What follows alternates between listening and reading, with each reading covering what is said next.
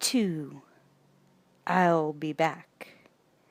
In The Terminator, a cyborg from the future was sent back in time to 1984 to kill a seemingly innocent woman who was destined to give birth to a child, John Connor, who would one day lead the human resistance against the machines. It failed. Now, in Terminator 2, Judgment Day, a second Terminator has been sent back in time. Its new mission is to strike at John Connor himself while he is still a child. As before, the Resistance is able to send a lone warrior as a protector for John. It's just a matter of which one will reach the boy first. Terminator 2, Judgment Day. T2, Terminator 2, Judgment Day, a novel by Randall Frakes, based on a screenplay by James Cameron and William Wisher, narrated by Amy Mullen. Terminator 2, Day 126, Buenaventura, Mexico, July 19th, 1984, Thursday, 8:58 a.m. Sarah Jeanette Connor was driving across a vast and lonely landscape of cacti and sand toward a brooding range of mountains, shadowed by swollen rain clouds. Sheet lightning fired behind them like giant strobes. The promise of a storm was in the air. In a way, the Terminator had killed her, Sarah was thinking, as she checked the load in her .357 Colt Python revolver, then slipped it back into the holster hidden under the dash of the open Jeep. She was certainly no longer the naive 19-year-old waitress she had been just a few months ago. That person had died when the two people she loved more than her own life, the father of the child now growing in her, and her mother, had been brutally murdered. Their deaths still haunted her, even though lately she had been learning how to lock the feelings into a place where they would not interfere with her survival, because she must survive. For now, Sarah Connor was the most important human being in the world. Sarah raised a Walkman to her ear and listened to something she had recorded a few minutes ago when she's stopped to get gas. "Should I tell you about your father?" She glanced down at her swelling stomach. "Will it change your decision to send him here, to his death?" She imagined a point in the future when that choice would have to be made, and she shuddered. "But if you don't send Kyle, you can never be." The crazy thought swirled in her head. Kyle Reese, a young soldier who had volunteered to be sent through time to protect her from the Terminator, had made her pregnant with the son who would one day order the father back through time to make her pregnant. So one day the son would order the father back in time to make her. A circle of events, bending infinitely back on itself. She remembered what her high school science teacher, Mr. Boland, used to say about paradoxes. The universe was one big python, feeding on its tail.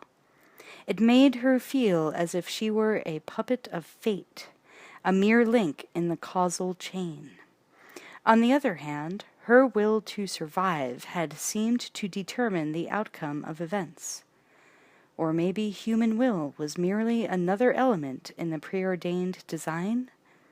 The whole of the rest of her life might be the answer to that paradox. Her voice continued on the recorder. "I suppose I will tell you about your father. I owe him that. And maybe it will be enough for you to know that in the few hours we had together, we loved a lifetime's worth." She snapped off the recorder. The words sounded so trite, so pale when placed next to her blazing memories. Sarah wanted her son to one day love his father as she now did. But she never was any good with words. Frustrated, she popped out the cassette, slipping it into the glove compartment next to a growing stack of C-90s. Quote, the book, unquote, she called it. An audio chronicle of information her son would need to survive. That morning, Sarah had recorded the story of the arrival of the Terminator 126 days ago. How it had been, quote, killed, unquote, 3 days later, and the lifetime of changes that had happened to her in those 3 days. The Sarah Connor who went to junior college dreamed of marrying a nice man and having a simple, snuggly life tucked somewhere in the pruned, green suburbs, had been obliterated by the gleaming death that was the Terminator.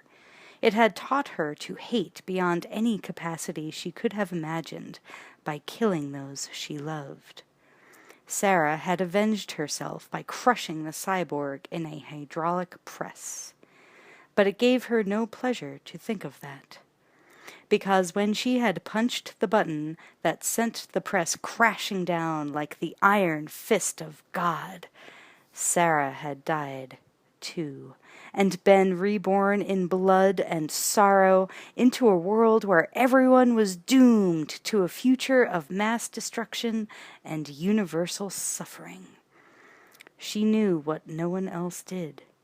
One day the computer designed to automatically control the U.S. nuclear strike force would become, quote, alive, unquote, and Skynet's first sentient decision would be that mankind was obsolete. It would launch a first strike, riding out the firestorm of retaliation to follow, safe in a hardened underground complex in Cheyenne Mountain, while on the surface men, women, and children would writhe in their death throes. Civilization would grind to a halt as nuclear winter set in. Before long, the machines Skynet had built to be its eyes, ears, and weapons would spread out across the earth to claim its prize. It wanted a world populated only with endless mechanical refractions of itself, the ultimate egoist, with direct control linkages to automatic factories to realize its scheme. That was the future Kyle Reese had told her about, and the Terminator's arrival had convinced her of. She reached over and scratched the dog behind the ears. The sleek, muscular German shepherd, poised on the passenger seat, turned its hyper-alert brown eyes on her for a brief moment before returning their gaze to the narrow highway, scanning the horizon protectively. If anyone else tried to touch the animal, it would most likely ruin their day, unless Sarah commanded otherwise. The animal was not just a dog. It had been trained by experts to be a weapon, and it hadn't been cheap. Sarah had emptied her meager bank account and cashed in her mother's life insurance to buy the attack dog, the jeep, and the gun. She was carrying out the plan, driving south all the way down the continent if necessary to find a hiding place from the gathering storm of fate. She would raise her son in safety, protect him from the 1,000 possible accidents that could rob the world of its savior before his time. That was her whole life now, and the only hope for the rest of humanity. She had enough food and water for 5 days, a full tank of gas, a Spanish-English dictionary. She would go as far as she could until supplies ran out, then somehow find a way to provide for herself and the baby. She wasn't afraid.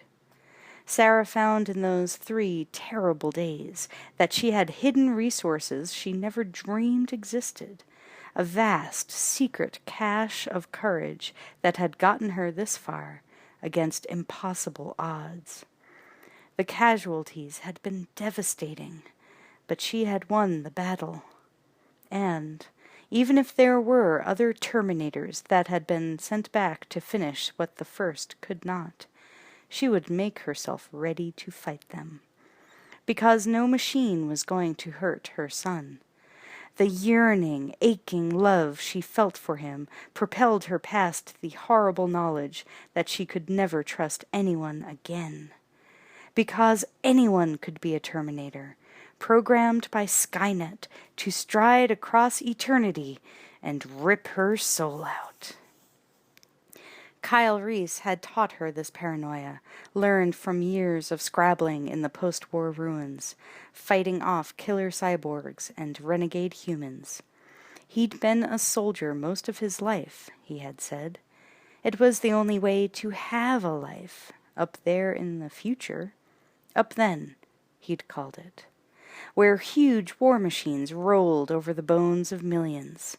The dead, the flash-burned, or the irradiated out of existence.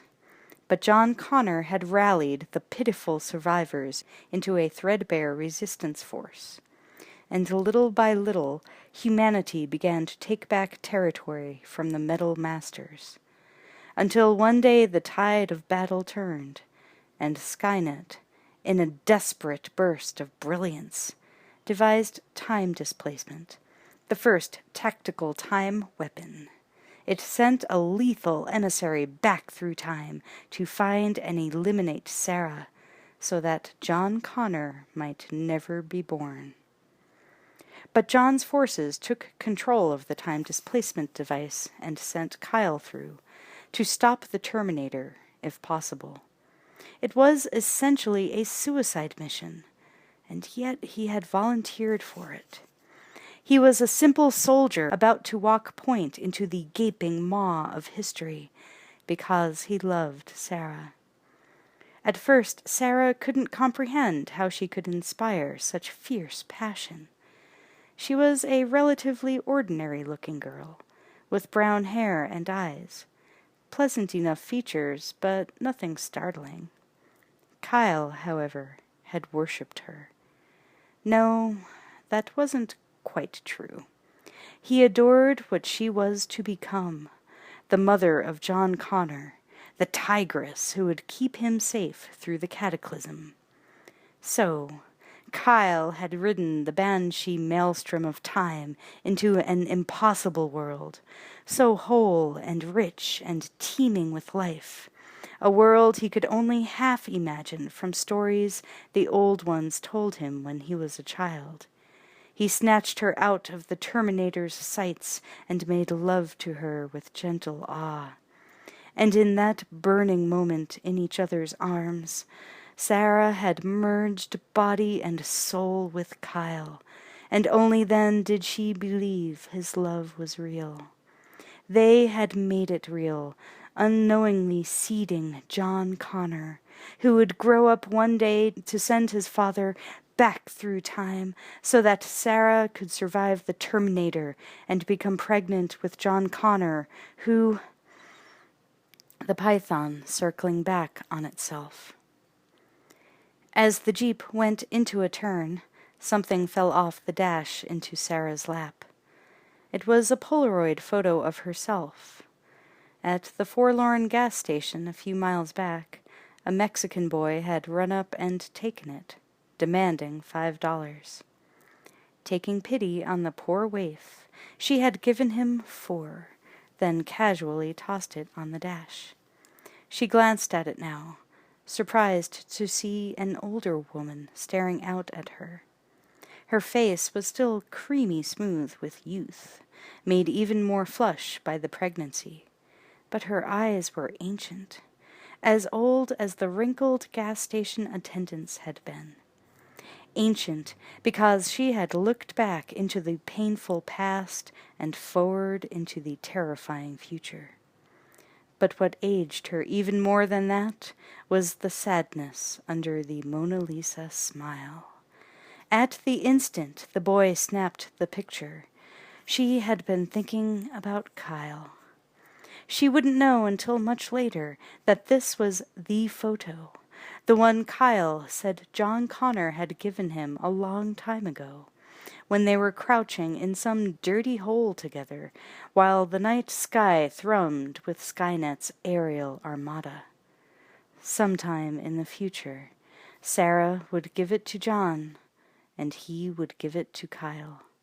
And Kyle would fall in love with her enigmatic, wistful smile, always wondering what she had been thinking, but never knowing that it was inspired by love and mourning for him.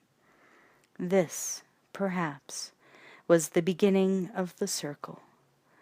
But of course, circles have no beginnings or ends. But she couldn't think about Kyle now. She had to think about the road ahead, and finding a safe haven from the storm and the night to follow. It started to rain, a hot, stinging downpour that made her eyes water. She pulled over and hastily put up the canvas top. But when she got in again, her eyes were still filled with tears. She grimly wiped them away and gunned the jeep higher into the mountains. Up Then.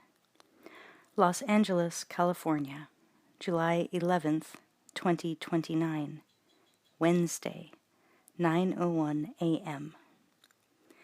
The moon had risen, but thick layers of slightly radioactive cumulus, black as iron, prevented any light from coming through.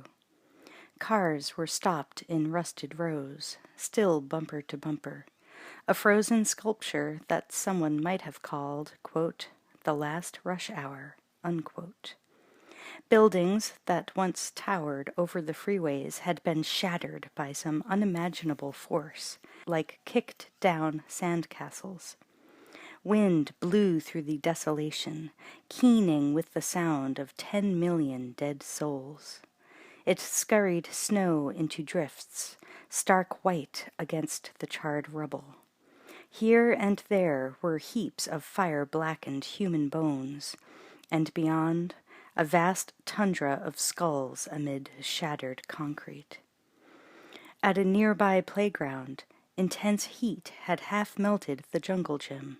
The blast had knocked the swing set on its side, and the merry-go-round had sagged in the firestorm. The faint hieroglyphs of hopscotch lines were still visible, seared into the asphalt, and next to them the dark silhouettes of little bodies, flash-burned into the concrete in mid-play.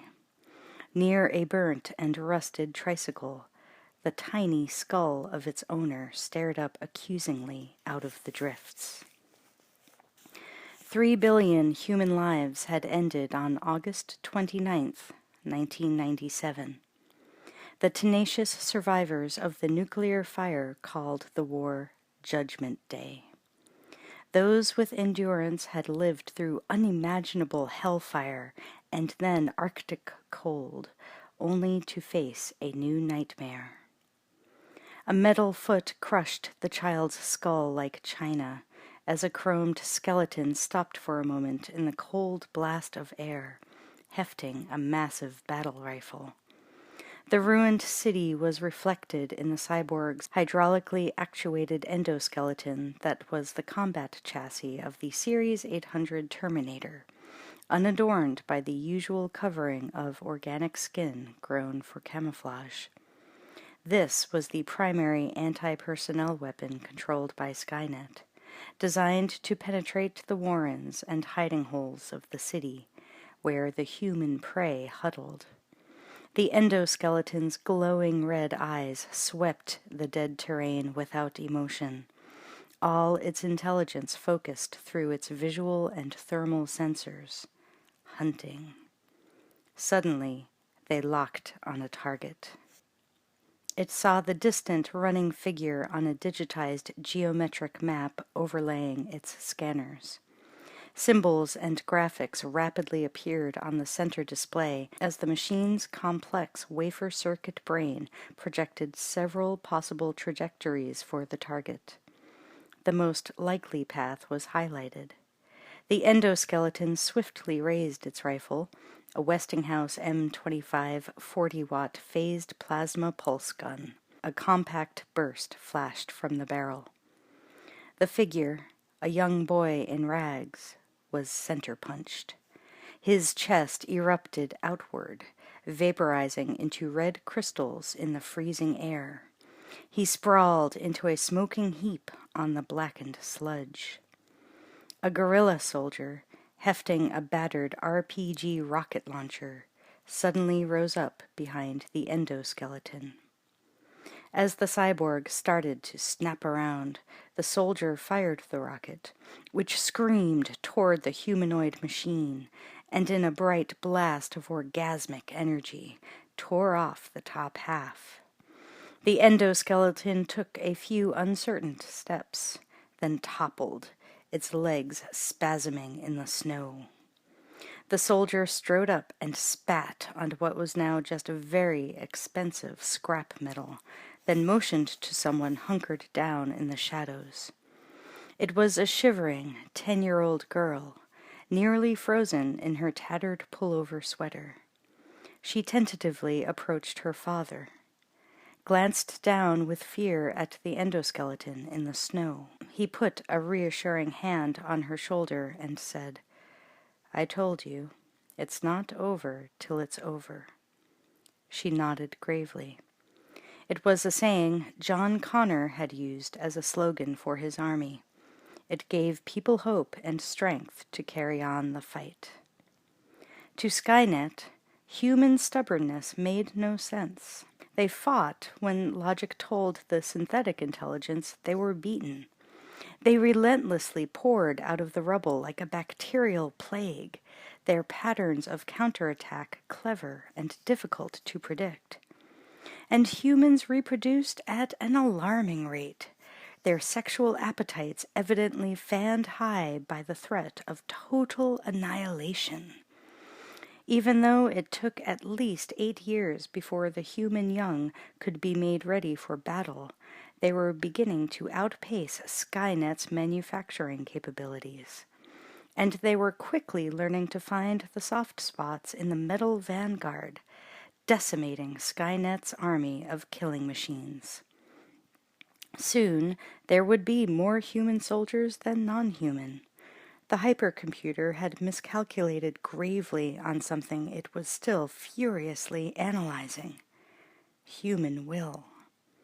So far, it had not come to a conclusion, and the war was grinding into its 31st year. The rising sound of roaring turbines caused the man to grab his daughter and dart across the uneven terrain for cover. Searchlights blazed down as a formation of flying hunter-killer machines on patrol passed overhead and moved on toward the jagged horizon, which was lit up by intermittent flashes and the distant thunder of a pitched battle. At the intersection of what used to be Pico and Robertson, the desperate combat raged. The ragtag guerrilla army consisted of Doberman mean young men and women. They came from southern hemisphere countries, mostly Africa, South America, a few from Australia. Most of the survivors of the nuclear war between the Northern Hemisphere superpowers lived below the equator. Under John Connor's leadership, they had come to the ruined cities to reclaim them from Skynet's Steel Legion. Energy bolts crisscrossed the field of battle, revealing the ranks of advancing machines in nightmarish flashes. The computer's forces consisted of tank-like mobile robot gun platforms called hunter-killers, four-legged, running gun pods called centurions, aerial HKs, centipede-like bombs called silverfish, which snaked into human emplacements to explode, and the humanoid Terminators in various stages of camouflage. Beam weapons fired like concentrated lightning, arcing out to burst buildings, earth, metal, and flesh in gut-pounding explosions. A battered pickup truck, covered with customized armor plating, bolted into the open, the gunner in the back rising to target an aerial HK above with a hand-launched Stinger missile. The HK's turret gun angrily whirled just as the human fired. The missile cut through the night like a hot knife, striking one of the HK's turbines. The sky flared into flame as two halves of the huge flying machine fell onto the battlefield, one flattening what little was left of a burning building, the other pounding a small squadron of Centurions into the ground. The gunner yelled triumphantly, but turned as a ground-shaking rumble rose up behind him. A massive HK tank suddenly smashed through a pile of debris and rolled toward him like a wall of iron. He only had time to scream as the treads slammed into the truck and crushed it like a beer can. A few blocks away, in the dark nooks and crannies of the collapsed rock pile that was once the West Side Pavilion shopping mall, an intense firefight with Terminator endoskeletons raged. The human soldiers there were like most of John Connor's army, bleeding, frostbitten, wrapped in rags. This was Valley Forge, with better weapons. Cohen, a 17-year-old guerrilla, leaped from cover and fired a handheld grenade launcher directly at 3 charging Terminators, blasting them off their feet. They lay still, their skulls punched through, their circuits fried. The boy rapidly fumbled to reload. A man stepped out of the shadows. "Let me help you," he said calmly, and reached for the grenade launcher. Cohen instinctively knew something was wrong. The stranger was wearing the guerrilla armband, all right, but it was last week's color. Cohen jammed the huge shell in the firing chamber and pulled the trigger, then leaped behind a large chunk of fallen concrete. The back of the boy's head was singed by the heat of the shockwave. He sat up, groggy, stemming a trickle of blood that ran out of his left ear. Cohen realized with growing horror that he could no longer hear anything on that side. But he smiled with satisfaction when he saw what the grenade had done to the, quote, man, unquote. He was on the ground, nearly cut in two, his flesh torn open, revealing patches of chromed metal underneath. The thing's, quote, spine, unquote, or neuron trunk, had been sheared, one sparking end of it showing through the twisted flesh. The Terminator spasmed insanely, like a puppet tangled in its own strings. In a moment, the joint servos ground to a halt, and the glowing eyes winked out. Cohen took no time to gloat over his kill. He was too busy reloading. A silverfish scuttled out from under a pile of rubble and stopped between his legs. The boy looked down and screamed. He twisted his torso and flung himself away. The silverfish erupted, spraying the area with razor-sharp and sizzling hot shrapnel. Cohen hit the ground, immediately rolling back onto his feet in a ready crouch, managing to get another grenade in the launcher as he did. The area was thick with smoke and dust. Cohen rose and stumbled over a new pile of debris into a corridor, his eyes stinging from the acrid fumes. And now he couldn't seem to hear very well. Also, a chunk of muscle and skin had been torn out of his forearm by shrapnel. In another moment, the pain would hit him hard. Still, he counted himself lucky. Just how lucky, he was about to discover. As he reached an intersection, a blur suddenly lurched up from a hole in the floor. A Terminator endoskeleton. Its steel fist jackhammered his ribs, and he flew back against the wall. The grenade launcher skidded down the corridor, out of reach. The boy gasped for breath, realizing by the pain each one cost that at least one of his ribs must be broken. The cyborg rose up and stood over him, swinging its battle rifle barrel toward Cohen's head. This time there was no escape.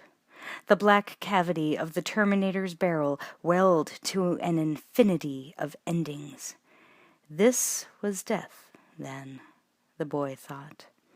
The machine would blast his head off in the next second, and then...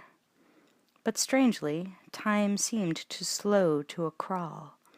Cohen looked into the Terminator's, quote, face, unquote. Its lipless mouth revealed enameled titanium teeth set in a perpetually grinning jaw.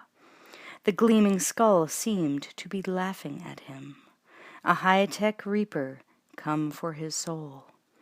The glowing red demon eyes were fixed on him. It couldn't miss. And yet, it did not fire. The boy took a breath, amazed he was still capable of it. It seemed now as if many seconds had passed. Then he realized the Terminator was not moving. In fact, the thing's eyes had gone dark.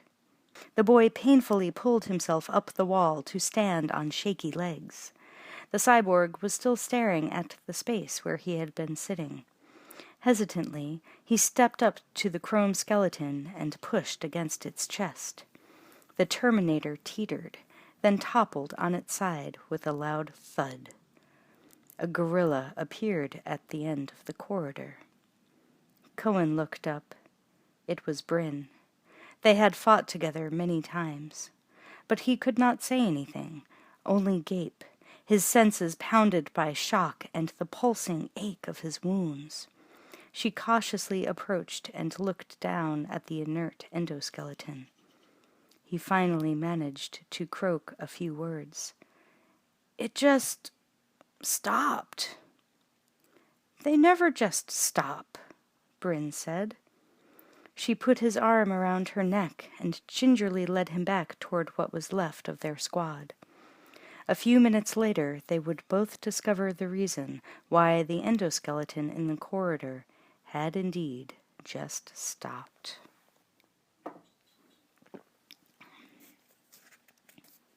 In a makeshift gun emplacement at the edge of battle, a man too important to be risked in the line of fire watched the distant combat with field glasses, standing still as a statue among running, shouting techs and officers. He wore the uniform of a guerrilla general.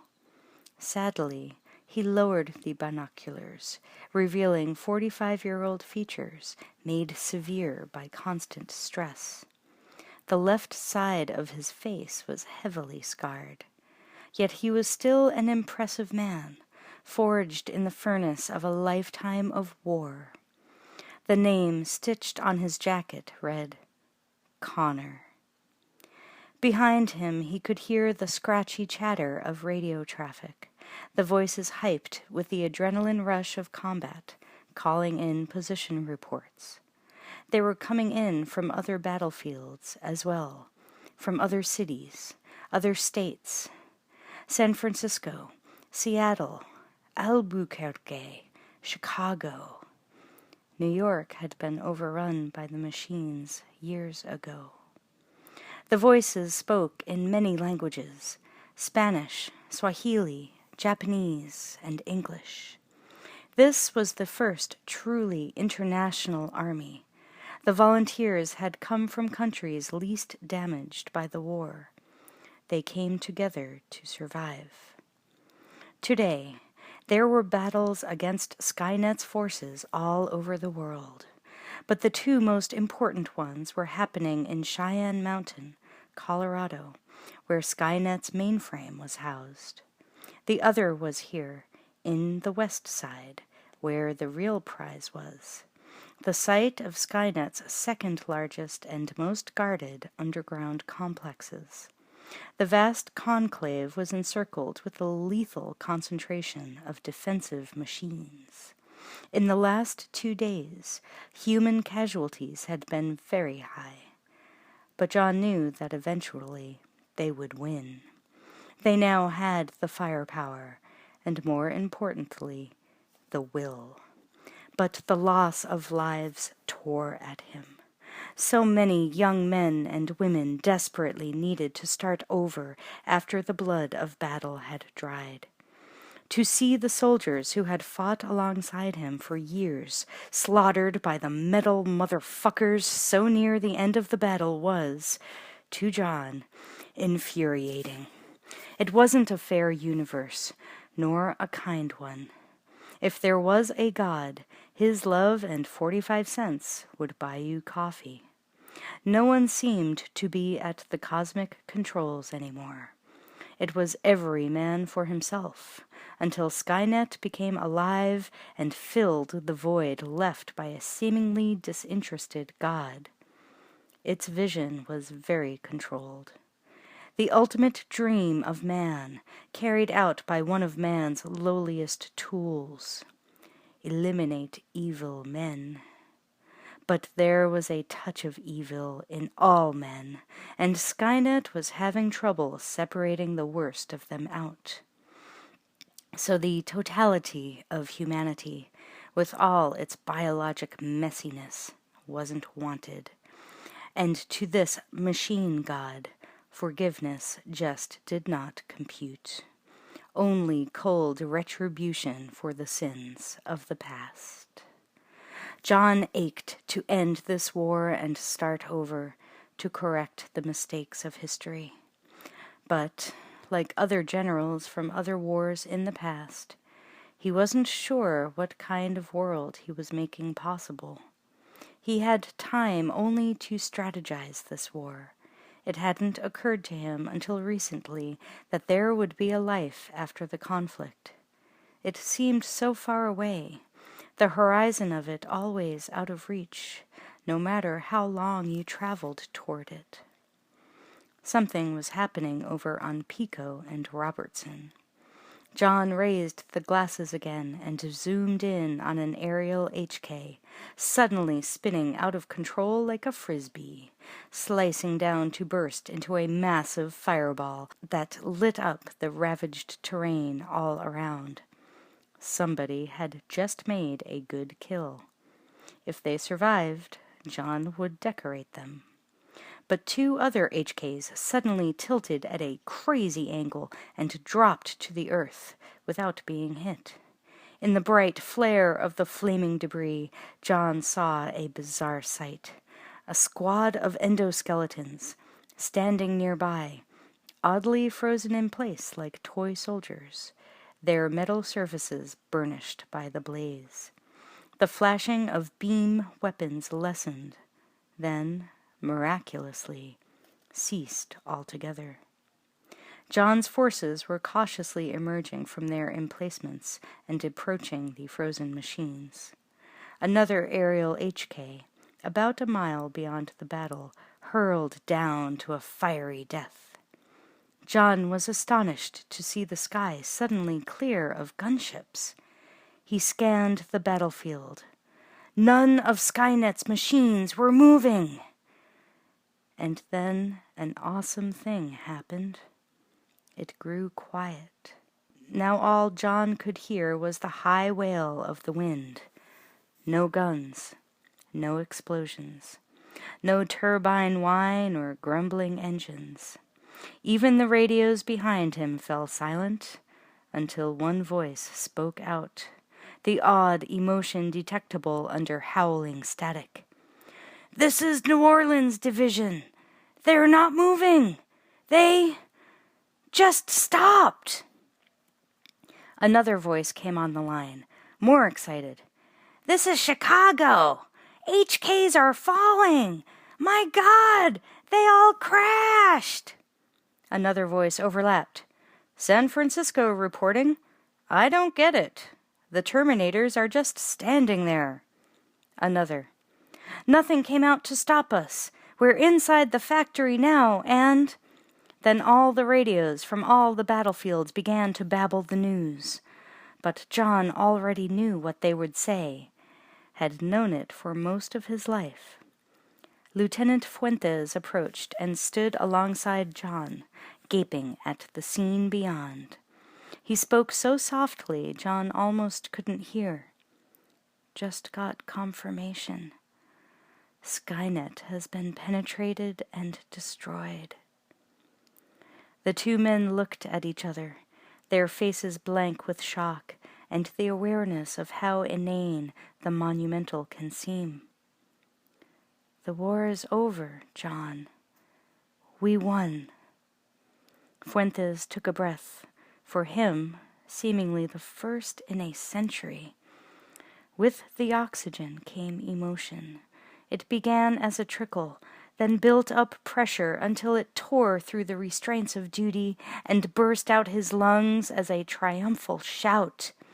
It was a shout that in moments would grow to a thundering cheer, repeated long into the day and the following night, as the victors raised their eyes to a sky devoid of machines and knew that the long war was indeed over. For now, all John Connor could do was sink to his knees. But there was still more work to do, a lot more, before he could really take a breath.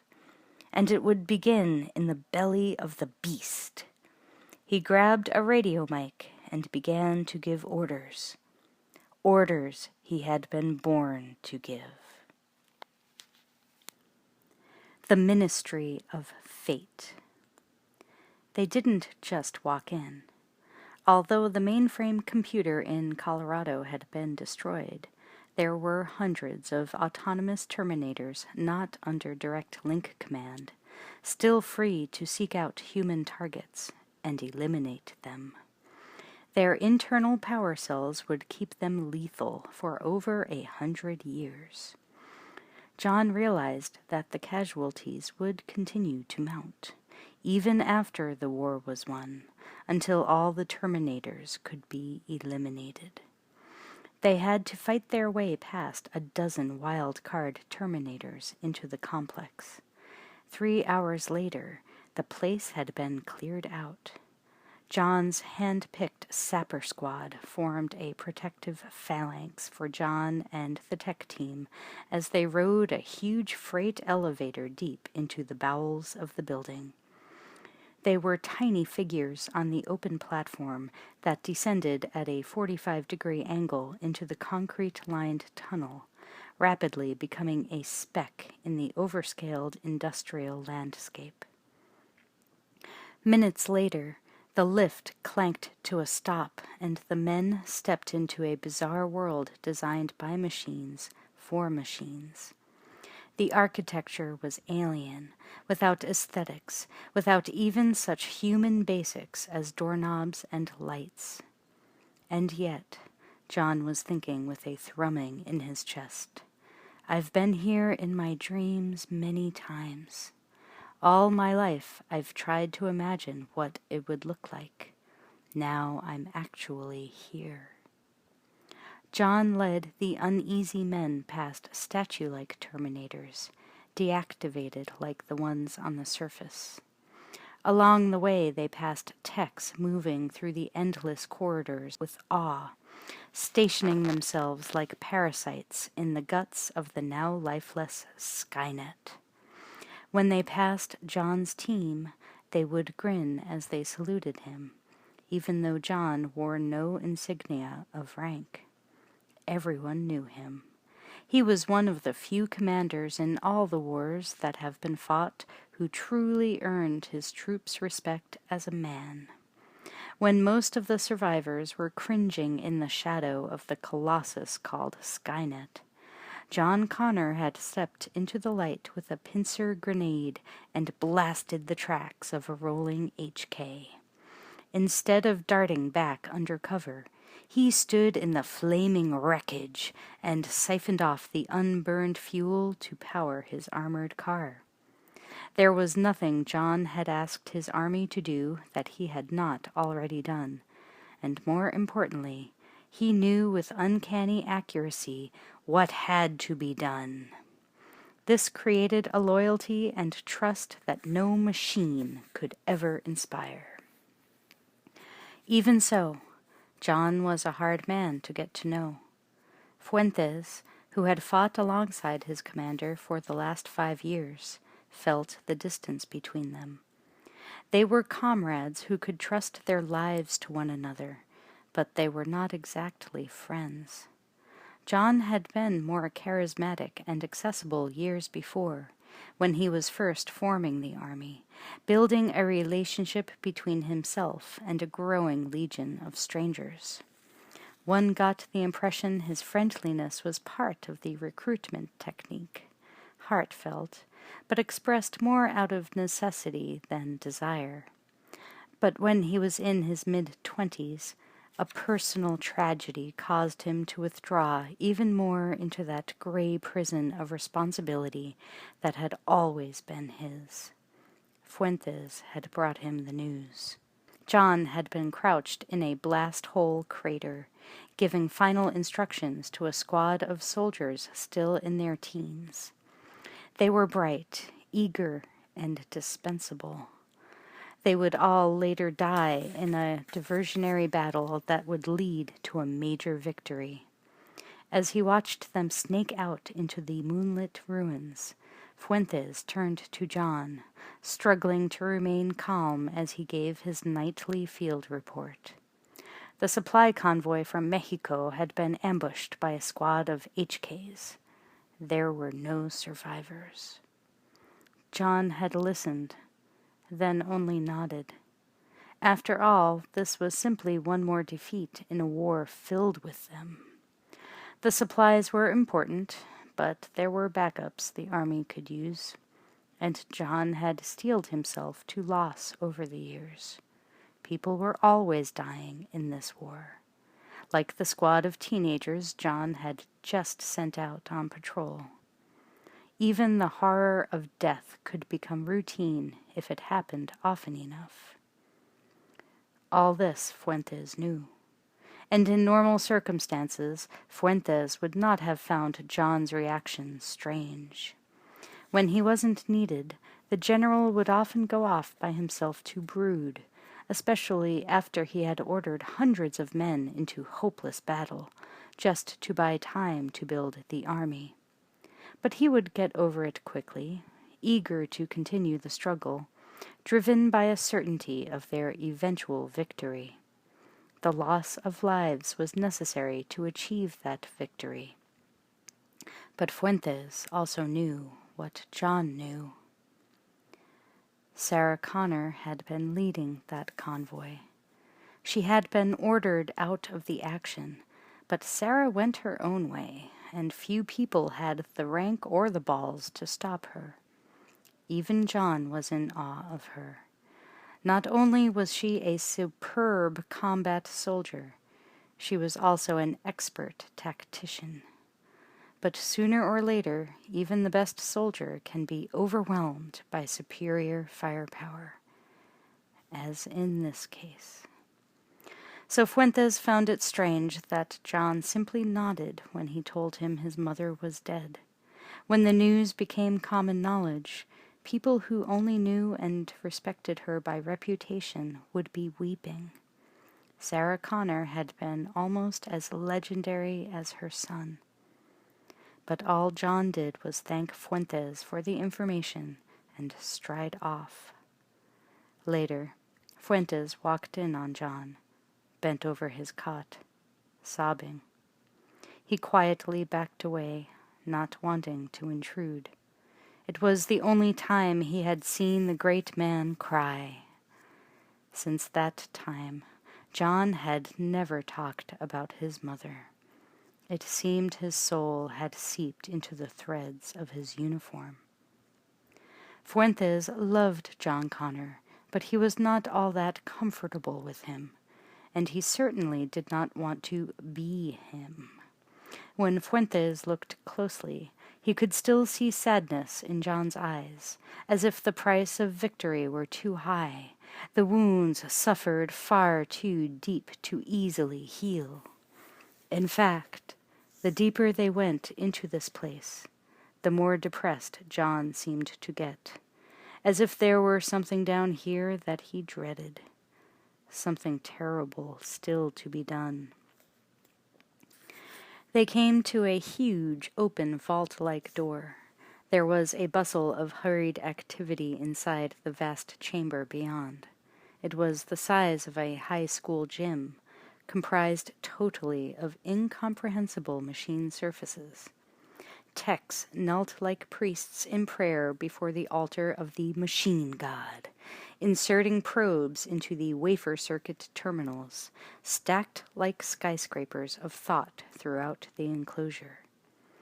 They were furiously downloading systems files and cross-reffing the data with what they had already decoded, double-checking information John had already given them, had, oddly, already known. John and his men approached a busy hive of techs who had pulled up several floor panels and tapped directly into the cabling of the machine, using portable terminals that they had wheeled in. Many of the soldiers in this war against machines were technical specialists, child geniuses who had gotten their education in bombed-out libraries and on the battlefield. Men who not only had to think on their feet, but as they ran. John had gathered the best of them to break Skynet's machine code, read its thoughts and plans, and analyze its data. Fighting fire with fire, John thought as he proudly watched his techs moving with rapid assurance. It was one of the main reasons why they had won. Tech specialist Wynne looked up. He was a quivering reed of a man who had shown enormous stamina and intelligence in supervising the chrono team. He nervously greeted John and told him they were almost ready. "Is he here?" John asked, a catch in his voice. Wynne nodded and indicated a group of techs at the far end of the room. A young soldier stood among them, being administered to as if he were royalty. John closed his eyes and held his emotions in check. It was Kyle Reese. John started walking toward him, feeling a resonant sense of déjà vu. His body seemed to become insubstantial, floating above a pool of grave sadness. He had yearned for this day of sweet victory and dreaded it for the bitter sting of what he was about to do, had to do. Kyle was finishing stripping off his battle uniform. The techs started smearing his body with a sour-smelling jelly. Fuentes wrinkled his nose. "What's that?"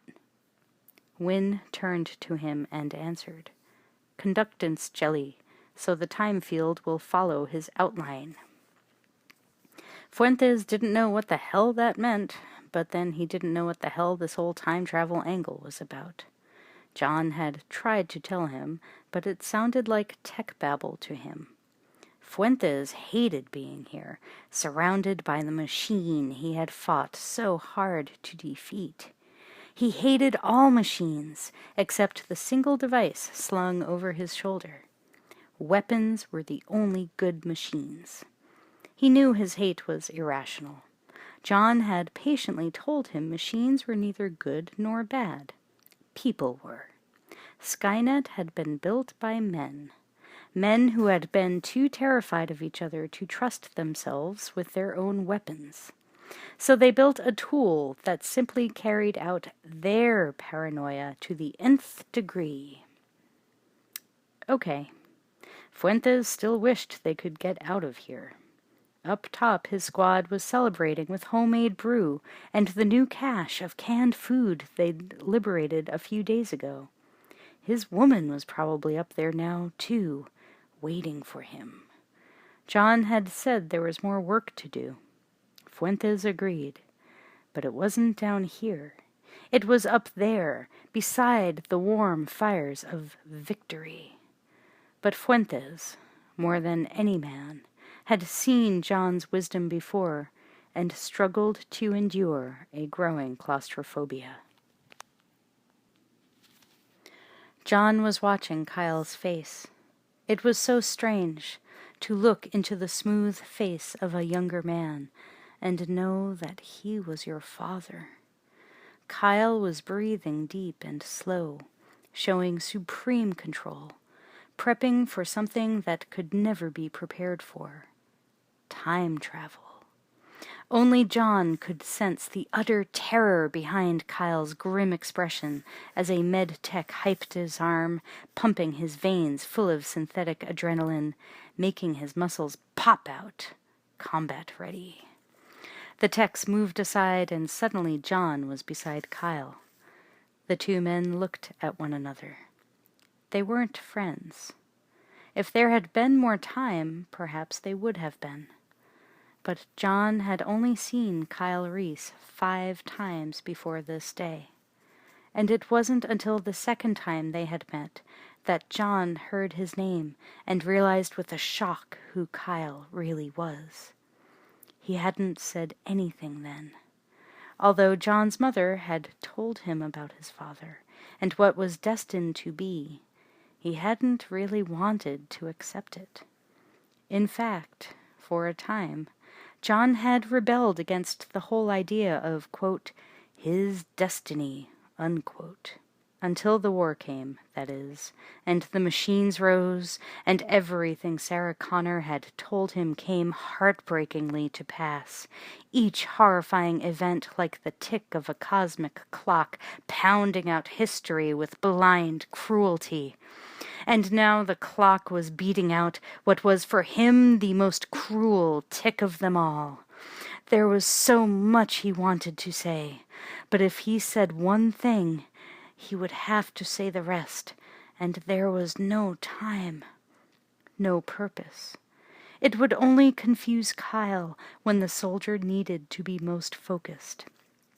It was Kyle who finally spoke, awed in the presence of John Connor. "Did you know I'd be the one who'd volunteer?" John surprisingly nodded, forcing a smile of encouragement. "I've always known. Sarah told me." The young soldier's eyes went wide with astonishment. Kyle began to realize why his name was selected from the list over that of other, more experienced volunteers. Why, when he first told John his name, he had reacted so strangely. Kyle was somehow a part of a history that hadn't happened yet, and John had always known. Maybe that was why he was moved to John's unit, why he was kept so close and yet so distant. Once, Kyle had found himself beside his commander during an ambush. Impulsively, it seemed, John had reached into his blood-stained field jacket and handed over the faded, wrinkled picture of his mother. Then, without a word, he had lurched up to rally his troops. Kyle remembered gaping at the small, stained picture of Sarah Connor. Although many men carried her picture into battle to inspire them, they were cheap copies. This was the original. It was quite an honor to be singled out for, and a strange gesture from his commander, who never seemed to single anyone out, unless it was to decorate them. Since that time, John had hardly spoken to him, except to issue orders. It was almost as if he were avoiding him, yet trying to keep him close. For what? This? It must be. A fierce pride and excitement surged through Kyle. John asked, "They briefed you?" "Yes, sir. I know what to do, but I'm not sure why." John said, "You know what you need to accomplish the mission?" Kyle stiffened. "Yes, sir." Then John did something that surprised Fuentes with its familiarity. He reached out, grabbing Kyle's shoulders in a firm, comradely grip. Kyle was all but overwhelmed. John added, "And you will succeed." It was said with such a terrible certainty. John seemed to collect himself and continued in a more dutiful tone. "Provided you do not let your guard down one single moment." "I won't, sir." "Did you memorize what I told you to tell her?" By the subtle shift in his commander's voice, Kyle understood this was very personal and extremely important. He took a breath and answered, "Every word, sir." John closed his eyes and turned away. Kyle caught a profound look of sadness overwhelming his commander's smile. It wasn't a look he was meant to see. It troubled him, but then Wynne approached and said, "Ready, Sergeant?" Kyle nodded and was led past several makeshift armored barriers that had been carried into the time displacement generator's two enormous chrome rings, one inside the other, suspended over a circular hole in the center of the floor, freely floating on humming magnetic fields. Kyle hesitantly stepped onto the first ring. It bobbed slightly under his weight. Then he carefully shifted onto the inner ring and looked into the hole, suppressing a gasp. Below him lay a vast, echoing darkness. He looked back at John. His Messiah was waiting for him to step into the bottomless pit. John said, "Sometimes you have to put your faith in the machine." Kyle would put his faith in only one thing: his commander. The 19-year-old warrior inhaled, then stepped into open space. Everyone tensed. Astonished, Kyle looked down. He was walking on air, buoyed by an unseen field of force in the middle of the rings. Wynne turned to the techs and ordered them to begin the time displacement sequence. Several of them typed in coordinates on their portable terminals. Slowly, the rings began to rotate around each other on different axes like some complex gyroscope. The humming of the force fields increased, and their tones began overlapping, creating weird harmonies. They all moved back as the floor opened like wedges in a pie that began to pull back from the center. The rings spun faster, suspended in space in the middle of the receding floor wedges. Then they began to descend, carrying Kyle with them. His eyes found John's again and locked on them as he lowered into an unbelievably vast circular space. The time field generator. John approached the edge and watched him go, until Kyle was a tiny figure. The rings were spinning so rapidly now they almost disappeared, becoming a sphere of whirling steel.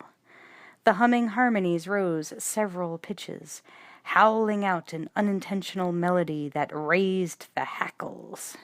Small electrical sparks started spitting out from the generator walls. John leaned over the edge, seemingly mesmerized. With a stab of alarm, Fuentes reached for him before he lost his center of gravity and toppled into the time machine. Lightning burst up from the generator and streaked across the room above the heads of the techs. Wind ducked, smelling the strong odor of ozone. A huge charge of energy was building up. Everyone fell back behind the makeshift barriers and hastily put on their safety goggles. This was going to be big, and Kyle Reese was right in the middle of it.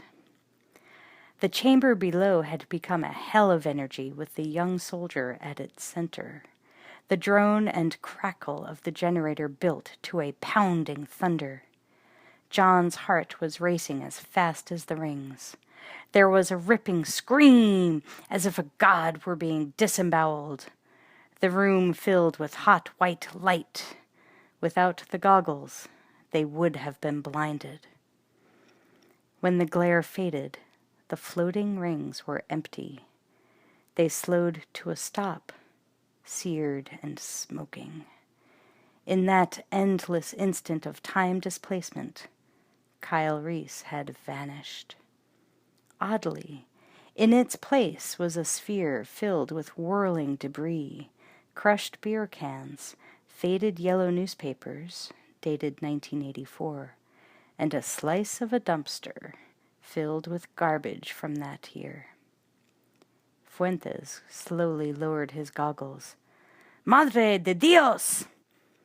Wynne cautiously approached the edge and looked down. Sparks sputtered and then died out. The debris settled.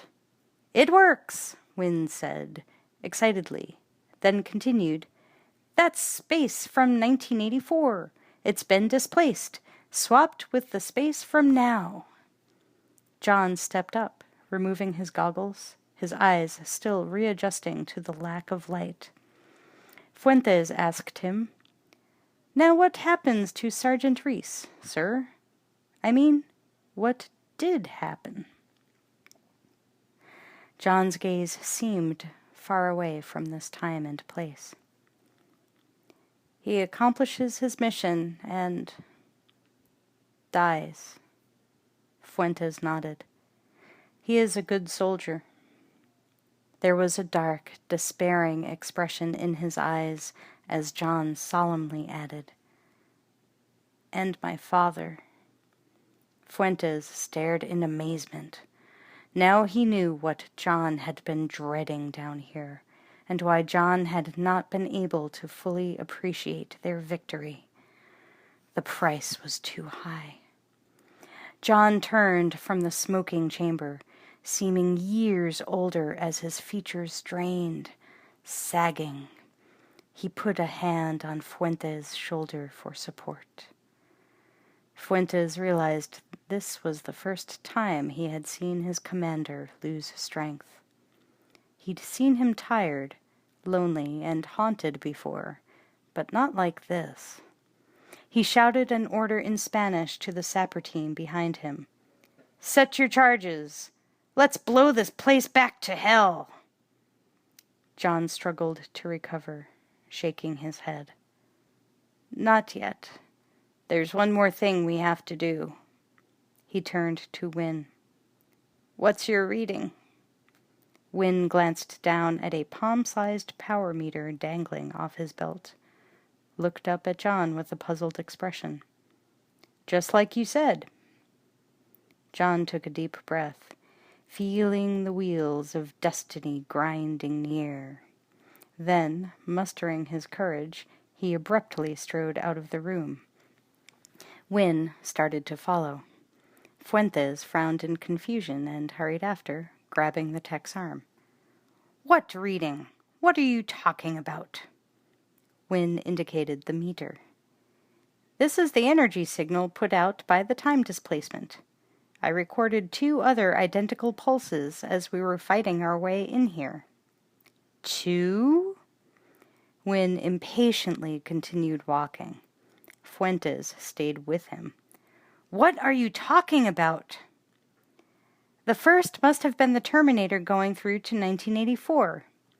Fuentes was still confused. Yeah?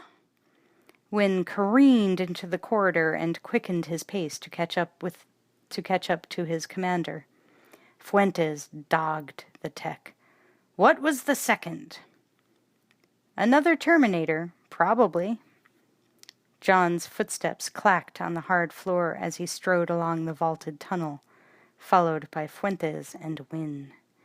They passed numerous galleries filled with hulking machines, now cold and motionless, a vast library of strategic technology Skynet had designed and built. Even John's vaunted techs would need years to study it all. And once having deciphered the machine's functions, John would have to decide whether to destroy them or trust that the new society rising up from the ashes could use them responsibly. He had no information to guide him in this, no memories of the past resonating with his future. On what happens after today, John didn't have a clue. But as he walked up to a massive steel door, the memories of the past flooded into his present. John knew he was looking at the door of fate. He knew that behind it he would find what he was looking for, the final answer to the question that had haunted him all his life. Was all of it true, even to the last? Wynne approached the door and patched into a control plate with a small probe. He punched out the coded sequence he had recovered from a damaged HK's internal terminal, then hurriedly stepped away. Locking bolts were electronically slammed back, and the door cracked open, accompanied by the hiss-whoosh of a vacuum being filled. John stepped across the threshold, aimed his combat light at the far side of the room, then gaped. Fuentes and Wynne came up behind him, adding their lights to his. They were looking at a massive machine press that filled floor to ceiling. Still warm feeder pipes emerged from the walls and centered on the steaming press, forming a hub or a web. They walked underneath them to the place where the two 20-ton plates met and shined their lights into the small gap, large enough for a man to step into. There was an indentation in the shape of a man. John squinted at something gleaming at the edge of a small round opening positioned where the neck would be. He reached out with the tip of his rifle. The gleaming drop of what looked like mercury flowed effortlessly onto the metal of the barrel and seemed to soak in, disappearing. John pulled the barrel out so the others could aim their lights on the end. Fuentes scowled. "Where'd it go?" Wynne was studying the tip of John's gun as if he were a man about to see God. He could discern a subtle lump, maybe only 2 millimeters higher than the original surface of the barrel, circumnavigating the barrel's circumference. "It's right there," Wynne said. "Where?" "It appears to have bonded to the barrel metal and mimicked it almost flawlessly. Amazing."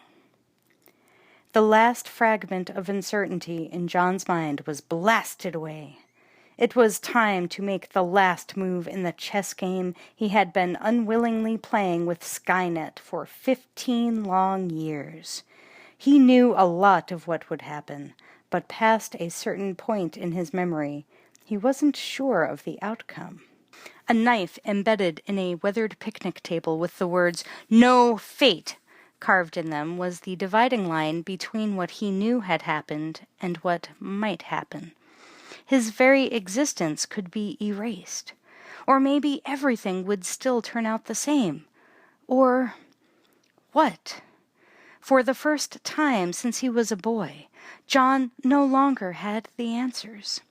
With growing apprehension, he handed the rifle to Wynne, took the probe, and abruptly walked across the room to a heavy steel door covered with a thin sheet of melting ice. John punched out the code and waited. Ice shattered like glass as the door broke its seal and opened inward.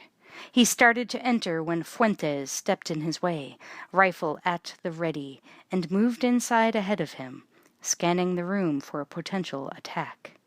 His breath formed in front of him. They were in a cold storage room. Fuentes gasped as his beam fell on a row of naked bodies, hanging on steel racks suspended from the ceiling. John panned his light around. There were hundreds of men and women, in rows of 10. Within each row, the bodies were absolutely identical.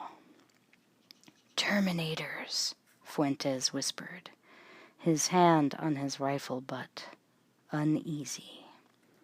John quickly walked along the synthetic bodies to the end of a row and hesitated. He scanned the faces. No, not here. Then he gazed down the other row. All the same. Strange to him.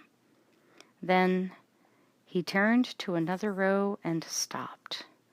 It was filled with identical, familiar faces. The broad, brutally handsome features sent a shock of recognition through John. It was he. From so long ago and so far away, even before Judgment Day, when the world was halfway sane and bright with color, John's eyes were burning with emotion. In a way, it was almost as bad as with Kyle. Fuentes stepped up, his gravelly voice snapping John back to the here and now. I'm gonna enjoy pushing the button on this place. Then he noticed John's expression. What is it? John faced the nearest familiar Terminator. Its eyes were closed, but it was not sleeping. It was waiting. Then he turned to Fuentes with a cryptic answer spoken in a hoarse whisper, the words coming from a man weary to the soul. The only problem with time travel is it isn't over, even when it's over. John hurried back to Wynne, standing anxiously by the doorway. Fuentes watched John point to one of the racked Terminators and chatter a lot of tech babble for a few minutes, obviously agitated. None of this made any sense. They'd won. Hadn't they? Light Storm, Acton, California. Now, 3:14 a.m. Dana Short had been fantasizing about his wife's younger sister. This was an extremely dangerous thing to do, not only because of where thoughts like that might lead, but because he was doing it while driving a big Kenworth semi-tractor trailer on a treacherous downgrade in suddenly thickening fog. He was teasing himself with what he imagined Denise's breasts looked like when the red glare of a car's rear lights abruptly appeared out of the gathering mist. He slammed his foot against his brake pedal. The hydraulics squealed and hissed, locking up. The cab rapidly bounced along the road, the tires ripped off the asphalt by the unwieldy momentum made by 38 tons of frozen squash in the refrigerated trailers. He ground metal downshifting the lumbering truck, wincing as the load shifted his way.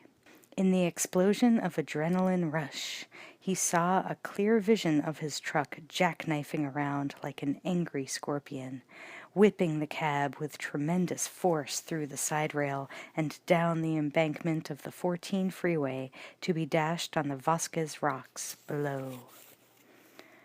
But tonight he was lucky. The tires hit a dry spot and grabbed once and for all. The truck shuddered and swerved, but held the road, backing off from the slow-moving car at the last moment. Dana gripped the wheel, his breath coming in ragged jags. He decided that this had been a warning from God. Stop thinking adultery with your wife's 18-year-old sister, or... He sighed as he blearily spotted the Sierra Highway exit sign looming out of the fog like a welcome beacon. His foot gently touched the brake a few times, getting the monster vehicle to settle. Then he drove down the ramp and into the parking lot of the Corral. There were few spaces left in the all-night truck stop. The uncharacteristic summer fog had driven the nightly herd of truckers off the Antelope Freeway and into the worn, patched booths. Dana rolled his rig up alongside another like his, then hopped down, bone-weary and butt-sore. He slammed the door and sauntered across the lot toward the garishly lit bar/restaurant, loosening his shirt, which was damp with perspiration. Jesus, he thought as he glanced at the bank of fog rolling across the highway. You'd think the stuff would cool things down. But it only made it more difficult to breathe. The muggy air seemed to grow heavier as he reached the entrance. It was suffocating and strangely charged, as if it were going to rain. Indeed, as he opened the door, he thought he saw a flash of lightning reflected in the glass. He looked up at the sky. All he could see was the mist, frontlit green and orange by the neon sign above the door. He shrugged and went inside. If he had stayed a moment longer and looked back toward his truck instead of at the sky, he would have seen another flash of lightning, arcing between his rig and the one parked alongside. He might have thought it was St. Elmo's fire. He would have been wrong. The streetlights flickered and winked out. The fog began to flow back toward the trucks, forming a whirlpool of turbulence between them. Wild fingers of blue-white energy furiously danced in the steel canyon formed by the trailers, crackling like crumpled shrink wrap. A dust devil whirled up from the asphalt, sucking papers and cigarette butts into the churning air. A low hum rose to a howling peak, as if an invisible transistor radio were scanning static, searching for stations. Then it found one. Here. The strange lightning whirled into a roiling sphere of energy, shot through with racing currents. The side mirrors on both trucks bent outward and then shattered.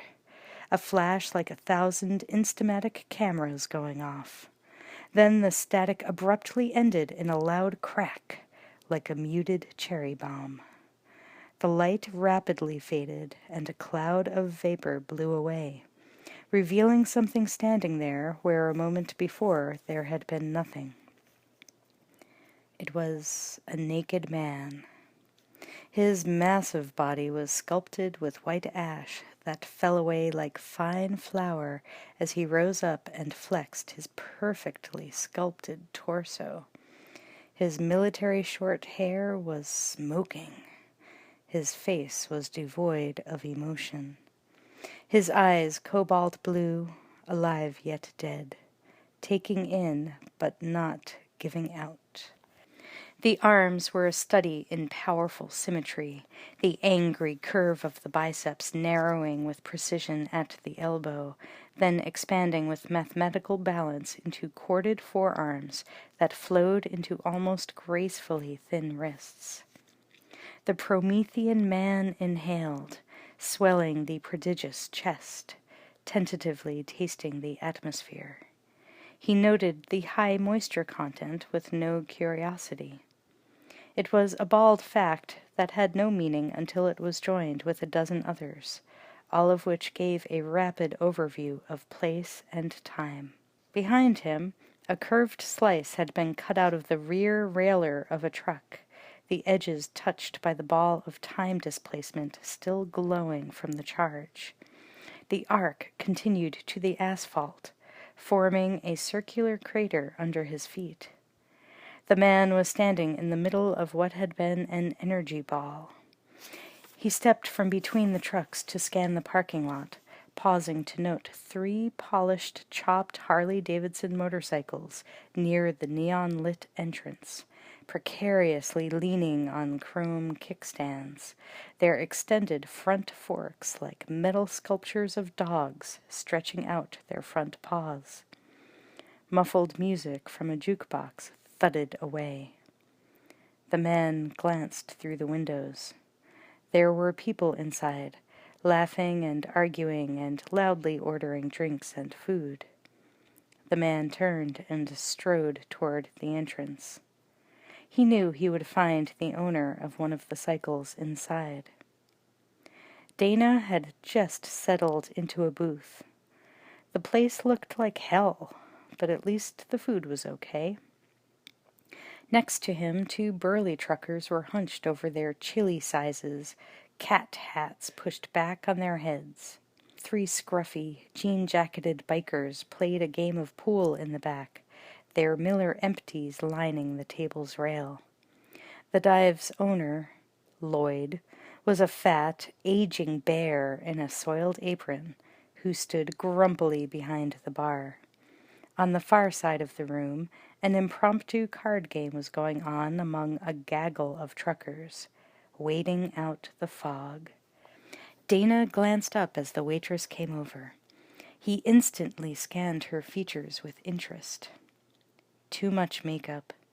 Maybe 5'3" or 4. Probably 20 pounds overweight.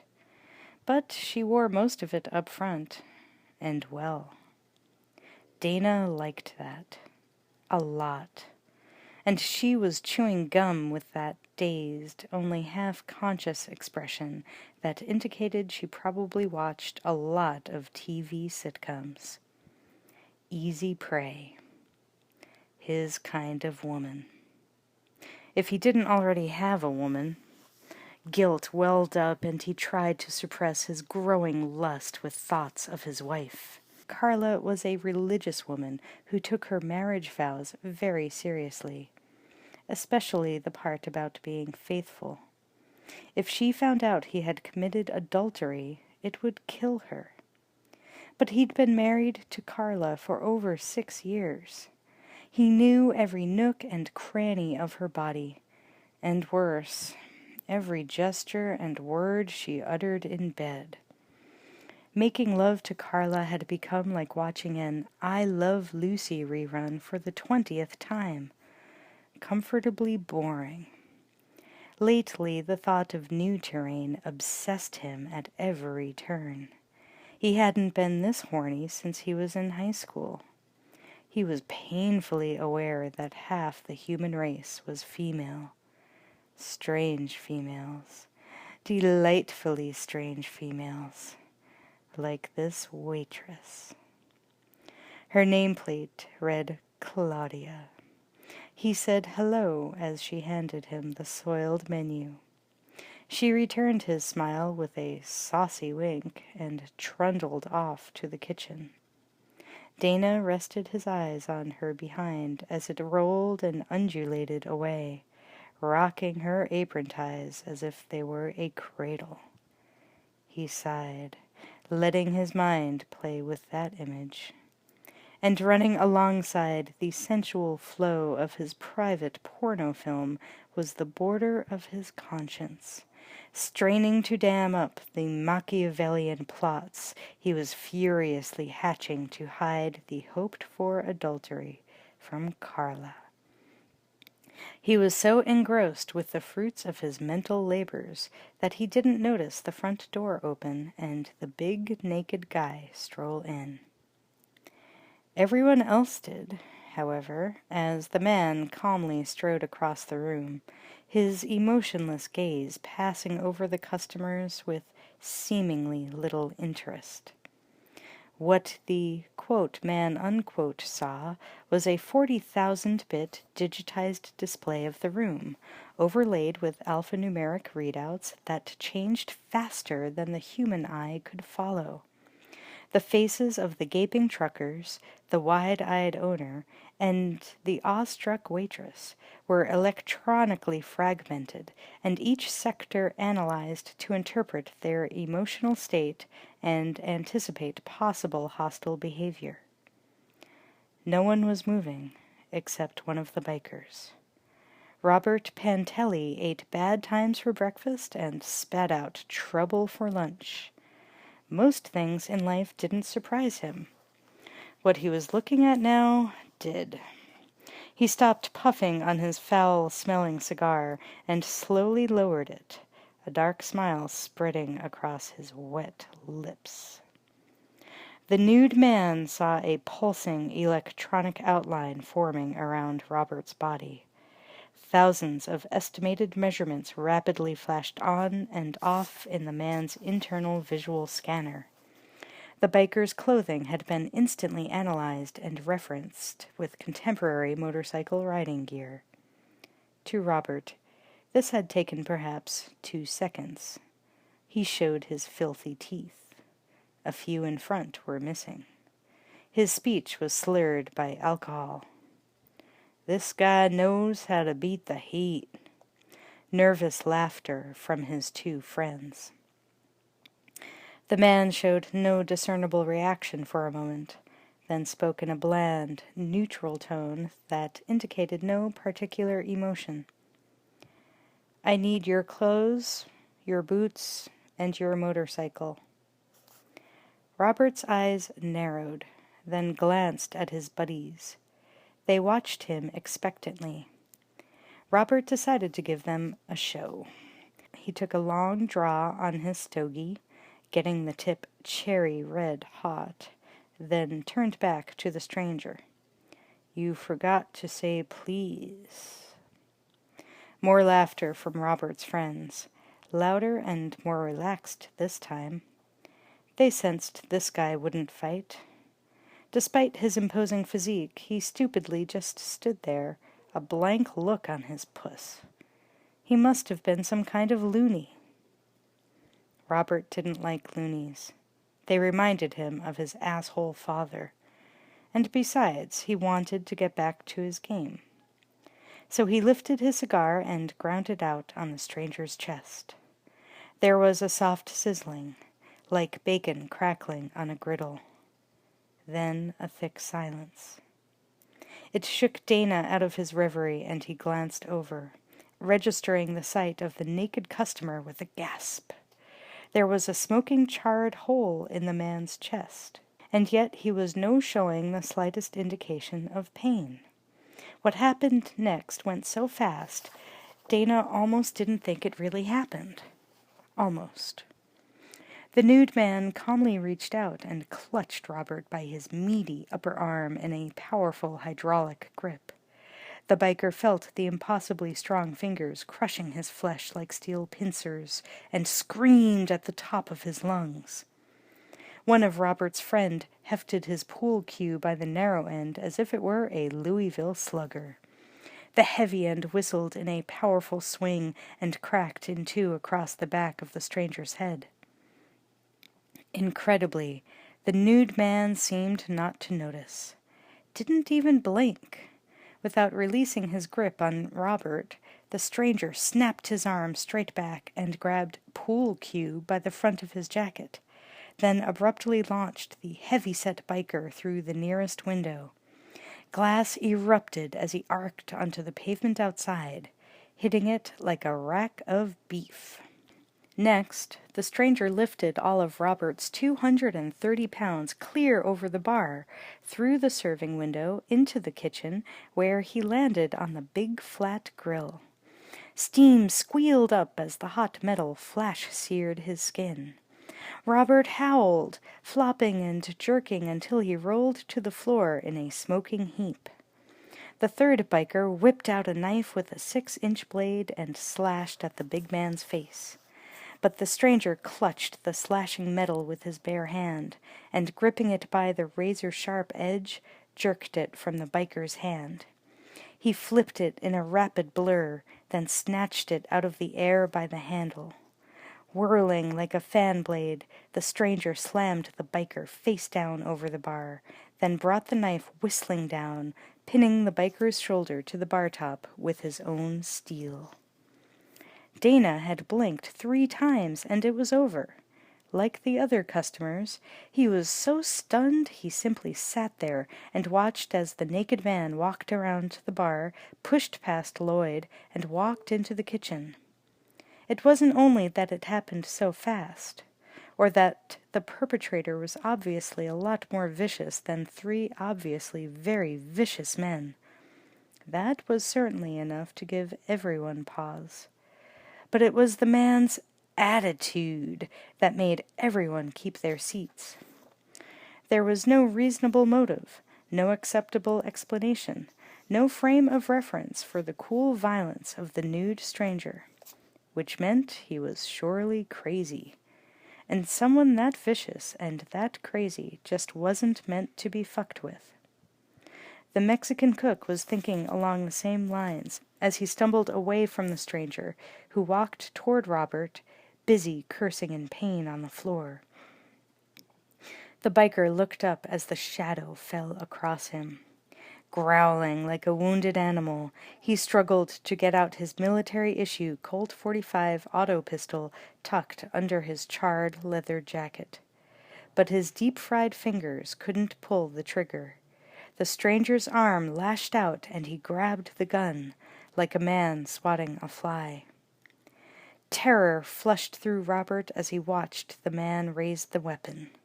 But instead of pointing it at him, the naked man carefully examined the pistol.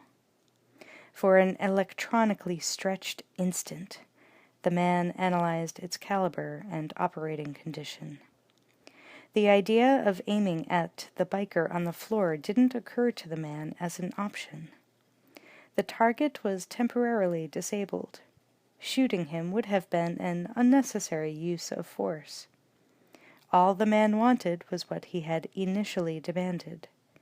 He turned his emotionless eyes on Robert. The biker shuddered, all his brain cells taxed, trying to decide what to do next. Further combat seemed out of the question. He didn't have the tools anymore. The crazy nudist had easily taken the gun. Robert had no choice now. He slowly reached into his pocket, wincing with the pain this caused his already swelling hand, and removed his motorcycle keys. He slid them across the floor to the loony's foot. Then, grunting from a shooting pain caused by a fractured rib, Robert started getting out of his jacket. Dana was edging toward the front door when the stranger came out of the kitchen, now wearing the biker's black leather jacket, leather riding pants, and heavy cleated boots. He purposefully marched toward the crowd gathered around the moaning biker, still pinned to the pool table. They hastily parted like the Red Sea as he walked up. Without slowing his stride, he jerked the knife out. The wild-eyed, bleeding man slumped to the floor as the stranger continued toward the door. Nobody dared to stand in his way. As he passed, Dana, trembling with fear, blurted, "Evening." The man turned. No, more like swiveled, his head. His lifeless eyes focused on Dana for a microsecond that seemed to last a lifetime. Then he faced the door and pushed through, letting it slam as he went outside. Dana shuddered and wiped his moist forehead with the back of his hand. Christ, that was close. He shakily went to the window. Everyone else silently joined Dana, watching in fearful silence as the stranger crossed the lot to the parked Harleys.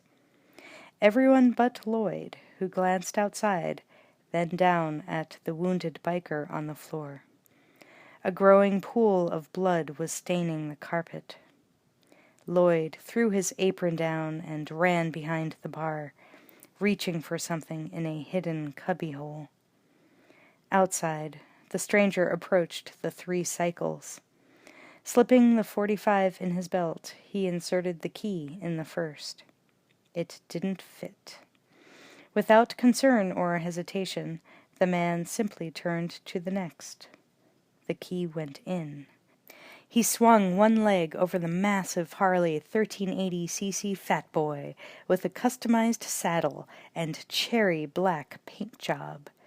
Any normal, knowledgeable motorcycle man would have gladly paid good money for a cycle like this one. The stranger was knowledgeable in the extreme. In fact, he could recall in an instant a complete technical rundown on every component in the motorcycle. But he was not a normal man.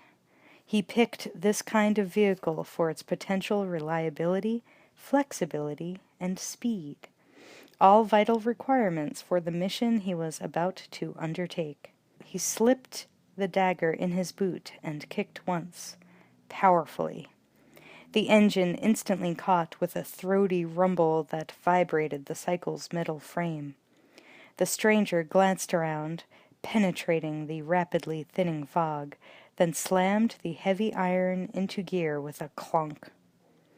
Before he could release the clutch handle, Lloyd appeared at the door with a sawed-off 10-gauge Winchester lever-action shotgun. He fired into the air, the blast echoing over the Harley's thunder, and jacked another round in fast, aiming at the stranger's back. "I can't let you take the man's bike, son. Now get off or I'll blow you off." The man turned and considered Lloyd coldly. A second later, he eased the shifter up into neutral. rocked the cycle onto its kickstand, swung his leg over, and walked calmly toward the owner. Lloyd stood his ground, fury and fear warring for supremacy, as the man walked right up to him, staring straight into the shotgun's muzzle. Lloyd blinked sweat out of his eyes, trying to decide if he was going to kill a man in cold blood over a piece of machinery that wasn't even his. Of course, he couldn't let this guy get away with terrorizing his customers and stealing their property. This was his place, and he needed the loyalty of everyone who came through his door. If this nutcake got away with this, he'd lose business. On the other hand, the stranger's hand blurred out like a striking cobra, and suddenly he was holding the shotgun. One smooth, efficient motion, and the muzzle was now inches from Lloyd's face. Lloyd gaped, slack-jawed. He was just beginning to think about what it would feel like to have his head exploded at close range by a shotgun when the man held the weapon rock-steady in one hand and reached out with the other, fingers stretching. "Oh, shit!" But the stranger merely slipped a large pair of sunglasses out of Lloyd's shirt pocket, put them on, then abruptly turned and walked back to the Harley. He shoved the gauge across the handlebars, through the clutch and brake cables, and roared off in a shower of gravel. Lloyd slumped against the door frame, so happy to still be alive. Dana watched the motorcycle disappear into the fog and considered how twice in one night he had come close to death. It had to be an omen. He swore to himself then and there that he would never again fantasize about adultery. Carla was only the first of many innocents whose life would be inadvertently and irrevocably changed by the coming of the second Terminator. The Terminator roared down the freeway, merging south into the 5 freeway, heading toward Los Angeles. The cold green-white overhead lights intermittently streaked across the chrome of the roaring cycle and flowed over the cyborg's wraparound sunglasses like the tracks of tracer rounds. The Two Austins, Los Angeles, California, 4:58 a.m. In the deep shadows under the 6th Street Bridge, amid the creative clutter of graffiti, someone had carefully spray-painted in small, precise letters, quote, "History is dead," unquote. This was an extraordinary piece of clairvoyance, considering what was already beginning to happen to the fabric of reality. The words had been spray-painted in a few other locales around the city, mostly in the East LA barrio near Dodger Stadium and on a wall outside Griffith Observatory atop the Hollywood Hills. Nobody noticed. LA was brimful of seers who predicted various scenarios of mass destruction, natural and man-made. It was part of the scenery, along with smog and palm trees.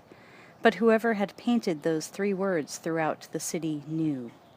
Maybe they didn't know that they knew, but they knew. Officer Joe, quote, "Lucky," unquote, Austin, cruising under the bridge at 10 miles an hour, patrolling the empty street, certainly didn't notice or know or care. His attention was on the shifting shapes his spotlight was making as it splayed through the rusting chain-link fence in front of the graffiti-decorated building. He hated working this section alone. But his partner had gotten food poisoning during roll call, and there wasn't enough time to get a replacement. There had recently been a surge of white fence gang activity. A 13-year-old girl and her 4-year-old brother had been wounded in a drive-by yesterday morning, and everyone was on the alert for several known suspects. They were, of course, more well-armed than the police, and none too eager to be incarcerated. So Austin was not in a particularly philosophical mood tonight. He was scared shitless. He couldn't possibly guess how misplaced his fear was. It wasn't going to be a coked-up MAC-10 wielding homeboy he would face. What he was going to run into this morning was not born of woman. It would be birthed in a storm of light, arcing into existence and ejected by the convulsing of two time zones that were swapping places in the continuum. A flash of blue-white light suddenly spilled out between the buildings 100 yards ahead. Austin sped up. But he would arrive too late to see the nacreous ball of light hovering a few feet off the ground. Strands of energy whirled out from the surface to rake up and down the sides of the framing buildings, as if it were a drunk steadying itself. Loose debris and papers spiraled up, capering like two-dimensional ghouls in and out of the jagged bolts of light. A fire escape ladder and landing glowed a dull red, sucking up the rapid heat thrown off by the light storm. There was a crackling sound that rapidly rose in pitch, then a bright flash. Austin cursed and slammed on the brakes, just outside the range of electromagnetic disruption. Had he driven the car a few feet further, the headlights would have flickered out, and the engine would have died. But the cop was mesmerized by strange lights dancing on the walls around him. They rapidly faded away. As he started to get out of the car, it was quiet except for the distant sound of a stray dog howling. He took a breath. Ozone. Austin's heart thudded in his chest. He felt like he had just jogged a mile. No way in hell did he want to go into that alley alone. On the other hand, he was wearing a uniform. He was a skilled professional. And he was armed with a Beretta 9mm auto with 15 bullets nestled in the grip. What if it were just a transformer shorting out? Could start a fire. Austin sighed and, muttering curses, cautiously moved into the shadows between the two buildings. The cop glanced around, seeking forms in darkness and failing miserably. There was no streetlight here. It had been blown out or shorted out by whatever had just happened. The vast concrete arches of the 6th Street Bridge loomed overhead. He was under it now, heading toward a dead end formed by a chain-link fence. Beyond, there were only railroad tracks, and beyond that, the concrete canals of the LA River. There was something odd about that fence. The officer furrowed his brow as his flashlight fell on a perfectly symmetrical hole cut in the wire. He stepped closer and noticed that the edges were smoking, still glowing from heat. Instinctively, Austin's free hand unsnaped his holster and rested on the grip of his weapon. The cop looked down. There was a smoothly cut spherical crater on the far side of the fence. It appeared as if something had simply scooped a section of the asphalt away. Austin tried desperately to suppress the urge to run. It was too bad he was so successful. He might have lived longer. Someone glided out of the night behind the office. Just a weird blur, gleaming somehow.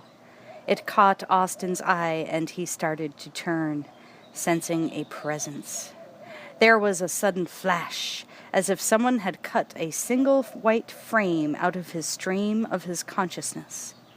His mind skipped a beat, and he was dimly aware of being flat on his face.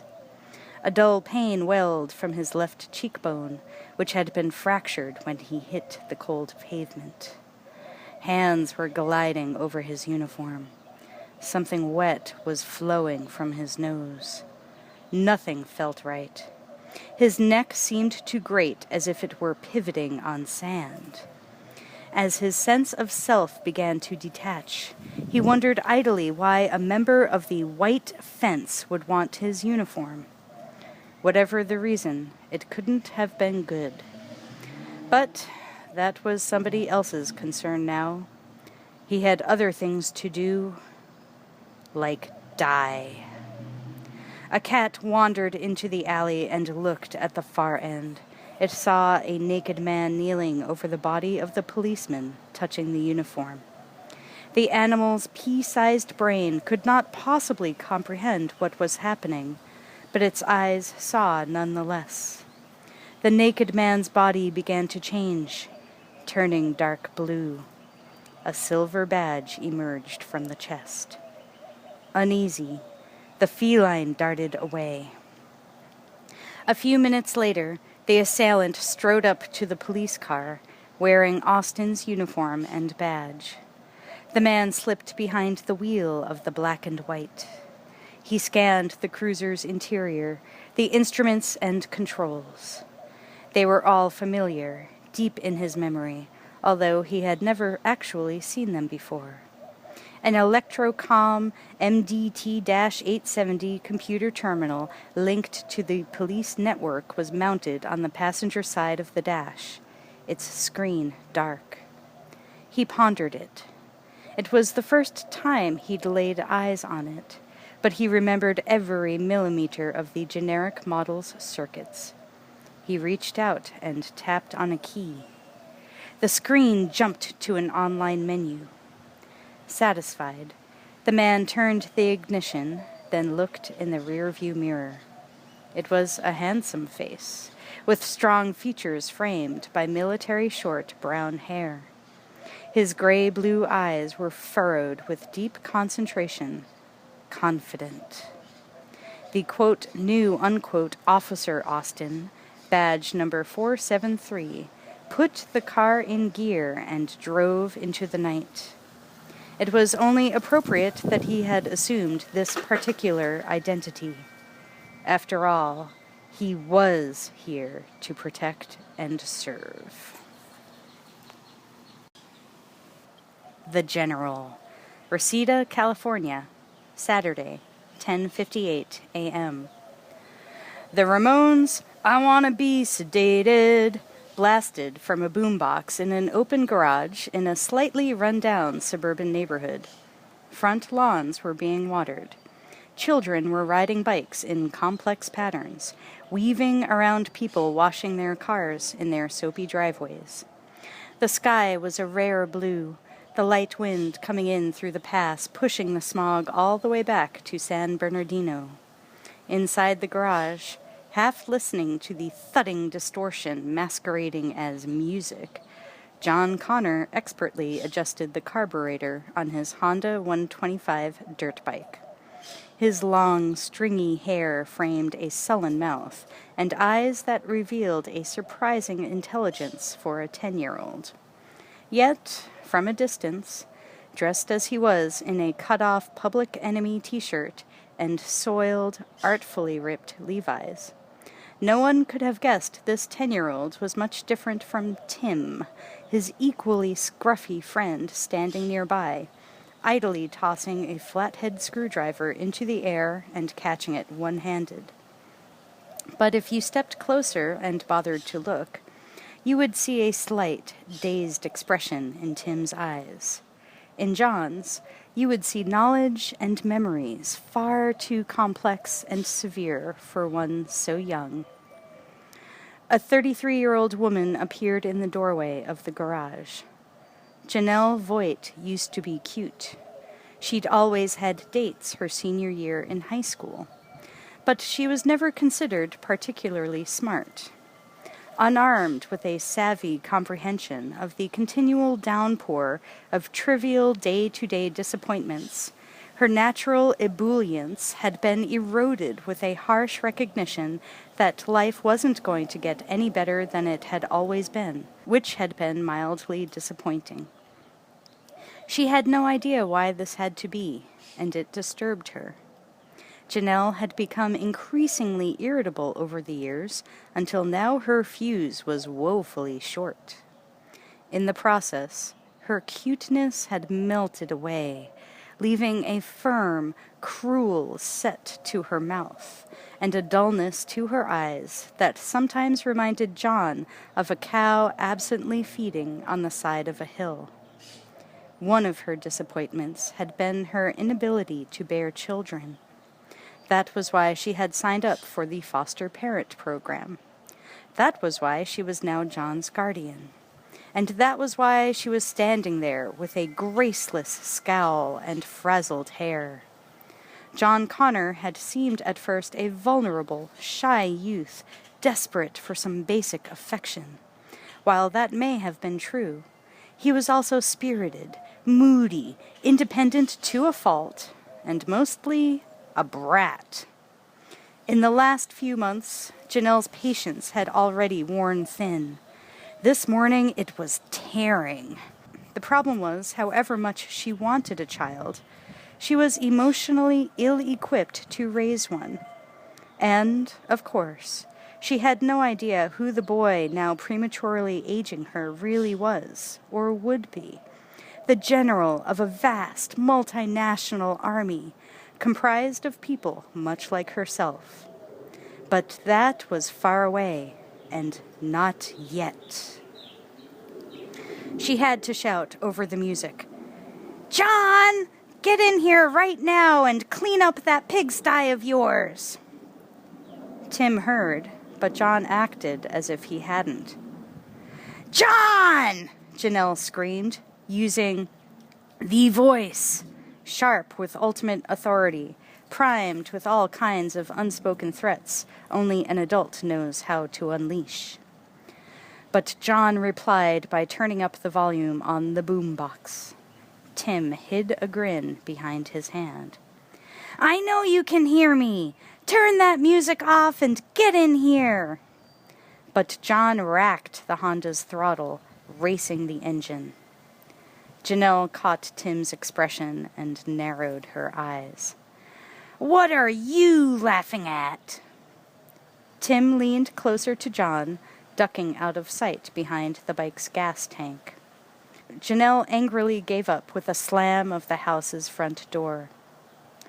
Tim waited until he was sure she was really gone, then said, "She must be on the rag today."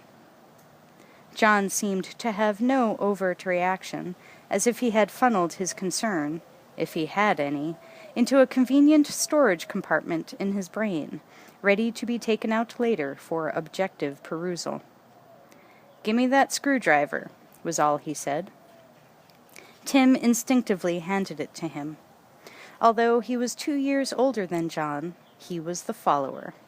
John had a tone of voice, a look in his eyes, and a knowledge of things that made him a natural leader, no matter how much he resisted it. Janelle stormed into the living room. Todd Voit, her husband, was sprawled on the couch, quietly watching a baseball game on TV. His pale, thin face was puffy with sleep, his hair disheveled. He looked world-weary and defeated, and it wasn't even noon. He wanted so much to have a peaceful moment to digest his breakfast. But that fragile hope evaporated. "I swear I've had it with that goddamn kid. He won't even answer me." Todd couldn't really blame John. At first he didn't answer her either. Janelle had an irritating habit of marching into your business and announcing her frustrations as if everyone were merely pretending to do something interesting while actually waiting with bated breath to hear her latest complaint. Jesus, he thought, eyes still glued to the set. The Mets were trailing by 1, and Howard, quote, Hojo, unquote, Johnson was coming up to the plate, and he looked like he was gonna kill the ball. "Todd, are you gonna sit there on your butt, or are you gonna do something?" Todd held off answering as long as he could. Then, before she could get uglier, he sighed. "What do you want him to do?" "He hasn't cleaned his room in a month." "Well, that's an emergency," he muttered. Todd glanced around the unkempt living room and added, under his breath, "especially around here." Luckily, Janelle didn't hear the last. She had her hands on her hips. Once he'd loved kissing those hips. The fun sure drained out of this marriage fast, he thought. And when John came into their lives, the downward slope of their union had seemed to steepen. He threw down the TV remote and headed for the garage. John heard the door close. He rapidly finished tightening a screw and tossed the screwdriver into the open toolbox.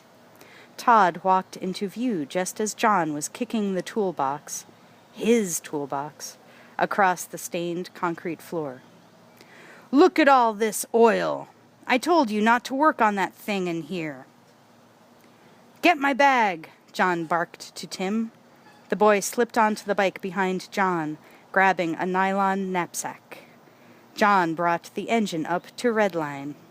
Over the screaming mechanical whine, Todd yelled, "John, get your ass inside right now and do what your mother says."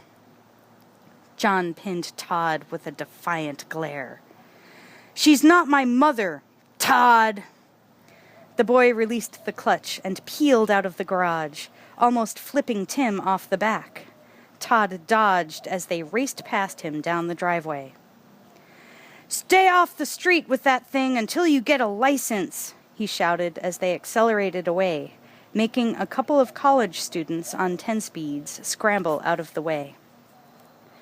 Todd felt like a fool standing there. The little prick loved to humiliate him in front of his friend. But in a way, he felt relieved. John was gone now, and therefore any further confrontation was delayed until he returned later that night. Until then, Todd could watch TV, and maybe get in a quick nap. If Janelle would only zip her lip. John was a natural on the dirt bike, leaning comfortably into corners, alert for the child or car that might suddenly lurch into view, yet willing to take calculated risks for the sheer exhilaration of it. He wheeled down the quiet streets and veered into a vacant lot to a trail that ran beside a fenced-in drainage canal. He gunned the bike through a hole in the mesh, accelerating rather than slowing. Tim reflexively tucked his knees as they roared past the edges. That was only John pushing it to the absolute edge. Tim was determined not to let his concern for self-preservation show. But he couldn't help his eyes going wide when John roared down the concrete embankment as if they would never stop. They zigzagged along the drainage canal, which John used as his private road to avoid being tagged by cops, veering to within inches of the straight-up, 13-foot-high concrete walls, throwing up a rooster tail of muddy water. Tim whooped, pretending he didn't just see his life flash before his eyes. He slapped John on the back. "Major moves, man!" They hit a small puddle, and the Honda slid sideways, threatening to go down, but John casually jammed his foot down and immediately righted the motorbike. Tim gulped and then tried a laugh. It came out a croak. To cover, he yelled a question. "Hey, where's your real mom, anyway?" When John didn't answer, going into one of his somber moods, Tim pressed harder, a little irritated. "Well, she dead or something?" "She might as well be," he said, so quietly Tim wasn't sure he'd said anything. Sometimes the kid got real rigid, like steel, and nothing could break through. Tim was about to say something else when John suddenly twisted the throttle all the way, and they lunged forward. Tim shut up and held on. Patient 82. 3 miles outside Chino, California, 10:59 a.m. You couldn't see it from the main road. You could drive all the way through the small bedroom community on up the scenic drive of Happy Camp Road, past a recreational vehicle park, and still not see it. You'd have to be looking for it hard before you would come across the small paved road that wound around a dome-like hill dotted with twisted oak trees. Behind the hill you would finally come upon a sign that read, Pescadero State Hospital for the Criminally Disordered. It was clamped to a chain-link fence topped with concertina wire. An armed guard sat in a guard shack on the far side of the heavy iron gate. Beyond it squatted a dozen large buildings. All the windows were barred. Private security cars patrolled the over-manicured grounds. The place looked about as inviting as KGB headquarters. Inside the building, it was worse. The place was a surgically sanitary prison for the mind. Antiseptically white walls. Attendants in white linen uniforms pushed the all-female patients along the oppressively unembroidered hallways, the usual extent of their exercise. Wheelchair Alley, it was called. Down the hall to the left was a shorter Sallyport corridor with electronic doors at either end. The first one was like a jail cell door. The one at the far end was a solid steel fire door. 2 burly attendants sat in front of the latter, idly chatting and glancing at a bank of video monitors on the console before them. They could see what was on the other side of the door. The isolation wing. Here, the most unpredictable and potentially lethal patients were kept under constant lock and key. They were too savage to be allowed to intermingle with each other, so each patient had his or her own gray cell. It was as stark and depressing as solitary confinement in any federal penitentiary, and the food was just as bad, too. Dr. Peter Silberman was leading a dutiful group of young interns down the corridor outside the cells, followed laconically by 3 husky attendants, each looking like a recent retiree from professional football. Silberman was moving with a slight limp.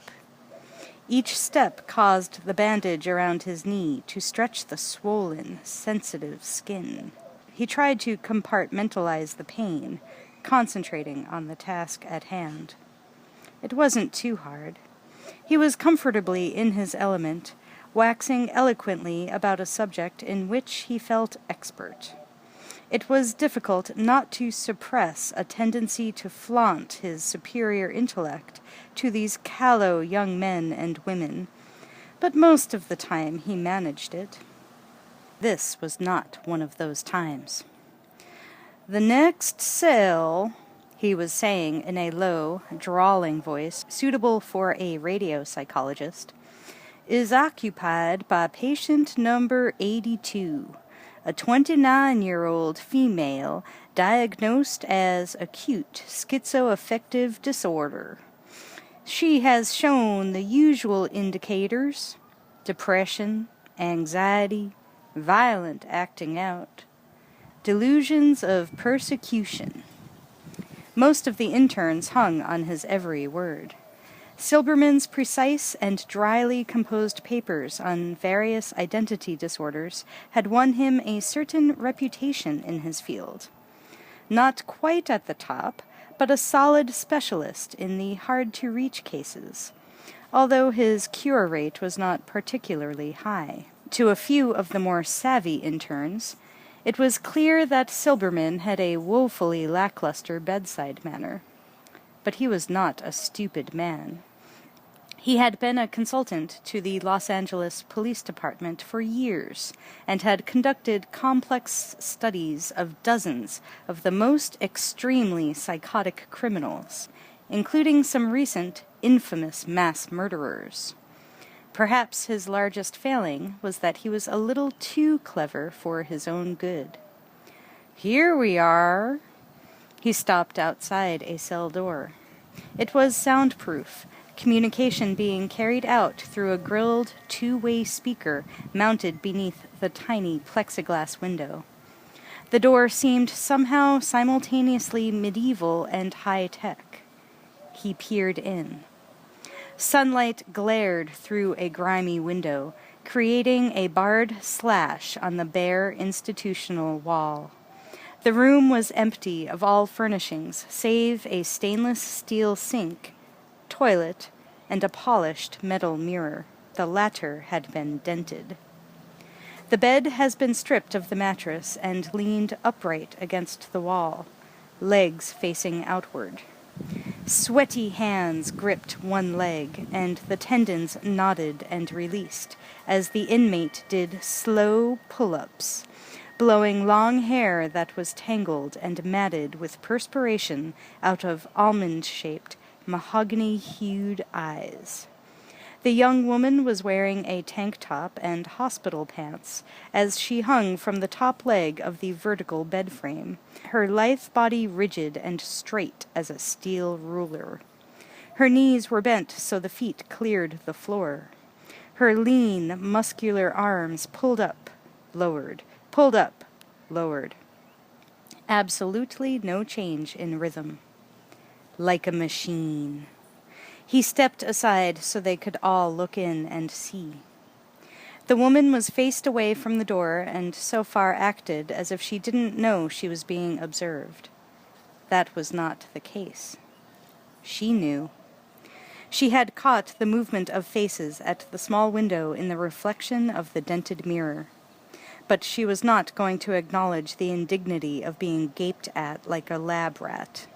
She kept doing the pull-ups, her arms shuddering as the muscles finally began to tire. When the interns had finished peering in, Silberman took their place and, manufacturing an unconvincingly cheerful smile, flipped the intercom switch. "Mornin', Sarah." Sarah Jeanette Connor turned from the bed frame and glared at Silberman. The years in hiding had severely marked her. Her expression was defiant and intense, but her eyes skittered around looking for escape at the same time.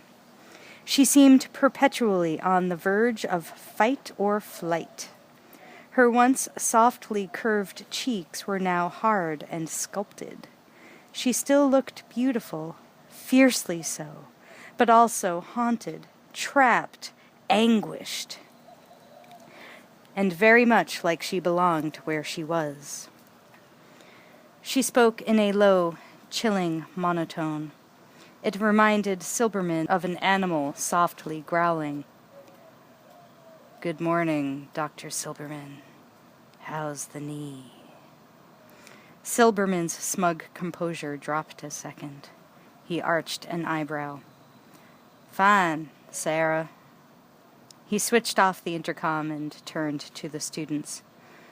She, stabbed me in the kneecap with a screwdriver a few weeks ago." There were quickly stifled smiles. Silberman continued, seeking solace in the familiar, comfortable labels. Sarah was a curious and powerful force of nature he had boxed in, literally and now figuratively, with soothing jargon. "The delusional architecture is interesting.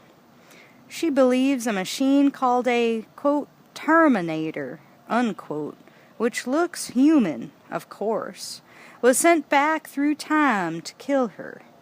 And also that the father of her child was a soldier, sent to protect her. He was from the future, too." He could not keep himself from smiling. "The year 2029, if I remember correctly." The interns took their cue and chuckled. "The delusion seems to have begun with the boyfriend and then been adopted by the patient. A fascinating case of ideational transference, but not so rare as you might expect. We've been seeing more and more of this new syndrome. a kind of acute phobic reaction to increasingly complex technology.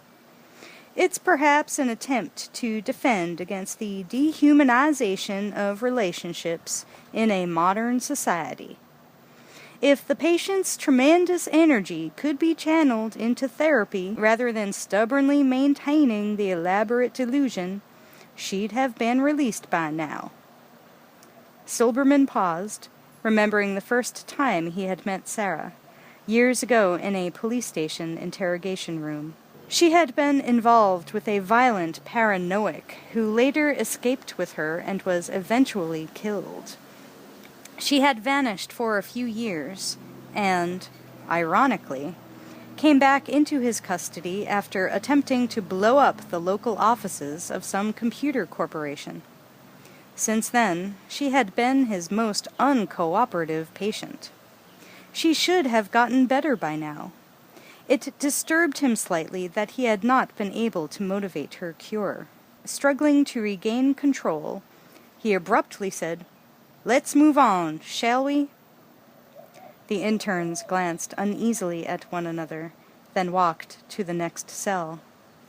Silberman stayed behind and turned to the head attendant.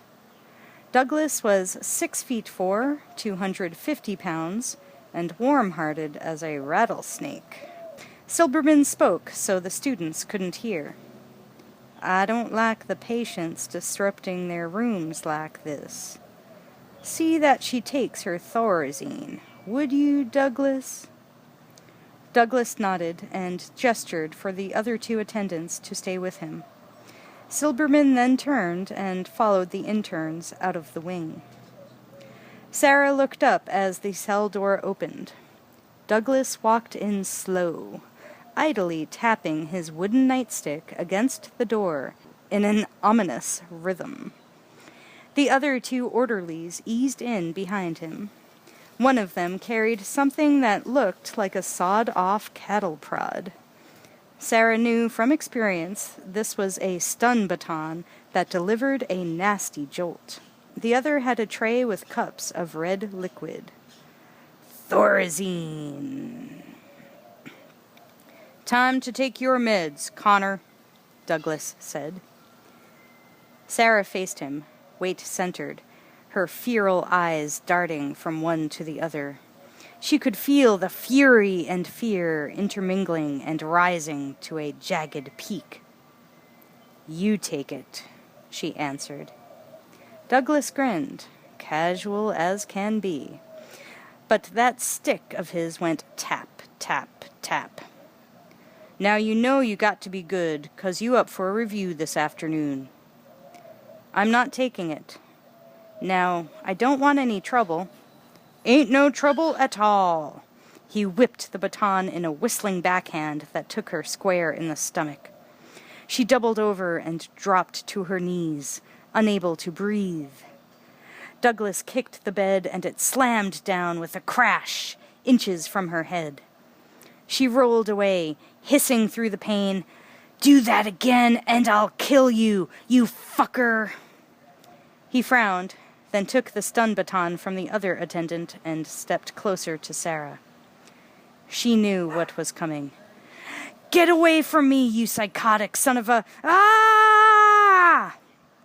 The baton hit her between the shoulder blades as she tried to rise. It drove her back to the floor, pinning her like a bug.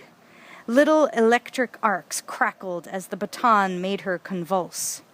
Douglas grabbed her by the hair and jerked her up to her knees, then brought the cup of Thorazine in front of her lips. "Last call, sugar," he cooed. Gasping, Sarah tried to break loose, but despite her customized workouts, Douglas was still too strong for her. She couldn't afford to allow herself any more physical damage. She would need all her strength if she were to find a way out of this hellhole. Wincing, she reluctantly choked the zombie juice down. Soon, she would be dreamwalking. Already, Sarah felt the first wave of induced lethargy rolling through her body. Then they could do anything they wanted to her. She would be locked far away from the world. And then anything could happen to her son. Her son. The Polaroid, Reseda, California, 12:04 p.m. John was furtively hunched before a Fed teller machine at the rear of the Federal Security Bank, while Tim stood nervous lookout. John slipped a stolen ATM card into the machine's slot. A ribbon wire was soldered onto the rear of the card, trailing into a small Radio Shack chassis in John's knapsack, which in turn was connected to a laptop keyboard lying next to it. "Hurry it up," Tim urged. John did not hurry. He had been taught to remain cool under pressure. Hurrying led to mistakes, which took time to correct. He only wanted to do this once. So he calmly entered a few commands, and the tiny LCD displayed the card's PIN number. He then typed it on the Fed teller's keypad and punched in a request for $300. The machine hesitated. John knew that, among other things it was doing, the still video camera behind the panel atop the machine was clicking off a shot of whoever was standing in front of it. But John had already misted it with a squirt from a can of arid, extra-dry deodorant. Once dried to powder, the spray would block the lens. It would get no exposure. Tim noticed a station wagon pull up in the parking lot nearby, and a plump woman get out, groping in her purse. "Someone's coming!" John reflexively grabbed Tim's shirt tail. "Stay right where you are." Tim hesitated, watching the woman move toward them, head down, eyes still on her purse. A moment later, the Fed teller whirred, dispensing 15 crisp $20 bills. "Easy money," John said. Tim looked back over his shoulder, amazed. "Geez, where'd you learn all this stuff?"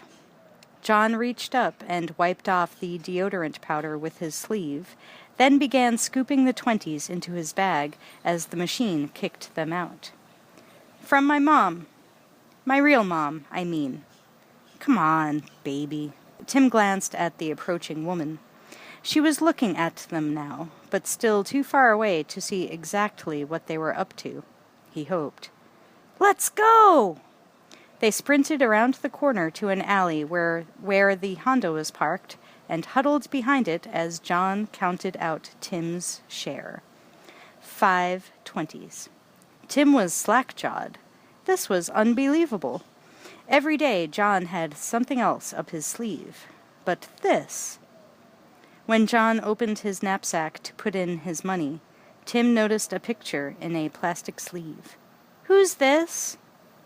John glanced down at the soiled, worn Polaroid of a young woman sitting behind the wheel of a Jeep. A German shepherd sat next to her. She wore a sad, sweet expression. John wondered what she had been smiling at. He could see the top of her stomach, gently swelling with him. It always weirded him out to think about that. "It's my mom." "So she's pretty cool, huh?" Tim grunted.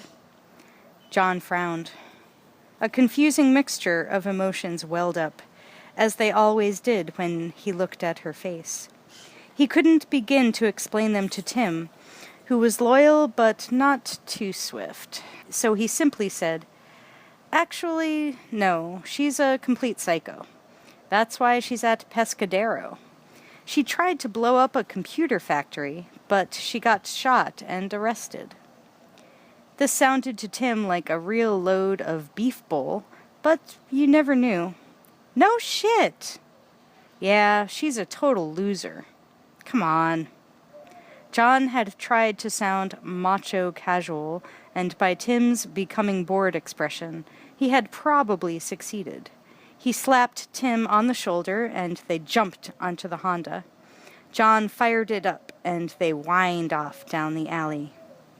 But his mother's face swam into view, her eyes on him, watching, judging, like always. Screw her, John thought. But then, why do you still keep the photo she gave you? A little voice asked. Screw you too, John answered silently, slipping on shades and accelerating onto the boulevard. The Seekers, Reseda, California, 12:08 p.m. The cruiser's police computer was displaying a juvenile division file. Subject, John Connor. Below his arrest record were his vital stats. Mother, Sarah Connor. Legal guardians, Todd and Janelle Voit. And below their names, an address. 19828 S. Almond, Reseda, Ca. The car was parked out front. It had been there for several minutes while Officer Austin took in the details of the neighborhood. It wasn't just his eyes he was seeing with. His entire body registered the environment in a dozen subtle ways that nevertheless were noted and filed for future strategic reference. Austin stared at the driveway of the shabby-around-the-edges three-bedroom home, noted doors and windows, then decided to move.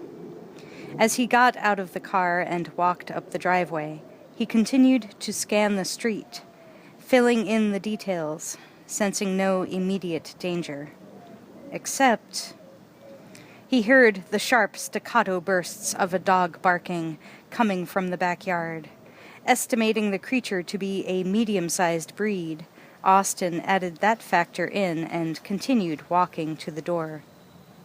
Todd Voit staggered off the couch at the 3 solid knocks, blearily gaping at the TV. The game was already in the 3rd inning. He must have dozed off during the 2nd. And why was the dog raising hell?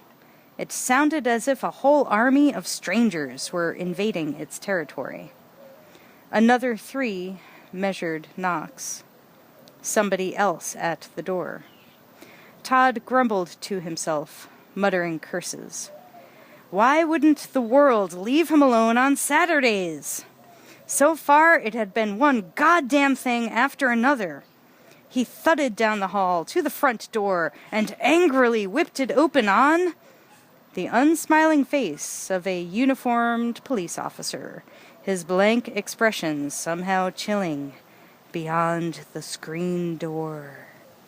Todd swallowed his anger and said in a voice low and hoarse with sleep, Yeah? Are you the legal guardian of John Connor? A cloud crossed Todd's mind, and he sighed. That's right, officer. What's he done now? Austin said nothing for a moment, his eyes casually scanning the living room beyond Todd. He saw the Shepherd mix through a sliding glass door. It was locked inside a section of the backyard that had been fenced off, and it was agitatedly running back and forth in the confined space, barking incessantly. Janelle came out of the bathroom, a People magazine dangling from one hand, and stepped up behind Todd, concerned. The cop studied her briefly, then said, Could I speak with him, please? Todd shrugged. Well, you could if he was here. But he took off on his bike this morning. Could be anywhere. Do you have a photograph of him? Get the album, Janelle.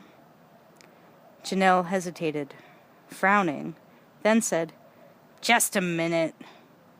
As she went to the fireplace mantel, Todd turned back to the officer. You gonna tell me what this is about? I just need to ask him a few questions. Janelle came back with a photo album. She slipped out one of the photos she had of John, a standard-issue school picture showing a scowling boy about as happy to be photographed as being force-fed spinach. The cop took the picture and glanced down at it casually. There was a moment when his eyes eerily locked on John's features. But Todd and Janelle didn't see that. "Nice-looking boy," the cop said. "Do you mind if I keep this picture?" Janelle nodded absently, remembering something. "There was a guy here this morning asking about him, too." Todd grumbled with irritation, remembering the guy distinctly because he made him miss a great pitch by Gooden. "Yeah, he was a big guy. On a cycle. That got something to do with it?" Todd noticed the cop hesitate for a fraction of a second. Then he smiled reassuringly. "I wouldn't worry about him." The Terminator rode the Harley in a mechanical crisscross pattern, digitizing and recording for reference the streets of the valley, as the cyborg scanned the area in a slow, shark-like manner for John Connor. In the last half hour, the Terminator had become thoroughly familiar with the city in a 7-kilometer radius, riding with expert efficiency, getting accustomed to the ebb and flow of traffic. The cyborg knew such knowledge might be strategically useful. He also knew where the boy lived and where he recreated. It would only be a matter of time before their paths crossed. He gunned the cycle and turned down a street toward the drainage canal, several blocks away. If the cyborg had pulled to the side of the road and simply waited another 30 seconds, he would have seen John and Tim flash by on the Honda a block away. But sometimes even Terminators can be subject to the whims of fate. Visiting hours. Pescadero State Hospital, 3:06 p.m. Slashes of sunlight fell across Sarah's bruised face. She was sitting on the bed, her back against the wall, drifting. Her cheek twitched and her eyes darted under the lids. She was breathing raggedly, exhausted, yet trying to stay conscious, to fight her way out of the drug-induced coma. She was beginning to lose, slowly falling back into herself and the sad, lonely coldness of meaningless oblivion when a hand gently stroked her cheek. The fingers brushed her skin lightly, and the lethargy seemed to shatter like plate glass. "Sarah, wake up," a familiar voice whispered. Sarah opened her eyes and looked up at the man sitting on the edge of her bed. He had scruffy blonde hair and wore a long, soiled raincoat. His eyes were soft, young, adoring, although his face was scarred, weathered by a brutal childhood. A tingle went up the back of her neck, and she stopped breathing. It was Kyle Reese. Hot tears painfully welled. The vision of him wavered.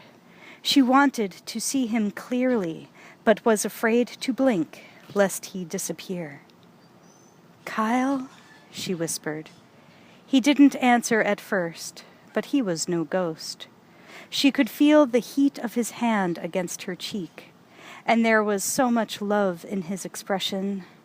Love for her. Love that had inspired him to give his life for her. His life.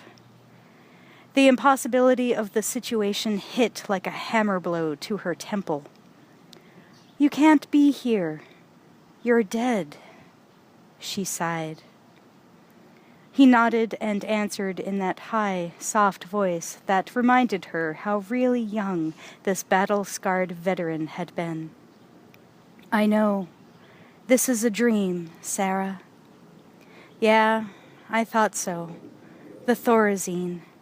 They shouldn't make me take—" They gazed longingly into each other's eyes, and for a moment all the horror and pain and death Sarah had carried with her since he'd died was set aside, so that she could feel the love for him underneath, pure and strong as the moment they had made love. She wanted to reach out and touch him, but her arms felt like lead weights. "Hold me," she whispered. Kyle pulled her into an embrace and gently rocked her. Now the tears came, rolling down her cheeks against the smooth, warm skin of his chest. He spoke again, tenderly. "I love you. I always will." "Oh God, Kyle, I need you so much." He lifted her chin and kissed her on the mouth, his lips lightly brushing hers at first, then pressing harder as their passion built. "Oh God," she thought, "I can taste him." The powerful ache in her stomach melted away, replaced by a stirring below as the solid feel of him seemed to bring her back to life. She pressed her face into his shoulder, weeping uncontrollably, losing the edge she had been so carefully building the last 10 years, feeling it sand-blasted back by the intense love she felt for this dead man. This time when he spoke, his voice was strangely cold. "Where's John, Sarah?" Suddenly there was empty space where he had been. Gasping, she opened her eyes. Kyle was now standing across the room, pinning her with an accusing gaze. She had never seen that expression on his face before. It sent a shudder of black guilt through her body. "They took him away from me," she said quietly. "It's John who's the target now. You have to protect him. He's wide open." "I know!" Frustrated, Sarah tried to rise, to reach out for him, but somehow her body wouldn't work. "Don't quit, Sarah. Our son needs you." She struggled to stop crying, but it was like holding back a tidal wave. She hadn't cried for a long time, but here, in front of Kyle, she couldn't stop. "I know he needs me, but I'm not as strong as I'm supposed to be. Nobody believes me, not even him. I've lost him. I'm screwing up the mission." "On your feet, soldier," he said, lifting her up off the bed. "Remember the message, Sarah. The future is not set. There is no fate but what we make for ourselves." He was reminding her of the message the adult John Connor had told Kyle to give her when he first arrived. It had stirred in her a sense of her own destiny, as it was intended to do. She often thought of that phrase over the years, but in the last few months she had forgotten it. In the overwhelming animalistic drive to escape this place, she had forgotten a lot. Too much. Kyle turned toward the door. Her heart slammed against her ribcage. "Kyle, don't go!" He slowly faced her, a reprimand in his voice. "There's not much time left in the world, Sarah."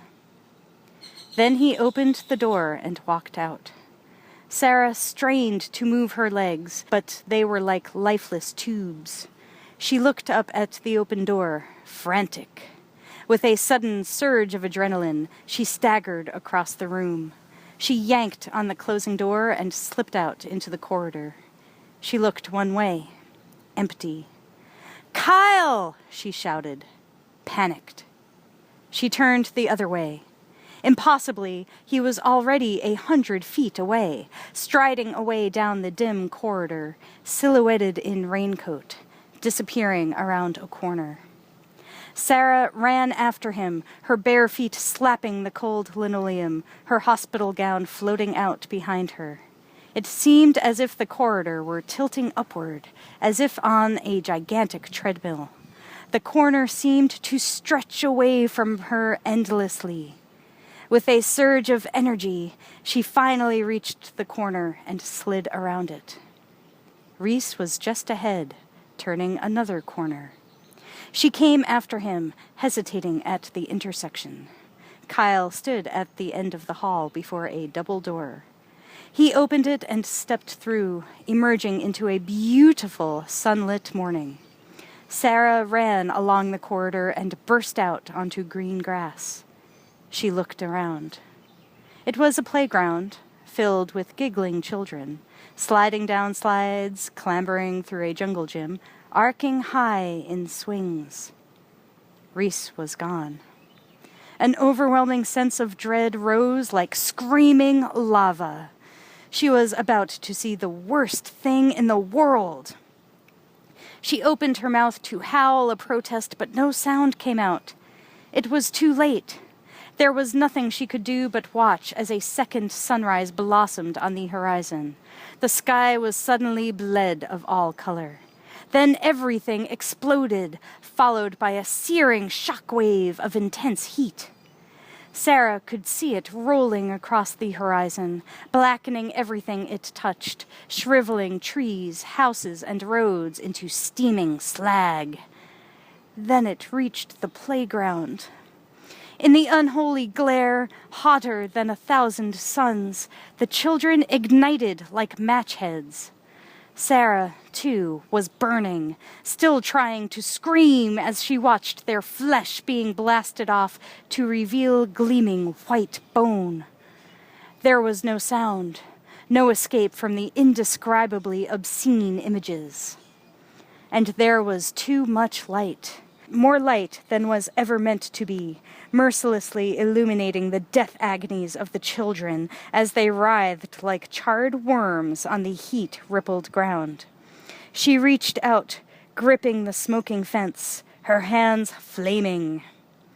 The blast wave whipped across the seared horizon like a near-solid wall of compressed air, followed by the awesome force of 250 miles per hour winds. The children, charcoal statues now frozen in positions of play, exploded and swirled away. The shockwave slammed into her, instantly tearing the carbonized flesh from her ribcage. She was sucked right into the whirling maw of the radioactive mushroom cloud itself, into the heart of the nuclear blast, where the fused matter glowed like hell, yawning open to receive her soul. Sarah turned her head away from the hot sunlight blasting in through the window, blinking back tears, gasping. Her whole body was shaking, her muscles rigid. Her hospital gown was soaked with perspiration. She opened her eyes and looked down. She was on the floor by the overturned bed. The Thorazine had unlocked the Stygian nightmare again, the nightmare that was soon to become reality. Sarah knew only too well the war was coming. She had died in it 1,000 nights. You would think each time it would become more ethereal and ineffective, as normal dreams do. But this was a vision of what was to be, and each time it got worse, as if the forces of fate that set it in motion were driving it closer with each beat of her heart. But Kyle never came to her in these dreams. What did that mean? Nothing? Or was she finally cracking, going insane, desperately seeking escape from reality in the arms of a corpse? But no, he had said something important. Her scrambled brain struggled to remember the dream words. It was about John. He was the target now, and the world didn't have much time left. It had been her worry from her own subconscious, but never had they been put into the mouth of Kyle Reese. Sarah felt the hairs on the back of her neck rise as a wave of dread rolled through her. Something was about to happen, and she was completely unable to stop it from here. She brushed back her matted hair and pulled herself to her feet. One way or the other, she would have to get out of here. Tonight. Playback. Pescadero State Hospital, 3:58 p.m. Sarah was standing in a small, bare room. Only a cubicle, really. She was puffing on a Marlboro she had convinced one of the attendants to give her, arms crossed, listening to her own voice, sounding tinny and distant. She turned to the video monitor that sat on a roll-around cart across from her and saw herself in it, talking softly into the camera, eyes struggling to focus against the lulling pull of the drugs they had given her. The tape had been made shortly after she'd been committed. Sarah was amazed at how much fight she had back then. Her former self was saying, "It's like a giant strobe light, burning right through my eyes. But somehow I can still see. Look, you know the dream's the same every night. Why do I have to—" Silberman's patronizing voice spoke on the tape now. He couldn't be seen as he was off to the side, out of camera range. "Please continue." The real Silberman was seated nearby, watching Sarah watch herself. There were 2 attendants standing near the door, idly watching the video with vague interest, ready to act should Sarah lose control. On the monitor, Sarah reluctantly went on, scowling with resentment at the unseen Silberman. "The children look like burnt paper, black, not moving. Then the blast wave hits them and they just fly apart like leaves." The video Sarah couldn't go on. She was shaking her head, crying. The real Sarah studied the woman on the monitor with a cold expression, her eyes red-rimmed but dry. Silberman spoke up on the tape, his voice maddeningly soothing. "Dreams about cataclysm, or the end of the world, are very common, Sarah." "It's not just a dream. It's real, you moron. I know the exact date it happens." "I'm sure it feels very real to you.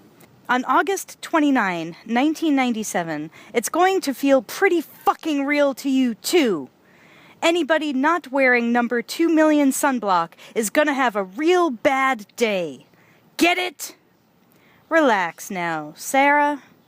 But of course, the Sarah on the monitor could not relax. She furiously writhed, burning with the righteous tone of a mad seer. "You think you're alive and safe, but you're already dead. Everybody, you're all fucking dead!" She was rising out of her chair. An attendant rushed into camera range and slammed her back down. It had no immediate effect except to turn up the volume of Sarah's shrieking. "You're the one living in a dream, Silberman, not me, because I know it happens. It happens!" The real Silberman raised a remote control and paused the tape, freezing on Sarah's insanely contorted face.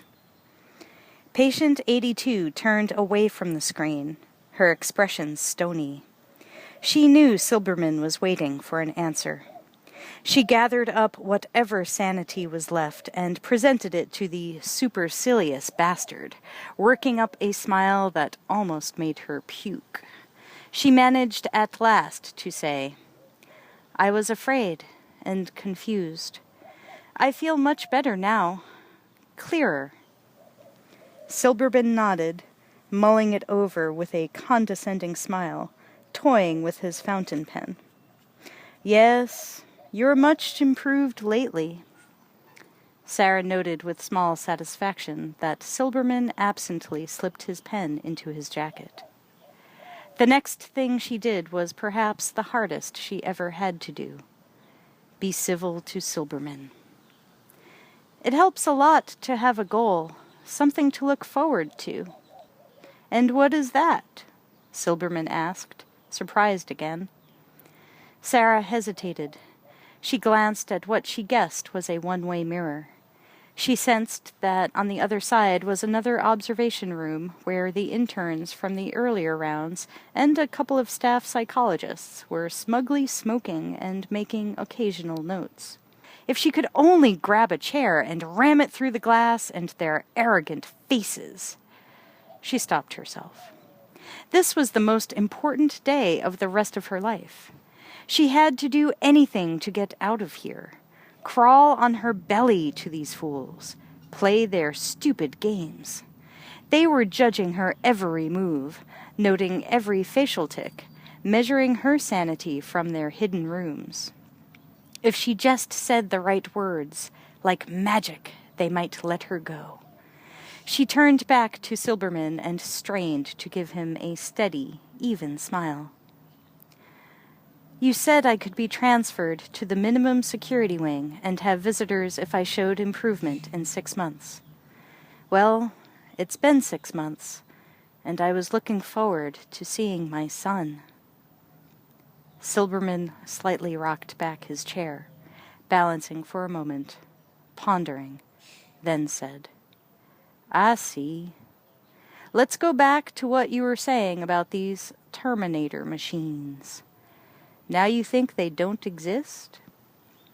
The smile started to crack, but Sarah scrambled to shore it up.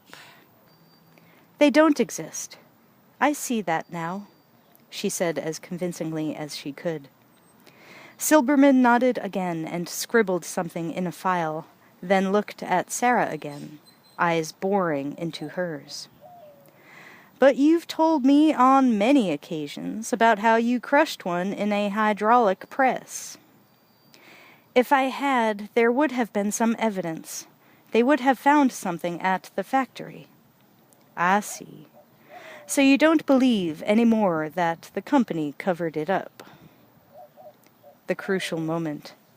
Silberman's pen lightly tapped on the page, beating out the seconds before Sarah responded. No. Why would they?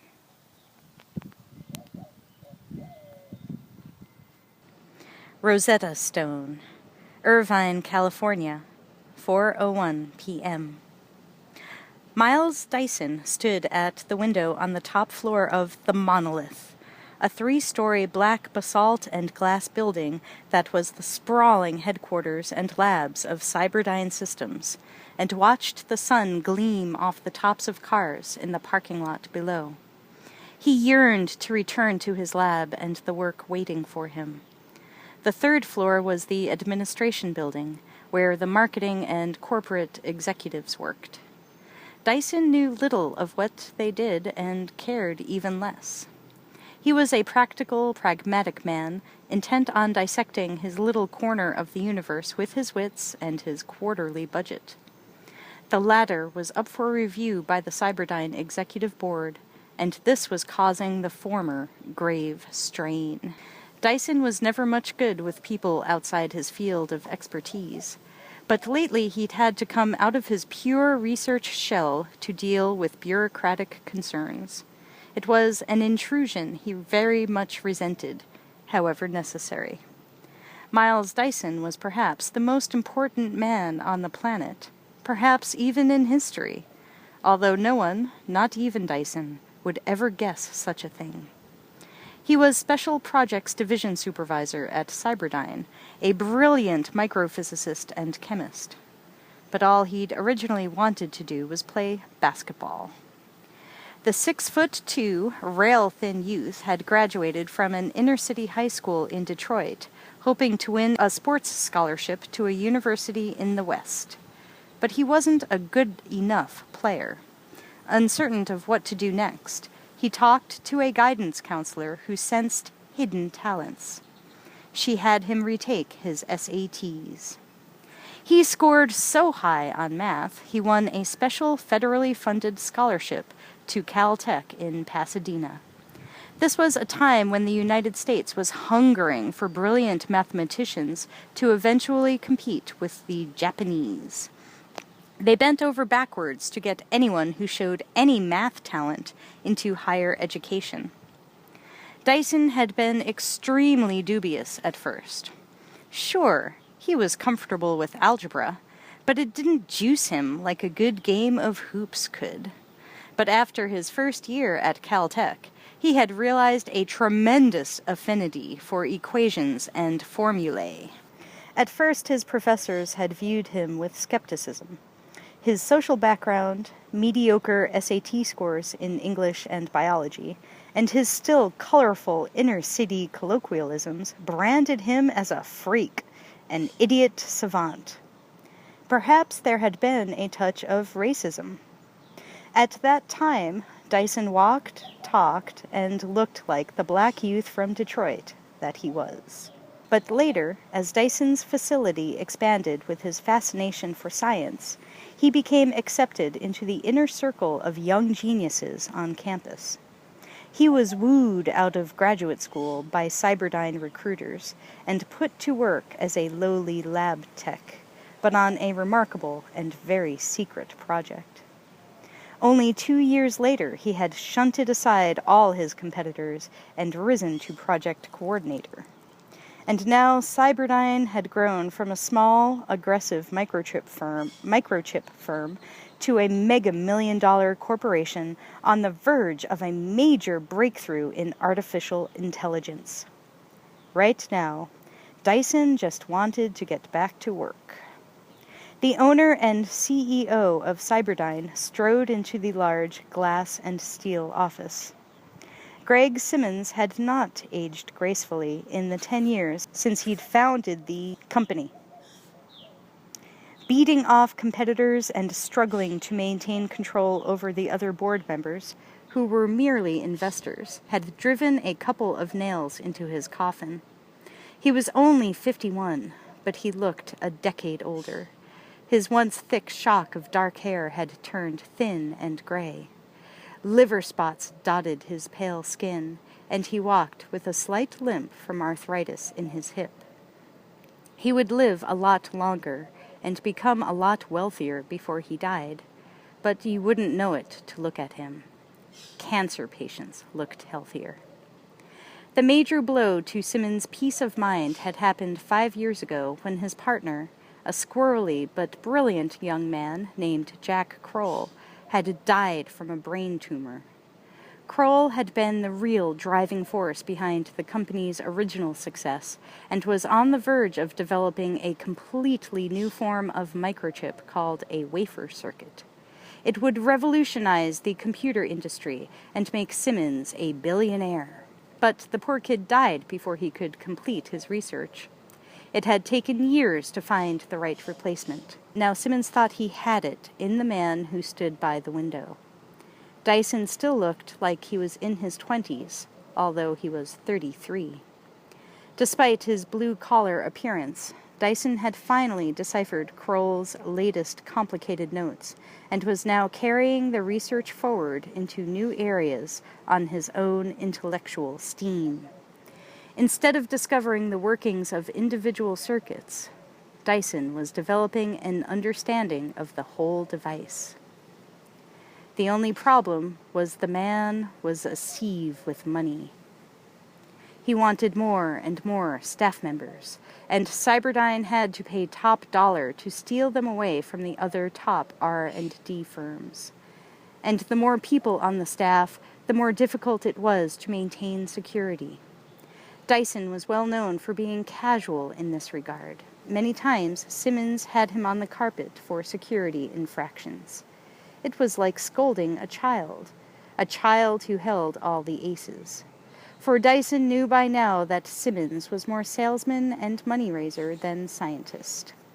Although he could comprehend the end uses for the products his company was developing, he had little knowledge of how they were actually made. He was not a scientist. He was not even particularly smart. Oh, he'd been a draftsman and design tech for various little electronics firms, but his success was built on one thing only: a peculiar stroke of fate. 10 years ago, Simmons had been working at Kleinhaus Electronics outside of Los Angeles, doing preliminary design charts on computer. One morning, he'd come into work and had to wait outside the building while the police scraped up a body from the factory floor. Evidently, there'd been an explosion the night before. 2 people, a man and a woman, had broken in for some reason and set something off. The man was killed, and the woman supposedly went nuts. Once he was let in, Jack, who had been his assistant back then, brought him a strange piece of microcircuitry. His curiosity had driven him to sneak across the police line and grab some of the more interesting pieces of debris from the explosion. It was like no technology either Simmons or Kroll had ever seen. Rather than turn it over to Kleinhaus, they quit their jobs, borrowed up to their eyeballs, and opened their first company. They called it Cyberdyne. The first 2 years they had nearly starved, just trying to figure out what they had found. Eventually, Jack Kroll had begun to decipher the workings of one tiny circuit loop, which, like an electronic Rosetta Stone, pointed the way to other minor but profitable discoveries. The company successfully marketed a new accelerator chip. They were in healthy profit the 3rd and 4th years. And then Kroll got the tumor. He worked feverishly, scribbling notes in a drug-induced daze, but died before he could reach the next breakthrough. Now there was Dyson, also on the verge, but eating the company's profits as if they were popcorn. Simmons cleared his throat, and Dyson nervously faced him. "Sorry it took so long," Simmons said, "but the other members of the board were confused about some of the line items on your budget." Before Dyson could make a fuss, Simmons held up his hand. "Don't worry, I wiped away some of the fog." An idle bluff, thought Dyson. He knew the old man didn't know what his own R&D was really up to. But Simmons could smelling a killing a mile off, and Dyson warily waited for him close in. Simmons offered him a drink of scotch. Dyson politely declined. He had to wait while Simmons gulped down his. Finally, the old man grinned. "Well, you got your budget for the next quarter. I had a hell of a time justifying it to the others. They want results we can market by the end of the year. I assured them you would validate my confidence in you. So do me a favor and don't spend it all in one spot." The laughter between them was forced. They weren't friends. You have to have a basic understanding of one another to be friends. And these 2 men were far apart in almost all aspects, except the Special Projects Division. And even then, they each had different objectives in mind. Dyson wasn't above enjoying his high salary, but he wasn't in it for the money. He just wanted to know. And if in the process of knowing he could make the world work a little better for his children, then fine. Simmons just wanted more of what he already had. In a way, they were both obsessed men. Dyson thought he was the happier man. He shook Simmons' hand and promised to personally keep him posted on his division's progress. As quickly as he could, Dyson left and hurried into the elevator. Alone in the carpeted cubicle, he made a triumphant leap. He'd been certain most of his requests would be turned down. Obviously, he'd underrated Simon's passion for Special Division and their current project. Now he'd gotten everything he wanted to complete the work. It wouldn't be long before they would leap the final hurdle and know all there was to know about Lot 2. The doors whispered open on the 2nd floor. Dyson walked across the maroon foyer to a solid security door. A chrome sign above it read, "Special Projects Division, authorized personnel only." He zipped his electronic key card through the scanner. The door unlocked with a clunk. He entered the A.I. parentheses artificial intelligence closed parentheses lab. The place was filled with banks of processors, disk drives, test bays, and prototype assembly areas. Everywhere thick cables snaked across the floor. A layman wandering through the clean but cluttered lab might think it was a slightly sloppy phone company switching station. Dyson strode to the center of the room and turned to the eager faces. "Greeting, troops! You're getting your raises!" Jokingly, his colleagues saluted and cheered. There was not a lab coat in sight. This was a strictly jeans and sneakers crowd, all young and bright like Dyson. They sat at their consoles drinking Pepsis, eating lunches out of fast food bags, and changing technology as the world knew it. And now they clapped their boss on his back and shook his hand. Dyson settled everyone down and told them to punch out early. There was a general groan. Nobody ever punched out early. The competition among the techs and assistants was fierce. The man who left his desk first was considered a pariah. Not only did some of the research staff work 6-day weeks, they often worked late on Saturdays. These people were not looking to get laid or take the family to a movie. They wanted what Dyson wanted, the answer to fascinating questions, and the power to change the world. Bryant, one of the more brash young lab assistants, rushed over to Dyson. "Mr. Dyson, the materials team wants to run another test on Lot 2 before they wrap up." "Yup, come on. I'll get it." Bryant had to hustle to keep up as Dyson quickly crossed the lab. "Listen, Mr. Dyson, I know I haven't been here that long, but I was wondering if you could tell me, if you know." "Know what?" "Well, where it came from." "I asked that question once. Know what I was told? Don't ask." Dyson waved to the guard outside the vault room door. He followed Dyson and Bryant into the small room and stood with them before what looked like a high-tech bank vault. Like the launch controls in a nuclear silo, it required 2 keys to open. The guard and Dyson inserted their keys and turned them simultaneously. Dyson then typed in a passcode on a keypad mounted in the wall. A moment later, the vault unlocked itself with a sequence of sharp snicks. The door swung open, and Dyson went inside. Bryant stayed outside with the guard, who noted Dyson's name and the time on a clipboard. Alone in the vault, Dyson walked to a stainless steel cabinet and opened it.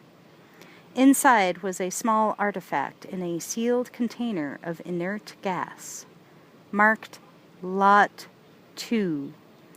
In it was a ceramic rectangle, about the size of a domino, the color of liver. It had been shattered, painstakingly reconstructed, and mounted on a metal frame. In that speck of technology was a mystery that had already netted Cyberdyne millions of dollars. And there was more. The circuit design and materials used were totally alien to any known to Dyson. The other question nagged at him again, brought up by Bryant, and in the past by himself. Where, indeed, had it come from? Who had originally built the circuit? The Russians? Unlikely. The designs were too delicate. The Japanese? A possibility, but why hadn't there been similar technology developed overseas in the last few years? No, this was a one-of-a-kind thing. Dyson couldn't believe it came from the mind of the old man, and Jack Kroll took the secret with him when he died. There was no evidence of where the strange circuit chip originated in his notes. But Dyson had other, more answerable questions to deal with. That was his life, now. He reached in and removed the chip, still in its inert gas flask, and set it on a specially designed cart, handling it like the Turin shroud.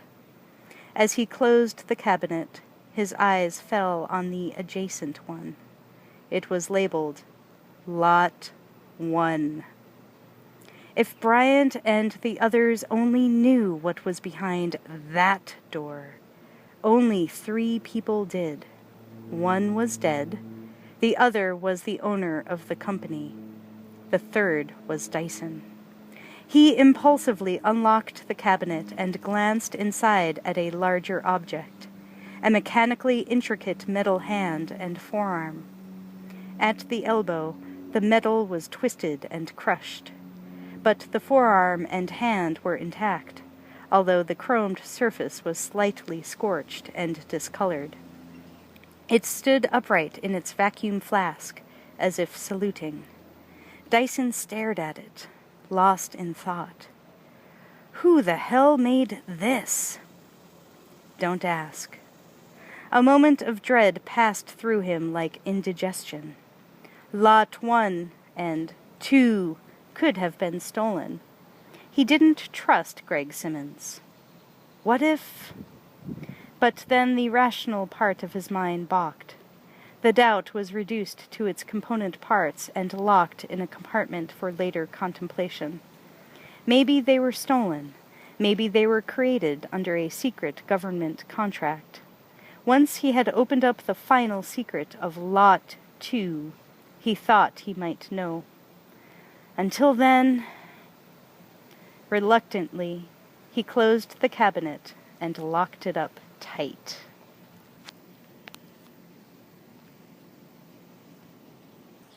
Sentence. Pescadero State Hospital, 4:13 p.m. The stillness in the interview room was deafening. Sarah could hear her own breathing and the distant drone of the insects hypnotically thrumming. The attendants by the door stared at Sarah as if she were one of them.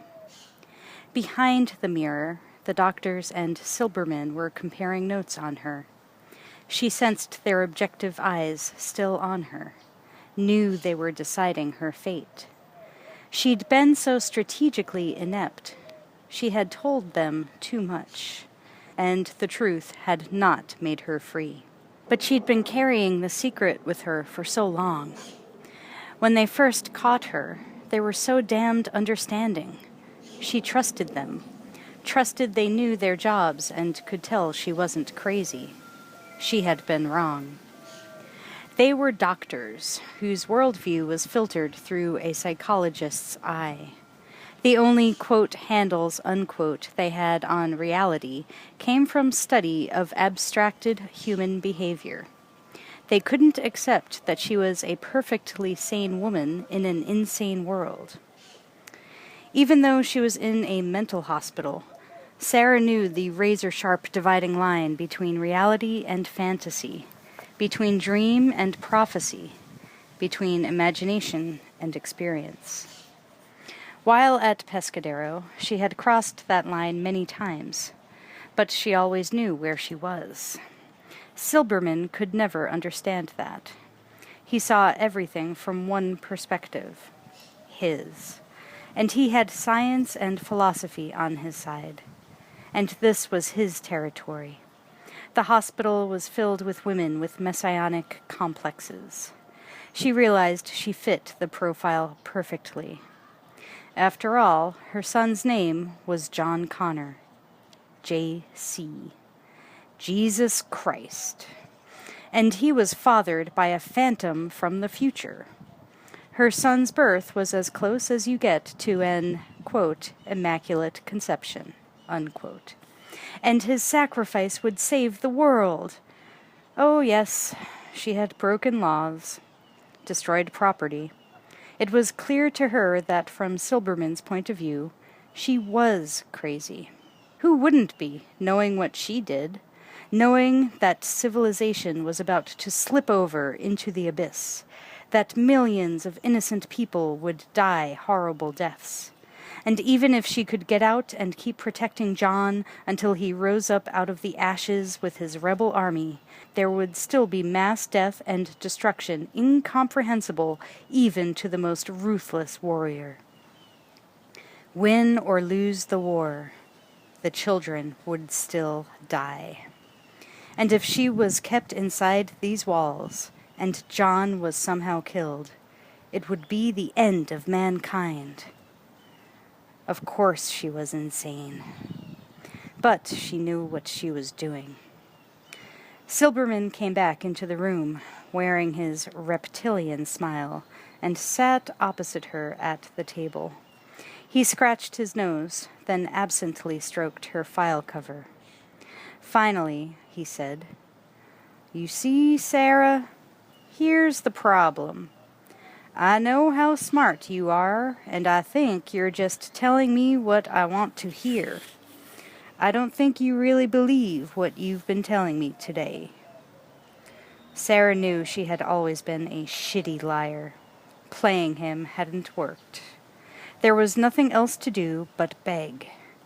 She leaned forward, channeling the frustration and pain into a single, plaintive sentence. "Let me see my son." Silberman turned away. Sarah's eyes followed him. Was he considering it? No, she realized. He was stifling a yawn. She reached out one more time. "Silberman, please. It's very important. He's in danger. At least let me call him." "I'm afraid not. Not for a while. I don't see any choice but to recommend to the review board that you stay here another 6 months." She'd reasoned with him, tried to trick him, cooperated in every way, fought him, pleaded with him, told him everything he'd wanted to know about every intimate detail of her life, bared her very soul, and none of it had mattered. Silberman's mind had been made up a long time ago. He was as immovable as blind fate. And Sarah knew she'd lost. The barely suppressed hostility erupted into animal fury, and she abruptly leaped across the table and grabbed Silberman by the throat, screaming, "You son of a bitch!" Silberman fell back, batting at her ineffectually, and the iron grip of her fingers began to close off his windpipe. But a second later, the two attendants ripped her away, slamming her against the wall. Stunned, she fell on her rear, but then rolled out from under their reach. She was going for Silberman again, and would have gotten him if the larger attendant hadn't been a linebacker in his college days. He tackled her low, and they both slammed to the floor, he on top, nearly cracking her rib cage with his weight. The breath was knocked out of Sarah, yet still she writhed and twisted like a cornered bobcat. Silberman groped in his coat pocket and whipped out a syringe. Gingerly, ducking Sarah's flailing arms, he jabbed it into her. "God damn it! Let me go! Silberman, you don't know what you're doing! You fuck! You're dead! You hear me?" Silberman had no trouble at all hearing her. His ears rang with her banshee howls. He quickly signaled, and the attendants mercifully dragged her out. The door slammed behind them, and it was suddenly quiet. Flushed, Silberman brushed a few strands of hair out of his eyes, gasping for breath, then stiffened, remembering he was still being observed by the others behind the mirror. He cranked up his smile and faced them, shrugging. "Model citizen." Sarah was dragged to her cell. She fought all the way, but she couldn't break free. The attendants shoved her inside. She backed against the wall as Douglas appeared in the doorway. He grinned and raised 2 plastic cups. "I can tell. You really need your meds." He started for her. Sarah played her last, desperate hand. Douglas, wait. Listen. I'll do anything to get out of here. Do you understand? Anything! Douglas stopped a few feet away, seemed to be thinking it over. Then he said, "How about taking your pill?" The other two attendants moved in closer.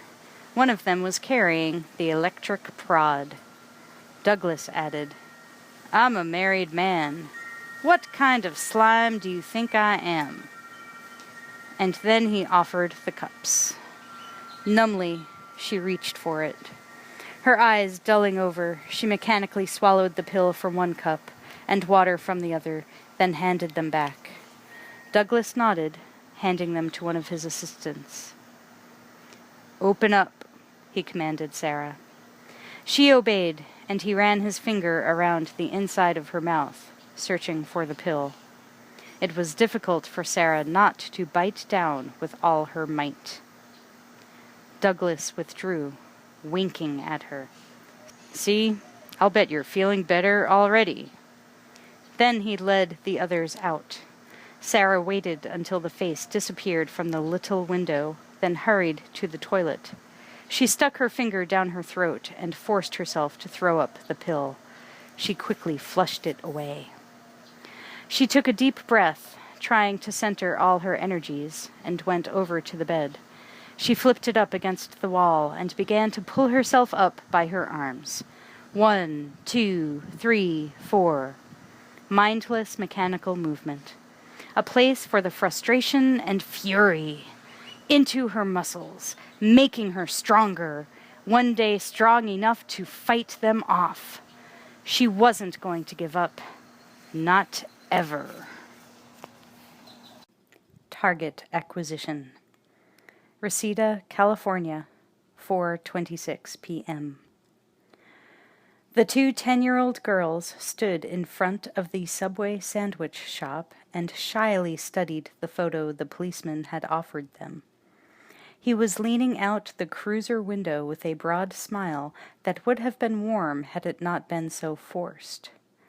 One of the girls looked away from his strange expression, instinctively uneasy. The other, not noticing, said, "Yeah, he was here about 15 minutes ago.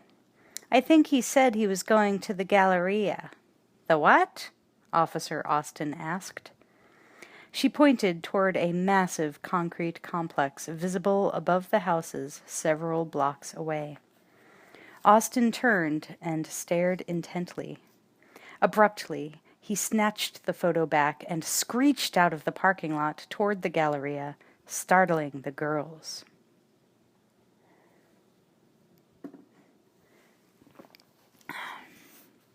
Several blocks away, the Terminator cruised slowly on the Harley, eyes roving back and forth across his field of vision with the blind perseverance of a security camera.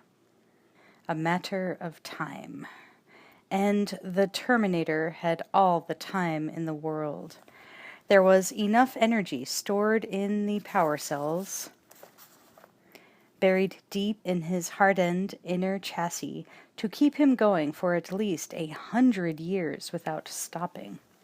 With conservation modes, the time could be extended indefinitely. Patience was not a virtue with the man/machine. It was a strategic advantage. Sooner than later, the cyborg would acquire its target. He rumbled across an overpass above a drainage canal.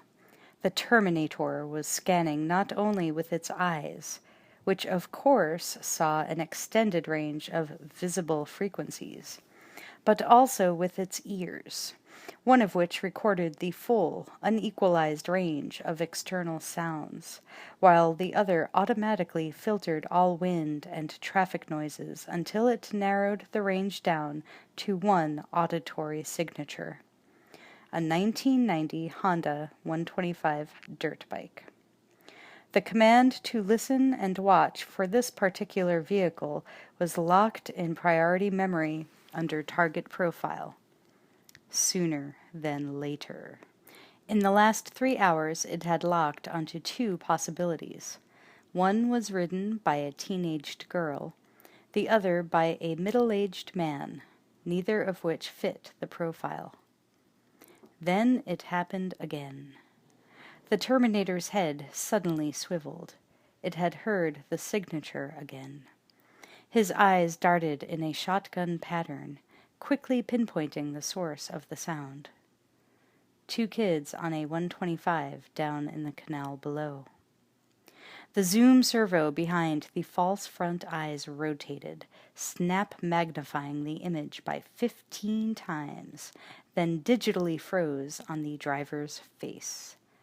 Ident pause flashed next to the blurry image of John Connor.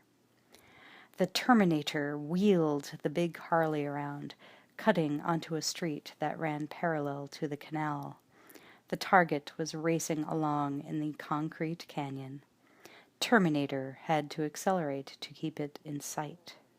One eye pointed directly forward, artificially creating depth perception by creating a computer-generated off-angle ghost image. The other eye locked on the target, running ref checks on the passenger, which came up blank. There was no memory data, perhaps an oversight, and making instantaneous kinetic studies of trajectories, concluding that the target was too far away and moving too fast for an attempt at contact. He would have to head him off. The Terminator hunkered down and increased speed, the Harley's tires hanging onto the gravel-strewn dirt path running alongside the canal by micrometers. Then he came to another street and had to slow, repositioning its other eye for emergency backup and using its hyper-real sense of motion and mass to shoot around an oncoming station wagon, missing it by a heartbeat. When Terminator tried to re-establish visual contact with the target, it had disappeared. Rapidly rescanning the canal below, he came up with 0. But he could hear the dirt bike's high-pitched squeal. Instantly, he rapid-scanned the area down to the moving quarry. The dirt bike had driven up a ramp out of the canal back onto the street a half-block away, and was wheeling into the parking garage of the Galleria, a vast, 4-tiered shopping mall. The Terminator smoothly leaned the cycle around several slower cars and closed in. Attack Run. Reseda Galleria, 5:06 p.m. John pushed through the crowded video arcade. It was a riot of cheap electronic sound effects and glowing monitors depicting mass destruction in video miniature. Tim peeled off by an Aliens game where he saw 2 of his friends. John nodded to a few familiar faces from school, then angled in behind a teenager he didn't know, getting all his Desert War F-14s wasted by missiles. John studied the attack patterns. He was good at that. When the last aircraft exploded in a shower of digitized debris and "Game Over" flashed on the screen, John took over the controls and dropped in a token. He pulled back on the stick and the, quote, ground, unquote, rapidly fell away. John's brow furrowed and his whole being focused in on the screen. The first missile launch caught him by surprise, but he reacted instantly, evading it by diving low. Then another arced out. John fired his wing cannon and vaporized it. This game was easy. In the parking garage, the Terminator's idling Harley rumbled as he stopped at a row of bikes near the escalators. John's little Honda sat proudly with the big street bikes. The Terminator parked his cycle and shut off the engine. Officer Austin moved through the flow of people. The place was clogged with Saturday shoppers of all ages. The cop looked from one young male face to the next, anxiously seeking the familiar one. He approached a few kids near Perry's Pizza on the second floor, then showed them the photograph. They could only shrug. He glanced over at a security guard who was eyeing him curiously. Austin considered the possible alternatives, and a second later walked up to the man and showed him the photo, asking him to look out for the boy. In the arcade, John was now lost in an intense battle, going for a new high score at Missile Command. He deftly parried as the enemy ICBMs deployed their MIRVs. The warheads streamed down, 3, 4, no, 5 at once. John flicked the controls as rapidly as he could, but it was more than he could deal with. The world erupted in a white-hot mushroom cloud. Game over.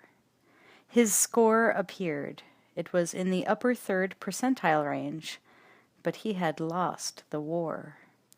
Bored, he slouched away from the game, looking for another. Outside the window, Officer Austin passed. His eyes rested on the spot John had occupied, just as he left it and blended into the crowd. The cop moved on, down the concourse, out of sight. John stopped by an afterburner simulator game, checked his pocket of tokens. Plenty more. He slipped into the cockpit. The Terminator strode through the shoppers like Paul Bunyan through the forest, incredibly carrying a box of long-stem roses, like some hopeful guy with a hot date. He moved with methodical purpose, knowing the target was close. Face after face was rapid scanned. No internal bells were sounded. Sooner than later. Austin had reached the end of the walkway. He had given a cursory check of the stores on all the floors. No John Connor. He turned to reassess his path, glancing at the storefronts. Hot dog stand, shoe store, gift shop, pizza parlor, taco stand, bookstore, video arcade, seafood restaurant. Austin turned back to the video arcade. A dozen kids posed outside the entrance, each vainly trying to impress the other. More were going in and out all the time. Austin decided to start with a more detailed search of the arcade. He walked into the maze of chattering, bustling youths. Across the room, John was shooting down MiGs at Mach 2. Tim slid up next to him, tapping him on the shoulder, trying to play it cool, but only partly succeeding. There was controlled panic in his voice. "Some cop is scoping for you, dude." "Right," John said, shrugging him off. "Really, man? Look!"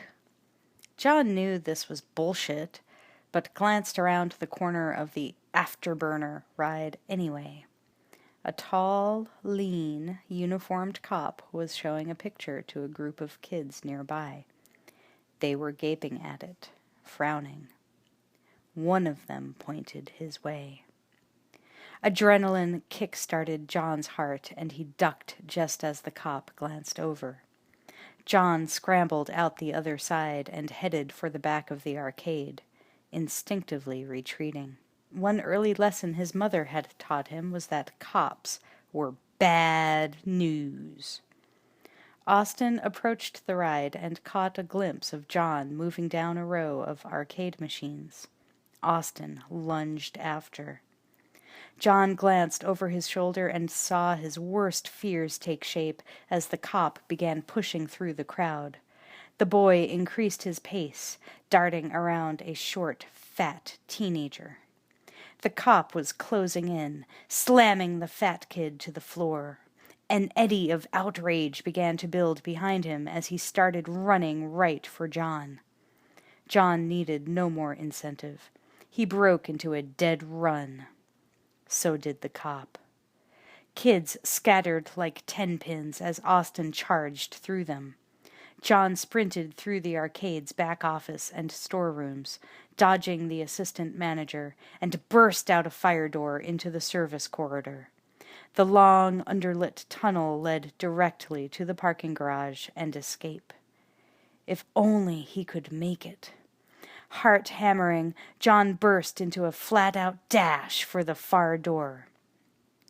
He was halfway there when the Terminator stepped into view. In an instant, John recognized the face. He had seen it many times in the newspaper clippings his mother had shown him as he was growing up. It was that guy, the crazy dude who shot up that police station, the one his mother thought was a Terminator. He was standing here now, plain as the nose on his face. John desperately tried to brake to a stop before he collided with the stranger. The target was acquired. The cold, black steel of his shotgun emerged as the box fell open, the roses spilling to the floor. The Terminator's boot crushed the flowers as it moved forward, raising the gauge's barrel. John, transfixed by terror, was trapped in the narrow, featureless shooting gallery of the corridor, a protoplasmic version of a video target. For an instant, time seemed to grind to a halt, and in his hyped state, the boy realized that the crazy dude was going to try to kill him. The Terminator expressionlessly jacked around into the chamber, moving slowly and fluidly, as if he'd done it 1,000,000 times. The kerchack was thunderous in the corridor. Time began to rev back up to speed as John skidded to a stop and whirled to run the other way. But the cop was sprinting toward him in a fast, assured lope, pulling his Beretta pistol as he came, and aiming right at him. John looked back at the stranger. He was staring into the black muzzle of the gauge, leveled at his head. John had never felt so desolate in his life. The cold, bloody visions of mindless violence that had plagued his nights for years were now becoming real, with him in the center. John couldn't do one thing about it. Then something crazy happened. The man with the shotgun suddenly said, "Get down," in a bland, casual voice. John liked the sound of that so much he obeyed instantly, throwing himself to the floor. The shotgun blast over his head nearly deafened him. John looked back to see the cop catch the shell square in the chest just as he fired his pistol. His bullet ricocheted harmlessly off the ceiling. Before he could re-aim, the stranger pumped another round into him. Then another. Advancing a step each time he fired, he emptied the shotgun into the cop, blowing him backward down the corridor, the shock of each hit making the man's body buck. John saw no blood, just flashes of chrome as each shell struck the cop. The sounds of each explosion ran together into a harsh, ringing echo. Then hollow silence.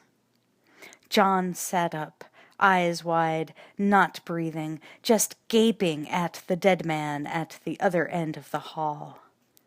The cop was on his back, unmoving. A shadow fell across John, and he looked up at the stranger looming right over him. But he wasn't looking at John.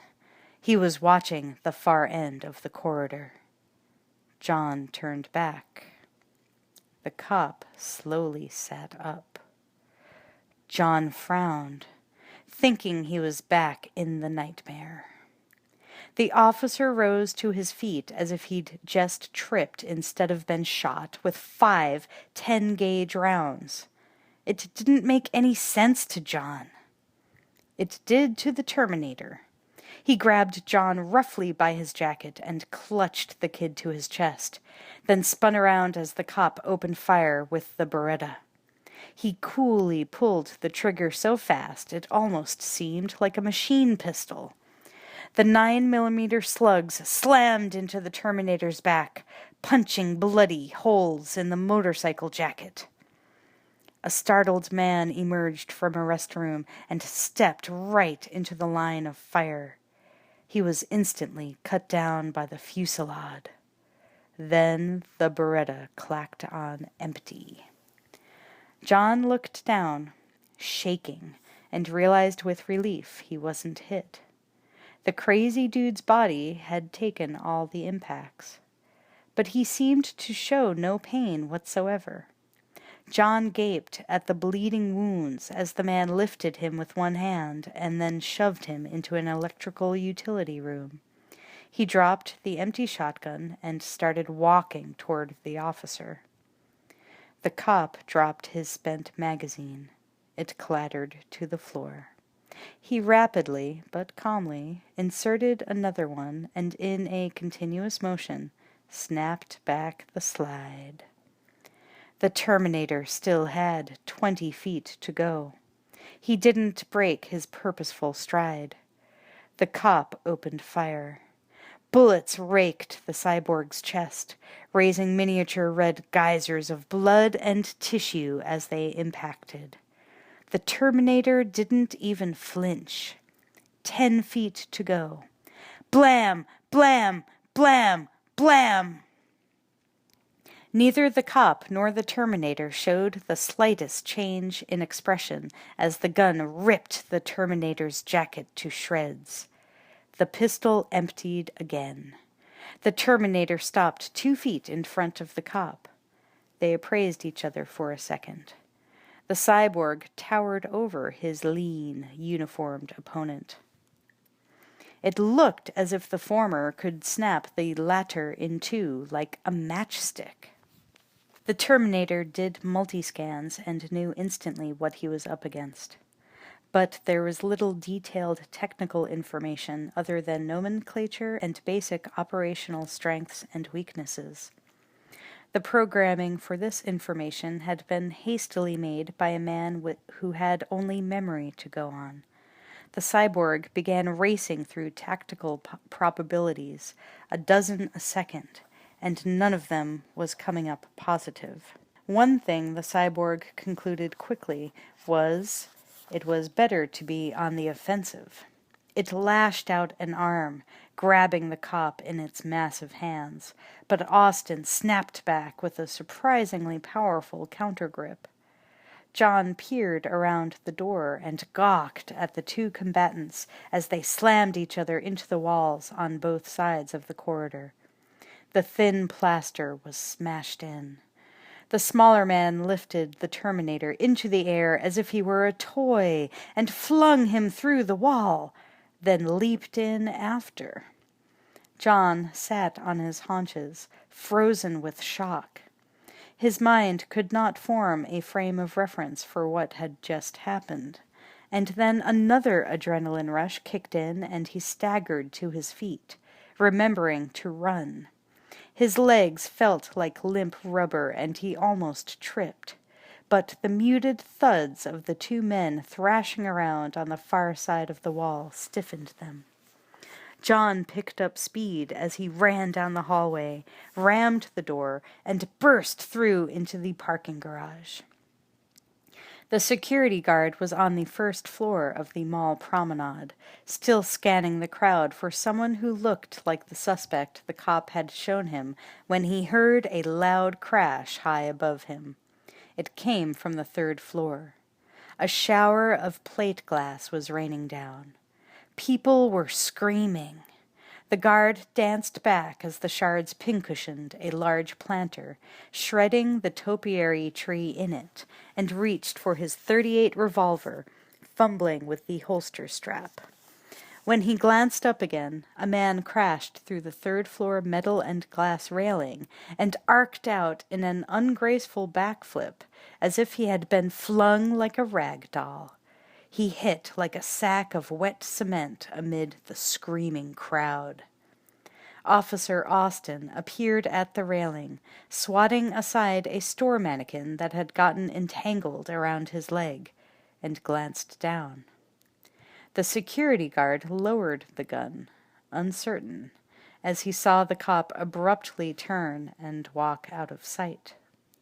Stunned patrons scrambled to create a path for the grim-looking policeman as he headed back through the shattered clothing store window, accelerating slowly into a loping, predatory run.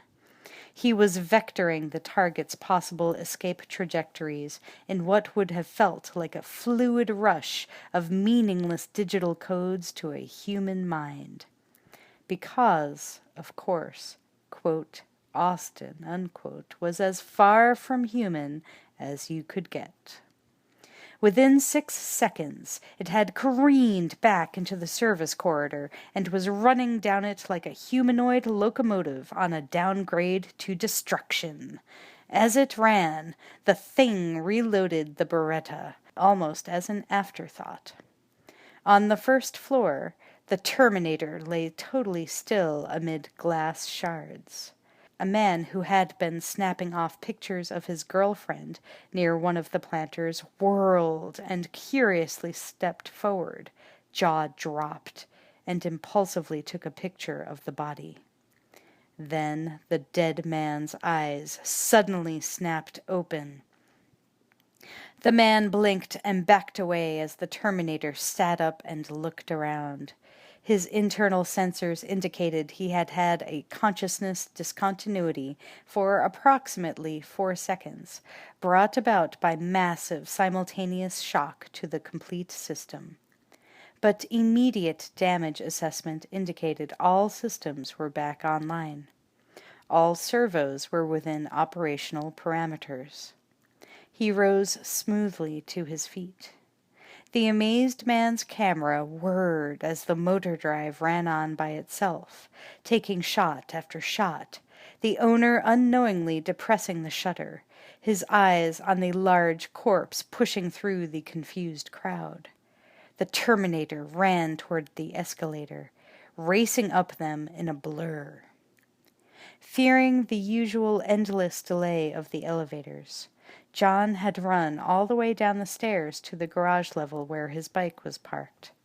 All the while his mind labored under the heavy load of unreality. Why had the cop tried to kill him? Who the hell was that other guy? And most importantly, how come neither one of them was dead? As John raced up to his Honda, lungs heaving, a spark of a thought sputtered. About men who would not die easily. Something his mom had told him. But no, that was really crazy. Wasn't it? John frantically pumped the Kickstarter. Nothing. The engine refused to turn over. His hands were shaking so badly he couldn't find the choke. The sound of rapid footfalls made him look up to see the cop running out of the stairwell toward him. John's body went into overdrive, and a strange, vibrating calm came over him. If he didn't set the choke properly, he would die. Willing his fingers not to tremble so violently, he made the adjustment. This time, when he kicked the starter, the bike screamed to life. Which was good, because the cop was almost on him. John slammed the bike into gear and spun it out into the main aisle of the garage. John saw the man coming after him in the rear-view mirror, legs blurring at an impossible rate. He twisted the throttle and gunned the bike up to 40 miles an hour, which was asking for trouble in the confined space John had to maneuver in. Incredibly, the officer was gaining. John went into a radical lean and brodied around the rear of a parked car, then raced out the exit ramp, flying right into the street and the busy traffic. John had to lean hard to avoid a wall of metal looming up in his lane. The huge Kenworth tow truck was designed to haul out-of-commission semis, and its massive wheels bore down on the boy on the dirt bike, locking at the last moment and going into a skid. The driver swore and hit his air horn. "Goddamn crazy punk," he was grumbling as he watched the dirt bike weave dangerously around the slower-moving traffic ahead. Kid should get his head bounced against the pavement once or twice to teach him some road manners. But ruder things were about to happen. There was a loud thump as something slammed against the driver's door. He glanced over and saw a cop clinging to the open window. Suddenly, he ripped the door open and in one powerful movement gripped the amazed driver by the throat and pulled him right out of the still-moving truck, tossing him onto the street as if he were a paper cup. It was the driver's head that bounced on the pavement several times as he rolled into the opposite lane. Brakes squealed and cars fishtailed all around him. He wound up in a sitting position, dazed, and watched the cop leap onto the seat and accelerate away without missing a beat. Some fucking police emergency, the driver thought, as he reached for his throbbing head. As he tried to crawl out of the street, people were getting out of their cars to help him. He looked up as one ran toward him. "I'm all right," the driver said, hoping he was. Then all the onlookers scattered, and the driver saw a man on a huge motorcycle racing toward him. He wasn't slowing down. In fact, he was picking up speed. The driver struggled to get to his feet, but his legs wouldn't work right. The cycle was practically on him, the man driving impossibly fast into the now nearly stopped traffic, weaving crazily away in the direction of the stolen truck. John had seen the truck driver tossed onto the pavement by the crazed cop in his mirror. He angled around a braking jeep and glanced back again.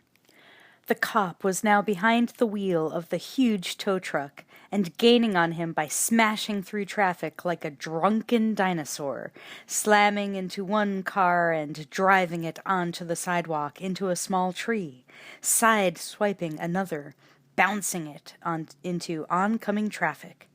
The cop upshifted and roared on. The truck was now only 2 car lengths away from the dirt bike. John saw an intersection coming up and suddenly heeled over, arcing in front of a station wagon and darting down a side street. John didn't have to look back to know the cop was following. He could hear the screech of brakes and the crunch of metal grinding on metal. But there was an out.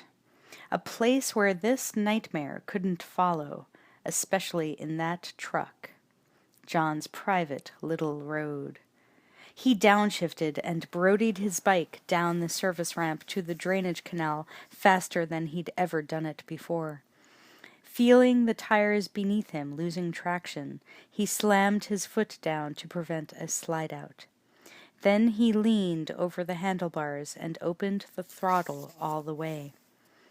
The little Honda shot off the ramp onto the damp bottom of the canal and raced into a narrower tributary that has vertical sides.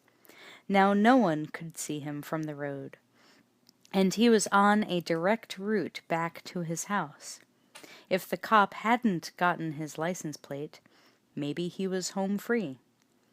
Holding his breath, John slowed and dared to look back. No sign of pursuit, except... No, John thought as he saw the sun blocked out by a great shadow. The tow truck, big as a house, all chrome and roaring diesel engine, crashed through the overpass berm, blasting concrete bricks in all directions, and launched itself right into the center of the canal. It looked for a moment as if it would fly, but then gravity reclaimed its dominance, and the truck came crashing down in a shower of debris. It hit nose first and bounced up, still going about 50. For a moment the wheels were crossed up, and it smashed into the concrete wall with a hideous grinding of metal. But it ricocheted back, bellowing like a gut-shot stegosaurus, and just kept on plowing forward, gathering speed.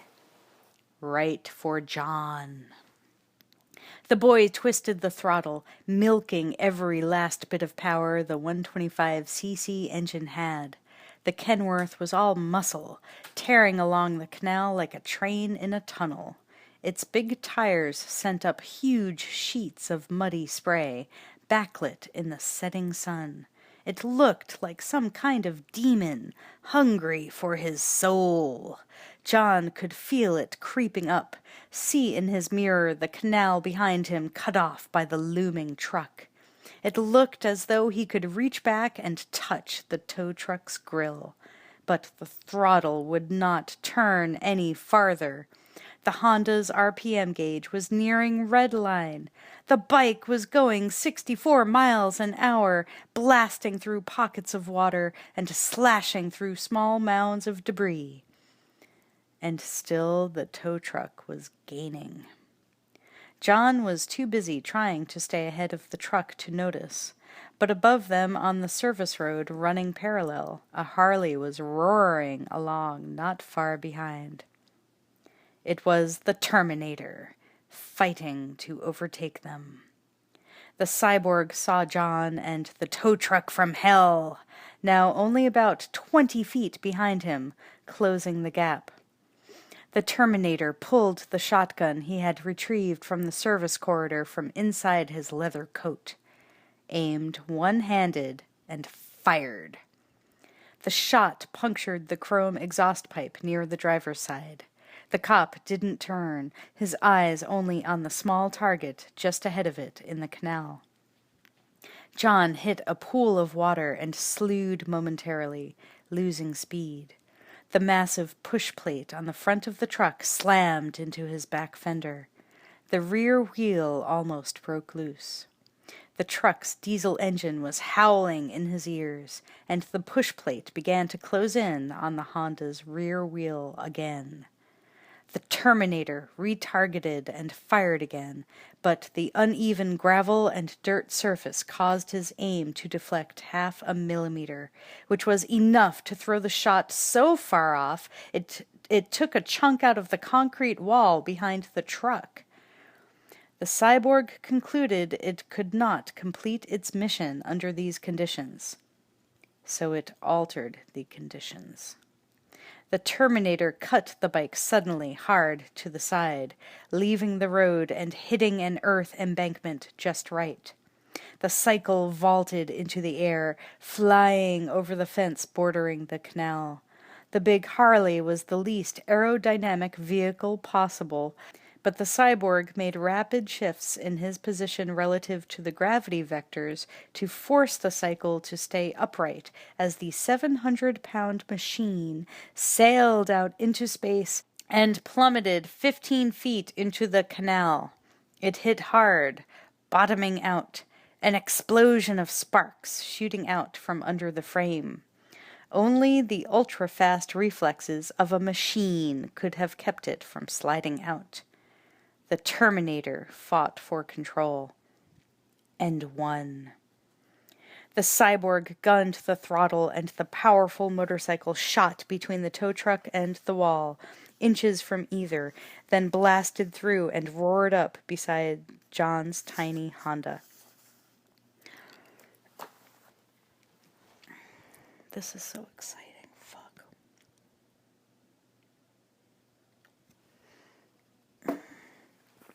I'm just pretending Guns N' Roses is playing in my head during this whole thing. John glanced over and saw the Harley match his speed. A big hand reached out and swept him off his bike. For a second, he dangled by one of the man's enormous arms, the pavement blurring by below, the Honda still moving, still upright from the momentum, the truck edging closer. The Terminator swung John onto the Harley in front of him. The Honda weaved and fell back, smashed instantly under the Kenworth's thundering tires. The Harley's powerful engine was fed maximum throttle, and it surged ahead, reaching 80 in 3 seconds. The tow truck began to fall back, unable to match the speed. Ahead was an overpass, and supporting it an abutment that bisected the canal into 2 channels.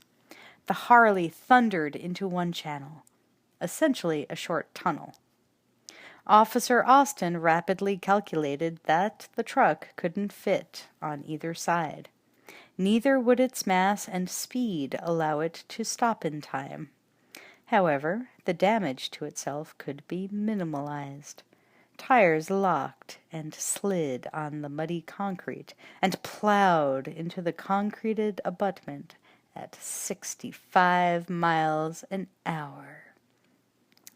Concrete and steel kissed, and in their passionate embrace came an earth-shattering orgasm of rent matter.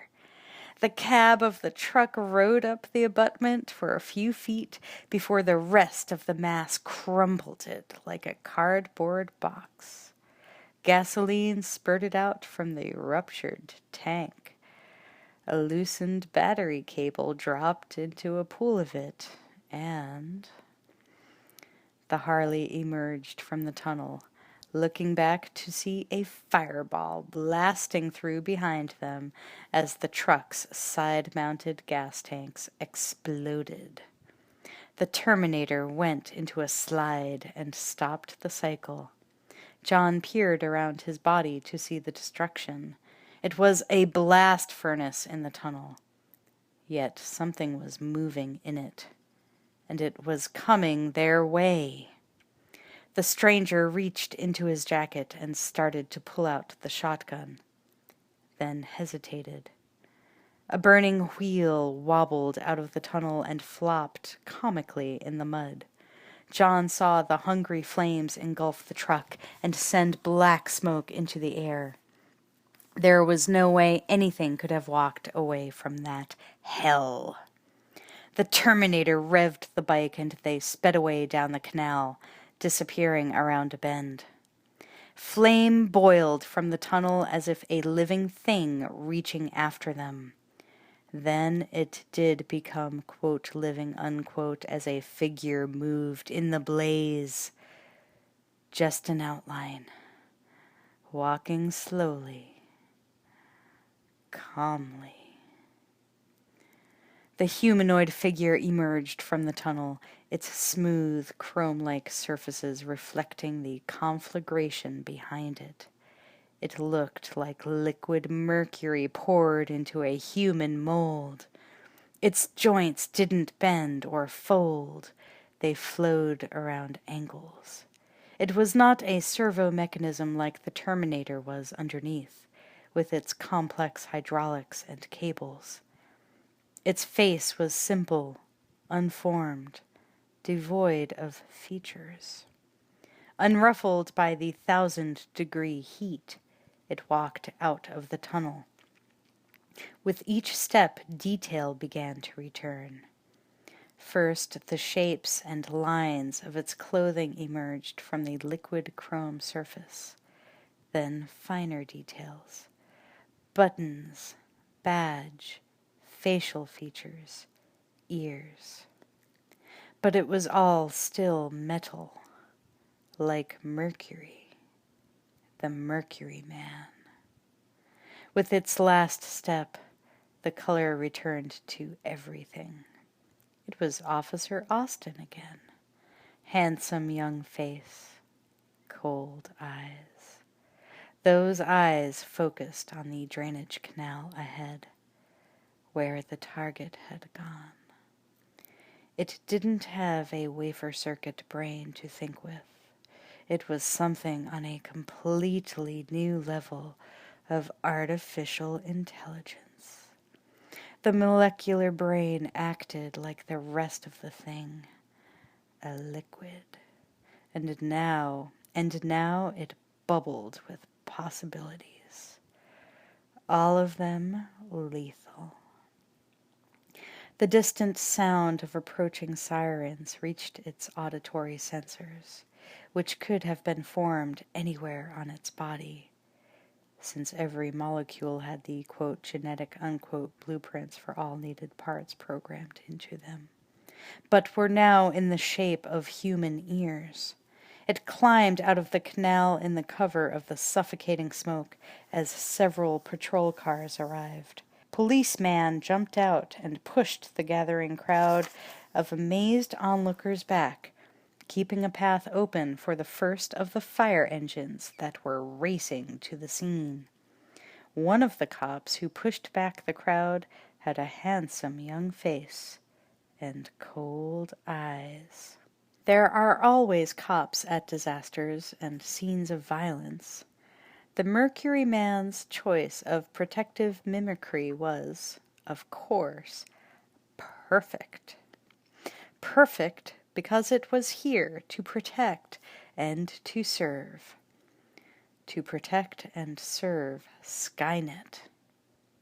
As a fire engine screeched up and the firemen leaped off, trailing hoses, quote, Officer Austin, unquote, walked among the other cops unnoticed and got into one of the squad cars. No one paid attention. It started the engine and drove off to complete its mission. Revelation. Studio City, California, 6:45 p.m. Terminator, with John in front of him on the Harley, roared down an empty suburban street, having taken one of the circuitous routes Terminator had mapped out earlier. John was still shaking from the experience of what had just happened. In that moment he was completely an adolescent kid. But he was also more than that. He was John Connor, with the genetic structure and the social smarts to finally begin to put this nightmare into perspective as no other child could have. Which was not to say it was easy, because it meant accepting something so wild that it made his skin crawl. But John respected facts, and he was riding with one now, about as solid a fact as you could get. John craned his neck around to get a look at the person/thing he was riding with and said, "Whoa! Time out! Stop the bike!" Terminator immediately complied, leaning the bike into a turn. They headed into a nearby alley and came to a stop. John slid off the gas tank, his legs still weak. Terminator impassively stared at him. John checked him out. There were bloody bullet holes all over his back. Wild, but it had to be. Now, don't take this the wrong way, but you are a Terminator, right? The quote man unquote answered in a tight, neutral tone. Yes. Cyberdyne Systems, Model 101, Series 800. No way! John blurted out, but he was already convinced. Still, John touched Terminator's skin. It felt warm, but somehow different. Then the blood on his jacket. It looked very real. And now he let the realization sink in, and his mind overloaded as the reality of it hit him. Holy shit! You're really real. I mean, whoa! You're, like a machine underneath, right? But sort of alive outside? The cyborg answered as if reading a technical manual. I'm a cybernetic organism, living tissue over a metal endoskeleton. This is intense. Get a grip, John. Okay, you're not here to kill me. I figured that part out for myself. So what's the deal? My mission is to protect you. Yeah? Really wild. But John was a practiced paranoic. He put it to use and asked, "Who sent you?" If he answered that one right, it was shorts eating time. You did. 35 years from now, you reprogrammed me to be your protector here, in this time. John swallowed his shorts. This is deep! Terminator glanced around and determined that they had stayed in one spot too long. He suggested that they keep moving. John was too blown away to do anything but numbly hop on. A few minutes later, they were weaving through the side streets again, blending into the evening traffic. In the gathering darkness, Terminator's wounds were not readily visible. John craned his head up and back. So this other guy, he's a Terminator too, right? Like you? Not like me. A T-1000. Advanced prototype. A mimetic polyalloy. What's that mean? Liquid metal. Radical, John said. You are targeted for termination. The T-1000 will not stop until it completes its mission. Ever. That sounded wonderful and familiar.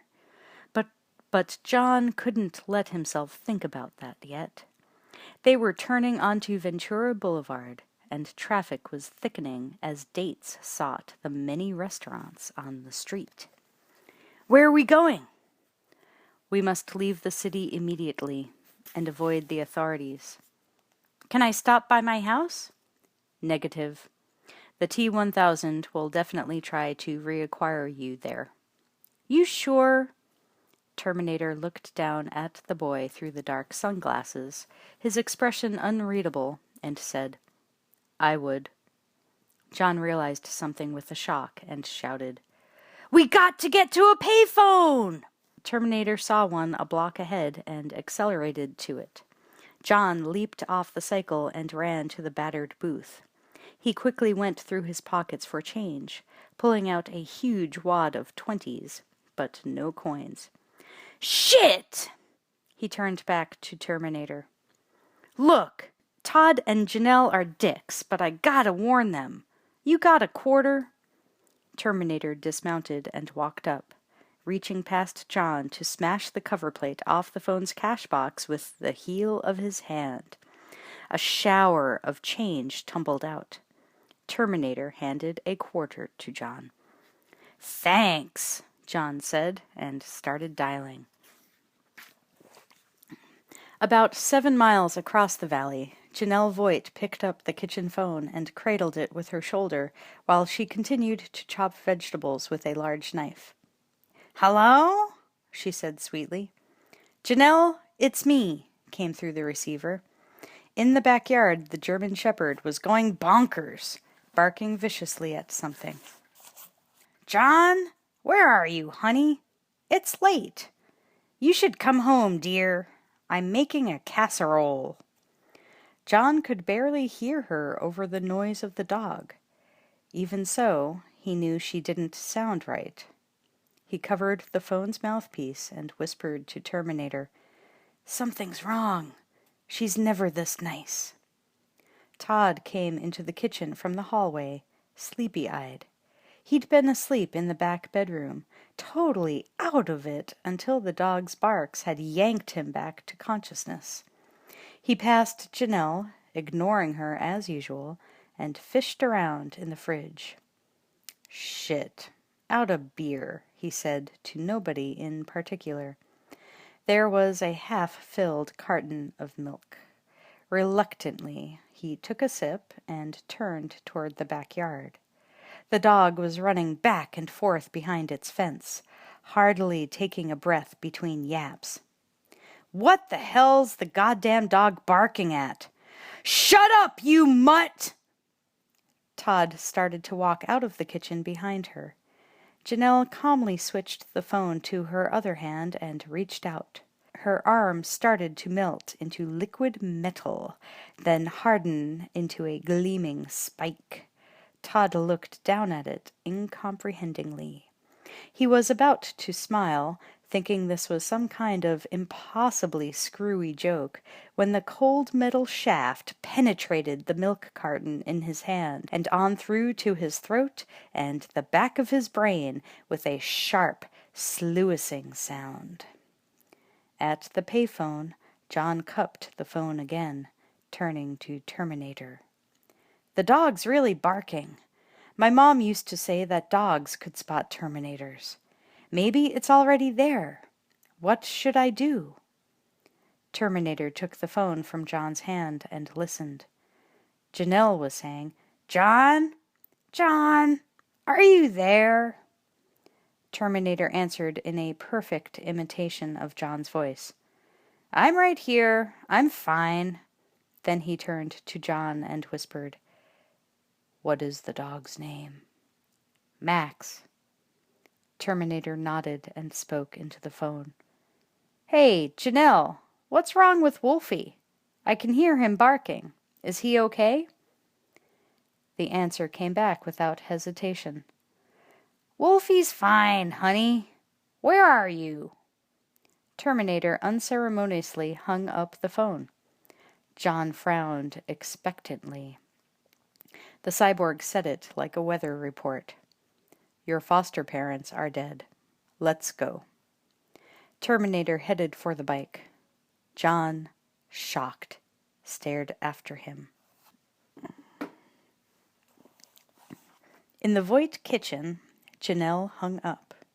Her expression was neutral and calm, even though she was looking at her husband pinned to the kitchen cabinet by the spike at the end of her metal arm.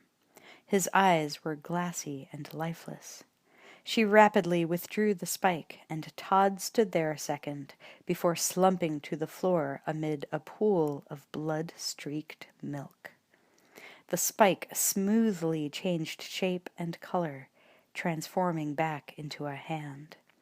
The rest of Janelle followed suit, melting into the T-1000's version of Officer Austin. It had more work to do here. It needed a little more time. But the dog would create too much attention. The T-1000 approached the dog, which slunk away from it, barking in fear now. The cop opened the gate and stepped inside the dog run. The animal backed into a shadowed corner, trembling, unable to comprehend what this thing standing before it was. In a sudden blur too rapid for the German Shepherd to detect, the T-1000 leaned down and rapidly formed a finger spike. It perfunctorily rammed it into the animal's neck. The cop rose, examining the bloody dog collar. It read the word Max on the side. Realizing it had been fooled, it dropped the collar and headed back toward the house. The parking lot behind the gas station was off a quiet street. The Harley sat well back from the pool of yellow cast by an overhead sodium vapor streetlight. Terminator had determined they could stop for strategic communications for only a few minutes. The cyborg stood near the motorcycle, blankly watching John pace before him. John's brain was calling time out. "I need a minute here, okay? You're telling me it can imitate anything it touches?" "Anything it samples by physical contact," was the toneless reply. John thought about that, trying to grasp their opponent's parameters. "Like it could disguise itself as anything? A pack of cigarettes?" "No, only an object of equal mass." This bit of information didn't help. John was still reeling from meeting one Terminator, which now seemed downright conventional next to the exotic new model. "Well, why didn't it just become a bomb or something to get me?" Terminator spoke without emotion, Yet it seemed by the words it chose there was just the slightest trace of professional jealousy. It can't form complex machines. Guns and explosives have chemicals, moving parts. It doesn't work that way, but it can form solid metal shapes. The T-1000 walked down the dark hall, passing the bathroom. The real Janelle's legs were through the half-open door. The shower was running, her blood mixed with water on the white tile floor. The cop strode into John's bedroom and began searching methodically in the dark. It didn't need lights. It could sense the molecular structure of things by touch. Calmly and dispassionately it ran its finger across the surfaces of things in the room. As it touched a desk, the fingers fleetingly turned dark brown. Then, as they passed over a sheaf of papers, white. Whatever the fingers stroked, they momentarily began to mimic its molecular structure. The T-1000 hesitated over the small Tandy home computer, letting the digitized information on the disks nearby flow into its hand. Names, dates, video games, schoolwork. It could read magnetically encoded plus-minus information directly, if it chose. There was nothing that the T-1000 found useful, but it was all filed anyway in the liquid memory. It was only when it ran its hand over a Public Enemy poster on the wall that it stopped. But it wasn't what was on the flag. It was what was beneath it. The cop ripped the poster down and saw a small hole that had been crudely carved into the wallboard. In it was a battered shoebox filled with stacks of audio cassettes. It visually scanned the labels. They were marked, quote, "Messages from Mom," unquote, and numbered. There was also an envelope with 3 folded letters and a dozen snapshots. It began looking through the latter. Sarah in olive camos with an RPG grenade launcher, teaching John how to aim. Sarah with a group of military-clad Guatemalan men, standing next to cases of Stinger missiles. John and Sarah in a Contra camp, deep in the mountains. They were images that had no emotional impact on the T-1000, since its construction was even less likely to produce feelings than a computer. But to John or Sarah Connor, they were the emotional touchstone of their relationship during the years when they were on the run, in hiding. 15 miles away, John was sitting on a resting car, lost in stunned thought. Terminator stood above him, watching the street like a hyper-alert Doberman. He glanced down at John as the boy continued to talk, uncertain if the words had any tactical relevance, but listening just in case they did. "We spent a lot of time in Nicaragua, places like that. For a while she was with this crazy ex-Green Beret guy, running guns. Then there were some other guys." The rest he said with an undertone of bitterness. "She'd shack up with anybody she could learn from. So then she could teach me how to be this great military leader. Then she gets busted and it's like, 'Sorry, kid, your mom's a psycho. Didn't you know? Oh, you thought all mothers acted like that? Well, yeah, what did I know? It's like everything I'd been brought up to believe was just made-up bullshit, right?" Then John felt the anger rushing up from where he usually managed to keep it confined, deep in his chest, behind his heart. "I hated her for that," he said softly. Then he looked up at the towering, quote, man, unquote, beside him, and the anger melted into shame, and John said, "But everything she said was true." There were hot tears waiting to be cried, but they didn't have time. John had allowed the final realization of the day's events to wash over him, and now his whole world had flipped upside down again. His mother wasn't crazy. The world was. The proof was next to him, scanning for the enemy. And now John realized that not only was the world wrong about Sarah Connor, but he had been, too. She was right. Right. There was no time to think about it, to feel about it anymore. If everything his mother had told him was right... John rose to his feet, and if someone human were standing next to him, they would have seen that spark of purposeful command that would one day make him a leader of men. "We gotta get her out of there." The cyborg did not hesitate. "Negative. The T-1000's highest probability for success now would be to copy Sarah Connor and wait for you to make contact with her." "Oh, great! And what happens to her?" Terminator's reply was typically matter of fact. Usually, the subject being copied is terminated. "Terminated? Shit! Why didn't you tell me? We gotta go right now." "Negative. She is not a mission priority." "Yeah? Well, fuck you. She's a priority to me." John turned and strode away. Terminator went after him and grabbed his arm. John struggled uselessly against the cyborg's powerful grip. "Hey! God damn it! What's your problem?" he screamed, furious. Terminator started dragging John back to the bike.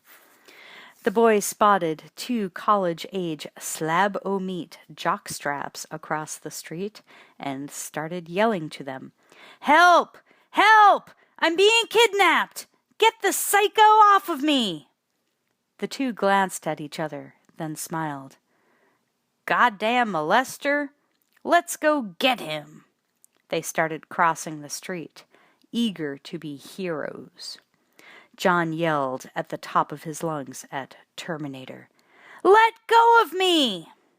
To his surprise, Terminator's hand opened so fast, John fell on his butt. Startled, the boy looked up at the open hand. "Ow! Why do you do that?" "You told me to," the cyborg answered evenly. John stared at him in amazement as he realized, "You have to do what I say?" "That is one of the mission parameters." "Prove it. Stand on one foot." Terminator expressionlessly lifted one leg. John grinned, thinking, "I'm the first on my block to own." The thought was so outrageous he had to say it out loud. "Cool! My own Terminator! This is great!" The 2 jocks walked up and looked at the big guy in black leather and dark glasses standing there calmly with one leg up in the air. A wacko. One of them turned to John. "Hey, kid, you okay?" John realized he no longer needed to be rescued. "Take a hike, bozo." Fucking gratitude, the jock thought. "Yeah? Fuck you, you little dipshit." "Dipshit? Did you say dipshit?" John howled. Then he turned to the cyborg and said, "Grab this guy." Terminator complied instantly, hoisting him one-handed by the hair. The guy's legs were pinwheeling in the air. "Now who's a dipshit, you jock douchebag?" Immediately, things got out of hand. The guy's friend jumped behind Terminator and tried to grab him in a full Nelson, but the cyborg threw him across the hood of the car, whipping out his .45 in a quick blur, aiming the muzzle at the guy's forehead. With a yelp, John instinctively grabbed the cyborg's arm as he pulled the trigger. John's weight was barely enough to deflect the gun a few inches. The guy flinched, stunned by the kaboom next to his ear. He gaped, shocked so bad he wasn't aware that he had wet his shorts. John screamed at Terminator, "Put the gun down! Now!" Taking the command literally, Terminator set the .45 on the sidewalk. John scooped it up fast, then turned to the stunned civilians, who couldn't believe what had just happened. "Walk away," the boy said. They did. Fast. John grabbed Terminator by the arm and tugged him toward the bike. John still held the gun, reluctant to give it back. "Jesus! You were gonna kill that guy!" "Of course. I'm a Terminator." John gaped at the impassive face. Having your own Terminator just became a little bit less fun. "Listen to me very carefully, okay? You're not a Terminator anymore, all right? You got that? You can't just go around killing people." "Why?" "What do you mean, why?" "'Cause you can't." "Why?" "You just can't, okay? Trust me on this." Terminator did not understand the concept. It had been given a programming command. Destroy anything or any entity that threatened the life of John Connor. It had also a priority hierarchical command that would not allow him to let an attack against itself go unanswered. And yet he also had an order to obey the commands of John Connor. So he tried to comply, but he was having trouble with the concept of trust. He had read the definition off its internal lexicon, but even in this contextual situation, it seemed a paradox. Machines, even ones with artificial intelligence closely approximating the complexity and depth of a human being's, did not like paradoxes. John was looking at the huge cyborg and suddenly realized the weight of responsibility that came with power. The thing was like his personal sidearm, and he now had to watch what he said. And yet, if he were to go get his mother before anything else could get to her, he would need that weapon. On the other hand, he had no time to discuss the matter.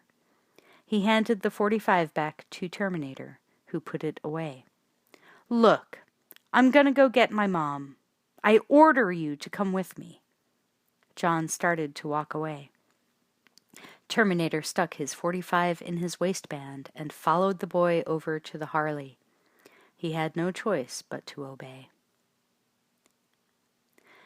At the Voit house, in John's bedroom, the T-1000 was reading the last of the letters from Sarah. It scanned the return address on the envelope. PNT-82, Isolation Ward, Pescadero State Hospital, and the date, only 2 weeks ago, and quickly concluded that the primary target may go there. In a matter of moments it was moving down the street, away from the city, and toward its secondary target. The Hub. Pescadero State Hospital, 10:45 p.m. The black and white photograph was a nightmare image from the past. A surveillance camera still frame that showed blurry forms of cops frozen in the emergency lights of a burning corridor. A black-clad figure stood at the end of the corridor. He had short cropped hair and dark glasses. An AR-180 assault rifle in one hand and a 12-gauge in the other, holding them both like toy pistols. Another photo was slapped on top of the first, the same angle a moment later, showing the figure standing very near the surveillance camera. Detective Weatherby pondered the images with weary eyes. It was a bitch of an unsolved case. An entire night shift of cops killed or injured by one gunman. They had never found him. Weatherby had lost a friend that night. But he wasn't on this case for personal reasons. He was out to stop a cop killer. And he had to rely on this poor woman's obviously fragile memory to help him do it. He looked up at Sarah Connor and said, "These were taken at the Rampart Division West Highland Police Station back in 1984. You were there." They were in the examination room Sarah had been dragged out of hours ago. She looked at the stack of photos Weatherby had tossed on the table in front of her. She looked up at the detective. It was not a kind face, but it was not particularly cruel either. He was just doing his job. His partner, Detective Mossberg, an unassuming man with ill-fitting clothes and bad teeth, sat across from her. Sitting beside them all was a watchful Dr. Silberman, trying unsuccessfully to sublimate his irritation. 2 uniformed cops stood by the door, flanking Douglas, who didn't even try to disguise his irritation. Sarah stared listlessly at the top photo. She looked like the day she'd been having. "He killed 17 police officers that night. Recognize him?" Weatherby slapped another black and white 8x10 on the table, a close-up of a bloody Terminator rising up from a pile of glass, surrounded by an astonished crowd. Of course, it wore the same face. "This one was taken in a mall in the valley. Today." Sarah said and did nothing. She just looked down at the photograph and breathed. From the outside, she looked like a typical, drugged, high-security basket case. From the inside, she was straining to maintain control in the face of an enormous desire to flip over the table, smash it into Silberman's face, then crash through Douglas and the cops at the door, then race down the hall and burst through the security doors and out into the parking lot and hotwire a car. But it couldn't happen that way, so she just sat there, hoping it would happen the other way, the way she was now piecing together as she looked down at something next to the photos. Weatherby broke the moment of silence. "Ms. Connor, your son's missing. His foster parents have been murdered, and we know this guy's involved." Sarah looked up at him, a cold and empty expression, and said nothing.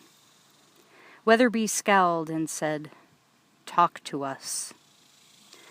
She had been in a few junior high school plays. Her drama teacher, Mrs. Kolb, would have been delighted by her performance here. "Don't you care?" Evidently not, by the wall of indifference she showed him. Weatherby glanced at Silberman, then his partner, and shrugged. "Guess this wasn't such a good idea. Come on, we're wasting our time." One of the uniformed cops opened the door and Mossberg strode into the hall. Weatherby and the 2 uniforms followed him out, with Silberman right behind him. That supercilious tone had returned to his voice as he said, "Sorry, gentlemen." Sarah slumped under the bright overhead light. She knew Douglas was watching her, so she moved her hand almost as slowly as the minute hand on a clock, creeping along the edge of the table toward the stack of photos. She slipped off the paperclip binding the stills together and hid it between her fingers, just as Douglas jerked her up by the arm and led her out.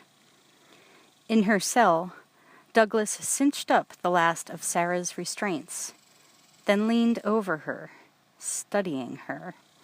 Even wrecked as she was, there was still beauty in her face. He smiled slightly, then bent down, licking his lips. She felt his hot breath on her face, willed herself not to react. He opened his mouth and ran his tongue across her face like a dog would. She didn't even blink. Her dull eyes seemed to see through him. Douglas grunted.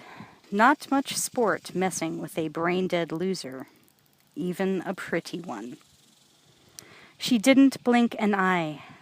Douglas hesitated a moment longer. Then he laughed and went out. The cell was shut and the lock snapped closed.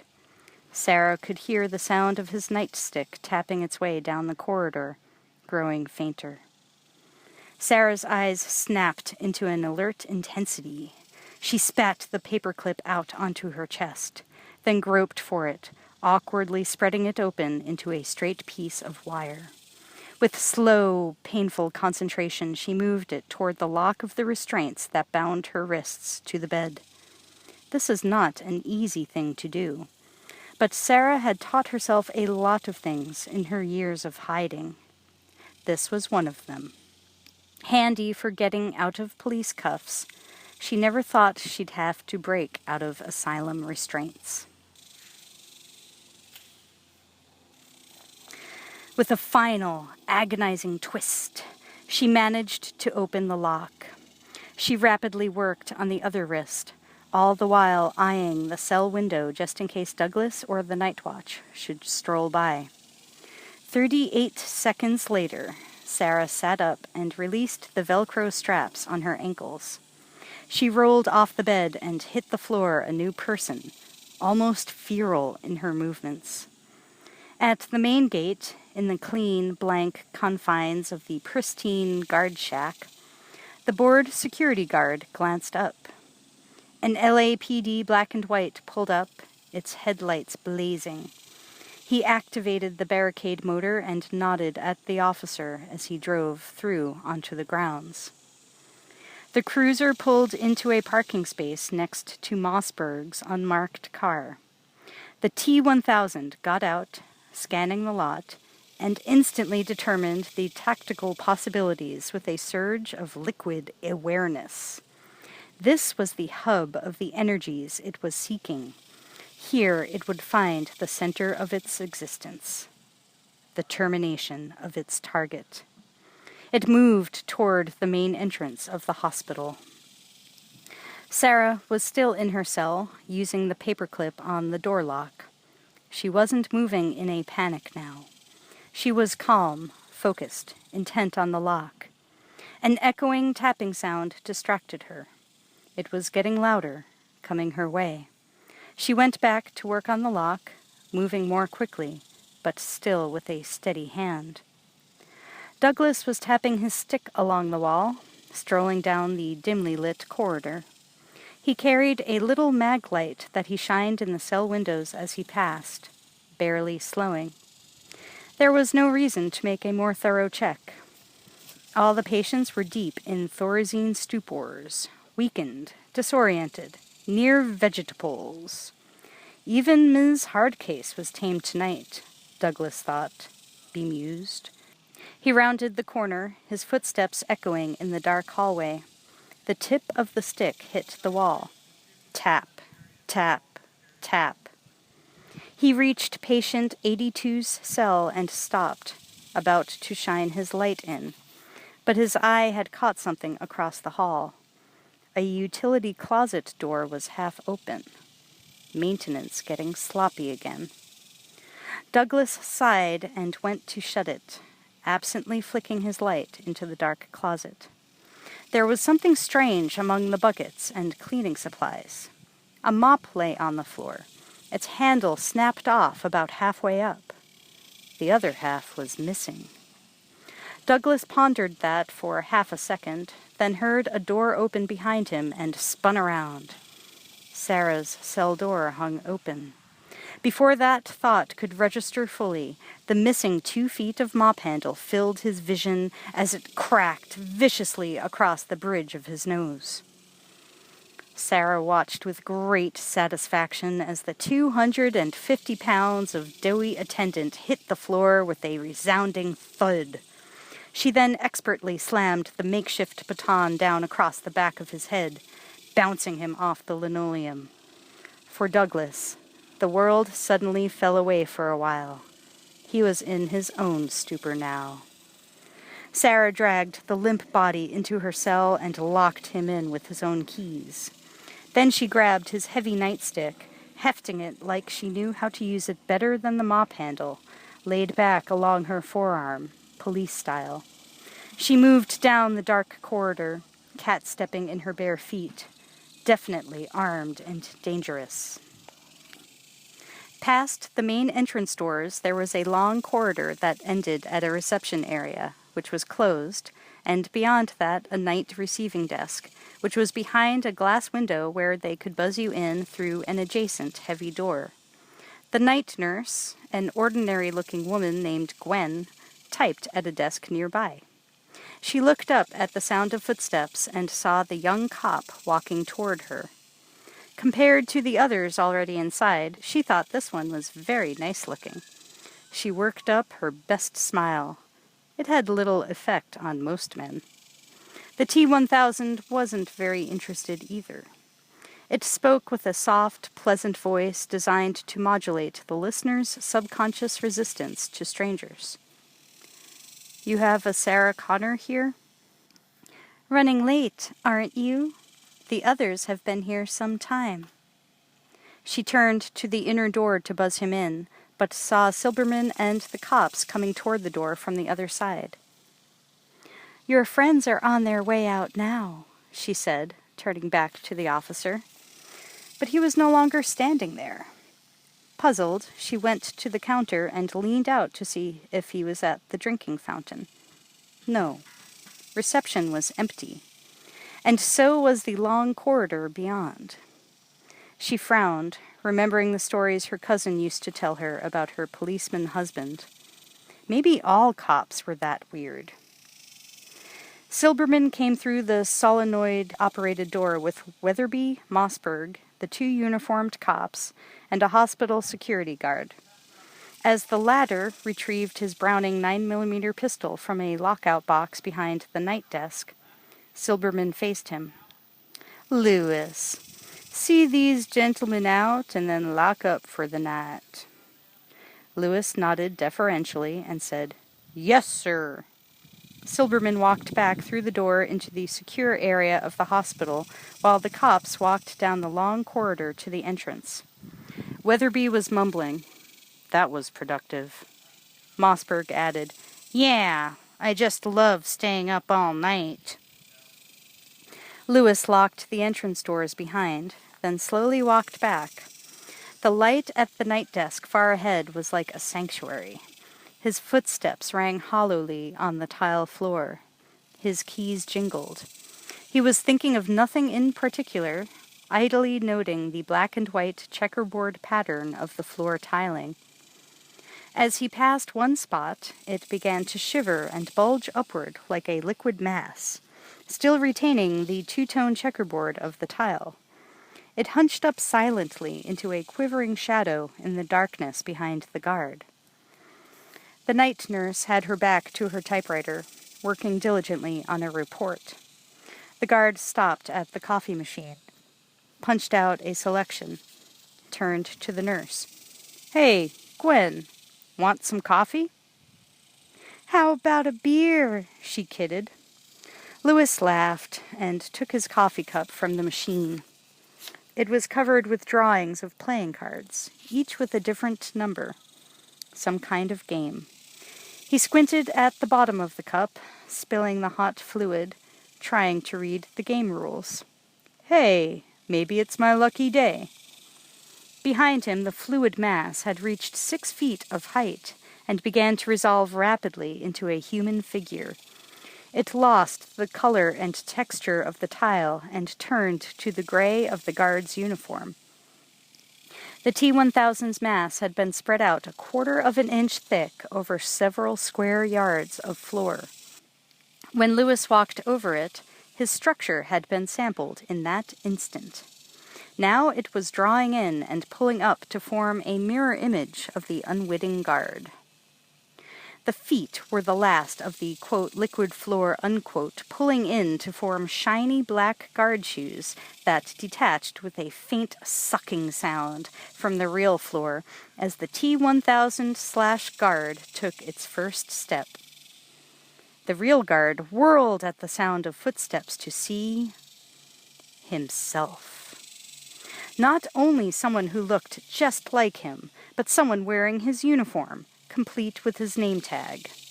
He had one deeply disturbing moment to consider the ramifications of seeing oneself while working in the loon farm. Like maybe insanity was catching. Before he could even begin to clutch desperately at flimsy rationalizations to beat back the obvious impossibility standing before him, it raised its hand and pointed the right index finger directly at Lewis's face, only a too close foot away. In a split second, the finger speared out, elongating into a thin steel rod that snapped out like a stiletto, slashing into the guard's eye. It punched past the eyeball, a little like a transorbital lobotomy tool, and emerged from the back of the guard's skull. Life quietly drained from Lewis's face. He went from living being to meat in a matter of seconds. The rod/finger suddenly retracted. Snick! As the guard slumped, the T-1000 took his weight easily with one hand and walked him, as if carrying a suit on a hanger, back toward the night desk. The wounds were so tiny, no blood dripped onto the floor. The nurse glanced up as the T-1000/guard walked past, casually dragging something that she couldn't see because it was below the countertop.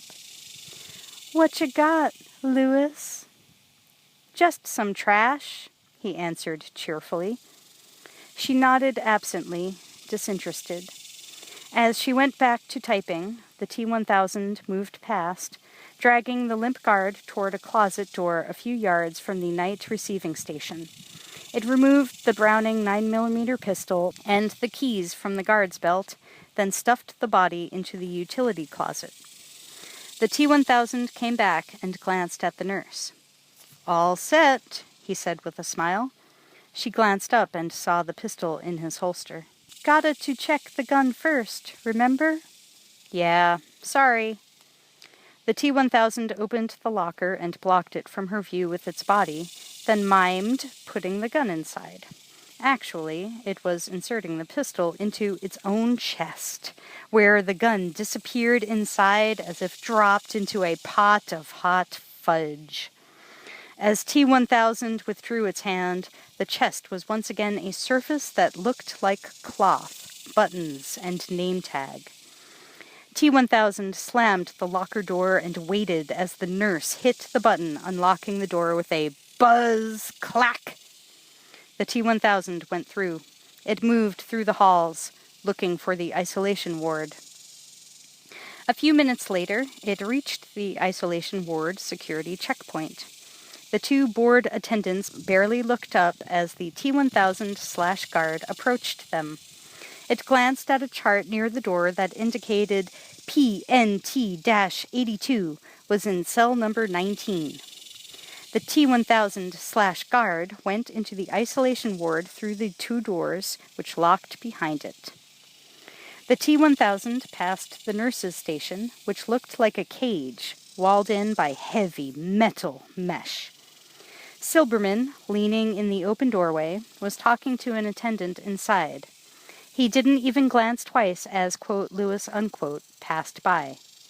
Sarah, moving like a ghost in the darkened corridor, heard footsteps coming and quietly but quickly unlocked a cell next to hers with Douglas's master key.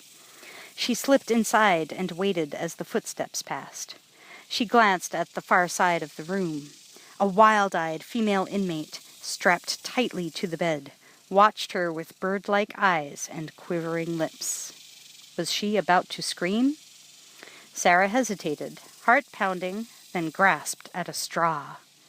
She put a finger to her lips and said, "Shh."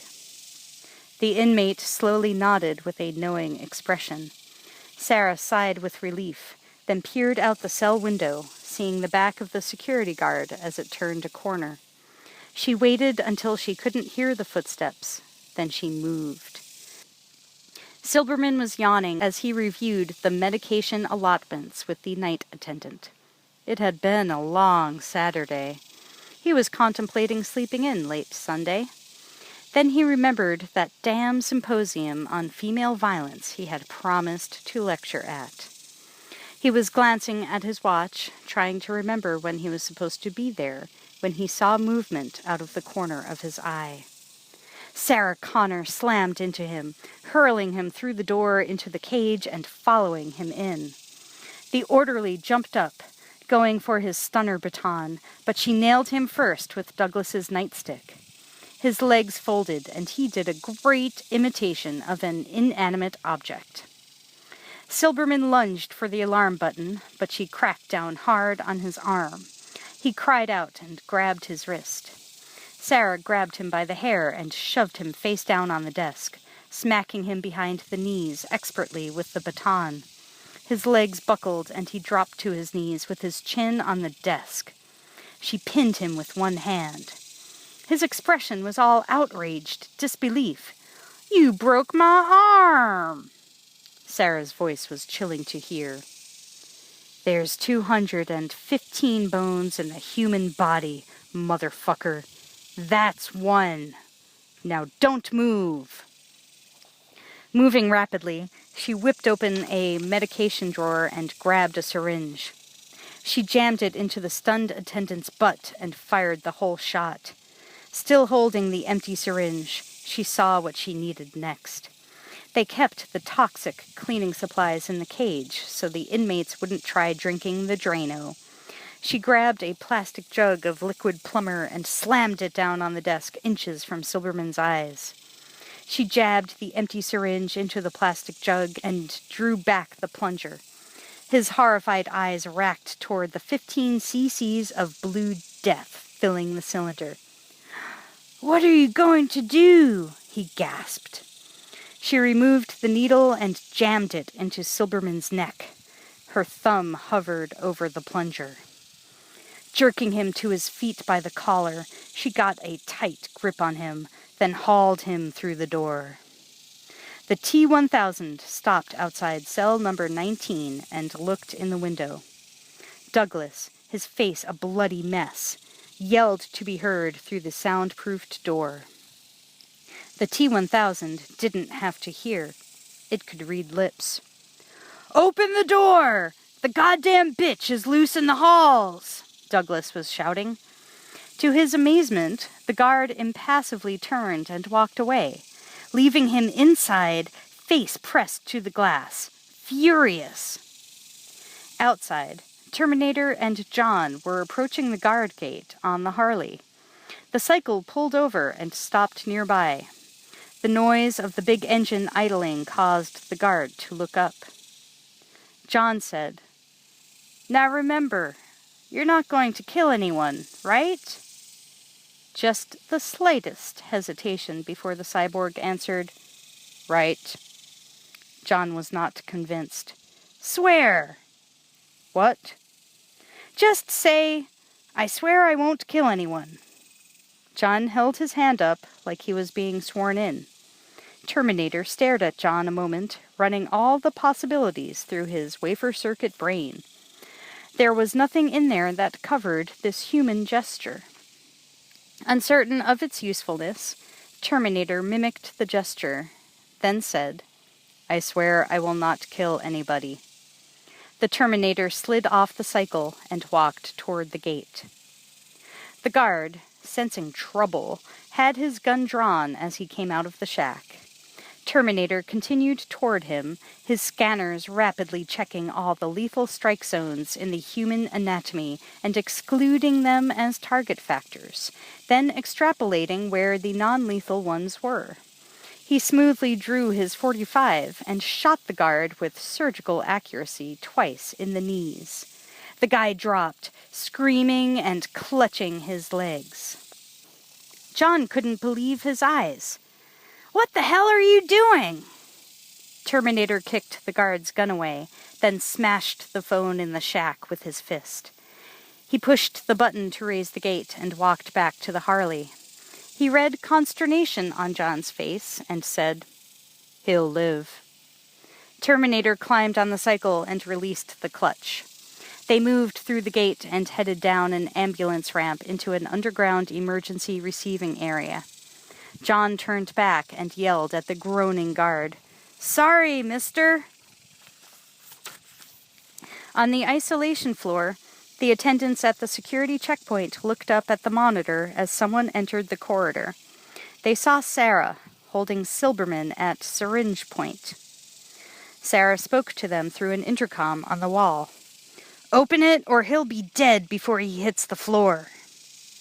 The attendant's adrenaline levels started going off the scale. The first attendant adamantly shook his head no. The second attendant keyed the intercom mic. "There's no way, 82. Let him go." Silberman's face was the color of suet, but he managed, "It won't work, Sarah. You're no killer. I don't believe you'd do it." Her voice was a deadly, cold hiss. "You're already dead, Silberman. Everybody here dies. You know I believe that. So don't fuck with me." She punctuated the last by jabbing the needle deeper into his skin. "Open the goddamn door!" he screamed, wincing. The attendants looked with uncertainty at one another. One finally hit the solenoid button. The far door unlocked with a metallic clang. Sarah pushed Silberman ahead of her into the lockout corridor. The nearer, barred door had to be unlocked manually. One of the attendants cautiously approached and nervously unlocked it. "Step back," Sarah ordered. He wasted no time moving back. She faced both of them. "Down on the floor! Now!" They hesitated. She gave them a feral expression and jammed the needle in all the way. Silberman grunted in agony as a trickle of blood began to flow. They quickly hit the floor with their stomachs. Sarah came through with Silberman, giving them a wide berth. She backed down the hall away from them, still holding her hostage.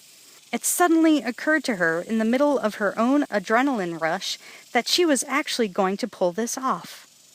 But that was because she couldn't see the third orderly waiting just around the corner. He was poised, ready to jump her when she came abreast of him. Sarah backed toward him. Like a tango dancer in a violent dip, he lunged, grabbing her syringe hand. Sarah immediately spun on the orderly and caught him across the throat with the nightstick. He quickly lost all interest in her, dropping to his knees and gagging for air. Silberman pulled away, screaming at the top of his lungs, "Get her!" They scrambled up as Sarah took off like a shot around the corner. One of them hit the panic button and alarms began to sound. In the isolation ward, the T-1000 was looking in at a very stoned attendant inside the nurse's station when the alarms shrieked through the halls, making the attendant startle to his feet, wide-eyed. He gaped in astonishment as he saw what looked like Lewis reach into its chest and pull out a pistol, then move on to the security entrance.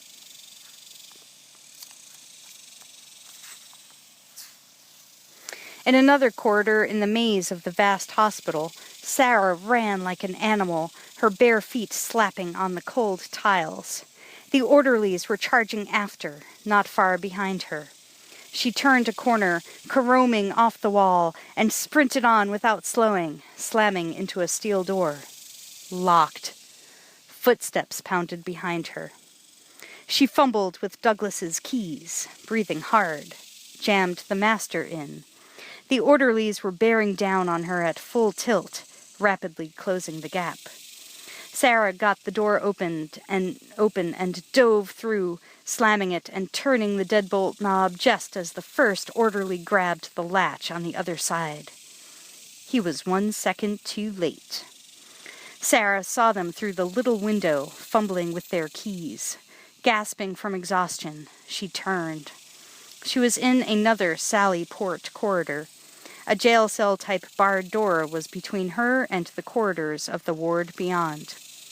She sprinted to the wall of bars, jammed the key into the door, unlocking and pulling it open just as she heard the latch of the one she'd just come through being turned. Sarah flung herself frantically through the barred door as the first orderly came through behind her. She yanked the bars shut. Clang! With a stab of despair, she saw the keys were dangling from the lock on the other side from her. The orderly was racing at her, white-lipped with rage. She reached back through the bars, turned the key, and purposefully snapped it off in the lock. An instant later, the big orderly slid into the door, grabbing through the bars for her as she danced back. Just out of reach. He lunged against the steel bars, enraged. Sarah had no time for any sense of personal triumph. She was on a commit run to find her son, before the second Terminator did. So she simply spun and sprinted away. The frustrated attendants shouted at each other, struggling to fit their keys into a lock already occupied by the broken-off key tip. Silberman stumbled up behind them, holding his throbbing neck, took in their confusion, and screamed at them. "Go around, goddammit! Go around!" The orderlies ran past Silberman, back the way they came, and careened into an intersection to another set of doors. Sarah rounded a corner and saw the elevators ahead. Home free. At a full tilt dash, she had nearly reached it when the elevator doors parted. And then she saw the worst nightmare come alive and step out into the hall, complete with blood-stained leather jacket, sunglasses, and shotgun. The horrifyingly familiar face of the Terminator swiveled to hers. Sarah tried to stop, but her momentum was carrying her right into the killer cyborg. Her bare feet slipped on the slick tile and she hit the floor, gaping up at the leather-clad figure. Sarah lost all semblance of courage and a sizable chunk of her sanity. She was not even aware that she was screaming as she scrambled back along the floor like a crab, spinning and clawing her way to her feet along the wall. She felt as if she were whirling in the nuclear winds of her vision. If she looked back, she would have seen John step warily out of the corridor behind Terminator. John saw his fleeing mother and realized instantly what had happened. "Mom! Wait!" Sarah couldn't hear over the sound of her own wail. She kept going, a cornered rat, desperate for an opening in the hellish maze of the hospital. Terminator and John ran after her. She pelted down the long corridor, back the way she'd come. As she reached an intersection with a cross corridor, a white-clad figure emerged in a blur. The attendant hit her in a flying tackle. She skidded across the floor, shrieking and struggling. The other two orderlies leaped into the fray. Sarah started to laugh, the convulsion racking her like a deep orgasm. But it was choked off in her throat by what the cyborg tonelessly said. "Come with me if you want to live." Sarah glanced around. The orderlies were stirring back to pained consciousness. The alarms were still blaring. Soon, more people would arrive. Her son started tugging at her arm. "It's all right, Mom. He's here to help." In a quite understandable daze, Sarah took the huge hand in her shaking fingers. Terminator lifted her to her feet in one easy movement. Almost like a dance. John turned to go and saw a policeman standing 30 feet away on the other side of the wall of bars. John realized with a start who it was. It was him. Terminator followed John's horrified gaze. The T-1000 had his pistol in his hand, at his side. Terminator pushed John and Sarah behind him. They all started backing up. Sarah saw what they saw and was unable to react, her soul on overload. The T-1000 walked forward. Because of the man's obesity, it had been stressing its ability to expand molecularly by remaining in the Lewis form, so it had defaulted back to the more energy-efficient Officer Austin. It reached the bars. But it did not stop. Its body began to divide like jello around the metal bars. As it squeezed itself through like Play-Doh, its surface reformed perfectly. The cigarette in Silberman's mouth fell out as his jaw dropped. A faint snapping sound went off in his head, and he started to shrink inside his body. Now Sarah could react. She gasped. All frames of reference had been shattered. But the sight of the viscous paste reforming into a policeman, and three thoughts hit simultaneously. It wasn't a policeman. It was from the future. It was probably going to try to kill her son. Her rage began to blast up from her center again, and her muscles went taut. For her, it seemed the reality of the nightmare would never end. There was a clink. The guard's gun had caught against the bars, the only solid object. The T-1000 simply turned its wrist and tried again, slipping the gun endwise through the gap. Terminator grabbed John by the seat of his pants and hooked him up onto his back. John clutched him around the neck. Terminator raised the shotgun and continued backing away. He turned to Sarah. "Run!" Good idea, Sarah thought, then turned and ran after them. The T-1000 lunged toward them. Its boot slammed down on Terminator's fallen sunglasses, crushing them. It opened fire with the Browning high power. But Terminator straight-armed the 10-gauge like a pistol and fired. The stunned orderlies flopped face down on the floor as the corridor was filled with high-velocity lead and acrid smoke. Terminator was hammered by several slugs. The T-1000 was in turn cratered by several slugs. It staggered, but kept coming on. It was measuring the velocity and angle of each hit, and actually opening itself up slightly to cushion the shock of the entry wounds. Bright mercury formed in the craters as they closed and resealed, disappearing in a second. Bullets could only slow it down. Terminator made it around the corner and broke into a thundering run. Ahead, Sarah was already at the elevator. Terminator and John piled in, and John slapped the, quote, garage level, unquote, button. The doors started to close. The T-1000 cleared the corner with odd grace, fluidly shifting the center of its gravity in ways no human could.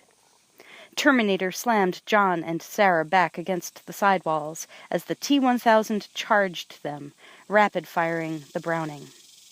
The rounds hit the doors as they closed. Inside, Sarah saw the metal being punched in from the far side in a perfect grouping that would have taken her head off had there been nothing between her and the bullets. The Browning locked open, empty. The T-1000 dropped it without a glance back. The doors closed with a soft clump. Then they were rocked in their foundation as the T-1000 hit them a split second later. The elevator hadn't moved yet. A sword-like blade rammed in between the doors, then impossibly melted and then re-hardened into hooks. They locked onto the doors and began to force them open. Terminator seemed to hesitate, while Sarah watched with horror as the safety of their temporary sanctuary was being ripped open. But Terminators do not hesitate. It had been calmly waiting, time a mere calculation of the passing of events, until the gap widened enough for him to jam his shotgun through. The muzzle slammed right into the T-1000's face, sinking a few inches into the, quote, flesh, unquote. An instant later, Sarah and John jerked as the report from the shotgun battered their eardrums in the confined space. Through the slit, they watched the T-1000's head blown apart by the blast. It was hurled back by the tremendous release of energy. The elevator doors were now allowed to close. The car jerked slightly, then began its descent. John looked up at his mother. She was staring dazedly at the elevator doors, shaking. "What the fuck was that?" she muttered hoarsely. In the corridor, the T-1000's head was lying in two mutilated masses on its shoulders. The concept of pain had never factored into the sensory sphere of the liquid machine. Pain was an indicator of damage to a part of the organism. But this, quote, organism, unquote, didn't have parts, except on the molecular level, and its molecules were each primitive, miniaturized versions of the total machine. If any section were parted, the separated halves would revert to metal polyalloy. The only default command it had in molecular memory was to find the main mass again and rejoin it. Each molecule had a range of 14 kilometers, and the blasted-apart sections of the T-1000 were much closer than that. So after a moment of hesitation caused by ballistic shock, it rapidly reformed into a healthy human face, with absolutely no trace of, quote, injury, unquote. It turned to the closed doors and jammed its hands between them, the fingertips becoming pry bars that were easily able to pull the doors apart. Without hesitating, the T-1000 leaped into the open shaft. It plummeted 2 floors, as aerodynamic as a brick. In the elevator, all three looked up at the loud thump on the roof. Terminator rapidly finished reloading the shotgun and jacked around into the chamber. Sarah grabbed the .45 from his waistband and aimed it at the ceiling. Nothing was going to kill her son. No thing. John took a short, sharp breath, then, clang! A razor-sharp, chromed spike punched through the ceiling and speared down 4 feet into the elevator car, inches from Sarah's face. Reflexively, she opened fire. Bam! Bam! Bam! The bullets punching right through the roof. Lightning fast, the spike withdrew and thrust down again, slashing Terminator's jacket and missing John by inches. The blast from Terminator's 10-gauge opened a hole in the ceiling, the first of many as Terminator rocked out in a fury of firing, cocking, firing, as the metal shaft slashed down again and again, as if a crazed man were jabbing a can with a surgically sharp ice pick. Sarah yelled in agony as one of the strikes sliced open her shoulder blade. A polite bell went off. The indicator over the door flashed, quote, garage level, unquote. The doors slid open, and Sarah pulled John out as soon as the gap was wide enough. They emerged into the basement. The Harley was parked nearby, useless now that there were 3 people. Terminator scanned the area for an appropriate escape vehicle. In the elevator, the T-1000 had bashed a hole in the ceiling big enough to pour itself through. A massive blob of mercury-like alloy liquefied and extruded through the opening, then dropped to the floor, rising into the form of Officer Austin. As all its sensors repositioned, it hesitated a second, reorienting after the molecular taffy pull with itself. In the garage, a blue and white hospital security car roared up to the entrance and screeched toward them. Without breaking stride, Sarah ran right at the car, which skidded to a shrieking halt. She aimed the .45 in the guard's face, holding it firmly with both hands. "Out of the car!" The guard took a moment to figure out that this gun-toting patient was probably very insane. Too insane to reason with. It was a moment too long for Sarah. She put a round through the glass next to his head to hurry him up. "Right now!" The door was immediately opened, and the guard lurched out with his hands up. The cyborg ran up and almost absently flung the man out of the way as he slid behind the wheel. Sarah shoved John into the back seat and dove into the front passenger side. Terminator yanked the car in reverse and punched the accelerator, spinning the tires on the slick ramp. Terminator handed the shotgun over his shoulder to John and said, "Reload." John pulled some shells from the pocket of his army jacket and started feeding them in. Sarah held on as Terminator powered backward up the ramp, scraping along one wall, barely in control because the T-1000 was running at them from the elevator. It was completely unharmed, shifting from all chrome mode back to the cop form as it rapidly increased speed up the ramp. Terminator handed Sarah another magazine for the .45. She dropped the expended one out and slapped in the full one. Cocked the slide. The car backed out of the garage and along the service driveway toward the security gate. John finished reloading and handed the shotgun back to Terminator. He leaned out the window and took aim at the pursuer. The T-1000's face was right in the headlights. Terminator fired, blowing a hole in its shoulder. Shiny liquid metal formed in the hole, closing it, then turning into the uniform. Sarah, half out the passenger window, pulled the trigger of the .45. The first 2 shots went wide, but the third center-punched the forehead.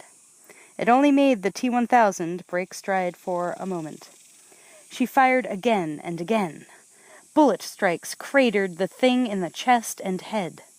Instead of channeling power to reform, the T-1000 put all its energy into forward momentum, rapidly gaining on the car. It crashed through the main gate barricade. "Hold on," the cyborg driver calmly said as he cut the wheel hard. The car slewed into a reverse 180-degree turn, swapping ends with a screech. The T-1000 was almost on them. Terminator's hand blurred over the shifter and his foot pushed the accelerator all the way to the floor. The car surged forward. The T-1000 jumped into the air, landing on the trunk. Its hand became a metal spike, and it slammed down through the lid. A moment later, it formed into a gleaming chrome hook. Feet dragging on the pavement, the T-1000 slammed its other hand down, punching another hook into the back of the car, pulling itself up. Terminator turned to Sarah and said, "Drive." She grabbed the wheel as he heaved himself half out of the driver's window. Sarah slapped her foot down on the throttle, keeping the car moving at 70 miles an hour. John was looking back through the rear window as the T-1000, fully on the car now, held on with one hook hand while it raised the other to strike. The boy ducked just as it shoved the other hook hand through the back window, exploding the glass and missing him by inches. It drew back for another swing, lunging forward as Terminator whipped the shotgun down over the roof of the car and fired. The T-1000's arm was hit just above the quote hand unquote anchoring it to the car. The 102 gauge blew the quote wrist unquote apart, severing the hook hand. Officer Austin tumbled backward off the accelerating car. John rose and looked out the shattered window, eyes wide. The T-1000 hit the pavement hard, but, in a single movement, rolled back to its feet and continued running after them. But now he was dropping way behind. Sarah had the pedal floored, and the liquid metal killer had its limitations. It couldn't catch them on foot. John saw the, quote, crowbar hand, unquote, still stuck into the trunk right in front of him. John gingerly reached out and pried the metal loose, tossing it onto the street. It stretched to an ovoid by the forward momentum, then fell back into a quivering blob. The car sped off into the night. A moment later, the T-1000, slowing to a walk, watched the taillights recede. The target's escape meant nothing to it. The delay could only be a measurement of time. Although Terminators had internal chronometers, the T-1000 did not. It was part of Skynet's new design. Knowledge of time had its uses, but in most cases of pursuit, It was an unnecessary element. Time did not matter when the thing after you could not be killed, could not be stopped, and would never tire. The T-1000, blissfully unaware of anything except the target's projected escape route, glanced down. The liquid metal blob on the asphalt began to shudder, then elongate, stretching like a liquid finger until it touched Officer Austin's, quote, shoe, unquote, flowing into it, rejoining the main mass. Time was only a temporary respite from inevitable.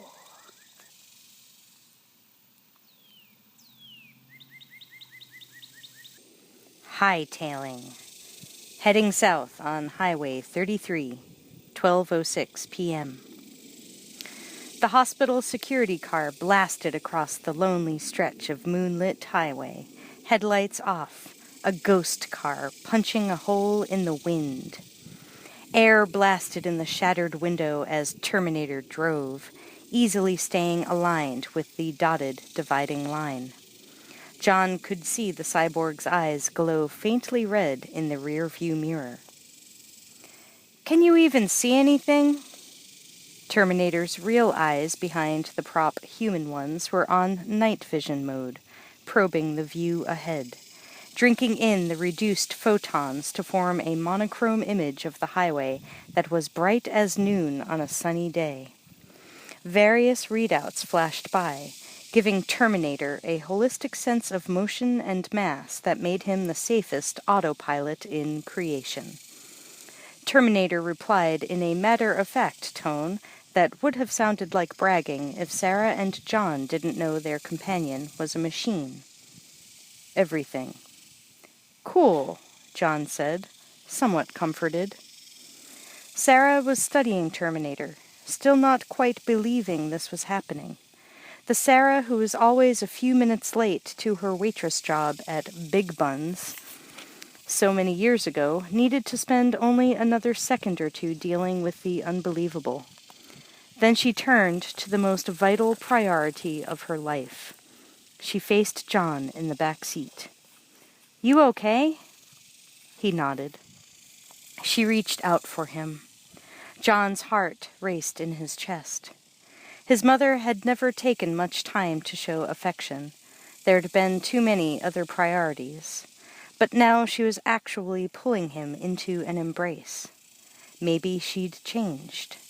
Maybe now she really cared about him, not his stupid mission in the future. Happily, he flung his arms around her. But instead of hugging him, she rubbed her hands over him, checking for injuries. To John, it seemed very clinical, the way a vet checks a dog for broken bones. There was concern, but not real love. He angrily pulled away from her, and this was no act. He hated her always checking him, treating him like he might break, like some piece of rare china. "I said I was okay." Sarah looked at him, exasperated and stern. "It was stupid of you to go there." John could not believe her. Usually, you expect your mother to razz on you for doing something wrong, but now he was getting yelled at for saving her goddamn life. Before he could respond with his own consternation, the fires of her anger flared. "God damn it, John! You have to be smarter than that. You're too important. You can't risk yourself. Not even for me. Do you understand? I can take care of myself. I was doing fine. Jesus, John, you almost got yourself killed." His chin quivered. The old feelings were coming back now. She was putting up this image of some kind of Superman and trying to shove him into it. It was way too big, but she didn't seem to notice or care. She never did. And, as usual, anything he did was inadequate. To stop the hot, shameful tears, he blurted, "I had to get you out of that place. I'm sorry. John thought there seemed to be more compassion in the cyborg's empty eyes than in hers. The force of the tears wanting to come surprised him, and his face crumpled. He turned away, not wanting her to see him weaken. But she saw his body starting to rack with the sobs he could not stop. She spoke more softly this time, more a plea. "Stop it, right now. You can't cry, John. Other kids can afford to cry. You can't." Terminator took one eye off the road, compensating with phantom depth perception, and looked at John hurriedly, wiping at his eyes. Fluid was leaking out. Terminator searched in his memory for references. Found nothing. Was this an injury? "What is wrong with your eyes?" "Nothing," John sharply said, wiping his nose on a sleeve. Sarah took a breath, realizing how keyed up she was. Her whole body was vibrating. Her mind was fragmented. The images and ideas of her life exploded, all the pieces now drifting back to mental ground level, where she was hurriedly trying to push them all back together. In there somewhere was a dim awareness of having done something wrong with her son. Again.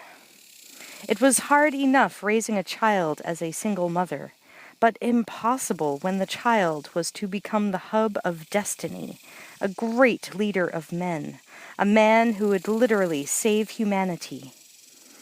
She had to harden herself to learn survival skills, to kill the part of herself that loved tenderly. Once she had done so, everything became much simpler. But there was a price to pay. She and her son had been robbed of a normal life. All they knew was preparation for global war, and it had cost them. Sarah was doing her best, and defensive as hell about how she was going about it. She loved her son deeply, but if she showed it, might she not weaken the boy? He needed strength, wisdom, and skill with weapons, not love. But the hate in his eyes now, it had cost a lot. In the meantime, she was going on automatic reflexes, in a way, like a machine. She turned to Terminator, giving him another wary once-over. "So," she said, "what's your story?"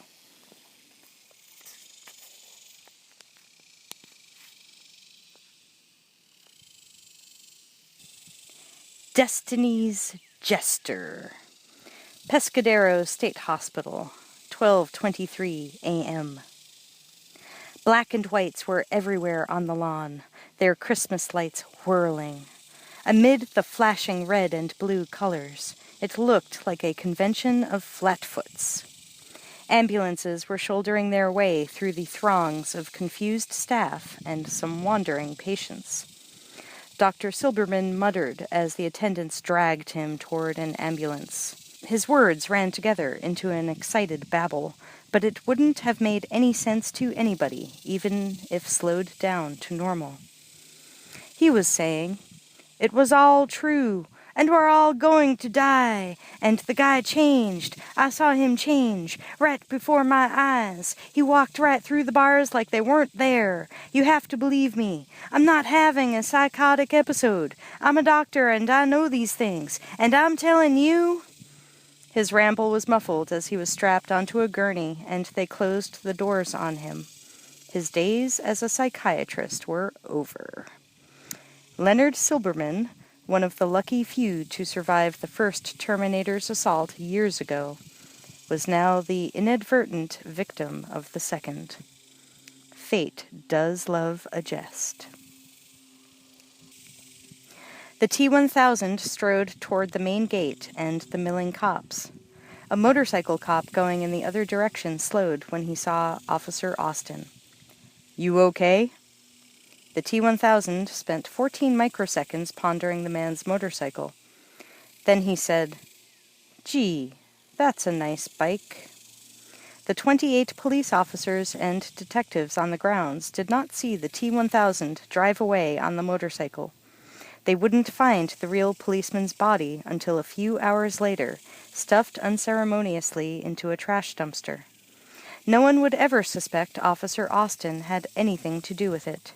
That, quote, he, unquote, was the most dangerous thing on the planet, assigned by something that didn't exist yet, to close the account book on humanity with one well-placed blow.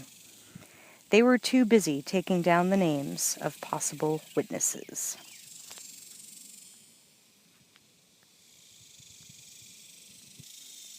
Pit stop. Outside La Mesa, California, 4:16 a.m. Terminator drove tirelessly, at a steady rate, a human-shaped cruise control. Sarah was still puzzling out what she'd just heard, calmer now, focused, the strategic Sarah kicking in 100%. This T-1000, what happens when you shoot it? Ballistic penetration hydrostatically shocks it, but only for a few seconds. Based on recent observation, it can liquefy its molecular structure to allow bullets to pass through, or to alter its appearance. Can it be destroyed? Unknown. However, there is a high probability that when the T-1000 hardens its structure to make weapons or to enter into combat, its molecular structure becomes brittle. It would be most vulnerable then to a concussive shockwave. They rode along in silence for a few moments. Then Sarah saw something up ahead. Lonely neon in the darkness. Pull in here. We have to ditch this car. Terminator drove into a rundown, benthic petroleum gas station with a buzzing neon sign and no one around. They slowly cruised past the empty office. A sign in the window read, "Closed Sunday." They continued around the building to the garage's back door. Terminator got out and, in an abrupt gesture, broke the lock on the roll-up door and lifted it. Sarah slid over and steered the security car in out of sight. Terminator rolled the door down behind them. For a moment, they were as close to safe as they could be. Sarah switched on an overhead droplight. She and Terminator looked at one another. He was shot up and bleeding. She had a vicious slash on her right shoulder, and her tank top was soaked with blood. "You look like handmade shit," she said. Terminator projected the words onto a screen and ran through the file for contextual definitions of the colloquial vernacular. A list appeared. "Fuck you, Jack." "Kiss my ass." "You're no beauty yourself." "I'm okay, you're okay." In a microsecond, Terminator selected the last entry, and it said aloud, "So do you." Sarah almost smiled. Almost. A few minutes later, they had broken out the first aid kit from the office, some not too oily rags, a bottle of rubbing alcohol, and a few small tools. John watched Terminator set down a bloody rag and handed him a clean one. Sarah was sitting on an empty crate beside the cyborg. He was suturing her wound with some fine wire they had taken from the winding of an alternator. It was glowing a dull red from the makeshift sterilizing process. Terminator had held it in front of a butane cutting torch for a few minutes before beginning. She remembered what Kyle had told her long ago, that pain could be controlled, compartmentalized, subdued, so you could go on with your mission. Kyle's face began to form in her memory, bringing with it the old emotional ache, and that might incapacitate her mind when she most needed it.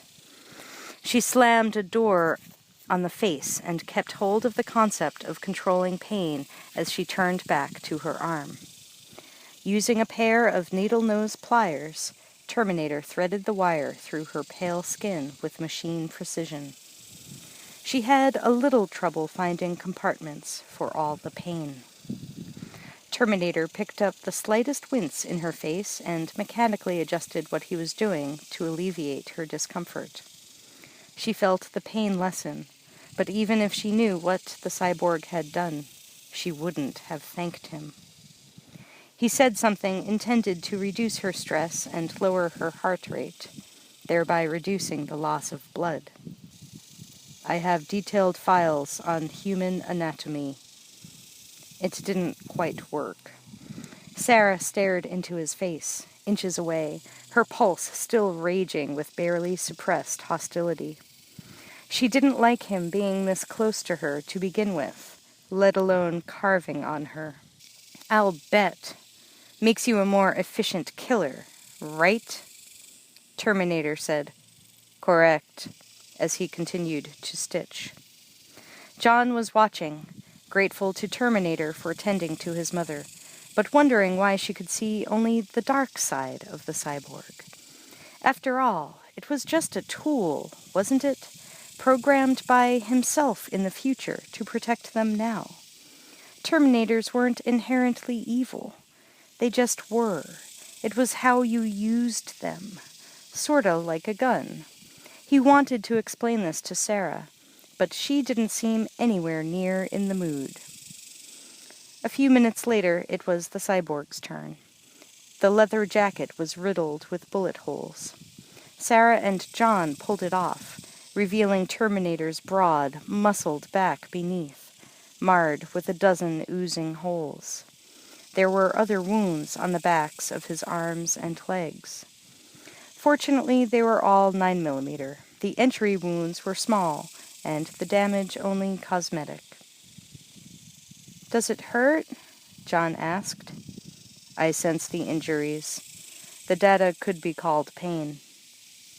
Sarah started washing out the bullet holes in his back with the alcohol, flashing on a cold night in a drainage culvert when she'd clumsily dressed the wound of a young man. It had been her first field dressing.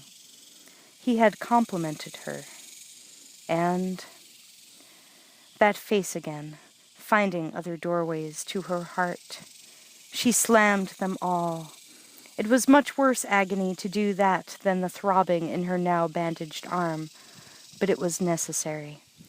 She fumbled for words to help her back to the grim here and now. Will these heal up? Yes. Glad to hear it, because if you can't pass for human, you won't be much good to us. She reached into the bloody wounds with pliers and found the copper-jacketed bullets flattened against his armored endoskeleton and pulled them out. They clinked one by one into a glass. John was now realizing just what they were dealing with. A man/machine who could take point-blank bullet hits and walk around to tell about it was essentially like, well, immortal. He asked, How long do you live? I mean last. 120 years on my existing power cell, under normal conditions. Sarah pulled out the last few slugs. The glass was nearly full of flattened bullets. Then she started to sew the holes closed with the wire sutures. John watched in quiet amazement.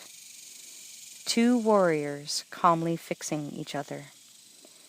Can you learn? So can you be, more human?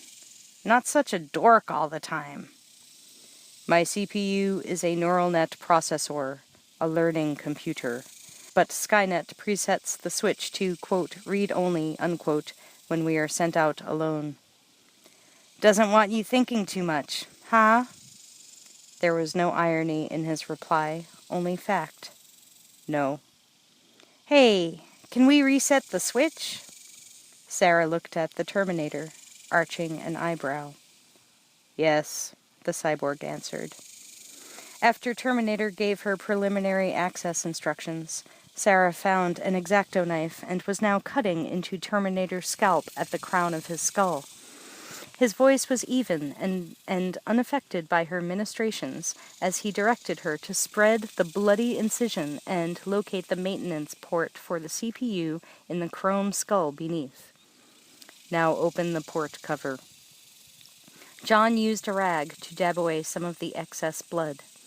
Sarah used the garage mechanic's compressed air driver to unscrew the port cover.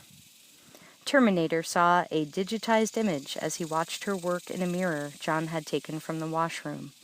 Her hands were covered with his blood as she waited for further instructions. Hold the CPU by its base tab. Pull. She reached in with a pair of tweezers and gingerly pulled out a shock mount, then went deeper into the cyborg's skull. She carefully clipped the base tab of the CPU and lifted it out of its socket. Terminator saw a burst of static, then blackness. John and Sarah were looking at what she had removed. A reddish-brown ceramic rectangle with a connector on one end, about the size and shape of a domino. On close inspection, it appeared to be made up of small cubes connected together, identical to the shattered one in the vault at Cyberdyne Systems. Now they knew what Miles Dyson was still trying to figure out. This was the brain of a Terminator. John walked around Terminator and looked at his face. He was completely inert. No chest movement. No twitches. Eyes open. Dead. Experimentally, John lifted his huge hand. The servos whined sullenly as he forced them through their range of motion. It was like moving a limb on a corpse suffering from rigor mortis. He released the hand, and it stayed in the lifted position. It was clear to John that this was the most vulnerable anyone was likely to see a Terminator. They could have begun disassembly, taken the machine/man apart until it was reduced to its basic components. Just so much scrap heap. But Terminator had allowed them to take out his brain and completely disable it. That showed a lot of trust. Or, John wondered, can machines trust? Sarah studied the CPU chip under the nearby lamp. "Do you see the pin switch?" John asked. She ignored him, looking at Terminator with cold eyes, then back at the chip. What she felt was more than justified. It wasn't strategically smart. It wasn't particularly necessary. Terminator was already out of action. But the emotion was so strong and irrational that before John knew what she was doing, she had set the chip on the work table and picked up a small sledgehammer. As she raised it to strike, John realized her intentions and dove at her. "No!" He protectively slapped his hand over the chip. That was the only thing that could have checked her swing. Sarah could barely stop the sledge before smashing his fingers. "Out of the way, John!" "No! Don't kill him!" "It, John. Not him. It." "All right. It. We need it." John kept his hand right where it was. "We're better off by ourselves." "But it's the only proof we have of the future, about the war and all that." Sarah hesitated. The boy was right. But she was still enveloped in loathing for the duplicate of the thing that had killed Kyle Reese. "I don't trust it. These things are hard to kill, John. Believe me. I know. We may never have this opportunity again." "Look, Mom, if I'm supposed to ever be this great leader, you should start listening to my leadership ideas once in a while. 'Cause if you won't, nobody else will." Another good point. A sliver of pride in her son slid in between her rage and the helpless Terminator. John realized that he and his mother were at a turning point. He could see it in her eyes. For years he had been trying desperately to keep up with her program, to fit the mold she had made for him. Until this moment, he had despaired of ever pleasing her. Now, he felt the power shifting subtly between them. There was a confusion and uncertainty in her eyes John had never seen before, and he had put it there. He was right, and she knew it. So he slowly took his hand away from the chip, then stepped back. It was her choice now. John had taken another step toward becoming John Connor.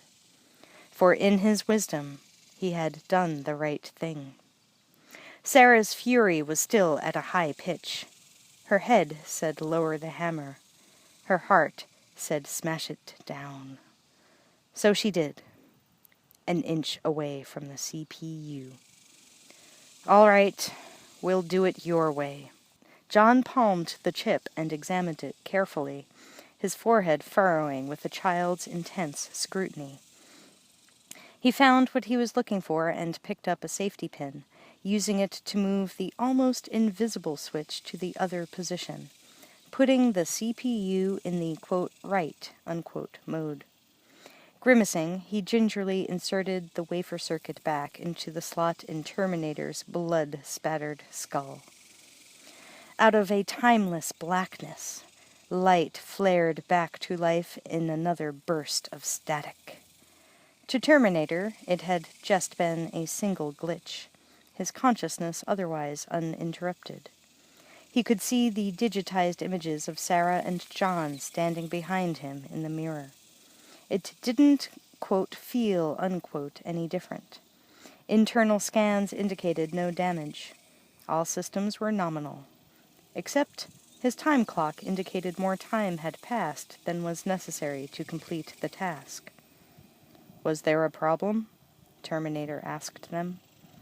John glanced sheepishly at Sarah, then smiled at the cyborg. No problem. None whatsoever. A few hours later, Sarah sat in the dark, cross-legged, her back against the wall, the .45 cradled in her lap. She was watching her son, who was in a deep sleep, lying on the rear seat of the security car. The sleep of children was depthless. All the horrors of the day turned into manageable monsters or fun adventures. Never had she so desperately wanted to sleep like that.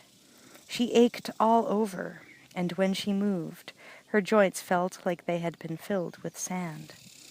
She needed a good, solid meal and 20 hours of totally dreamless sleep. But her eyes were wide open, as long as Terminator was with them. He was standing at the office windows in a slash of moonlight, silent and still, watching the night. A maniacal mannequin. Only his eyes moved, tracking with the occasional car passing on the road. Faithful machine sentinel. He seemed to grow lighter, glowing as the reflection of another car's headlights passed. But then Sarah realized he wasn't the only thing getting brighter. The whole room was filling with light. Thinking a car was turning in, she jolted upright, hand tensing around the .45. Then she relaxed. It wasn't a car. It was morning. I must have dozed off, she thought with horror. That damn machine is still standing in exactly the same position. It could have done anything while I was out. Sarah's self-reprimand was harsh. She had only lightly dozed out of sheer exhaustion. But her brain was so attuned to danger, had Terminator moved 1 inch, she would have known. She wouldn't have been able to do very much about it, but she would have known. She struggled to get to her feet, wincing at the pain in her arm. It would hurt like this for weeks, and those compartments were all filled up. Steeling herself, she limped over to John and nudged him awake. His eyes fluttered open, and he saw the silhouette of his mother bending over him in the pre-dawn gloom. He began to smile with a child's joy, until she leaned into a shaft of light, and he saw how ravaged and hard she had become. It melted into a sleepy scowl as he heard her low, toneless voice, not so far from sounding like Terminator's, say, "It's getting light. We have to get moving." John and Terminator walked to an old Chevy station wagon parked behind the garage. The sun was cresting the horizon in a cloudless sky. The air was crisp and churlish, the wind whipping at their clothes and hair. Dust devils chased themselves across the land. It was going to be a long, hot day. The station wagon was locked, so Terminator broke the side window with his fist and casually opened the door. They climbed in, and Terminator used his servo-driven steel hand to smash the cowl around the steering column with one blow. When it shattered, he stripped it away with a single move, then turned the stub of the lock mechanism with his fingertips. By the time John had reached up for the sun visor, the engine was already running. John flipped the visor down, and a set of keys dropped into his lap. He grinned and dangled them in front of Terminator's eyes. "Are we learning yet?" Terminator said nothing, but internally he was doing something he had never done before. In the past, he had cross-referenced new data, finding a contextual meaning and filing it in memory. But this was a subtle difference. Terminator was only dimly aware of the difference, but the location of the keys, the human motivation to hide an extra set there, and the undermeanings of that motivation created an almost organic melding of these knowledges into an expanded awareness, unlike any recording of new data he had previously experienced in his short life. He reran the data back and forth, analyzing it with a small part of his brain, while the other tended to driving the truck alongside the pumps and filling the gas tank to the top. Sarah walked out of the station office. She'd found a mechanic's jacket to hide the blood on her tank top inside, used but fairly clean. It didn't fit too well, but it was better than the stuff from the hospital. She was still barefooted. The sun hurt her eyes. She had always seen it through smoked, barred, wire mesh windows. It had been so long since she had stood in its full light, out in the open, with the wind in her hair. She wanted to feel free. Instead, she felt dangerously exposed. Terminator and John pulled up in the station wagon. As she climbed in next to her son, Terminator made his first pronouncement of the day. "We need to get as far from the city as possible." Sarah was for that. She knew this escape path. She had plotted a dozen over the years. She looked down the highway as it converged into the horizon. "Just keep heading south," she said. Sunday Drive. Heading south on Highway 215, June 9th, 1992, Sunday, 9:46 a.m. The station wagon roared through light traffic down a long stretch of open highway. Terminator drove, and Sarah sat in the passenger's seat. John was in the back seat watching the backs of their heads and marveling at how they were like some weird family on a Sunday road trip.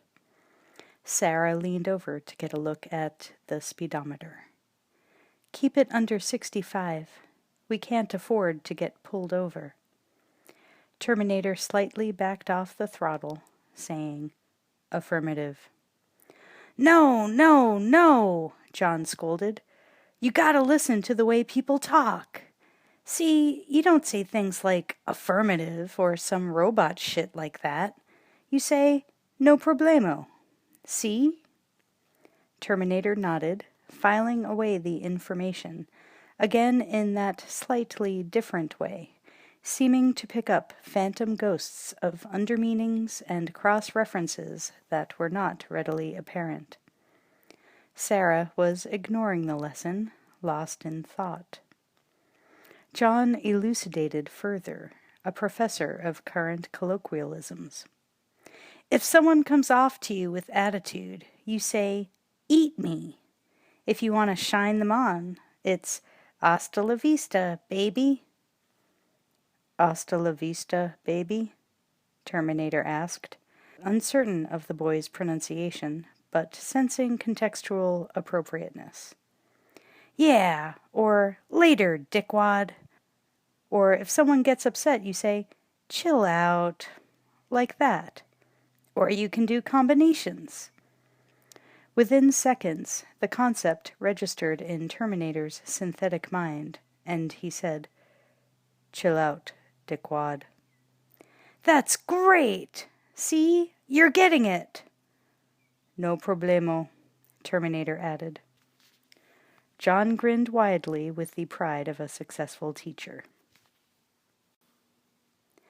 Fueling. Jack's Cafe, 10:01 a.m. It had a gas pump and a sleazy fast food stand. Picnic tables were set up at the side of the stand. A family sat alone at one, children playing and running about nearby. The mother, 45 pounds overweight and going for 50 with a double-deck cheeseburger, idly glanced over her husband's shoulder as the dusty station wagon pulled up next to a gas pump. Sarah turned to John and asked, "You got any cash?" John pulled out what was left of his Fed teller money, quickly counting. "Only a couple of hundred. I'll give you half." Sarah snatched all of it out of his hand, peeled off a 20, and handed it back to John. "Get some food," she commanded, then opened the door and got out. John turned to Terminator. "No sense of humor." The cyborg gave no reply. John sighed, then said, "Come on." They got out of the station wagon and started walking toward the food stand. "And that's another thing," John said. "You could lighten up a bit yourself. This severe routine is getting old. Smile once in a while." Smile? Terminator pondered the concept. It didn't seem in the least bit necessary to the success of the mission. "Yeah, smile. You know, people smile, right? Watch." John reached the order window and smiled broadly at the weathered, middle-aged woman standing impatiently inside. "Hi, nice place you got here. How's business?" The woman's feet were one big ache. She had no time to waste on snotty little brats. "Give me a break." John turned back to Terminator, shrugging. "Okay, bad example." Then he noticed something over the cyborg's shoulder. "Over there, look." John pointed at a teenage girl watching her boyfriend talk on a nearby payphone. Something the other party was saying made him laugh. His girl smiled along with him. "Like that," John said. Terminator zoomed in on the real-time image of the smiling couple while a replay of the boy's grin ran in an electronic window. It expanded, the mouth filling the window. Terminator replayed it again in slow motion while a vector graphic of lips smiling appeared alongside, accompanied by an array of symbolic data chattering by. And again, that difference in collating data struck Terminator. There were unspoken or unseen data leaking in from the unconscious and cross-reffing going on in his wafer circuit brain. He was learning. Knowing all he needed to know about a smile, Terminator tried one. John winced. The result was dismal, a rictus-like curling up of the upper lip. John tried to be encouraging. "Better not do that in public. Try again." Terminator's next effort was a marginal improvement. "I don't know, maybe you could practice in front of a mirror or something." Terminator made another effort. The overweight woman glanced over her husband's shoulder at the tall, well-built man standing by the food stand. He was making strange faces. "Ralph," she said, uncertain, "I think something's wrong with that man." Her husband turned and saw the man screwing up his lips experimentally. Ralph grunted and turned back to his food, saying, "He probably just got a good look at you." She punched him in the arm. Hard.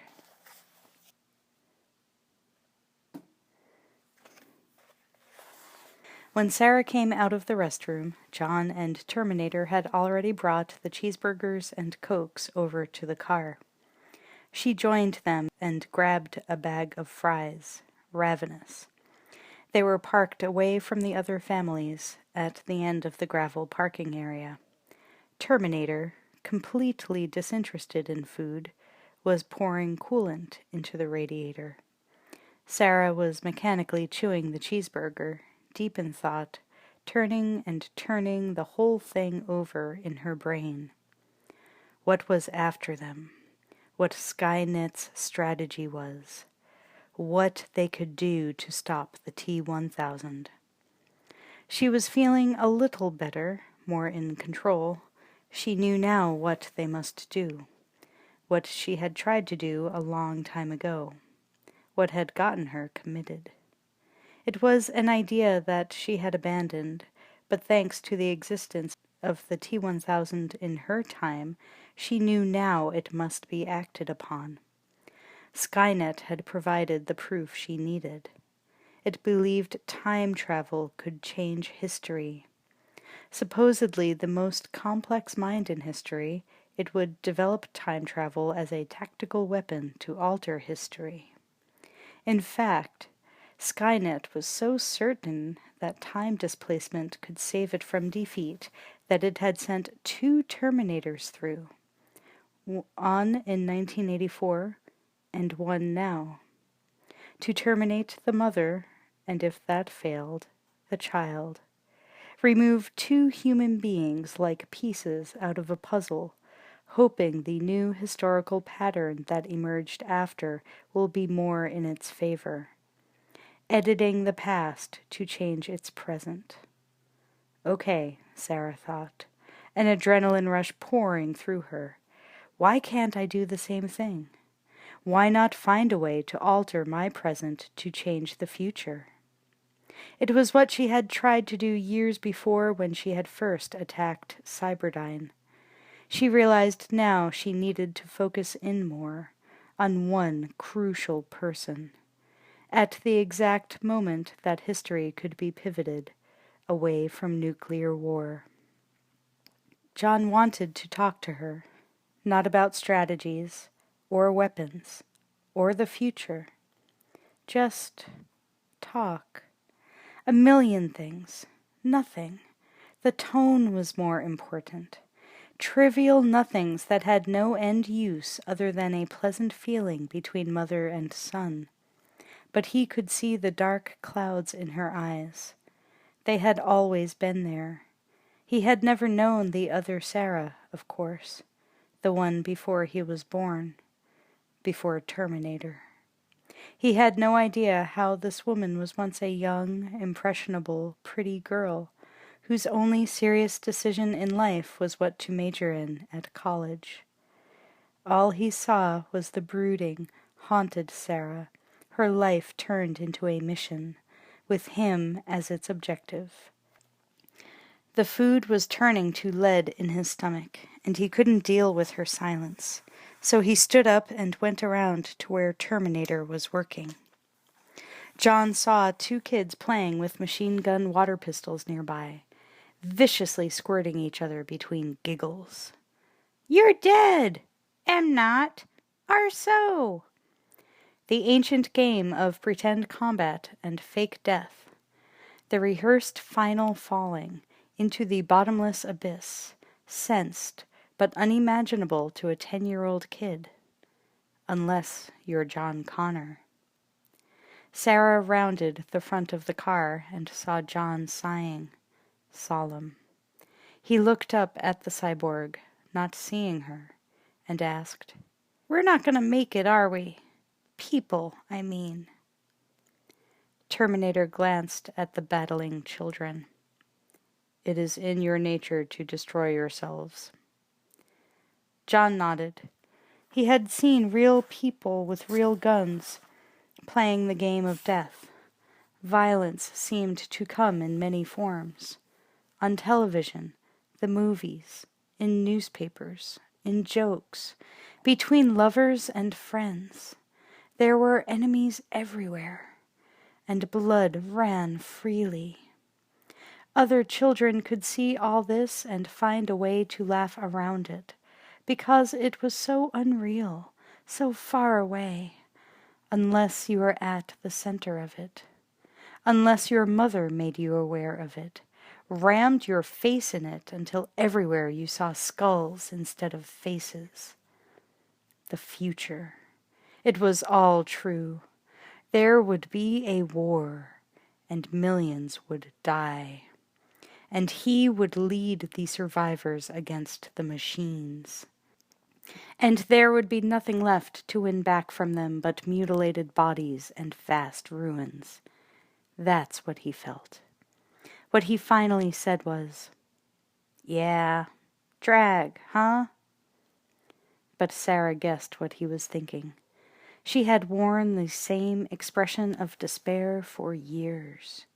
She knew full well what was in store for her son. Victories, yes. But after years of struggle under the most abject of conditions, John Connor was evidently the pivot of fate. For some reason, he was at the center of the circle. The time loop revolved around him in some unexplainable way. No one man should have been saddled with such a burden. It was a killing weight. And looking at her son, all these years in hiding, had been like looking at humanity, crying out with every cell against the vile cruelty of destiny.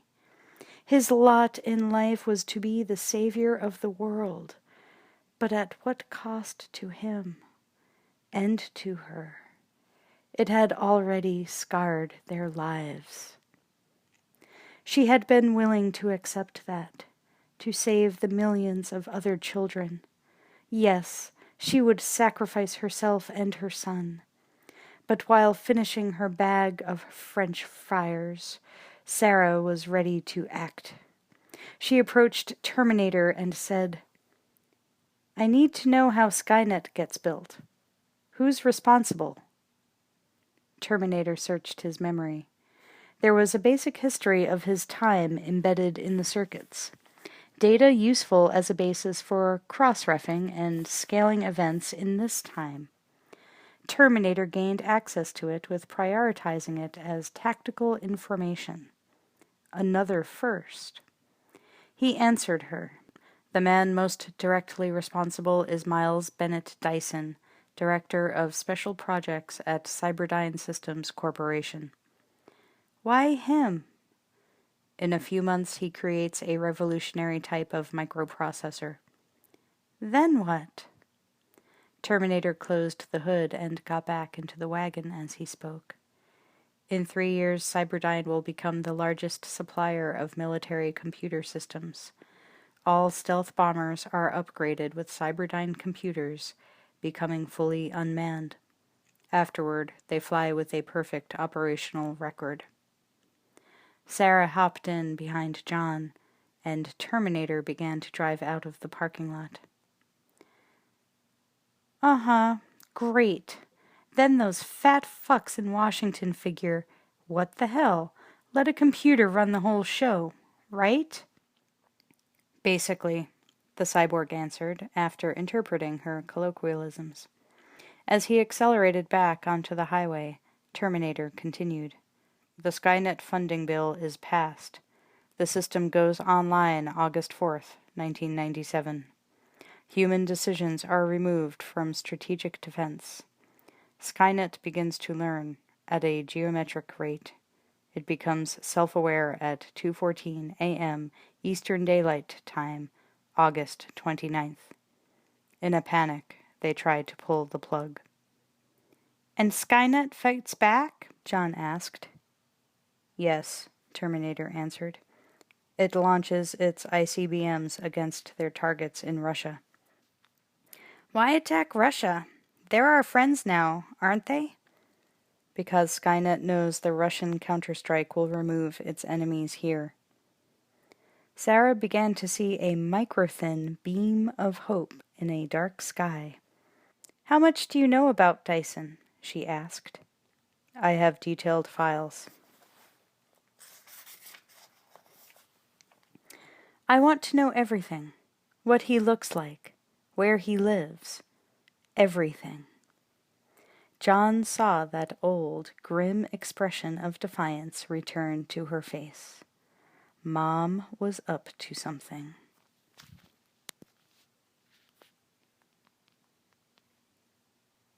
Family Man. South Laguna, California, 10:51 a.m. Miles Dyson's house was, of course, high-tech and luxurious. Lots of smoked glass and steel. Dyson sat in his study at a massive obsidian desk, deep in thought, tapping away at the keyboard. Next to the desk were racks of sophisticated electronic gear, most of them circuit testing units. On a Sunday morning, when most men were relaxing, spending time with their families, Dyson was in his element, hard at work. His mind was prowling the labyrinth of Lot 2, the Rosetta Stone microprocessor, so he didn't notice a pretty woman's face peer in the door at him. Nor did he have the slightest idea she was creeping up behind him. If she'd had a gun, she could have easily killed him. Instead, she leaned close and extended her tongue, tracing it down the back of his neck. "Morning, Teresa," he said, smiling and turning to kiss his wife. She was still in her bathrobe, holding a cup of steaming coffee. "You been up all night again," she said, a trace of exasperation in her voice. "Mm-hmm," he answered, already turning back to the computer, distracted. She watched him work, realizing he had probably forgotten she was standing there. The arcane symbols moving across the screen meant absolutely nothing to her, and that disturbed Teresa, because she had no handle to truly enter the magic box of his world, the world where he spent 80% of his waking life. They had spent more time together when they were first married, of course, but since he'd started working for a Cyberdyne, she felt as if she had entered a nunnery. "You going to work all day?" she asked, trying somewhat successfully to suppress her irritation. She didn't want to end up like a lot of the other wives, whining endlessly about their empty lives with their obsessed husbands. She had plenty of things to fill up her life with meaning.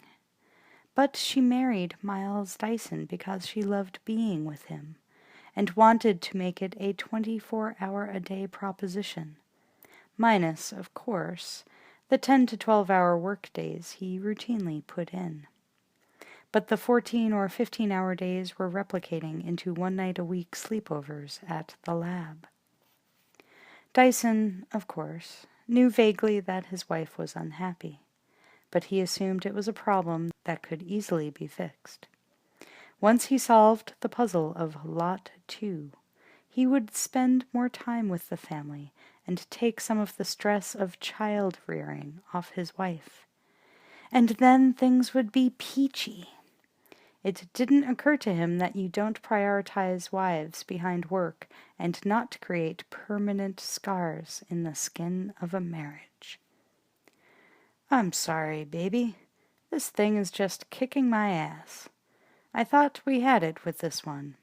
He pointed to a metal box on his desk, a prototype of Lot 2, about 2 feet long. It was a crude assembly of small cubes, a dinosaur version of Terminator's CPU. But the output went to shit after 3 seconds. I'm thinking now it's in the way I'm matrixing the command hierarchies. He started to go into computerese. He might as well have been speaking Martian.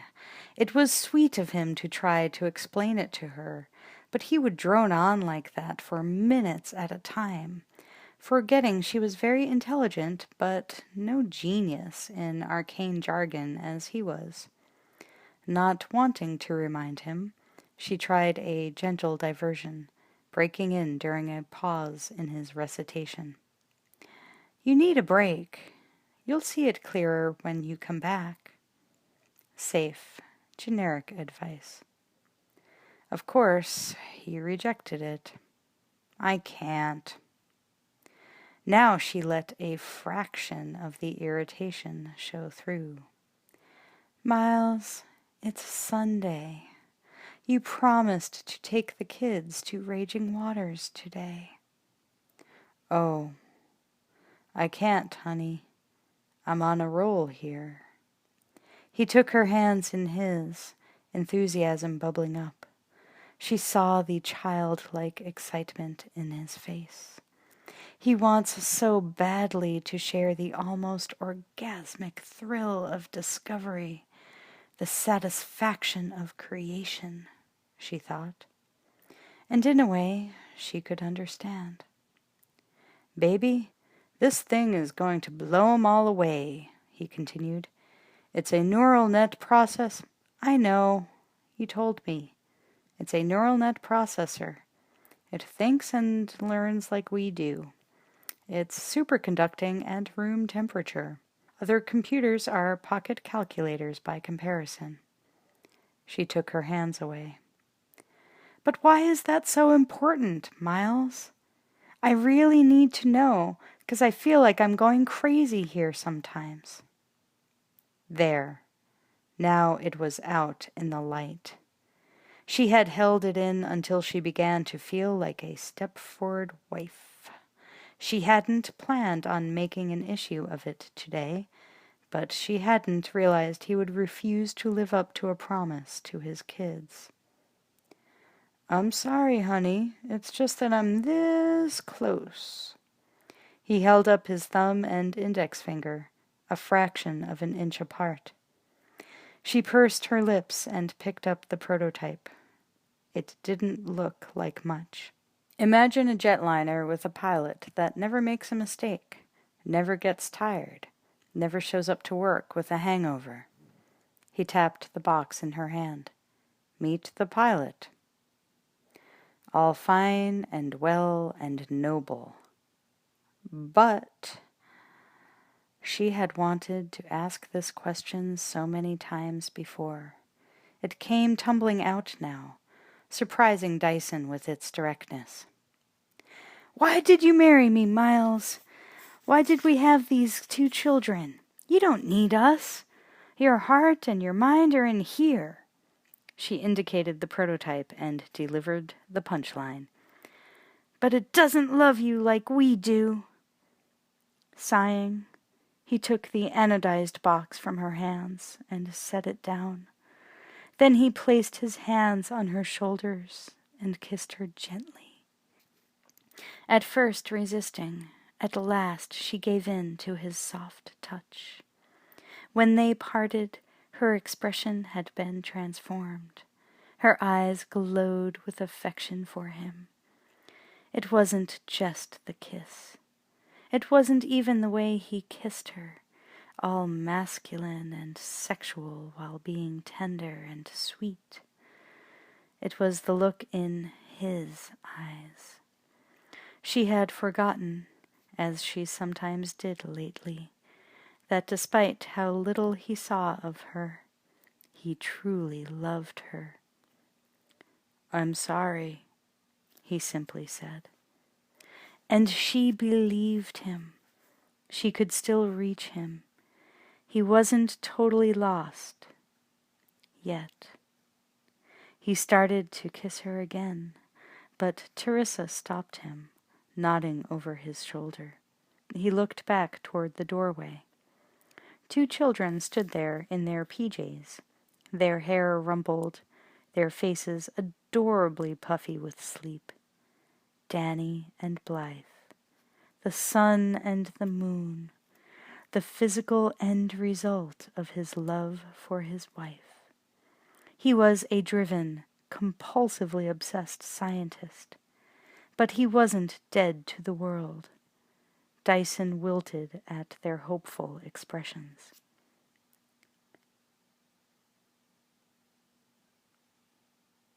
How about spending some time with your other babies? The conflict was profound. The endless opportunities for good for all mankind lay in the shadow of that tiny prototype circuit. But there was his own family, a tiny chunk of mankind, here, now, waiting for him. He wanted both, but this day he could only have one. But one of them was going to grow up even without his input. And that couldn't wait. Dyson grinned. The forces of darkness had lost this round. He held out his hands, and his kids ran to him, cheering. The Weapons Pit. The desert northwest of Calexico, 12:04 p.m. The land was burning under the sun like a delirious hallucination. Heat shimmered the image, mirage-like, as Terminator turned the station wagon off the paved highway and barreled along a roadbed of sand and gravel, trailing a huge plume of dust. They passed a sign that read, Charon Mesa, 2 Mai, and under that, Calexico, 15 Mai. Ahead, Sarah saw a pathetic oasis of humanity in the vast wasteland. A couple of aging house trailers, surrounded by assorted junk vehicles and desert-style trash. There was a dirt airstrip behind the trailers, and a stripped Huey helicopter sitting on blocks nearby.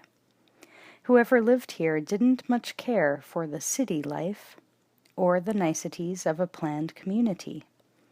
And they probably didn't pay their taxes. The station wagon rolled to a stop in a cloud of dust. "Stay in the car," Sarah commanded as she slowly got out.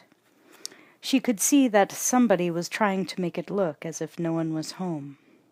The door to the nearest trailer banged in the wind. There was no noise, save the lonely keening of the wind through the yucca. Good tactics, she thought, assuming they must have seen the dust cloud coming minutes ago. As she crossed the yard, she noticed a subtle shifting of shadows inside one of the trailers. And perhaps she was just hyped up, but she thought she saw the gleam of something metallic. A weapon, most likely. A small dust devil whirled through the camp, stinging her eyes. Keeping her empty hands held away from her sides, she cautiously approached the trailer, hoping she hadn't miscalculated. For all she knew, her friends had gone off and the place really was deserted. Or had been taken over by less friendly faces. "Enrique, you here?" she tried, sounding unnaturally loud in the open desert. Sarah heard a ka-chack behind her and spun, whipping out her .45 tucked behind her back in one rapid motion. In fact, she did it so quickly, Terminator was a full 2 seconds behind her in lunging out of the truck and whipping up his shotgun. They were aiming at a man who had suddenly popped into view behind the Huey. He was in his mid-40s, a tough Guatemalan with a weathered face and heavy mustache, wearing cowboy boots and a flak vest over a bare, nearly hairless chest. He had an AK-47 aimed at her forehead. He frowned and spoke so quietly she could barely hear. "You pretty jumpy, Connor." Terminator's finger was closing around the trigger of his weapon, but John put a hand on his arm, shaking his head no. The cyborg hesitated and watched, learning. Enrique Salceda's fierce features broke into a broad grin. The assault gun dropped to his side as he walked toward Sarah, throwing his arms around her neck and pulling her into a tight embrace. When he stepped back to look at her, they were both smiling. Salceda spoke in slurred Spanish, but Sarah could understand. "Good to see you, Connor. I knew you'd make it back here sooner or later." He waved at John, switching back to heavily accented English. "Oye, Big John, ¿qué pasa? Who's your very large friend?" John answered in very natural Spanish. "He's okay, Enrique. This is my Uncle Bob." He turned to Terminator and said in English, "Uncle Bob, this is Enrique." Terminator tried a smile. It still needed a lot of work. Salceda squinted at him, glanced at Sarah. Uncle Bob, huh? Okay." Then he shouted toward one of the trailers. "Yolanda, get out here, we got company. And bring some fucking tequila." A thin Guatemalan youth named Franco, only 18 or so, came out of the trailer with a Mac 10A, followed by Salceda's plump, wrinkled, but cheerful wife, Yolanda. 3 younger children trail after her like ducks. Juanita, a pretty 12-year-old, Jaime, a grinning 8-year-old, and Paco, a 2-year-old baby boy. Yolanda waved at John and shouted greetings in Spanish. Terminator looked down at John and quietly said, "Uncle Bob."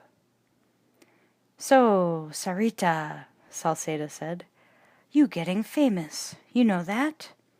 All over the goddamn TV." He ripped the cap off the tequila bottle and offered her a drink. She upended the bottle and took a couple of healthy swallows, then handed it back to Salceda without expression. Her eyes didn't even water. Paco toddled over to Terminator and grabbed his pants, sliming them with drool. The cyborg looked down at the tiny kid, fascinated. He hadn't seen such small humans before. He rapid scanned his memory for data on infants. There was little there. As the others talked, Terminator reached down for the child and picked it up with one huge hand, turning it to different angles, recording the physical data. The child seemed not to mind, gazing somberly into the cyborg's impassive face. Terminator set Paco down. The child waddled off, a little dizzy, and bumped into his father. Salceda picked him up and handed him to his wife. "Honey, take Pacolito. Thanks, bebe." Salcedo took the bottle back from Sarah and guzzled half the contents. Then he turned to, quote, Uncle Bob, unquote, and held out the tequila. "Drink?" Terminator said, "No, thank you." Salceda turned back to Sarah. "How long you staying?" "I just came for my stuff, and I need clothes, food, and one of your trucks." "Hey, how about the fillings out of my fucking teeth while you're at it?" Salceda growled, but he was grinning when he said it. "Now, Enrique," she gave him a charming smile, one he couldn't resist. Not that there had ever been anything between these two but mutual respect and trust. Although Yolanda was no longer any man's idea of a beauty, she was the mother of his children, and still wonderful in bed. And Salceda knew very well that if he ever tried anything with Sarah, the Americano woman would probably slice off his balls and feed them to the chickens. She had almost done as much to one of his younger cousins the last time she'd been in camp. Sarah turned to Terminator and her son. "You two are on weapons detail." "Aw, Mom," John started to say. "March," Sarah commanded. "Come on," John said to Terminator, and walked toward an aging and rusted caterpillar sitting behind one of the trailers. John climbed into the driver's seat and expertly backed it toward Terminator, who was standing nearby, holding one end of a piece of heavy chain that disappeared into the sand. "Hook it on!" John shouted, and shifted into forward. But when he looked back, Terminator was already yanking the chain hand over hand, pulling up a huge metal plate buried under 6 inches of hot sand. "Cool," John said, and hopped off the tractor, approaching the rectangular hole in the ground. Terminator joined him and looked down at what seemed like the mouth of a tomb. "One thing about my mom," John said, "she always plans ahead." First John, then Terminator jumped down into the hole. Sunlight slashed down into a cinder-block room, less than 6 feet wide, but over 20 feet long. Sand spilled down the sides of the walls, which were lined with guns of almost every variety. There were rifles, pistols, rocket launchers, mortars, RPGs, radio gear. At the far end, boxes containing ammo, grenades, and rockets are stacked to the ceiling. Here was a room Terminator had no trouble comprehending. The man/machine scanned it, deciding where to begin. Terminator picked up a Vietnam-era, quote, "blopper," unquote, M79 grenade launcher. It was a very crude, but effective, weapon. He opened the breech and inspected the bore. It had been fired a few times. "Excellent." "Yeah, I thought you'd like this place," John said, smiling sadly.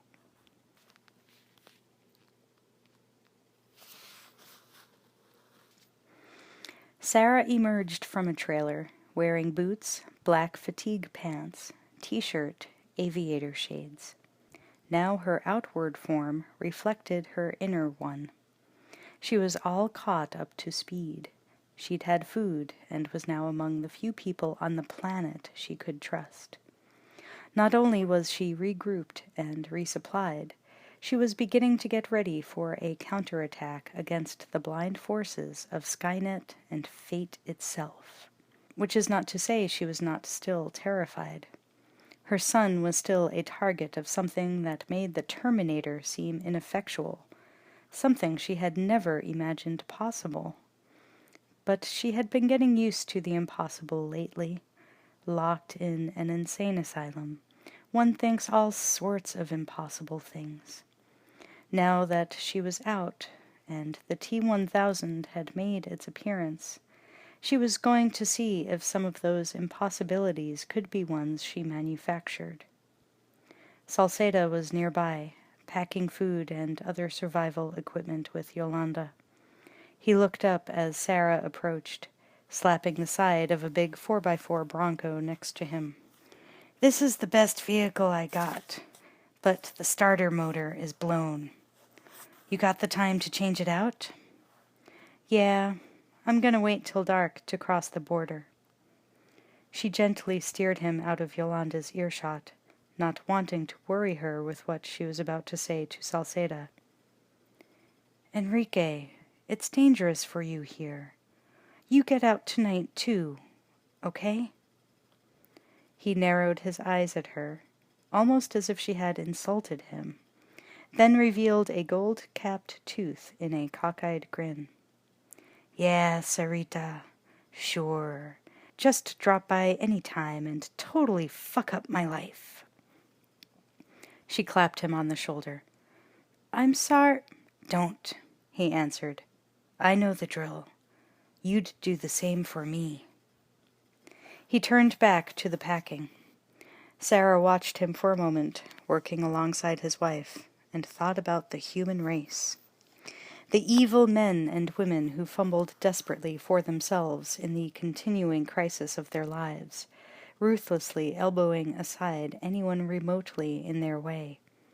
And then there were the sheep, those who had no lives of their own, who unconsciously willed themselves over to the others, or were easily tricked into giving up their most precious commodity, in defending the takers, even unto their own deaths. And then there were the Salcedas, men and women who made their own rules, modern gypsies who refused to be cowed by the material seductions of city and state. They formed small bands, enlarged families, and moved across the landscape untouched by the authorities, because they were armed and dangerous if fucked with. They demanded nothing from anyone, took nothing from anyone, and sometimes gave just for the hell of it. Men like Salceda helped Sarah decide during one of the darkest periods in her life that humanity was worth saving after all. There was a time when all she could think of was hiding John from the world, keeping down, letting it all happen in a place where they could survive the machine war, and live in a hole somewhere at the bottom of the world, living what was left of their lives on the edge of global oblivion. Let mankind wind down. Hell, maybe it was natural selection anyway. Darwin mechanized into an efficient killing machine that mowed down its original creators. She'd seen a lot of evil in those days. People who tried to exploit her, despite the fact she had an infant son. People who were blind to how low they had fallen into the abyss. People who knew and were more dangerous for knowing, because they would do anything to be able to crawl back out or drag others back in. There was one night where she prayed, yes, actually prayed to a God she wasn't sure existed, to put an end to it all now. And when her prayers were not answered, she sat up all night holding the pistol, feeling its cold comfort, thinking of ending the world for just herself and John. But that she could not do. Then the bastards of the earth would have really won. She came away from that night harder than she had ever been before, her love for John sealed into an iron maiden of commitment. He would not die, and the machines would be defeated, and Kyle's death would have meaning. But still she could not care that much for the fate of mankind. She had lost the ability to care for people beyond herself and John, until Salceda found her and nursed her back to humanity within the bosom of his family. And now Sarah screamed out in the night against the utter horror of nuclear annihilation, because it was Salceda's children she saw dying in the radioactive fires. Yes, if ever in history there was a time for impossibilities, this was it.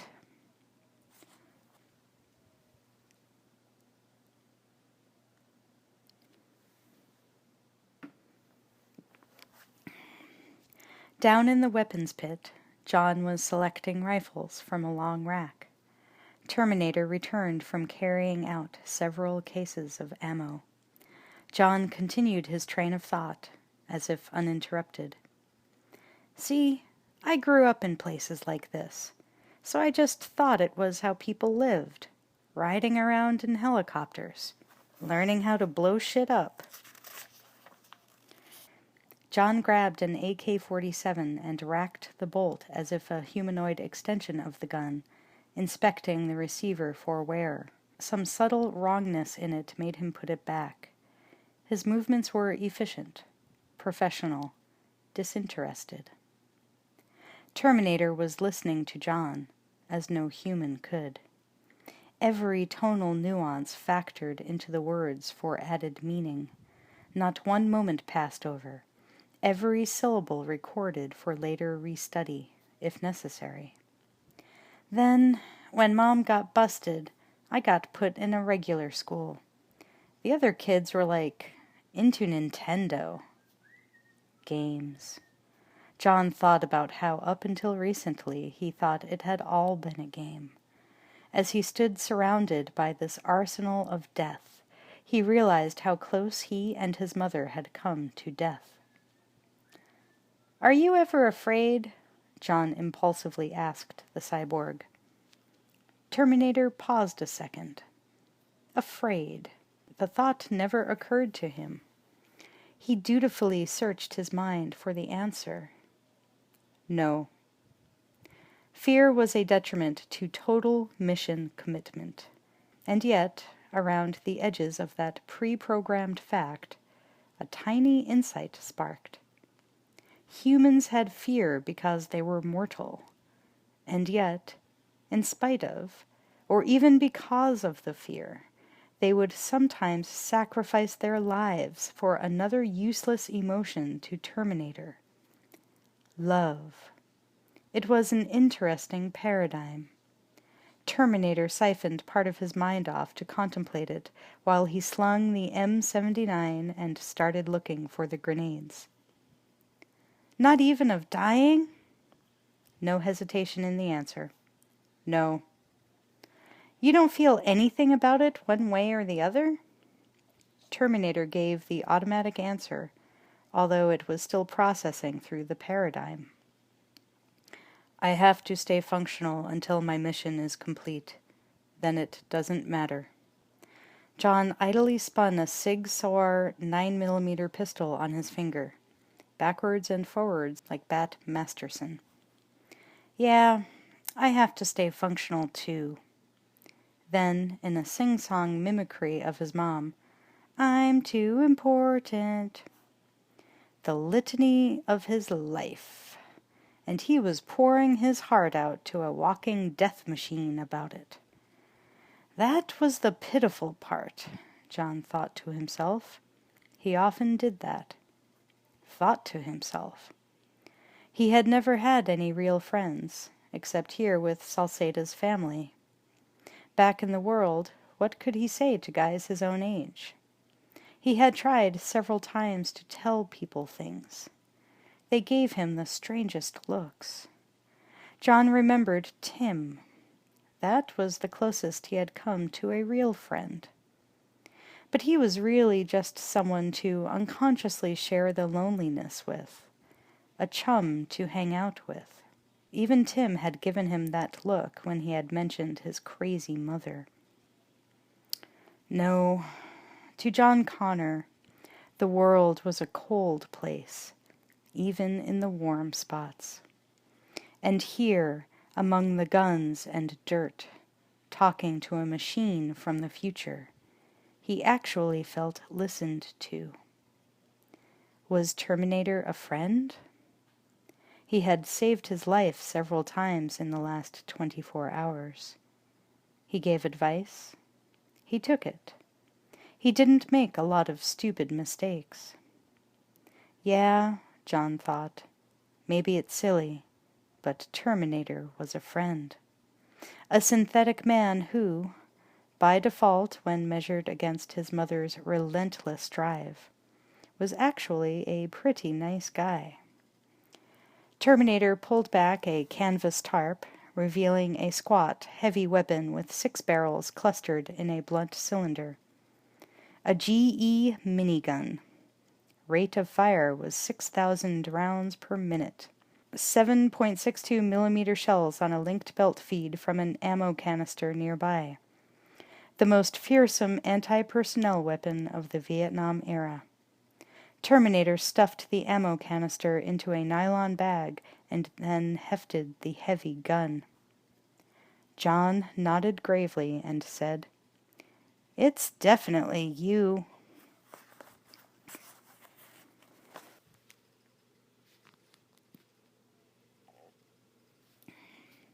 Sarah had their weapons and supply selections laid out on 2 battered picnic tables for cleaning and packing.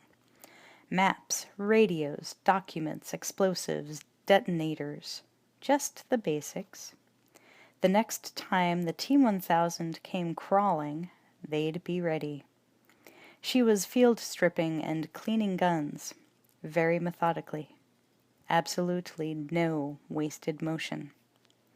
Not far away, John and Terminator were working on the Bronco, greasy up to their elbows, lying on their backs under the engine compartment, ratcheting bolts into place on the new water pump. John was saying, "There was this one guy that was kinda cool. He taught me engines. Mom screwed it up, of course. Sooner or later, she'd always tell them about Judgment Day and me being this world leader, and that'd be all she wrote." A part of Terminator's brain was overlaying John's words and behavior into a surprisingly complex matrix. The cyborg came to the conclusion that John was missing something important in his life, an element essential to survival for a human being. More processing was required to fit what it was into the basic facts. Terminator continued working on the vehicle, a simple reassembly of basic units that required a fraction of his mental capabilities. "Torque wrench, please." "Here. I wish I could have met my real dad." "You will." "Yeah, I guess so. My mom says when I'm old, I send him back through time to 1984. But right now he hasn't even been born yet. Man, it messes with your head." "Hand me that bolt," Terminator requested, quite comfortable with the concept of time loops and alternate reality. As John handed it to him, he continued, "Mom and him were only together for one night, but she still loves him, I guess. I see her crying sometimes. She denies it totally, of course. Like she says she got something in her eye." They crawled out from under the station wagon into the bright sunlight. "Why do you cry?" Terminator asked, realizing that that was part of the complex matrix. "You mean people?" "I don't know. We just cry. You know, when it hurts." "Pain causes it?" No, it's different. It's when there's nothing wrong with you, but you hurt anyway. You get it?" The cyborg lost the flow of the concept. "No." John shrugged. "You have to kind of feel it to understand it, I guess." "I guess," Terminator added as he got into the Bronco and turned the ignition key. The engine caught with a roar. "All right, my man!" John yelled, slapping the cyborg's open palm. "No problemo," Terminator said around a crooked smile. John grinned and did a victorious thumbs up. Terminator imitated the gesture awkwardly, not certain of its relevance. John laughed and made him get out of the Bronco and try the move again. Across the compound, Sarah paused in her work to watch John and Terminator. She was too far away to hear them, only see them pantomime as John showed some other gestures to the cyborg. Trying to get him to walk more casually, John walked, then Terminator tried it, then John gestured wildly, talking very fast, explaining the fundamental principles of cool. They tried it again. This time, the hulking man swung his hips as John did.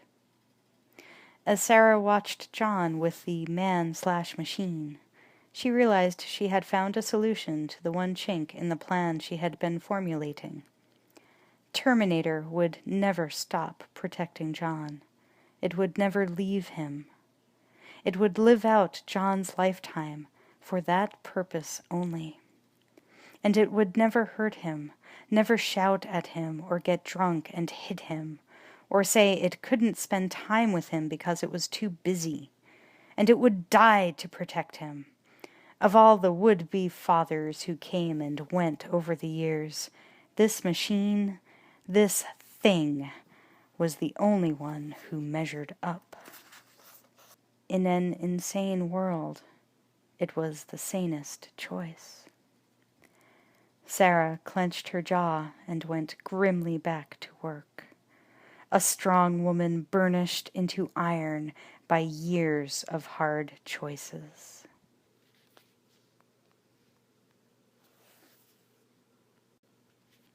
Mail check. Paris, California, 1:23 p.m. The T-1000 had parked the police cycle off the side of a quiet, empty road near a shriveled grove of water-hungry orange trees. A ribbon of traffic moved by steadily on a freeway in the distance. Some pump jacks were sucking oil out of the earth on the brown hill behind it. The T-1000 scanned the return addresses on John's letters. He had checked all but the last. Charon Mesa, Caliph. Sooner than later. To the liquid brain, this world was a simple puzzle box of broken reality, the hard pieces easily fitting back into the river of cosmic order. Cause and effect was the closest thing to humor in a mind so alien even a Terminator would have difficulty comprehending it. It had deduced several possible avenues of continuing the pursuit. It was methodically following one while constantly processing the others. First priority was to investigate all the addresses on the envelopes. Next, deduce from externalizations of analogous evidence what the target's next move will be and move to intercept. And third, lie in wait for years if necessary, accumulating microscopic bits of information as to their whereabouts. The T-1000 was programmed with enough history to know when the war happened, and where John Connor was likely to be in the beginning stages. John Connor would eventually show himself, and the T-1000 would be there. Skynet itself had hesitated before making this latest weapon. There were unpredictability factors related to the thing's longevity and ability to process commands without interpolating its own priorities. It was so volatile a construct that only in the last throes of utter defeat, when the plug was about to be pulled, had Skynet sent the Terminators through time to change the outcome of the war. And only in the very last microsecond before shutdown had the hypercomputer sent the T-1000. Einstein had said once that God didn't play dice with the universe.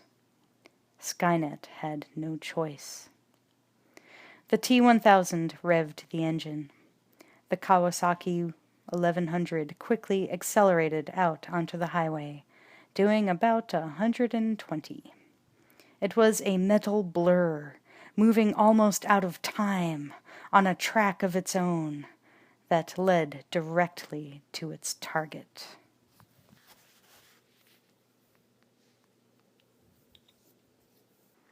The Anvil of Will. Salceda's Camp, 5:56 p.m. Sarah was sitting at a weathered picnic table. The weapons had... These fucking typos. The weapons has been... Fuck, I can't even read this. The weapons has been cleaned and her work done. She took a breath, feeling the weight of the whole world on her shoulders. The sun was going down. On so many things. She drew her knife from its belt sheath, idly started to carve something on the tabletop. The letter N. John and Terminator were finishing up packing the Bronco for the trip. Sarah looked up from her carving, watching Salceda's kids playing nearby, wrestling with a muddy dog and loving it. Yolanda came out of a trailer, walking her toddler by the hands.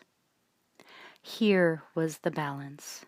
In this armed camp there was unity, love, benevolence, tenderness.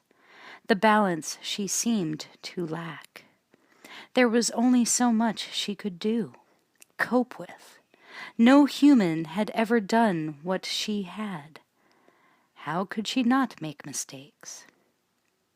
But as she watched Salceda hurry over to lift his child into the air, flying him around as if Paco were a human bird, she glanced back at John, glumly loading guns and supplies. Behind him the other kids frolicked, their laughter unrestrained, their bodies flailing in a frenzied freedom John's had never known. The sun was glaring right into her eyes. They were stinging. She wiped at them absently, feeling the moisture on the back of her hand. The pain was too great. She closed her eyes.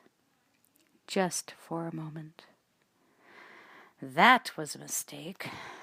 She was back in that playground, and Salceda's children were there with the others, playing with that freedom born of trust that their parents were not insane enough to cremate themselves, whirling on swings, slipping down slides, and giggling through the jungle gym. The grass was vibrant green, and the sun was not hurtfully hot, but warm and nurturing. Sarah hooked her fingers in the chain-link fence. She was staring at the young mothers playing with their kids. Little girls played skip rope. Their sing-song chant weaved through the random burbling of the kids. One young mother appeared, walking her 2-year-old son by the hands. She was wearing a pink and white waitress uniform. She turned, a cheerful smile on her lips. It was herself, beautiful, radiant, the Sarah uncontaminated by the dark future. She glanced at this strange doppelganger beyond the fence. She knew it was coming, like the hammer blow of God. Grim-faced, Sarah pressed against the fence. She started shouting at them, but no sound came from her mouth. She clutched the fence in frustration, shaking it, screaming soundlessly. The waitress Sarah's smile fell away, like leaves in gathering autumn, and for a moment their eyes met across the timeless gulf. But she turned away, her smile returning when her little boy gurgled and threw a fistful of sand at her. She laughed heartily, forgetting the Sarah at the fence as if she were only a shadow, a trick of the light. The bright blue sky suddenly blossomed into an unearthly white. The children ignited like match heads. Sarah was burning, screaming silently, writhing in the repeating loop of her own hell. The blast wave hit, devouring the cowering mothers and children in a whirl of hate. Sarah's scream merged with the howl of the wind as the shock wave ripped into her, blasting her apart, and she jerked her head up, gaping at the horizon. Scrub-brush-dotted hills. The darkening sky, all purple with dusk. The children were still playing nearby. Sarah glanced at her wristwatch. Less than 15 minutes had gone by. Bathed in perspiration, Sarah hunched over the table. She ran her hand through her soaked hair. Every muscle was shaking. It was hard to breathe. So hard. She could escape from the hospital, but not from the madness that haunted her. It seemed to Sarah that fate, or destiny, or some kind of cosmic pattern, was a real, living entity imposing order to all things. Time itself was only one aspect of this order, like an artery running through the body of the universe through which events flowed. And maybe people were cells in that body, not knowing what the universe was precisely, but subject to its functions. Cells, even only a single cell, could, if found in the right place at the right time, initiate changes in the body that were far-reaching. And maybe that was all part of the cosmic order. A preordained pattern of cells that made individual decisions, choosing their own immediate destiny within the body of the whole. But she knew also that she could never know the truth and falsehood of such an idea. She was grasping at straws in a hurricane. Whether they believed in a controlling deity or in random forces making the universe dance blindly in some gargantuan blender, all she could know was the momentary order of things, the temporal cause and effect of her own actions. And, of course, every waking action was filled with unpredictable possibilities. Unless, of course, dreams were bits and pieces of the pattern, coming at us all at once in the night, in a blinding burst of psychic sight, to be patterned back into our waking minds. Until mankind learned how to see across time in both directions, or rather, out of time, they had to gamble that their actions were going to come out all right in the end. It was humanity's curse to be aware of itself, and to know the limits of its awareness. People played dice with the universe, too. In 1,000 little ways, in all the small, trivial choices that people were compelled by forces beyond their control to make every second of their lives, people expressed their wills. It was their choices. And even when the behavior of some seemed to be most predictable, there could be surprises, unexpected choices, unexpected consequences. And now fate was inviting her to embrace and dance again, to choose several paths among a multiplicity, to strike at the heart of destiny itself, to fold it back in on itself like a flower closing up for the night. Sarah was going to end the loop. She looked down at the words she has carved on the table, amid the scrawled hearts and bird droppings. No fate. No fate but what we make for ourselves. Kyle had given her that message from the uptime John Connor. He should have known. Besides, the first Terminator and the T-1000 were proof that Skynet thought it could change the past. Why couldn't she change the future? She slammed her knife into the tabletop, embedding it deeply into the word fate, then stood up and turned to go. Sarah strode across the compound with grim purpose, carrying a small nylon pack and a CAR-15 assault rifle. Her face was set, committed, an impassive mask. She had become a Terminator.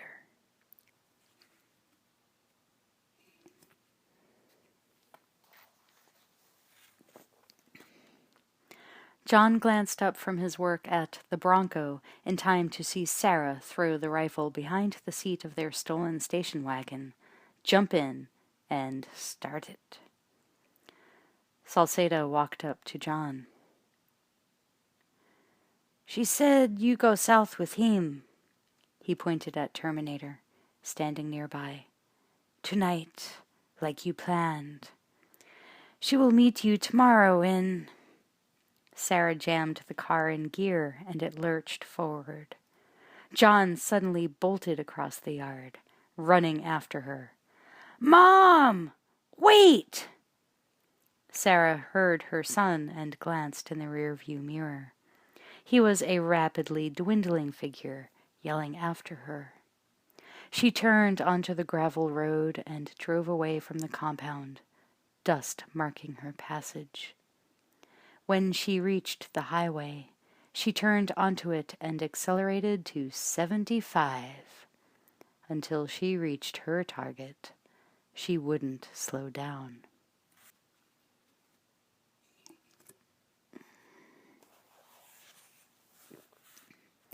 John and Terminator pondered the message carved into the top of the picnic table. Sarah's knife was still embedded there. "No fate but what we make."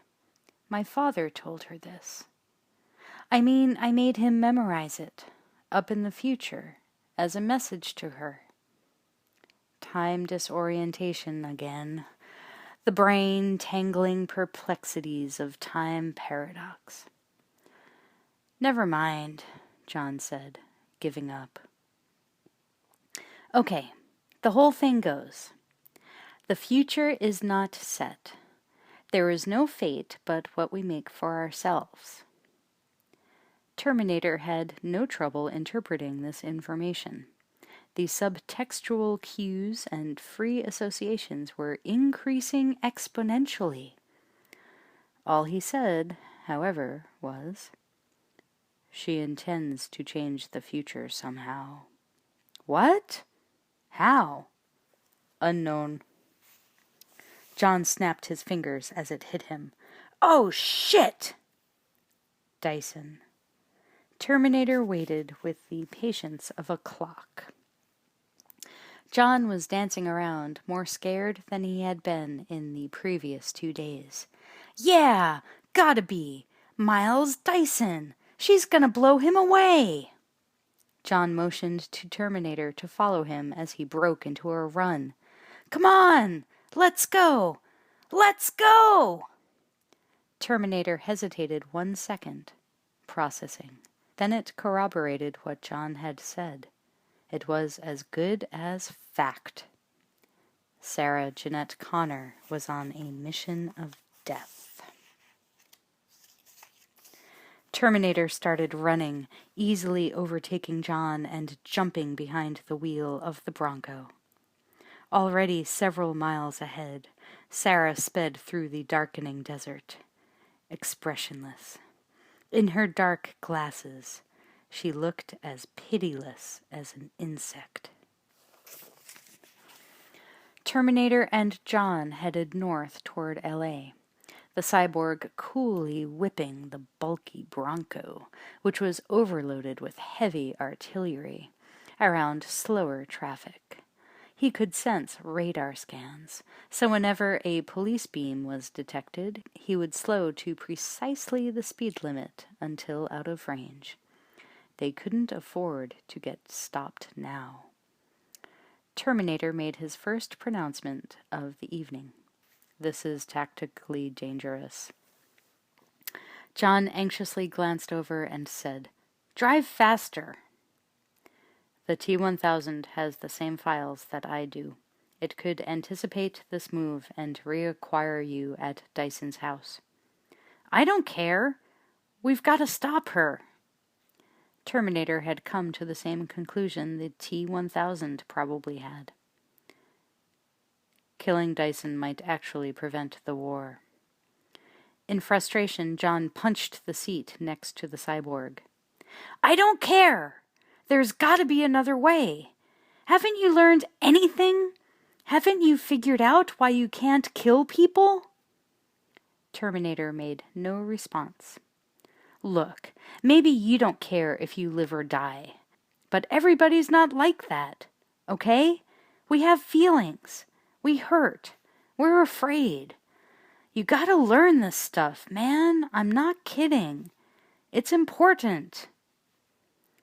They crested the pass, and below them lay the mega-sprawl of the city, all lit up for night fun. The Terminator, South Laguna, 7:18 p.m. From an embankment behind the house, Miles Dyson was a clear target, with his back to the study window, sitting before his terminal, buried in his work on Lot 2. The only illumination in the room was the bluish glow of his CRT monitor. A dark figure crept up the ivy-encrusted hill. Sarah raised the CAR-15 rifle and began screwing the long, heavy cylinder of a sound suppressor onto the end of the barrel. Danny and Blythe were playing in the halls with a radio-controlled toy off-road ruck. Danny drove the, quote, Bigfoot, unquote, and Blythe scampered after, trying to catch it. They stopped in the hall outside Dyson's study and saw him working at his desk. Danny put a finger to his lips, shushing Blythe, his expression mischievous. With the silencer in place, Sarah eased back the bolt and then slipped it forward, chambering a 2-2-3 round. Then she lay down on the embankment. Her cheek pressed against the cool rifle stock. She slid one hand slowly forward to brace the weapon, taking the weight on her elbow. Her other hand moved knowingly to the trigger. She looked through the scope at the man in the house, raised the rifle. It wasn't a man. It was another pivot of fate. A catch in the flow of time that had to be removed, plucked out of reality before he destroyed it. Sarah knew she could do this, that it would be remarkably easy. Just a mechanical pull of the trigger, a mere quarter-inch movement, and the man would be knocked out of the game. And then millions could live without fear of annihilation. Dyson was not aware of the soft, rhythmic sounds of the keys as he typed. His mind was focused only on the symbols on the screen shift. It was becoming a certainty that this would be the last image in his mind before it exploded outward onto the CRT. A glowing red dot appeared on his back, the target dot of Sarah's laser designator. It moved silently up his back toward his head. Sarah's eye was pressed against the night scope. She had a steady, even breathing pattern going. The target dot hardly shifted against the target. The target. Her finger tightened on the trigger, slowly taking out the slack, and she held a deep breath. It was time to make it go away. The laser dot jiggled slightly on the back of Dyson's neck and then steadied on the back of his skull. Danny's Bigfoot station wagon roared along the carpet and encountered a solid obstacle with a thump. Dyson's foot. The scientist jerked, startled back to Earth in a sudden plummet from the Promethean heights of calculus, and leaned down to pick up the truck. The glass window behind him suddenly erupted inward, spraying his back with glass. He felt, or rather sensed, something very small and very fast whizzing by his ear. Then his monitor screen imploded in a shower of sparks. He fell off the chair, utterly shocked, and looked up at the large hole in the window. This saved him because, kathump! The second shot blew the top of his high-backed chair into an explosion of stuffing an inch from his head. Instinctively, he flung himself to the carpet. Rounds blasted through the window, tearing into his desk and computer, blowing his keyboard into shrapnel. With the monitor blasted out, the room was now in darkness. Sarah could no longer see clearly. Dyson crawled behind the desk as round after round poured into it, blasting one side of it into kindling. Dyson, face jammed against the carpet, terrified, saw something even more horrifying. His kids standing confused and scared in the hall. "Run, kids! Go! Run!" Teresa had heard the shots a moment before and had no idea what they were. At first, she thought firecrackers. July was not far away, and maybe kids were celebrating early. But then she heard the broken glass, and stopped thinking or guessing or doing anything except leaping up from the couch and racing through the house like an out-of-control locomotive, searching for her kids. She hit a corner at a dead run and saw them, coming her way, wailing. She enfolded them in her arms and then continued cautiously down the hall, peering around the corner into the study. Dyson was still on the floor amid the splinters and shrapnel of the continuing fusillade. "Miles! Oh my God!" "Stay back!" Dyson flinched as chunks of wood and shattered computer components showered down on him. He looked desperately toward the door, but knew he'd be totally exposed. He'd never make it. On the embankment, Sarah's rifle emptied with a final clack. She threw it down and drew her .45 smoothly from a shoulder holster. She rose and started toward the house, snapping back the slide on the pistol, chambering around. And it was easy. Easier than making love, or giving birth, or writing a poem. It was necessary and so damn easy to kill, if you didn't think about it. From under his Swiss-cheesed desk, Dyson saw a sliver of the backyard. Someone was walking toward him. The combat boots hit the ground with assurance, coming onward without pause. He tensed to make a break for the hall door. Sarah raised the pistol, eyes riveted ahead on the shattered study window, still regulating her breathing for the next round of shots. Dyson sprung to his feet in a full-tilt sprint. Too calmly, she tracked him. She could not possibly miss. But this was a time of impossibilities. Dyson hooked a foot on the cord of a toppled disk drive just as her shot blew apart a lamp where his head was. He hit the floor hard, but kept moving, scrambling forward. There was a crunch of glass behind him. He could not avoid the powerful need to see who was trying to kill him. He shot a frantic look over his shoulder as his arms and legs continued carrying him across the floor. He was as surprised as could be to see a strange woman, dressed in fatigues, framed in the floor-to-ceiling window, re-aiming the pistol in her hand right at him. Teresa was screaming hysterically.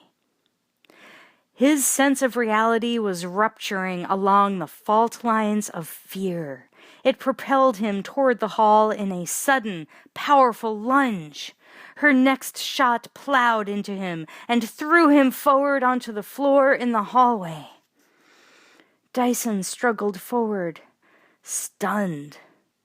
Teresa gaped down at her wounded husband. There was a .45 caliber hole clean through his left shoulder. He smeared the beige wall with dark blood as he staggered up. He turned and blearily saw the woman walking through the study after him, relentless, grimly determined to take his life away. He was mesmerized for an instant by the adrenaline rush flash frame of her impassive expression.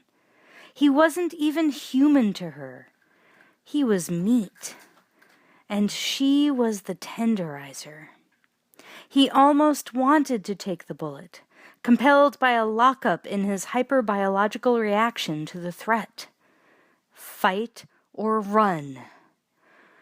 Or perhaps he was fighting the pattern of destiny, and it wanted him dead. But momentum helped him live a few minutes longer.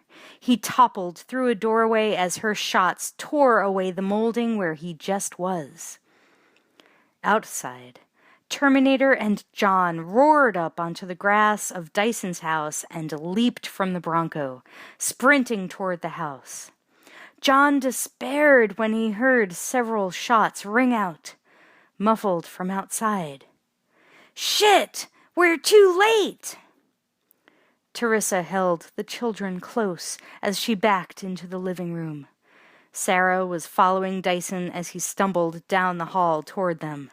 Danny broke loose and ran to his father's side. Teresa held on to Blythe and screamed at Danny to get back. But the boy was hurling himself at his father, wailing, "Daddy!" Teresa impulsively dropped Blythe and ran back to her husband and her son, throwing her arms around both of them. Sarah loomed behind them with the pistol aimed and cocked. Teresa howled, "No!" Sarah hesitated for the first time, the steel in her veins glowing from the heat of the moment. She yelled, "Don't fucking move! Don't fucking move!" Then she swung the gun on Teresa. "Get on the floor! Now! Fucking down! Now!" Sarah was crazy-eyed now, shaking with the intensity of the moment. The kill had gone bad, with screaming kids and the wife involved. Things she never figured on. Teresa dropped to her knees, terrified, as she looked into the muzzle of the gun. Blythe flung her little arms around Dyson. Her small voice quavered as she yelled, "Leave my daddy alone!" The momentum was so powerful, she wanted to pull the trigger, needed to pull the trigger. "Shut up, kid! Get out of the way!" Dyson looked up, through his pain and incomprehension. Why was this happening? Money? Insanity? Cultist? The black gun muzzle was now only a foot from his face. He cried out impulsively, "Please, let the kids go." "Shut up! Shut up! Motherfucker! It's all your fault! It's your fault!" And now it wasn't quite so easy, because she was too close and had hesitated too long. She could see his eyes.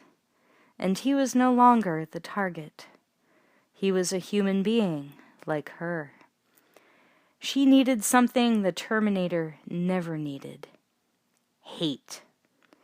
For a man she didn't even know.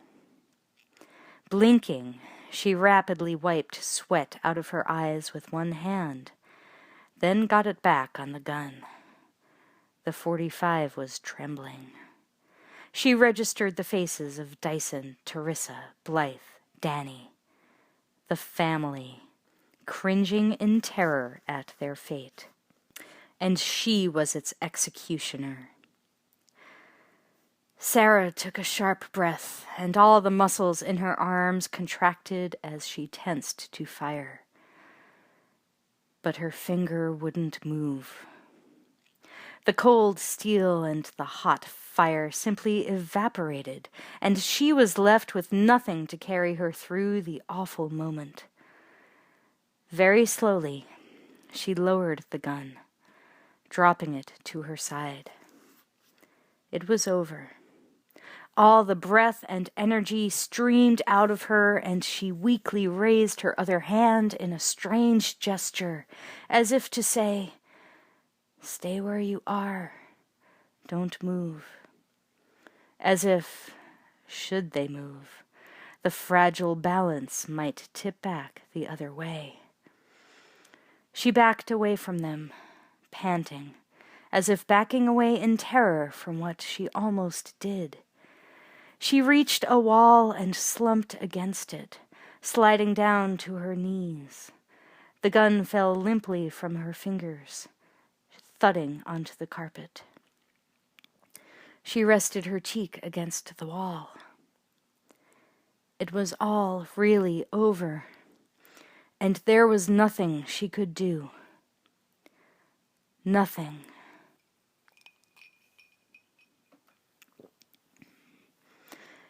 The front door was kicked in. Terminator stepped inside. John grabbed his sleeve and pushed past him, scoping out the situation in 2 seconds. Sarah, the gun, the sobbing family. John moved to his mother while Terminator knelt next to Dyson and began checking his shoulder. Tears were spilling down Sarah's cheeks. Tears that she no longer knew how to hold back from a spring she had thought long dry. John tentatively reached for her. "Mom, you okay?" "I couldn't. Oh, God." She seemed to see him for the first time. "You came here to stop me?" He nodded, expecting the worst harangue of his life, about how important he was to the future and how he shouldn't take risks But she surprised him, reaching for his shoulders and drawing him into a fierce embrace. A great sob welled up from deep inside. His arms slid around her neck, and they held one another as the spasms racked her. This was all John ever wanted, all he had lived for, and now the tears burned in his eyes and his throat tightened so that he could barely get out the words. "It's okay, Mother. It'll be okay. We'll figure it out," she whispered into his ear. "I love you, John. I always have." His heart raced, and he kissed her flushed cheek. "I know, Mom. I know." Teresa was gaping at the bizarre tableau. The blood on the walls, the weeping children, the woman and boy clinging to one another, sobbing, and the large man wordlessly ripping open her husband's blood-stained shirt and examining the wound as if he'd expected all this to happen. The man turned to her and calmly said, "Clean penetration. No shattered bone. Compression should control the loss of blood." Wonderful news, she was thinking, dazed, as he took her hands and pressed them firmly over the entrance and exit wounds. "Do you have bandages?" Dyson was feeling the damage now, in great pounding throbs. "In the bathroom. Danny, can you get them for us?" He tried to sound perfectly normal, not to show the pain, so his children would calm down. Danny nodded somberly and ran down the hall. John reluctantly pulled away from Sarah. She wiped at her tears, the instinct to toughen up taking over again. But she knew the healing moment would have its effect, nevertheless. John stood by Terminator. Dyson squinted up at his surreal house guests. "Who are you people?" John drew the biker's knife from Terminator's boot, handed it to him. "Show him." Terminator removed his jacket to reveal powerful bare arms. John took Blythe by the hand and led her down the hall, away from what was about to happen. She'd had enough trauma for one night. Teresa started to protest, to follow, but she couldn't remove her hand from her husband's wounds. She could feel the blood wanting to spurt between her fingers. But then a new level of terror flooded her senses as she watched the big man raise the large, flat knife and plunge it into the forearm, making a deep cut just below the elbow.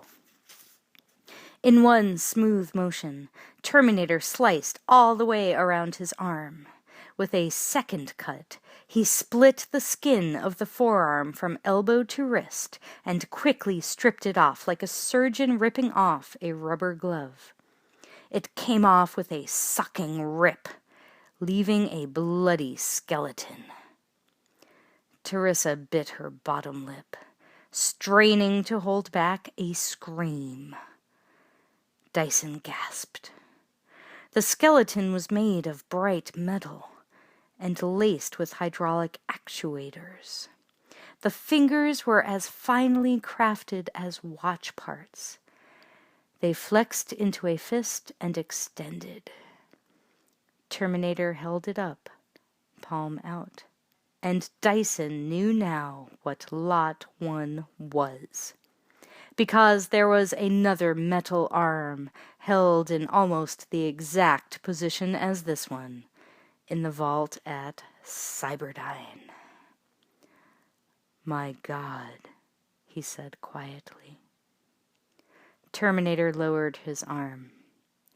"Now listen very carefully," he commanded. Later, in the Dysons' kitchen, Sarah was sitting on the counter, her face in her hands, breathing deeply and slowly, gradually pulling herself back together. John sat near her.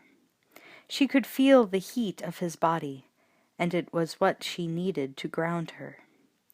Teresa was holding Blythe in her arms. Danny was curled up on a blanket on the floor. The children had listened until they could resist sleep no longer.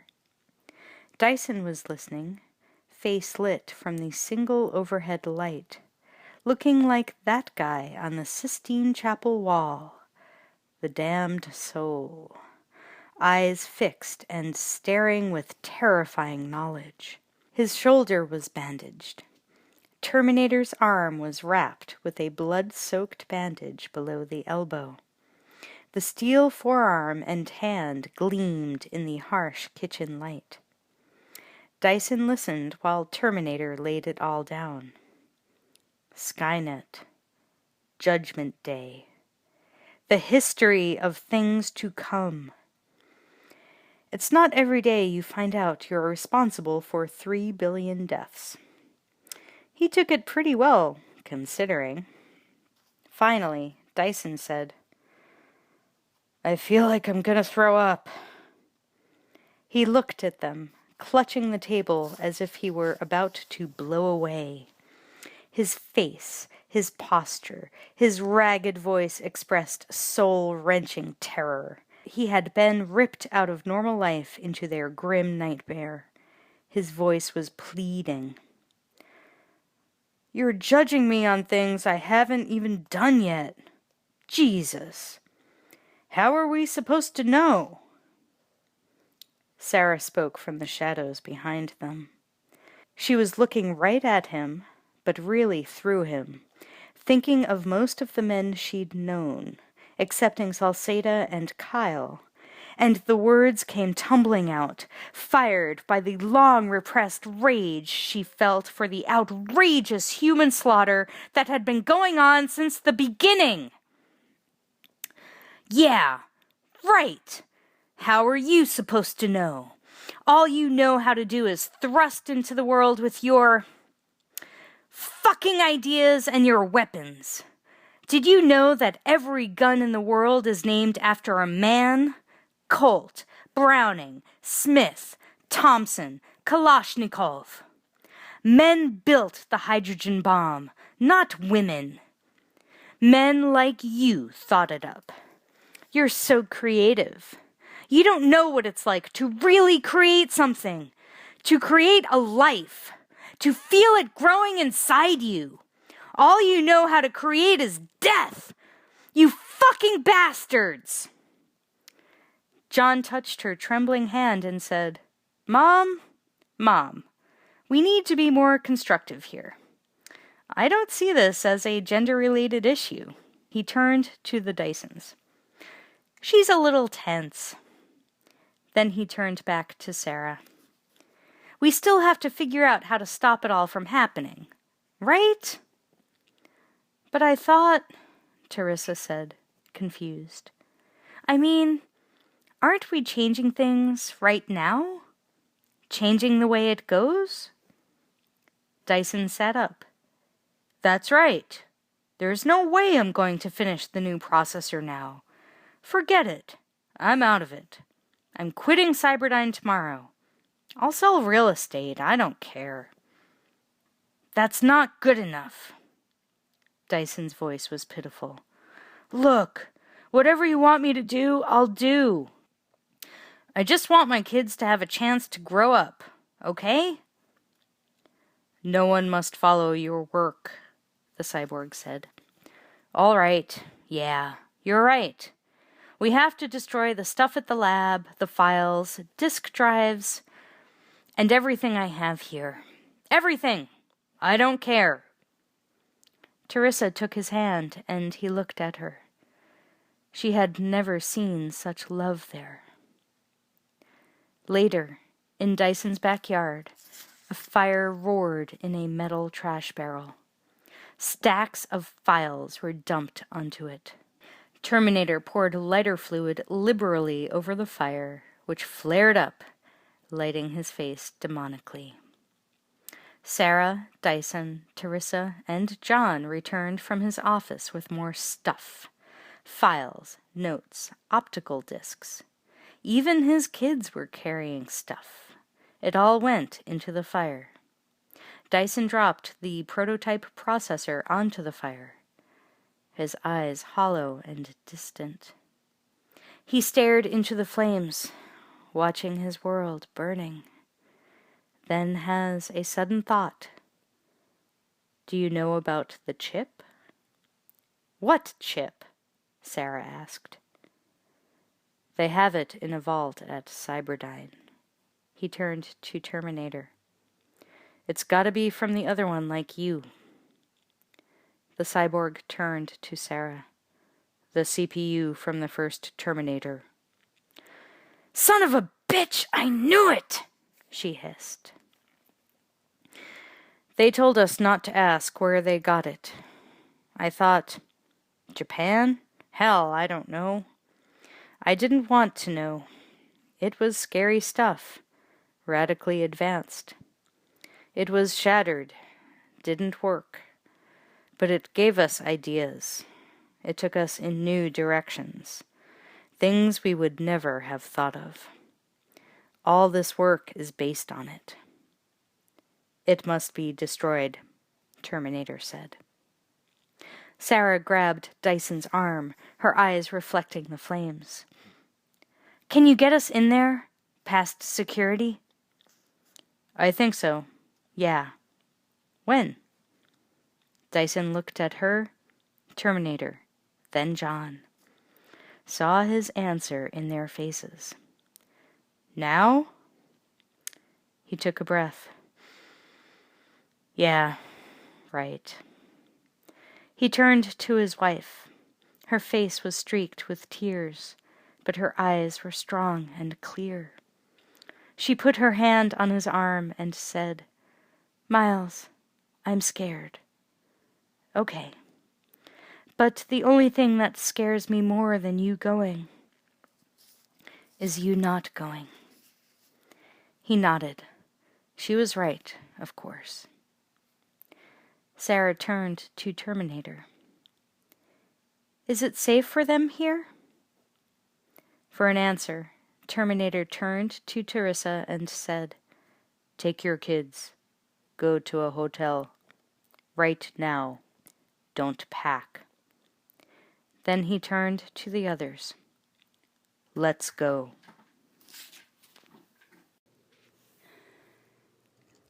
The Dance of Fate. Irvine, 10:09 p.m. Sarah was watching the pavement rush by, lit by headlights. Beyond, there was darkness, swallowing the horizon.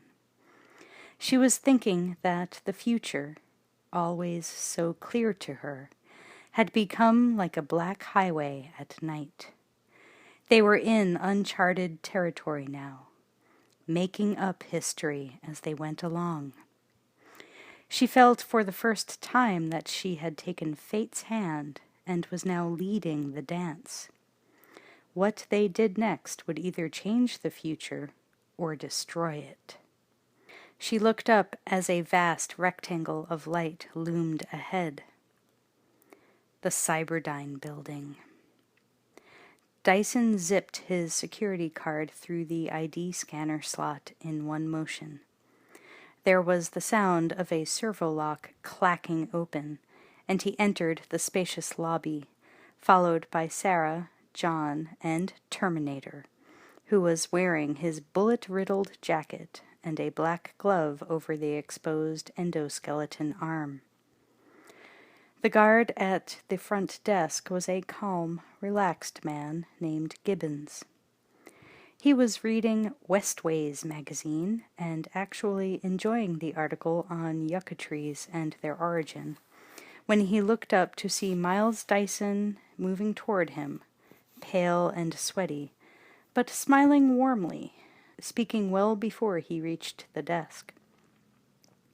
"Evening, Paul. These are friends of mine from out of town. I just thought I'd take them up and show them around." "I'm sorry, Mr. Dyson. You know the rules about visitors in the lab.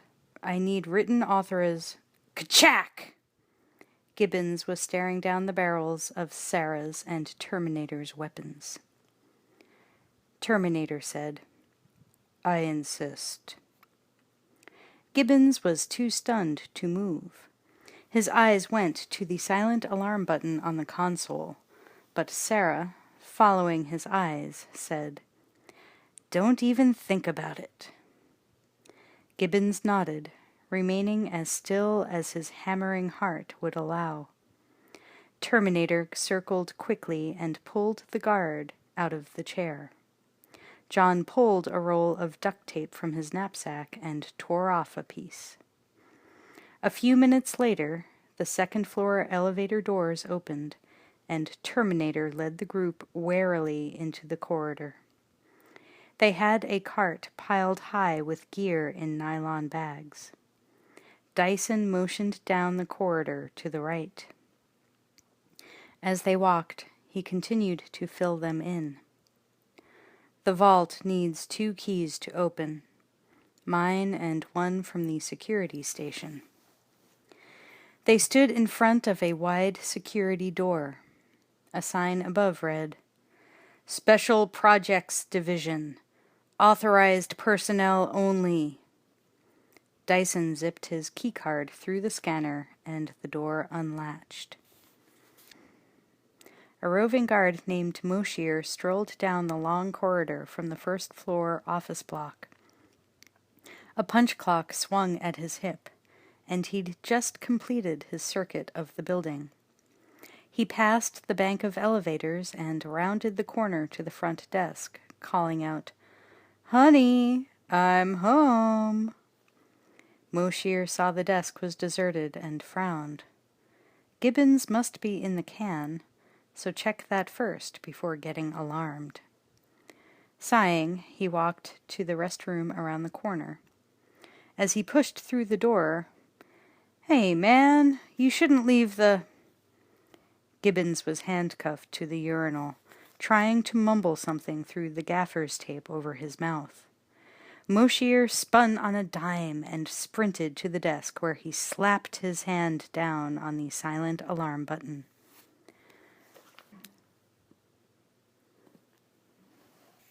At the security station, Dyson's hand swished his ID card repeatedly through the scanner slot on the locker. Nothing was happening. The light on the locker was blinking red. Sarah anxiously turned to Dyson. "What? What is it?" Dyson motioned toward a light flashing on the console, then said, "Silent alarm's been tripped. It neutralizes the codes throughout the building.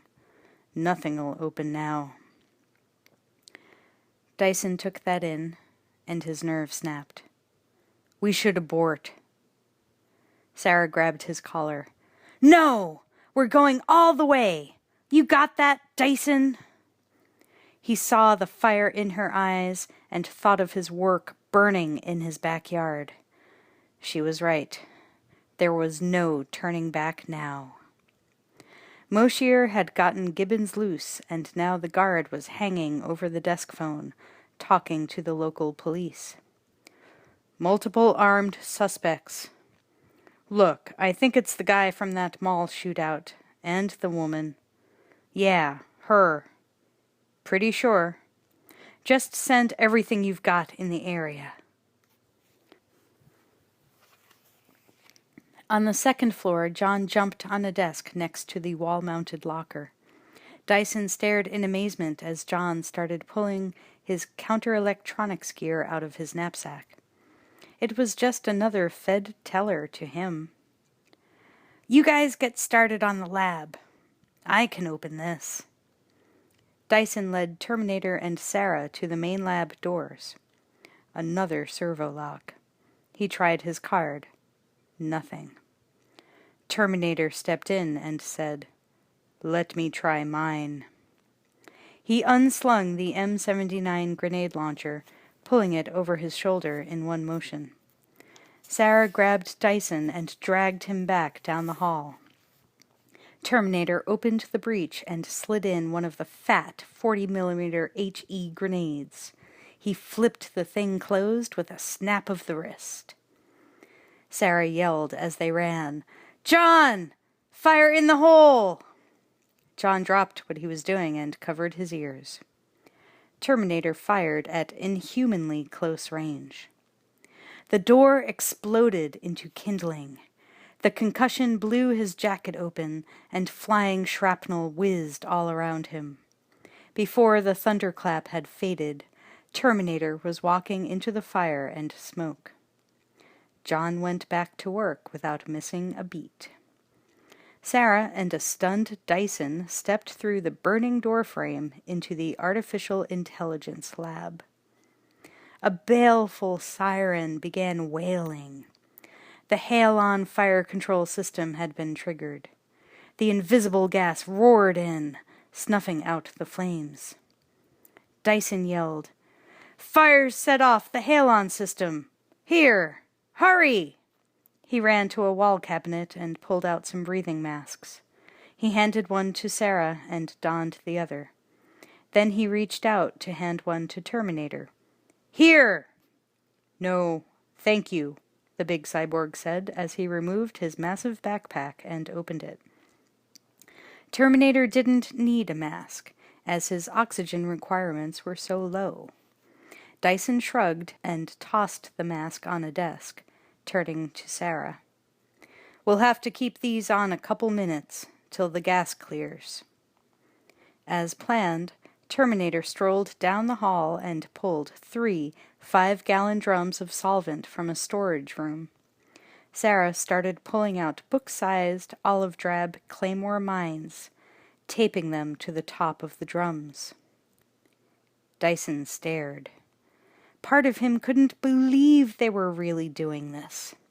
This morning he had been on the verge of a breakthrough that would have made him a rich man for the rest of his life.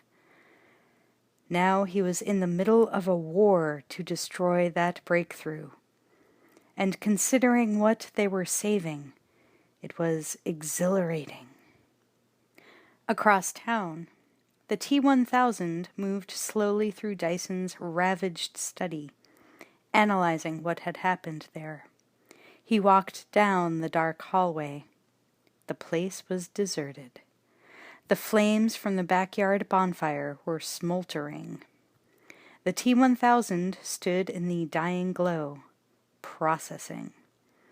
He had arrived at Salceda's camp minutes after they had pulled out. Switching to its secondary strategy, T-1000 ran through its files until it came up with Miles Dyson. Using the police walkie from the bike, it had located its next destination. Here. The police walkie, now clipped on his belt, blared to life. All units. 211 in progress at the Cyberdyne building. Multiple armed suspects. SWAT unit is en route. The T-1000 sprinted out of the house and threw his leg over the Kawasaki. Fired it up. The tires laid a scorch mark on the pavement as it spun around and roared away.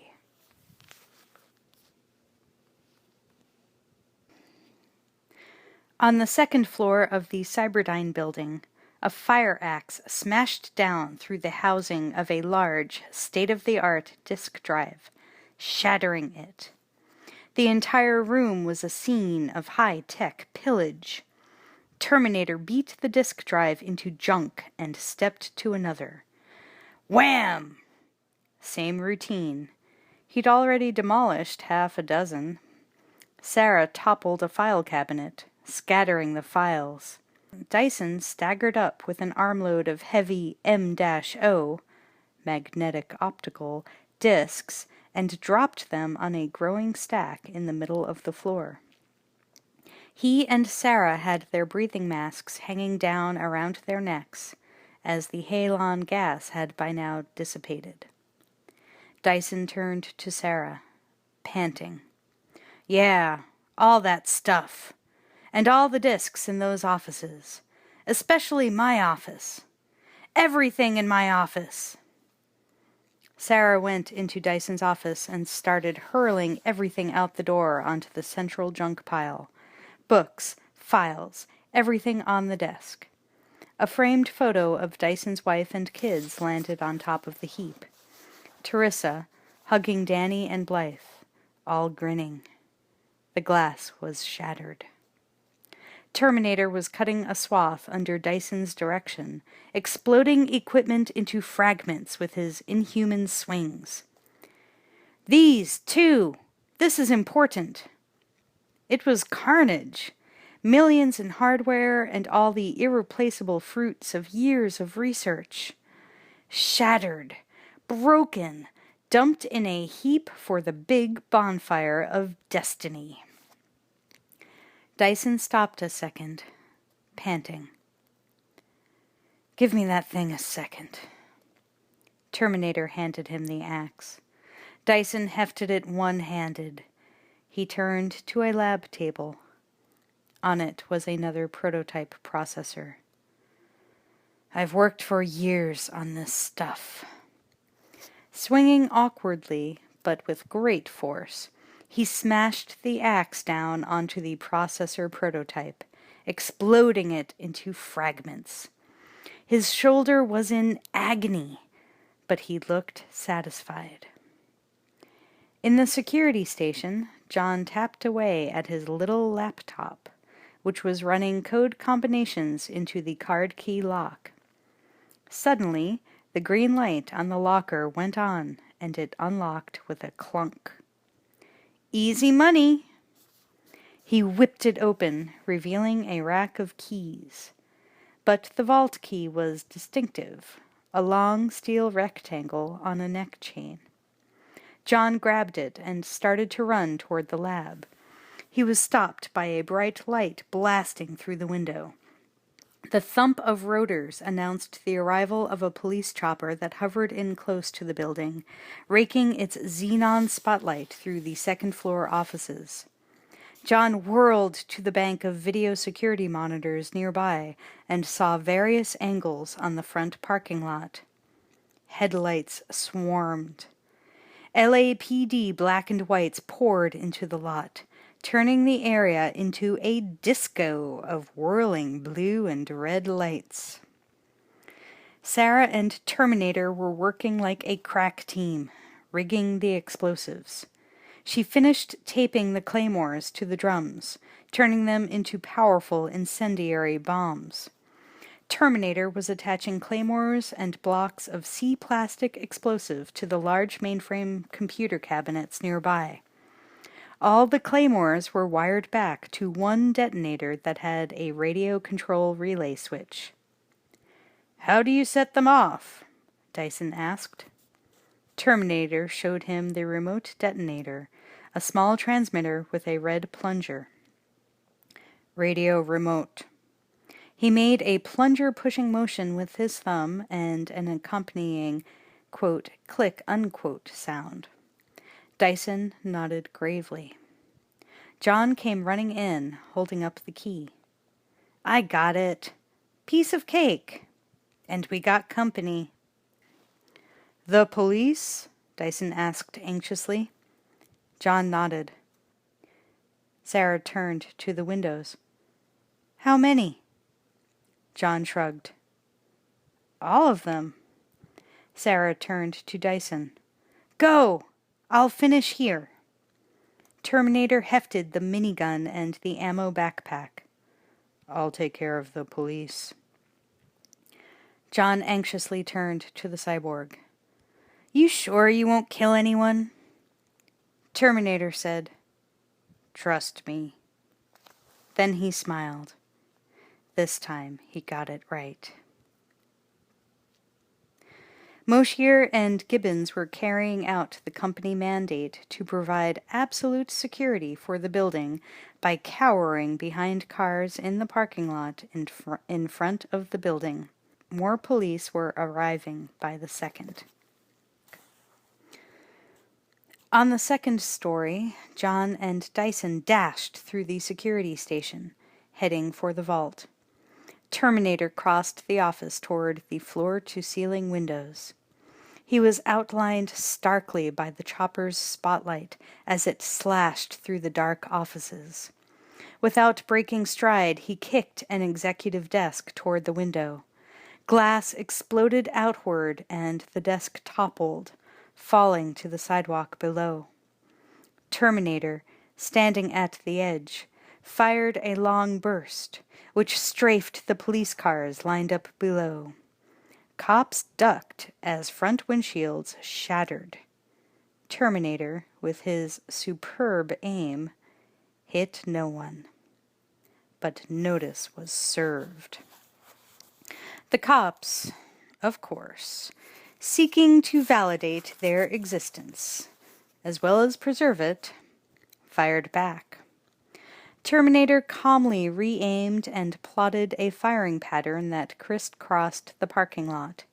He pulled the trigger on the GE minigun and held it down. 4,000 7.62mm rounds chattered down to their targets. In 15 seconds, every single police car had been riddled and reduced to wreckage. Not one policeman had been hit. The ones who hadn't already fled looked down at their woefully inadequate weapons and ran off. A few extremely brave souls furred again. Terminator leveled the M79 and fired. The grenades blasted several police cars into the sky. They fell back, erupting into flame. A moment later, the police fell back, regrouping. A SWAT van careened around a corner and skidded to a stop just out of range.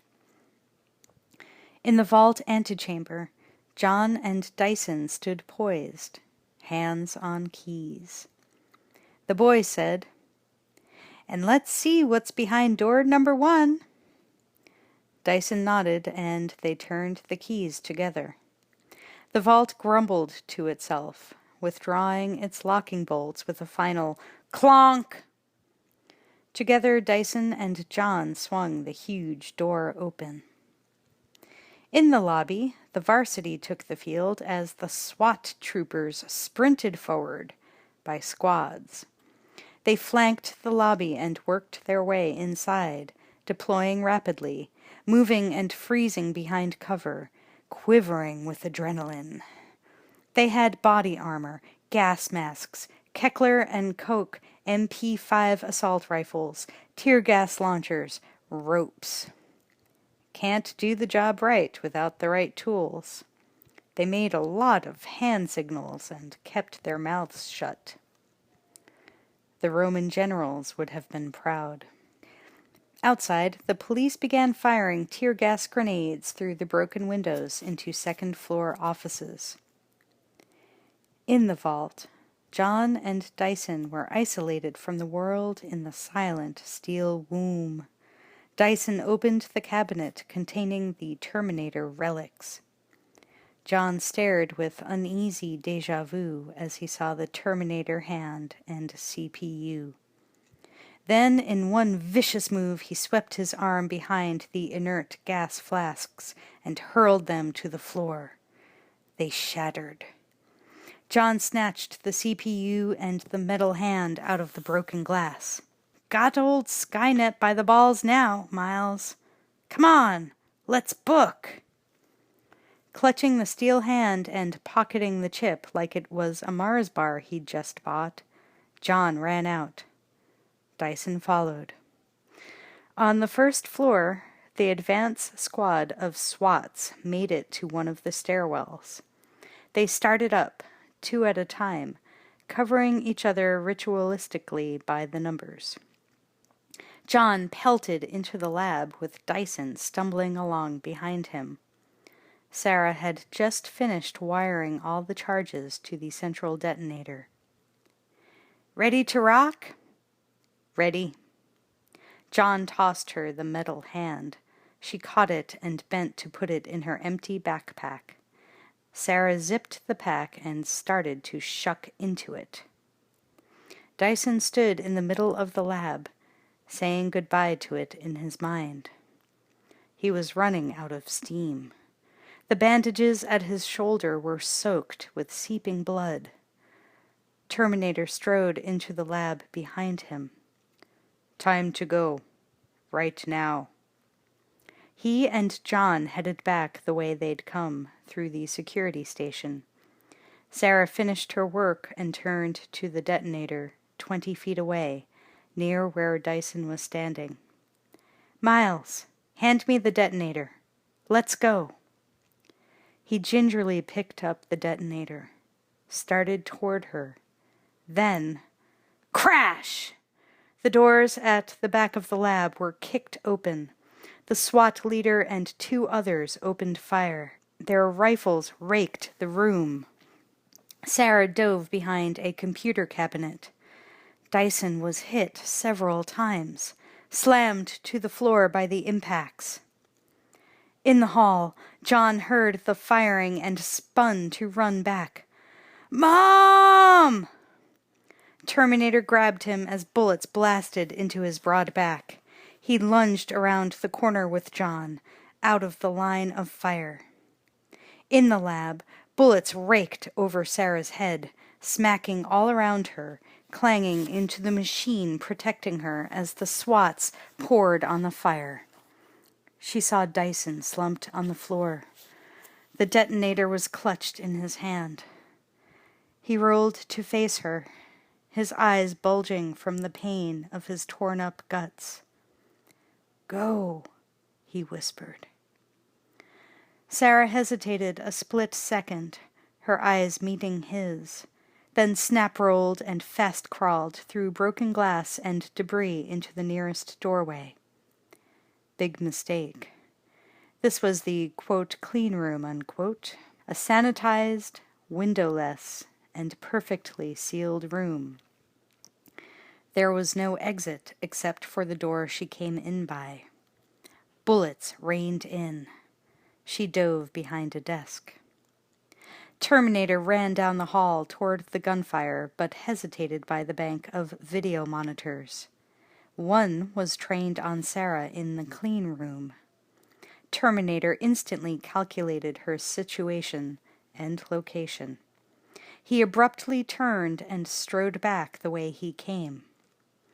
In the clean room, Sarah was crawling into a corner, but it didn't do any good. The bullets were tearing past, missing by mere inches.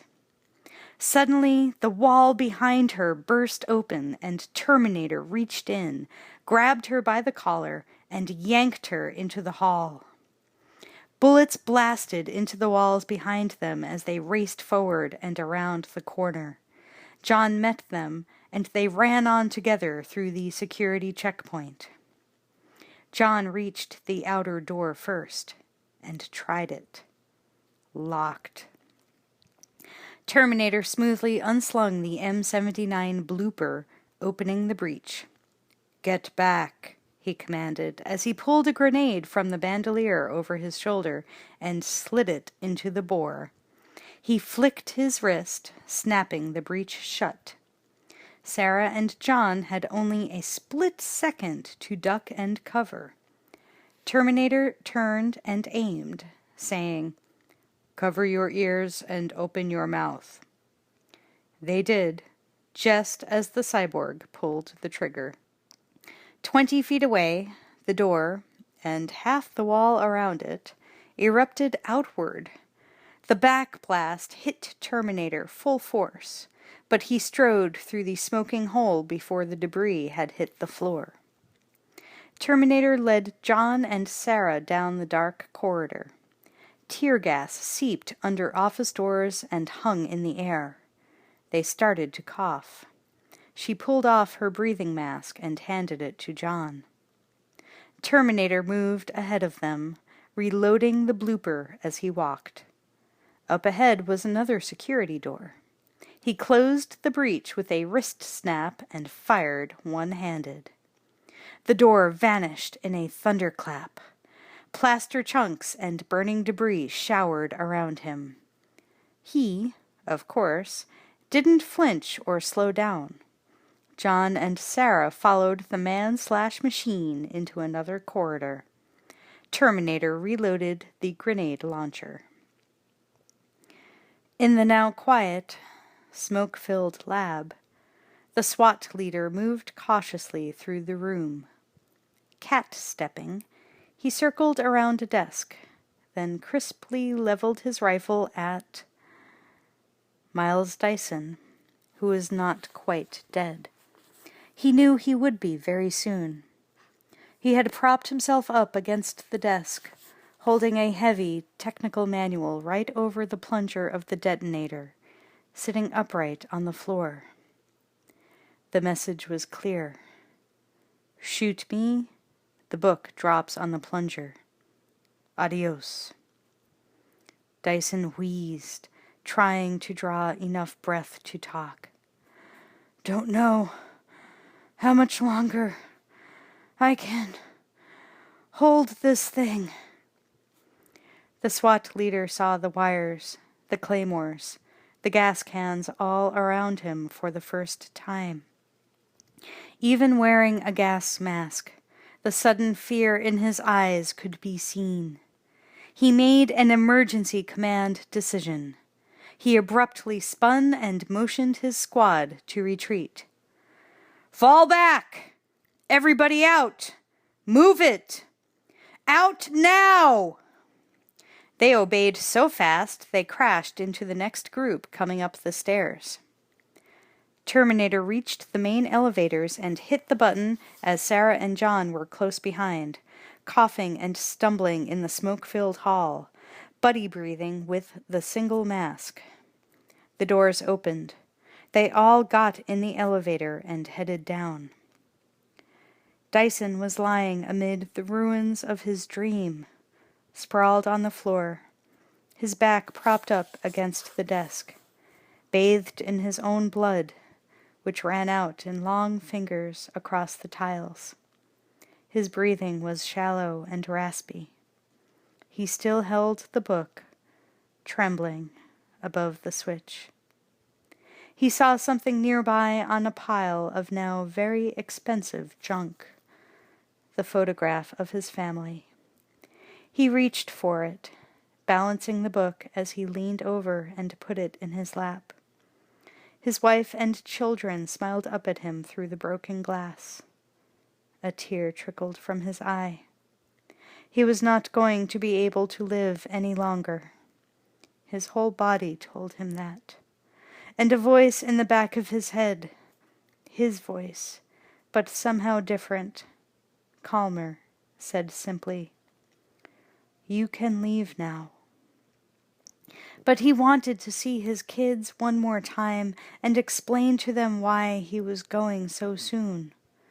They wouldn't know what he knew, what he saw now beyond the photograph of his family. A flash of white-hot light blossoming out of the atmosphere. And what he heard.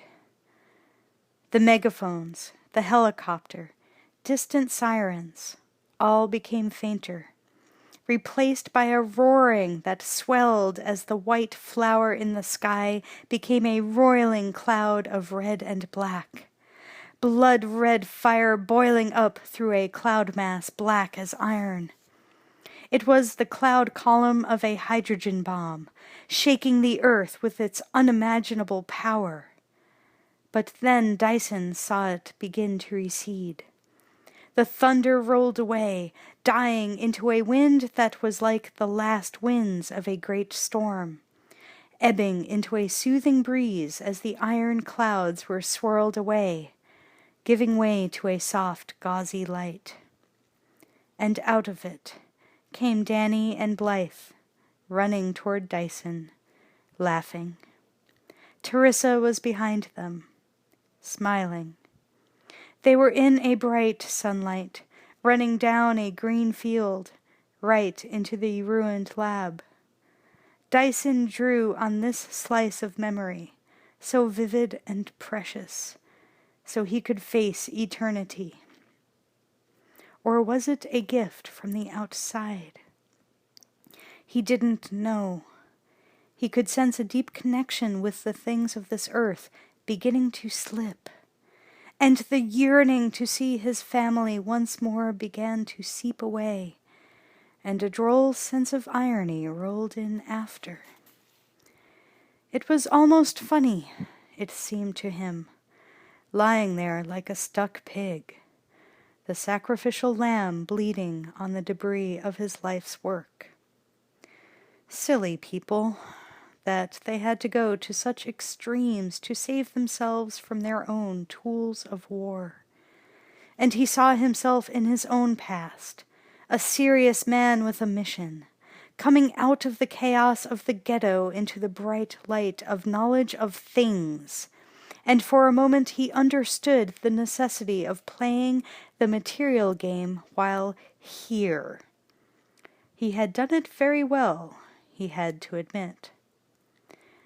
But now that he was dying, he wanted to stay and become that other Dyson, the loving man as dedicated to his family as he used to be to his science.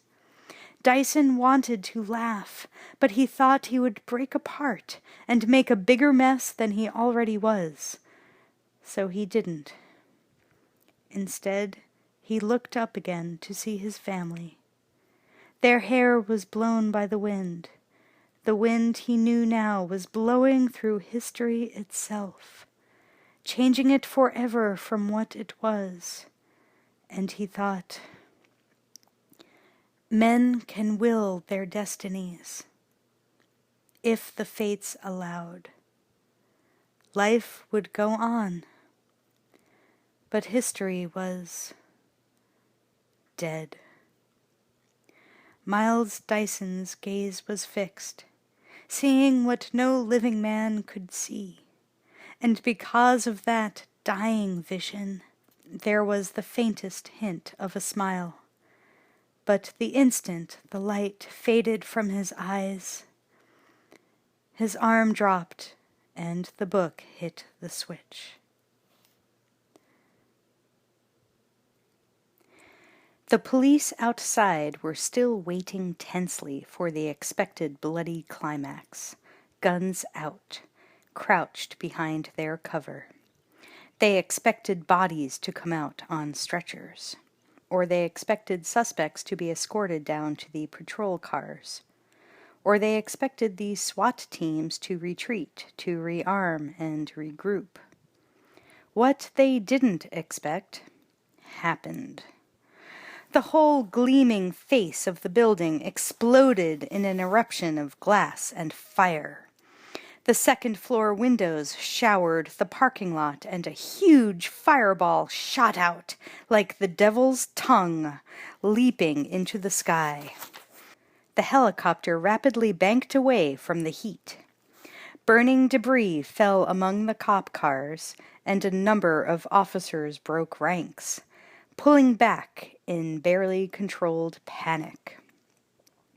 Only one of them, a motorcycle cop, seemed to be moving with purpose through the disorganized crowd toward the burning building. He slowed once, only to grab at a fleeing cop and rip his weapon out of the holster. Then the T-1000 gunned the cycle through a shattered window, across an office, and out into the hall. It was scanning with full intensity, its consciousness aflow with the environment. In moments it detected a stairwell and accelerated up the steps in one howling blast of RPMs. It brodied onto the second floor, which was now a smoke-filled maze. The T-1000 drew a Hawkler and a Coke MPK machine pistol and cruised slowly into the fire-lit offices, relentlessly scanning. In the corridor, the cycle skirted more flaming wreckage as the cycle idled forward. The T-1000 scanned the leaping shadows for its prey. In the downstairs lobby, the elevator doors parted, and Sarah eased a look out into the corridor. The walls on either side of her erupted with bullet hits. The SWATs had the lobby end of the corridor blocked off. Sarah and the others were totally trapped, cut off and screwed. John turned to his mother and tried to cheer her up. "Don't forget, it's always darkest right before—" "You're totally fucked." The SWATs fired a tear gas grenade toward the elevators. It spewed the vicious CS gas out in a swirling cloud that enveloped Sarah and John, who were pressed against the back wall of the elevator. Terminator had finished his own rapid scan of the lobby emplacements, then turned to them and said, "Keep your eyes closed. Don't move." They nodded and squeezed their eyes shut. As Terminator slung the grenade launcher over his shoulder and started out of the elevator, he said, "I'll be back." A tear gas grenade ricocheted from wall to wall as it flew down the corridor. It skidded to rest in front of Terminator, throwing out a white cloud that quickly filled the area. In the elevator, Sarah and John were choking, handing the breathing mask back and forth desperately. They were trapped now, and the claustrophobia of poisoned air and the tiny redoubt of the elevator car oppressed John to the point of panic. He was only moments away from lurching out from cover into the corridor. The SWAT team stood at the far end of the hall, gripping their weapons, watching the boiling cloud, waiting for the suspects to stumble out of the elevator and into their line of fire. Someone appeared out of the smoke, incredibly, walking calmly, totally unaffected. Terminator was not even misty-eyed. Not at all what they expected. The leader spoke through a megaphone. "Stop where you are! Lie down on the floor, face down! On the floor, now!" He continued to stride toward them, as if not hearing or caring. The SWATs tensed up. They never saw anything like this. Closer and closer he came. The leader made another command decision. "Drop him." The corridor was abruptly filled with crackling thunder. The rounds tore into Terminator's chest, stomach, face, thighs. His leather jacket, already punctured in 24 places, was now ripped to shreds as the rounds hit him. The SWAT leader grasped for the obvious in the face of the impossible, thinking the guy must be wearing body armor. So he lifted his sights and fired directly into the suspect's face. His head should have been taken apart like a ripe melon. Instead, it simply rocked slightly, and a tear in the cheekbone spouted blood. Still, the man kept coming toward them. The SWATs did what they were trained to do. Hold the trigger down. "Aim for the face!" the leader shouted, thinking somehow his bullet must have been defective. But a man next to him shouted with a trace of fear in his voice, "I am!" Terminator smoothly drew his .45. His internal scanner flashed, "Threat assessment. Termination override. Disable only." Without particular hurry, as if he were glancing at the shelves in a supermarket, he selected his targets. He shot the nearest man in the left thigh. As he screamed and dropped, Terminator bent down and picked up the shrieking man's tear gas launcher. It was one of those new rotary jobs that held 12 rounds in a big drum. Terminator shot the next SWAT square in the chest with the tear gas launcher. The gas canister hit the man's body armor and didn't penetrate. But it was like getting slugged in the stomach with a full swing from a baseball bat. The SWAT folded double and hit the tiles, gasping. Terminator was an image from hell, a tall figure in shredded black leather, streaked with blood. One eye was now a bloody socket, the metal eye servos glinting.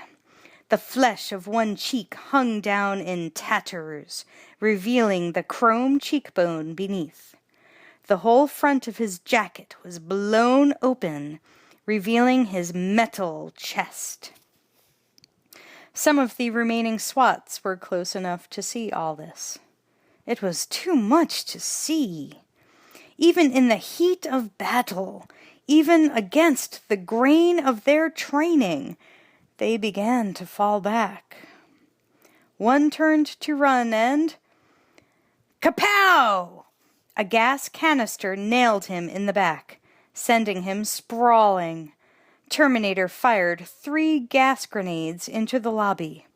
It filled rapidly with the white gas, cutting the visibility to a few feet. It was total pandemonium. The SWAT leader crouched in the fog, white-knuckling his rifle, completely at a loss for what was happening. Terminator loomed suddenly out of the mist right in front of him. Before the team leader could react, there was an explosion and a white flash and a dull thud as Terminator's bullet drilled in his leg. As he screamed and dropped the rifle to clutch his leg, Terminator ripped his gas mask off. The SWAT leader fell back, writhing to the floor, choking and gagging, mindlessly clutching his ruptured thigh, trying to stem the trickle of blood. Terminator walked up to 2 SWATs at the front doors. Pow, pow! Leg and leg. He snatched off their masks as they fell. Then the gunfire stopped. Nobody could see anything. Screams and whimpers echoed in the smoke. Smoke boiled out the front door as a figure emerged. Firing the tear gas launcher with one hand, Terminator launched all remaining rounds among the police vehicles. Unprotected officers ran back, choking and half blind, slamming into cars and tripping over each other. It was a total rout. At the SWAT van, one of the men was rapidly handing out the remaining masks to unprotected cops. A figure appeared out of the smoke beside him. He looked up as Terminator handed him the empty launcher. Instinctively, he grasped it. Then Terminator ripped off his mask, grabbed his flak vest with one hand, and sailed him out into the mist. The cyborg strode the length of the van and climbed into the driver's seat. No keys in the ignition. He flipped down the sun visor. The keys fell into his hand. Terminator took a microsecond to note something. He was learning. He started the van and slammed it into gear. In the lobby, the tear gas had cleared to a thin haze. The uninjured SWATs were tending their wounded, confused. They looked up at the sounds of shouts and a roaring engine. The SWAT van crashed through the front doors in an explosion of glass and debris. Cops scattered as the van screeched across the lobby in a smoking 180, sliding to a stop across the corridor that led to the bank of elevators. Terminator backed up until, crunch, he sealed the corridor with the back of the van. Sarah and John heard the crash and saw the van backing into the corridor. They happily stumbled out of the elevator, coughing, and ran along the hall and leaped into the back just as Terminator hit the throttle. The van roared across the lobby and exited through the blown-out windows, scattering cops in every direction. All but one. At the sound of the battle below, the T-1000 gunned the big Kawasaki up to an office window and looked down to see the van tearing away across the parking lot with the remaining police ineffectually firing at it. It knew it had reacquired its target. It rapidly scanned the area, analyzing options. Through an open office door at the far end of the hall, it saw the helicopter hovering outside the building. There were other ways of reaching the target, but this one seemed the most natural channel. The T-1000 sensed all the best possibilities funneling toward it, as if it were an energy sink. Magnetically pulled by the rotating blades, the T-1000 twisted full throttle on the powerful cycle. It reared up and then blasted down the narrow corridor and into the office, accelerating fast, straight at the windows. The T-1000 blasted out through the glass, airborne on the motorcycle. It rocketed across the gap to the hovering chopper and slammed into the canopy. The impact of machine and rider radically pitched the chopper. The startled pilot fought to regain control when the weight shifted again as the cycle tumbled to the pavement below. The T-1000 didn't. It clung to the shattered canopy. Nightmarishly, the pilot watched as the T-1000 punched its head through the plexiglass canopy and rapidly poured itself through the jagged hole. It instantly solidified into Officer Austin on the passenger seat. It grabbed the gaping pilot and hurled him out of the cockpit, then slid behind the controls. The chopper was auto-rotating, spinning out of control, dropping toward the parking lot. The T-1000 recovered control 10 feet above the ground. Cops hit the deck as the tail boom swung around, going over them by inches, then dipped as the chopper lifted out in a power climb, roaring away across the parking lot toward the fleeing SWAT van. Terminator looked back at his two passengers as he turned the boxy van onto a divided highway. Sarah and John were catching their breaths, still coughing from the CS gas. Terminator glanced in the rear-view mirror. The xenon searchlight of the chopper was filling it, gaining. Sarah checked the inside of the van. It was a rolling armory. There were rifles, ballistic vests, all manner of equipment. "John, get under these. Hurry!" He sat against the front bulkhead of the van, and Sarah piled bulletproof vests on top of him, completely covering him. Then she grabbed 2 M16s from the wall rack and loaded them. She started on a shotgun as Terminator expertly slewed the unstable vehicle around cars and trucks that seemed to be crawling by comparison. The van hit its top speed of 80. They swerved to miss the back end of a white 18-wheel tanker truck, which was good because the large blue letters on its side read, "Cryoco Inc., Liquid Nitrogen Supply," and hitting it would not have been survival promoting. The chopper swung in behind them, closing fast. The T-1000 reached through the shattered canopy with the MPK machine pistol and fired. The back of the van clanged with the hits. Terminator steered side for side, trying to throw off the T-1000's aim. The unstable vehicle screeched and wobbled, on the edge of control. But the door windows were blown in, and the slugs careened around the inside like BBs in a tin can, narrowly missing Sarah and splunking into the pile of protective vests covering her son. Sarah had had enough of being victim. Once before, she had experienced a rage when the first Terminator had shot Kyle. It seemed as if it wasn't quite enough that she was a target. If someone she loved were attacked, a fury so deep she didn't know where it could possibly come from welled up, as if all the militant angels on some other plane of existence channeled righteous defiance through her soul. In any case, she felt the red-hot rage drive her to kick the back door of the van open and whip up the M16. She opened fire, screaming at the top of her lungs, as her bullets, messengers of her will, riddled what was left of the chopper's canopy.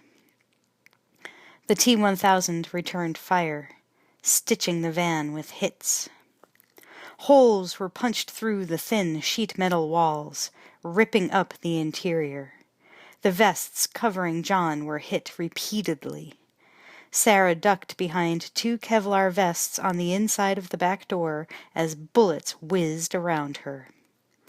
In the reload lull, she popped back out and fired in controlled bursts, aiming for the rotors. A few shots sparked off the blades. Her M16 emptied, and she grabbed another. Terminator swerved around a battered pickup truck that was changing lanes, clipping its rear and knocking it sideways, skidding out of control. A moment later, the helicopter passed it, the rotor just clearing the top of the cab. Sarah kept firing. So did the T-1000. She took a hit in the thigh, and several rounds hammered into her Kevlar vest. She was thrown back onto the floor, sprawling off balance, an exposed target. Terminator saw the T-1000 aiming to fire again. He locked up the van's brakes. Tires screamed as the vehicle shimmied. Sarah was thrown forward, sliding up to the bulkhead next to John, out of direct sight. But Sarah and John looked out the back of the van at a horrifying sight. The helicopter rapidly enlarged, swimming right into the back of the van. It was rocked up off the pavement and thrown forward, as if a giant hand had scooped it a few feet off the highway and flung it a couple yards down the road.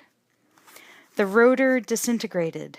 The back door of the van was crushed in as the canopy and the whole front of the fuselage were hammered into junk, trapping the T-1000 inside twisted metal. The chopper hit the pavement, flipping sideways, and cartwheeled, smashing itself into a shapeless mass of twisted metal and falling away behind the van, tumbling end over end. Terminator fought to control the van, which was fishtailing violently from the impact.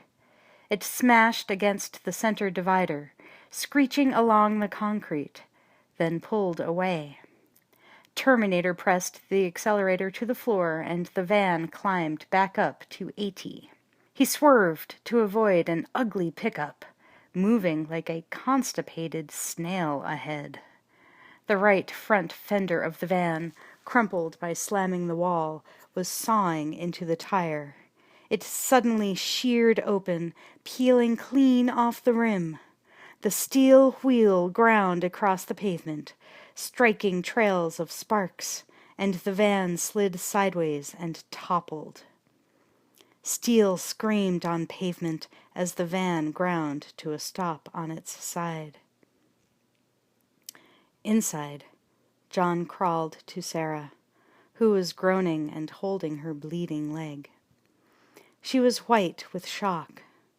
"Mom!" John said. She slowly turned to him, breathing shallow, disoriented. Terminator was beginning to extricate himself from the crumpled driver's seat. Back down the road, the helicopter wreckage was a smoking, crumpled ball of junk metal. Behind it, the tanker truck braked hard, shuddering and groaning, trying to stop as it roared up on the bizarre obstacle. The big tires locked up in clouds of tire smoke. The rig finally came to a shuddering stop just short of the chopper debris.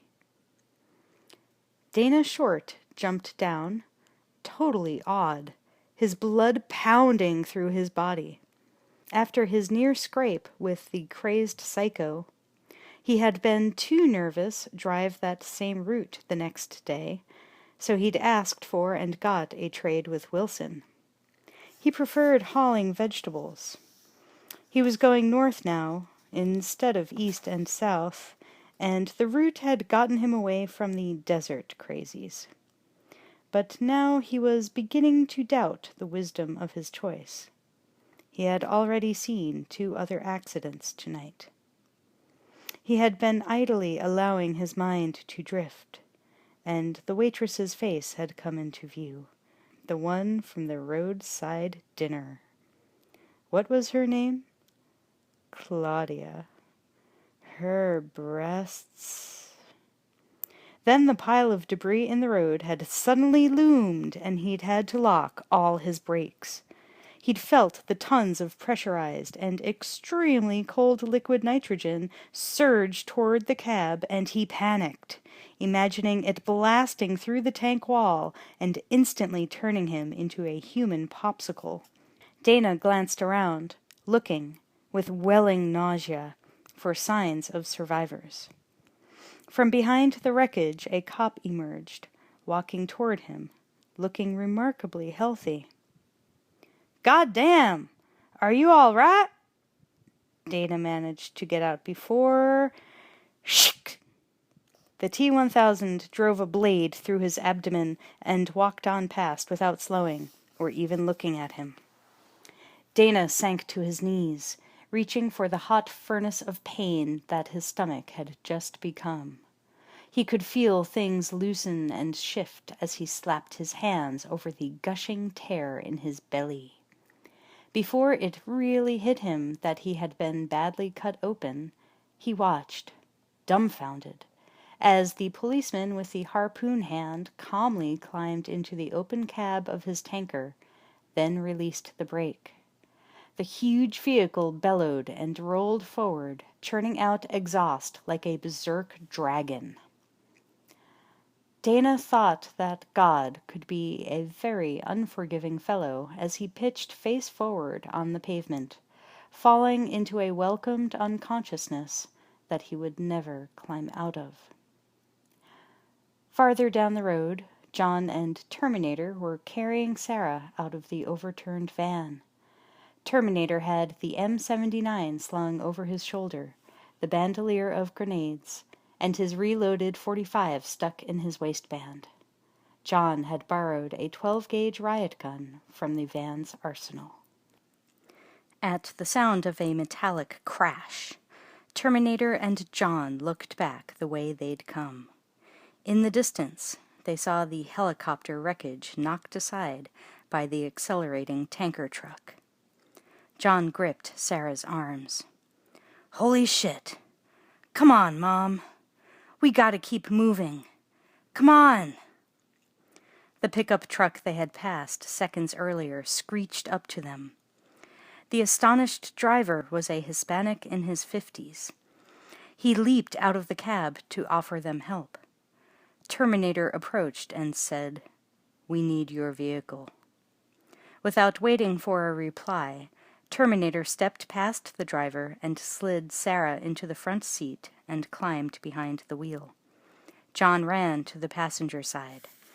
The driver nervously backed away, knowing better than to try and stop these bloody, crazed people. The tanker roared toward them, spewing smoke from its chrome stacks as it shifted up through the gears. Terminator jammed the pickup in gear, checking the rear view. The tanker was 100 feet behind them now, and accelerating.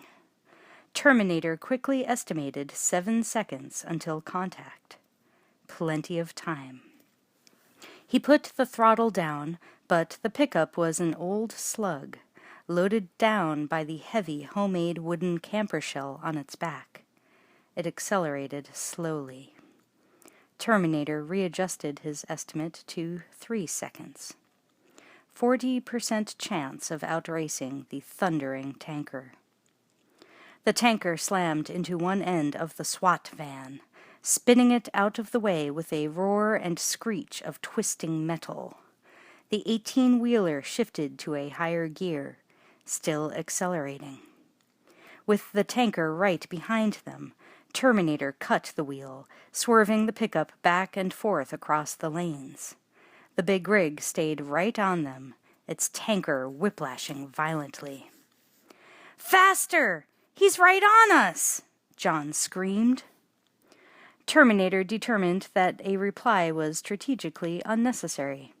A more viable tactical activity was to rapidly unsling the blooper, still around his neck, and reach for a grenade. So the cyborg did just that, keeping one hand on the wheel.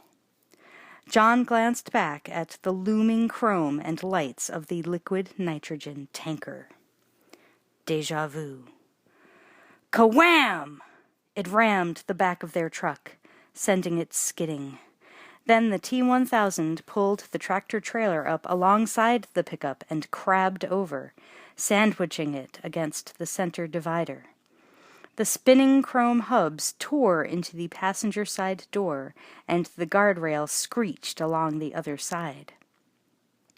The pickup bucked and shook insanely, ricocheting violently between the big rig and the divider. John gripped his mother's bloody hand as they heard the high-pitched wail of tortured metal. Sparks poured in sheets of fire from both sides. The windshield shattered as the doorposts buckled in. Metal and glass showered in through the side windows.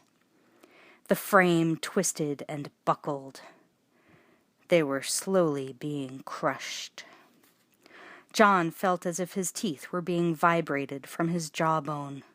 The wooden camper had had enough of this rough ride and bailed, disintegrating and falling away as kindling behind them. The T-1000 held the wheel hard over, mercilessly grinding the pickup truck.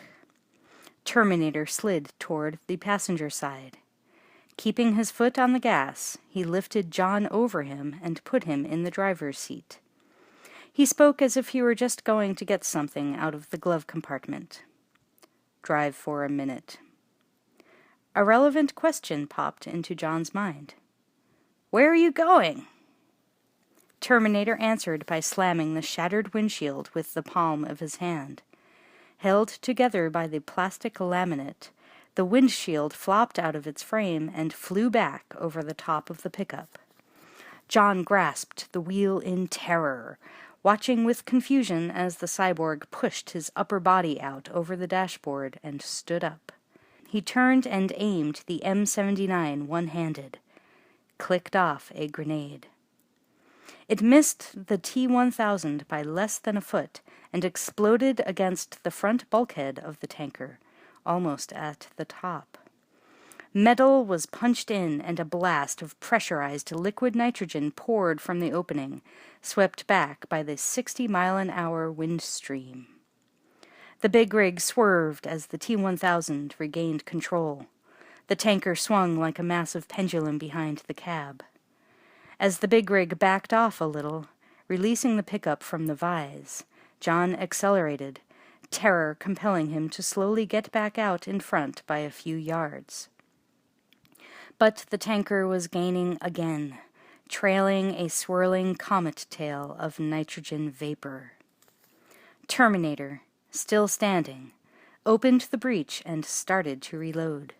John cut across the highway and took an off-ramp. The T-1000 swerved the smoking behemoth across the lanes and down the ramp after them, picking up speed. Now it was 20 feet behind them and closing. Terminator snapped the breech closed and fired. The grenade hit the front grille and blasted open the radiator and tore off half the hood. Steam blasted out, obscuring the whole front of the pickup. Spewing smoke and vapor like some demon locomotive, the tractor-trailer pounded into the back of the pickup, driving it right through the intersection at the bottom of the ramp, and straight toward an area of heavy industry. Terminator struggled to reload amid the chaos and impacts. He had only a few grenades left on the bandolier. Approaching just ahead were the cold, gray stacks of a sprawling steel mill. The gates of California Steel Industries were blasted off their hinges as the semi shoved the pickup truck right through them. John screamed, desperately trying to steer as the pickup was pummeled from behind. But there was nothing he could do. They were rocketing down the broad thoroughfare that led directly to the vast main building of the plant. Terminator had been trying to load a grenade when they went through the gate. It flew out of his hands. There was no time to look for it. Instead, the cyborg grabbed an assault rifle and pulled himself onto the roof of the pickup, leaped across to the bed, taking 2 powerful strides, and then jumped onto the semi's hood and fired point blank through the windshield, emptying the magazine. Right into the T-1000's face. The T-1000's face erupted with dozens of metal craters. For a moment, the ballistic blows stunned it. Terminator grabbed the air horn and reached into the cab, yanking the wheel. The semi started to jackknife, almost dream slow. The cab began to swing sideways, until its tires were shrieking over the pavement, smashed back at right angles to the tanker trailer, which was now sliding broadside. The juggernaut bucked and shuddered as the tires smoked across the pavement. The whole rig began to topple. Terminator held on as the side of the cab rolled and became the top. With an unholy scream, like the unoiled hubs of hell, the whole rig slammed on its side at 60 miles an hour toward the mill. A sheet of sparks 40 feet wide trailed behind it on the pavement. A 4th of July destruction derby. The tickets would have sold well at any price, because this was just the overture. John saw what was behind him, then snapped around to see the building quickly looming. The huge rolling doors were only partly open. No choice. He steered right through them, clipping the sides of the already compressed pickup, right into the mill, as Terminator, with 1 second to go, leaped from the cab, flying through the open doors as the tanker hit the building with a resounding clang. Terminator fell with a thud to the floor of the mill's main aisle and rolled as only a few yards behind him the tanker trailer smashed into a massive concrete support at one side of the doors. There was a thunderous carnage of twisting metal. The tanker split wide open, spewing a river of liquid nitrogen, pouring out at minus 230 degrees. John hit the brakes on the old pickup, sliding out of control on a patch of slick water. He managed to slow almost to a stop before plowing into a steel support column head-on. He and Sarah were thrown forward, hard. Terminator, still clutching the M79 blooper, slid across the floor and smashed through a railing and bounced up against the base of a massive machine. The semi's cab swung around the trailer wreckage, into the building, and shuddered to a stop. Liquid nitrogen sprayed over the cab, flooding out around it in a hissing wavefront of ultra-cold. Freezing vapor swirled everywhere, obscuring the wreck. Terminator lay still for a moment. He came back online after an emergency internal damage check, then rose on one elbow to survey the scene. In the wrecked pickup, John stirred. He was stunned, blood running from his swelling nose. Dazed, he realized he was in a steel mill. There were sirens, and he could see men running, shouting. He turned to see what they were running from. The wall of nitrogen vapor spread from the demolished tanker, providing a strange vista of fire and ice. The huge smelters poured out orange light and fire from the sides of the huge gallery, while the freezing vapor rolled down the center in a white liquid frost. Deep inside a billowing gray cloud, John could barely make out the shape of the tanker's ruined cab. A figure emerged, pulling itself out. The T-1000 staggered a few steps away from the wreck as the hissing, boiling river of liquid nitrogen flowed around its feet. The T-1000 staggered, moving slowly, as if stuck in thick molasses. It had finally been affected by something. Its feet were freezing to the ground as it strained to continue toward John. The boy watched in awe as, clink! One of its feet broke off at an ankle crystallized by the intense cold into glassiness. It stumbled forward, and its other foot snapped off. As it caught its balance on the stump of its other ankle, the whole lower leg shattered with the impact. It toppled to its knees, catching itself on one hand. Liquid nitrogen flowed around the hand. The hand became stuck to the pavement. The T-1000 pulled and, clink! The hand snapped off at the wrist. It looked stupidly at the glassy stump of a wrist. For the first time there was an expression on its face John knew to be a true one. Pain. But not human or even cyborg pain. This was liquid metal agony. The molecular structure of the T-1000 began to go rigid, and the energy flows firing through them thickened and slowed to a stop. Its mouth opened in a soundless scream as the hoarfrost raced up its legs and across its body. And then it stopped moving altogether. Frozen in place. A mask of furious outrage locked forever on the rigid face. The lethal killing device had become an icy statue, kneeling in the frozen vapor. The liquid nitrogen drained out of the tanker and began to rapidly evaporate. Terminator, just beyond the boundary of the cold, could see the T-1000 clearly. He drew out his .45 and aimed. Hasta la vista, baby. Kapow! The single shot impacted on the crystallized metal man, releasing the tremendous molecular tension within, and blasted the T-1000 into a million diamond-like chunks spraying up into the air. They shimmered across the ground for 20 feet in all directions. Terminator lowered the gun and tried a crooked smile. It might have worked better if more of his face had been operational. He looked like he needed a long vacation. In the pickup, Sarah was in bad shape. Conscious, but very weak. John tried the door. It was jammed.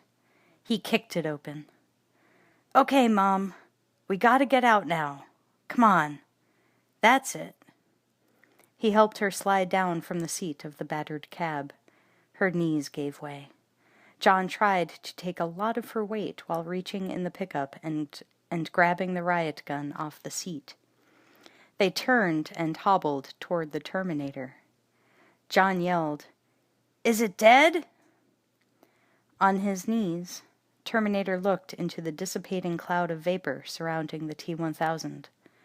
The heat of the furnaces had by now evaporated most of the liquid nitrogen. The T-1000's shards were melting, liquefying into hundreds of drops of mercury, spattered across the floor. The orange glow of the enormous blast furnaces danced on the liquid metal. Terminator struggled to rise. One arm was shattered, the hand smashed and nearly useless. A couple of leg servos were damaged, but repairable. For now, however, he could barely stand. As John and Sarah reached him, he said, "We don't have much time." "What? Why?" Terminator pointed. John and Sarah watched as several of the closest T-1000 droplets began to creep toward one another. A moment later, they were fusing into larger blobs. These pools shivered and ran together into larger ones, quickly forming a central mass. Sarah could see all this through a haze of semi-consciousness. For the moment, she was operating on half strength, but she knew the horrible implications of what was happening, and she whispered it into John's ear with utter despair. "It's not over." John believed her. "Come on, let's go." Terminator put one of Sarah's arms over his shoulder, and they stumbled away, deeper into the mill. Behind them, something was moving. A silver head was forming up out of a pool of mercury. It rose higher as shoulders formed, hunching up from the liquid mass. It turned to look straight at its prey. John looked back in new terror as the T-1000 rose to man height. It was still the mercury form, but its features were forming rapidly. It took its first step after them. Sarah stumbled. They hastily pulled her up and kept going. Terminator had a pronounced limp, dragging one leg with a shattered ankle joint. John was the one pulling, straining, driving them onward. They rounded a corner into an aisle between towering, glowing furnaces. It was a maze of monstrous machinery. The heat was tremendous, and the air shivered with a pounding roar. Sarah cried out in pain and stumbled again. "Come on, Mom," John urged. "You can do it. Come on." They dragged her up and staggered on. Her leg was bathed in blood, and she was deathly pale. John glanced over his shoulder. In the main gallery, the T-1000 took a step, now fully formed into Officer Austin. The hellfire light glinted on its impassive cop face. It walked forward, seemingly unaffected by its crystallization, but as its hand touched a railing covered with OSHA yellow and black safety tape, it began to turn yellow and black, the color fading to normal at the elbow. It ripped the hand from the railing with difficulty, with a sound like adhesive tape ripping off a surface. The T-1000 looked at its yellow and black striped hand, willing it back to normal. Ripples of, quote, static, unquote, or system noise moved subtly over the surface of its body. It was experiencing imperfection. The T-1000 was, quote, glitching, unquote, but not just the hand. With each step, the pattern of the tile floor, quote, invaded, unquote, its lower legs, fading as the foot was lifted, returning as it was set down. The foot was trying to meld with the floor. The chameleonic function had been disrupted and was now out of control. The T-1000 moved forward, scanning ahead. Glitch or not, it was on a mission, and it could still kill. It turned the corner, entering the aisle between the furnaces. Terminator saw the silhouette of Officer Austin closing on them through the smoky gloom, breaking into a loping run when it spotted them. Terminator handed Sarah over to John. "Keep going." John shook his head no. The T-1000 was running full out, his footsteps clumping on the concrete. Terminator shoved Sarah and John farther ahead. "Run!" John obeyed, dragging, half carrying Sarah as best he could. She was straining to remain conscious, half running, delirious. Her foot slid across a cable and she dropped to her knees. John pulled, but she couldn't summon the strength to rise. John was crying, pleading. "Come on! You gotta try! Please, Mom! Get up!"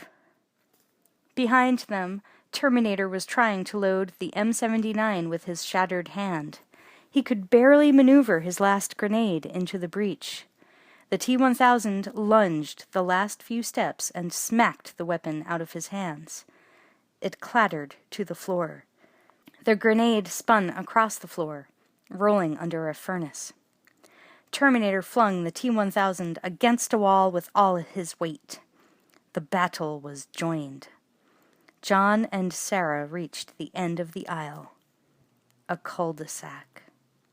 Blocked by the base of an immense smelter crucible, they turned to watch the Titans battle, backlit by the molten sparks falling from the furnaces above. The battle that would decide the fate of tens of millions. Terminator grabbed the T-1000 and hurled it with awesome force against the opposite wall of the narrow alley.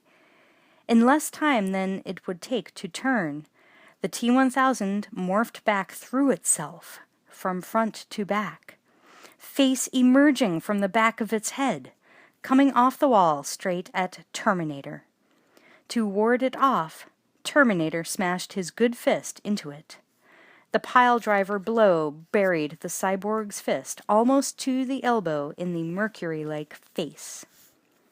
But the T-1000's head morphed in a split second into a hand that gripped Terminator's wrist, and the head, quote, emerged, unquote, somewhere else, the geometry shifting faster than Terminator could follow.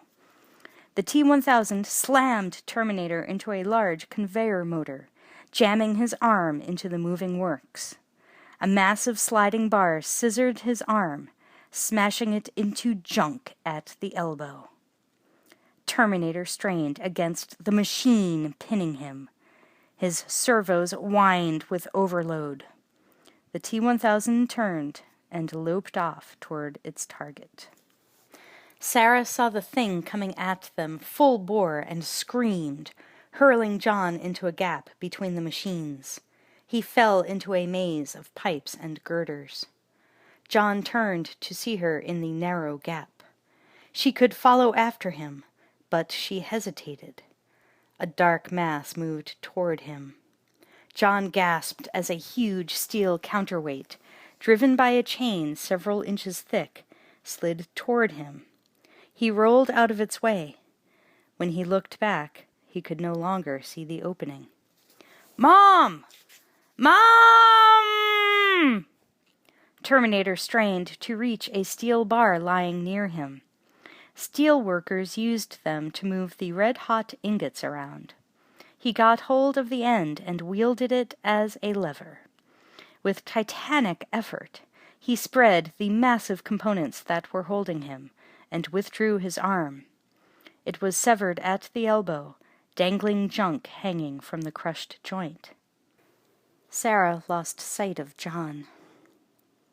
As much of a goodbye as they would have, she thought as she turned to face the T-1000, swooping toward her like a scythe. Half slumped against the sooty machines, looking barely conscious, Sarah struggled to load a shell into her empty weapon. At the last instant, she whipped up the riot gun and fired. The T-1000's face was blown open, but quickly reformed as it reached out for her. She frantically fumbled to get another shell into the magazine, but thunk! A steel needle slammed through her shoulder, pinning her. The polymorphic killer cocked back its other hand. The index finger extended as a gleaming needle toward her eye, angling to slash through her frontal lobe and up through her upper medulla. It said in a smooth, chilling voice, "Call to John. Now." Sarah had survived one metal motherfucker, only to be skewered by another. She was terrified, but more than that, she was mad.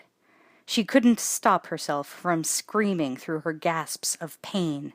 "Fuck you, asshole!" Once it successfully concluded its request had been denied, the T-1000 went into termination mode and arched back to deliver the killing blow. Wham! Something whistled down on the T-1000 with such force that it cleaved its head and body in two down to the navel. The steel bar was embedded in its body. Terminator flung the killer off Sarah. The T-1000 bounced off the wall and pulled the steel shaft out of itself, lunging back at Terminator, attacking him in an unbridled blur of motion, swinging again and again, hammering Terminator back. Terminator fell back against the wall, his system overloading, disrupting in bursts of static from the pummeling. Behind the T-1000 was an enormous I-beam, hanging from two chains, used to lift ingots into the smelters, running on linear tracks. The polymorph grabbed the I-beam and sent it rolling down the track, straight at Terminator. The 2-ton girder smashed into his chest, crushing it. The T-1000 pulled the I-beam back and then heaved it forward again. Terminator wrenched himself sideways to take the second blow on the shoulder. Metal crunched and pieces broke loose inside the savaged cyborg. He sagged, turning to grip the wall. The visual array was collapsing inward and ballooning out rapidly, and the man/machine's sense of balance was gone. It tottered as the third blow bashed into his back, smashing his spine and pelvis. Servos ratcheted, freezing up in buckled mounts, failing with a protest of clattering steel. Terminator dropped to his knees, crucified against a wall of machinery. The T-1000's fourth blow was centered between the cyborg's shoulder blades. His skull was partially caved in. Terminator slid to the floor. Prime core disruptions fired through the wafer circuit brain. Memories spun loose from their electrical moorings. Terminator had no real life to see flash before his eyes, but there was data, and other people's lives. The chaotic pattern of human emotions spun out inside its head like a tangling audio cassette as it saw glimpses of the past few days. Sarah and John, kneeling, holding one another as they wept. John trying to hide his tears. Sarah facing the T-1000 with an inappropriate weapon. The T-1000 itself, emotionlessly reacting to changing operational environments. And, for a microsecond, a weird fusing caused a gestalt grasp of its entire existence, the meaning of human interaction, and from this mushrooming explosion of cross-reffing came one single entity that the cyborg had not been programmed to experience. Feeling. Terminator fell back on the concrete, energy firing like misdirected rockets through his synthetic mind. As the cyborg convulsed in machine death, he learned his most profound lesson about organic life. Too bad he didn't have time to analyze it. Terminator was a pathetic shape on the floor, a lump of scrap heap.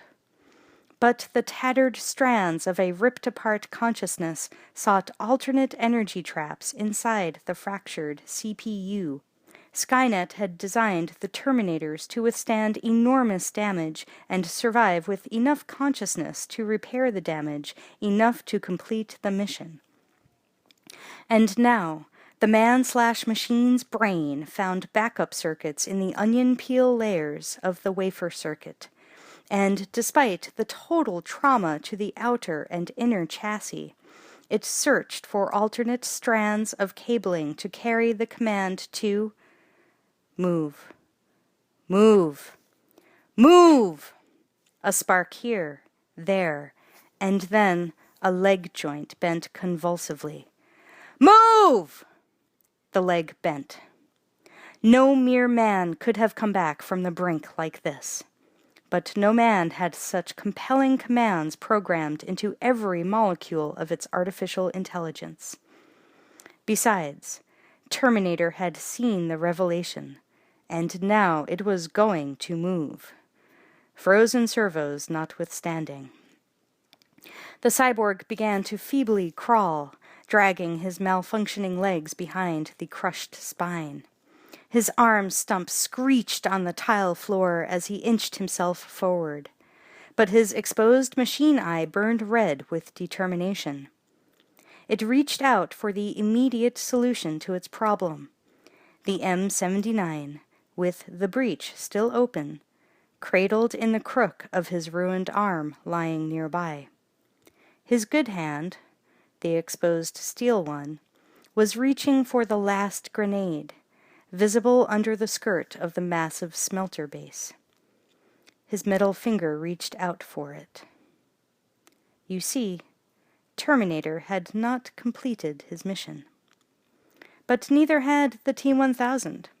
It raised the heavy steel bar over its head and stabbed it down with unbelievable force. It punched into Terminator's back, through a gap in the shattered armor. The T-1000 levered it back and forth, widening the hole. Then it raised the pointed bar again and slammed it down, punching right through, emerging from Terminator's chest. And into the floor. The cyborg was pinioned. All it could think of was a last, futile response. Strategy 9085. Terminator desperately held onto the thought as his head sagged face down and he stopped moving. The light in his eye went out. The T-1000 looked down at the cyborg and concluded it was no longer a tactical concern. It shifted its attention to its primary target and went off to find it and execute its mission. John scuttled like a rat through the guts of the smelter. Above him, vast machines churned untended. He heard a voice calling out low and urgent. "John! John!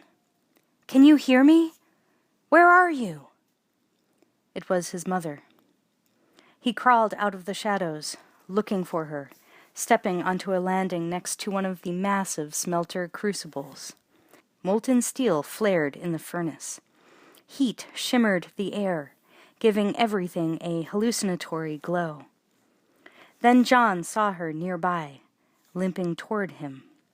She could barely move, her leg bathed in blood. He ran toward her as she moaned, "Help me, honey." She hobbled forward, reaching out, grinning. But John began to slow as a shape rose behind her. It was his mother, holding a shotgun aimed seemingly right at him. The boy skidded to a stop, eyes wide with confusion. Which was which? He looked down. The first Sarah's feet were melding with the floor, sucking and fusing with the tiles as she walked. They had the color and pattern of the tiles up to the knee. John shouted, "Shoot!" and then dove to the side. The Sarah form spun around, changing into Officer Austin. Sarah started unloading the shotgun into the T-1000. Boom! It staggered back. Ka-chack! She chambered another round. Boom! It staggered again. Ka-chack! Boom! And again. And again. The T-1000 was blown back a step with each blast, Sarah advancing after it. The erupting craters in the T-1000's body, quote, healed, unquote, more slowly now. Its power was waning. She fired again, her eyes blazing with feral intensity. She walked it back, right to the edge of a pit of molten steel. Ka-chack! Click! She was empty! The T-1000 stood at the edge, wavering from the reverberations from the last hit. In a second it would recover its composure as its crater hits closed. She had failed again. Now it would kill her, and then John and Skynet would have its victory. Sarah screamed the last of her fury, preparing to rush the thing and go with it into the fiery death waiting below.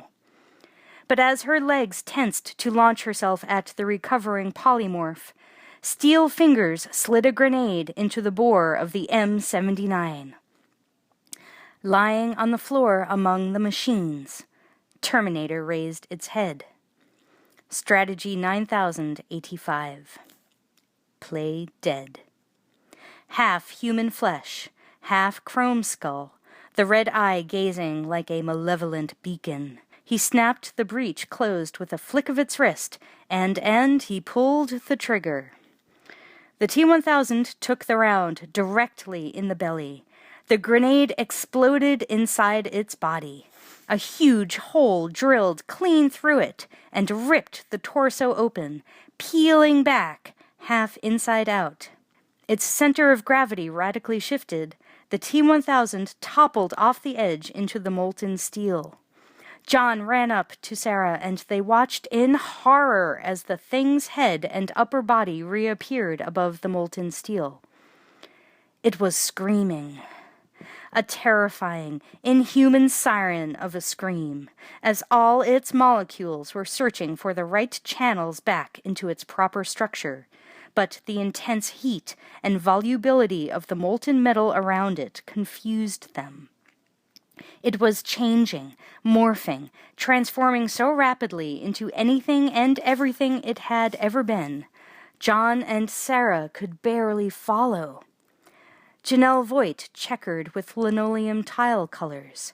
Louis the guard with knives exploding from his face. Other faces, switching at a stroboscopic rate. A face every eye blink until they merged into one face. The chrome figure howled one last time and slipped beneath the surface of the molten steel. Liquid silver ran in dissipating whirls over the superheated surface, until they vanished into the glowing mass. Into nothing. It was gone. The empty shotgun fell from Sarah's fingers, clattering to the floor. Her good arm slipped around John's shoulder, and they embraced, their bodies shaking. The crippled cyborg was trying to rise. Its servos pathetically whined and stuttered as he tried to lift himself to a kneeling position. The cyborg collapsed. then tried again. John saw and ran over, lifting for all he was worth. Sarah joined them, helping as best she could. The crippled machine barely managed to stand on his feet. With their support, he limped to the edge of the pit. Terminator looked down and saw for himself that it was over. John unzipped Sarah's backpack and took out the hand of the first Terminator. "Will it melt in there?" he asked. Terminator answered, his voice strange, softer, almost human, probably from the damage. "Yes, throw it in." John tossed the relic and it sank in the lava. Terminator added, "End the CPU." John took it out of his pocket and tossed it into the smelter. Sarah watched it almost immediately melt away. She took a painful breath and said softly, "It's over." No, there was another chip. He touched a metal finger to the side of his head. Terminator looked at Sarah. They both knew what must be done. John's eyes went wide as he suddenly understood what he meant. He shook his head as his eyes began to fill with tears. "No!" Terminator faced John, a hideous visage, with all the punishment it had taken, but somehow noble, kind. The man/machine said, "I have to go away, John. It must end here, or I am the future." It turned a little so that the battered human side of his face was in shadow. John saw the chrome skull and the red eye. Still, John pleaded, "Don't do it! Please! It'll be okay! Stay with us!" Terminator put his hand on John's shoulder.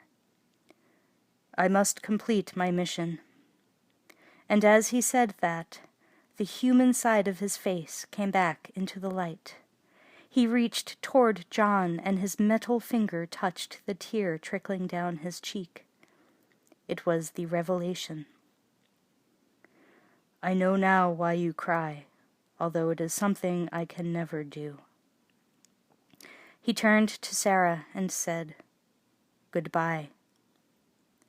"Are you afraid?" There was the briefest instant before he responded.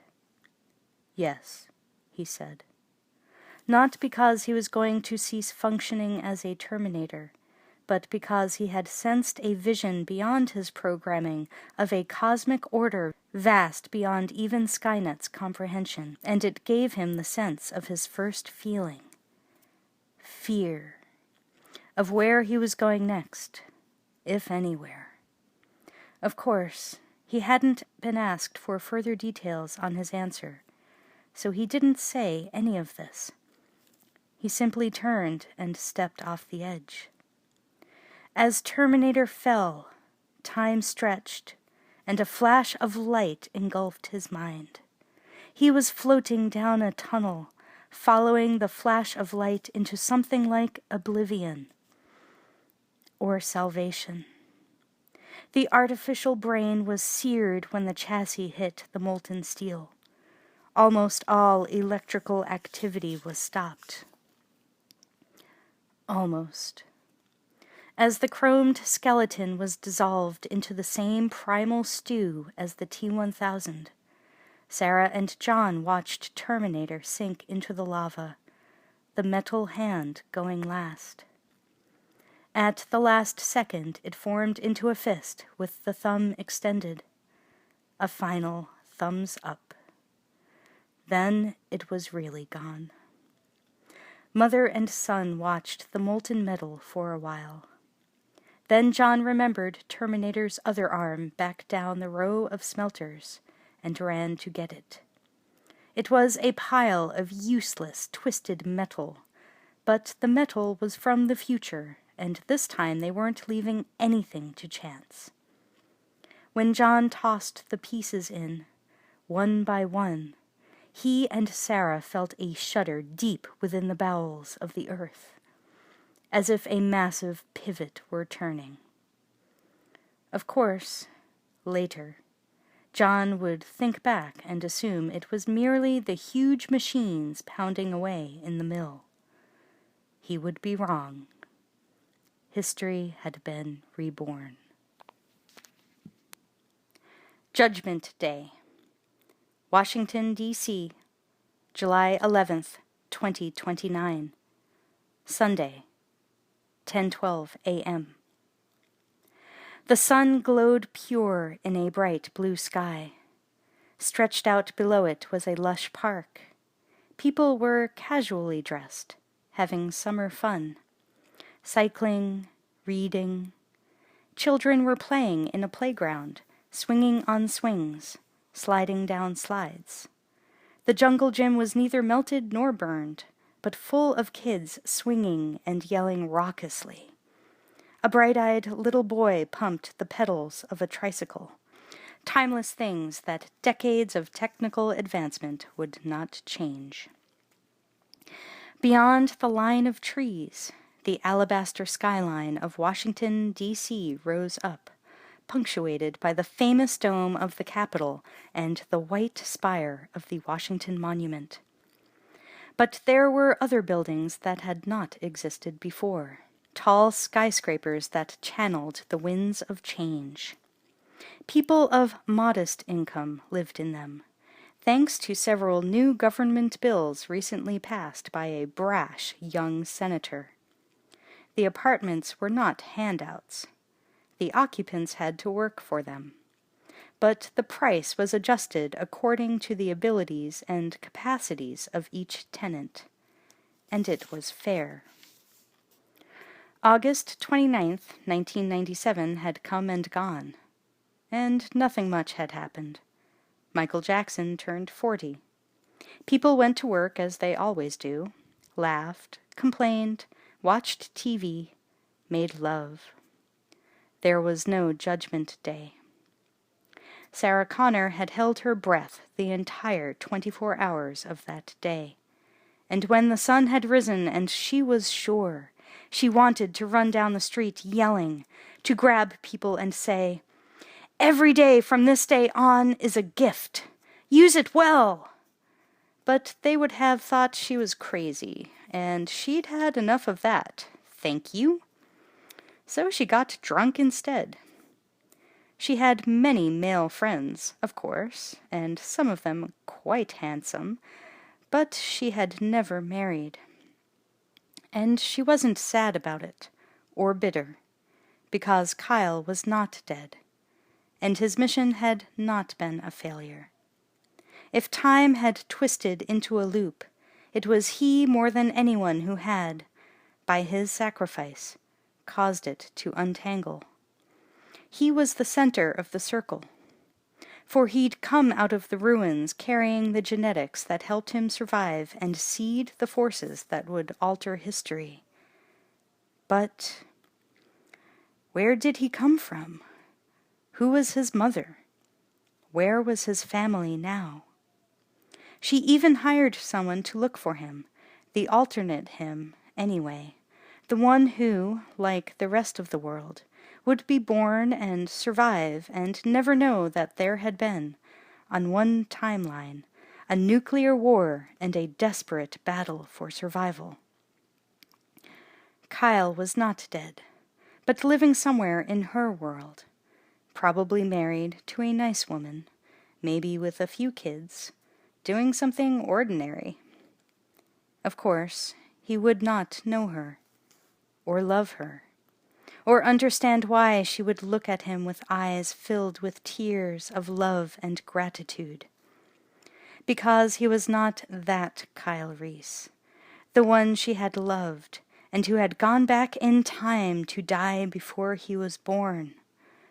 For her, for humanity, and for John Connor. So she called the investigator off the case and let it go.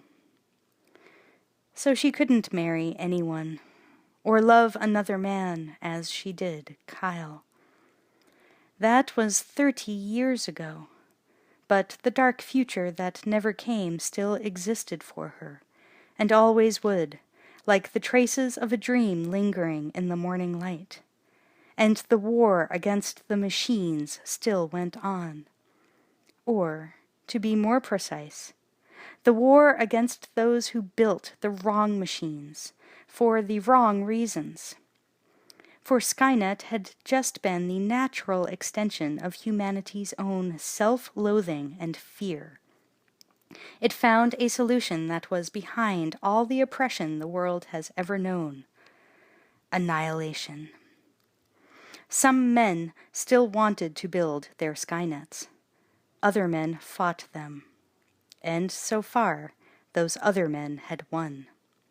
And although there was still occasional war, famine, government corruption, people had taken a step forward on the evolutionary scale, a step they never realized had been taken, except by a handful of them who had defied fate, or, as Sarah now thought of it, steered it a little toward a more healing path.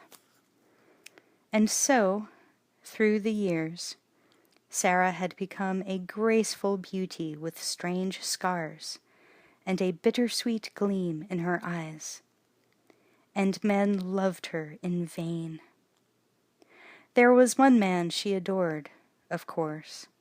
She was sitting in the shade of a tree, watching him now, a man in his early 40s playing with 2 small children nearby. John Connor had the same stern features as he had in Uptime, but there was no eye patch, no scarring. He was far from the haggard man of grim destiny he was in the world that might have been. But there was still penetrating intelligence in his eyes, for his character had been forged in the fires of love and beaten into wisdom on the anvil of will. Sarah smiled at him, with a mother's pride, of course, and spoke into a small digital recorder. John fights the war differently than it was foretold. Here, on the battlefield of the Senate, the weapons are common sense and hope. She lowered the recorder, remembering the first tapes she had recorded for her son before he was even born, so long ago on that wind-swept Mexican road, and of the book she had recorded through his years of growing up. She still had them, of course, and was even now adding to them. An oral history that would stay in her family and be passed down through the ages, probably until it became bemusing myth, or relevant fact, when humanity finally found out how to time travel. A pretty 4-year-old girl ran to her and pointed at her shoe. "Tie me, Grandma." Grandma Sarah smiled warmly and bent over as the little girl put her foot up on the bench. When all finished, the girl gave Sarah a peck and ran off to play with her father. There was no need to weep for Sarah, for she had love, and now she had time to reflect and put it all into perspective, while her son carried on the fight for her and Kyle. She picked up the recorder again and continued speaking into it, while her eyes went skyward, to the deep blue richness of an atmosphere healing from pollution. The luxury of hope was given to me by the Terminator, because if a machine can learn the value of human life, maybe we can, too. She clicked off the recorder and settled back to feel the gentle winds caress her face.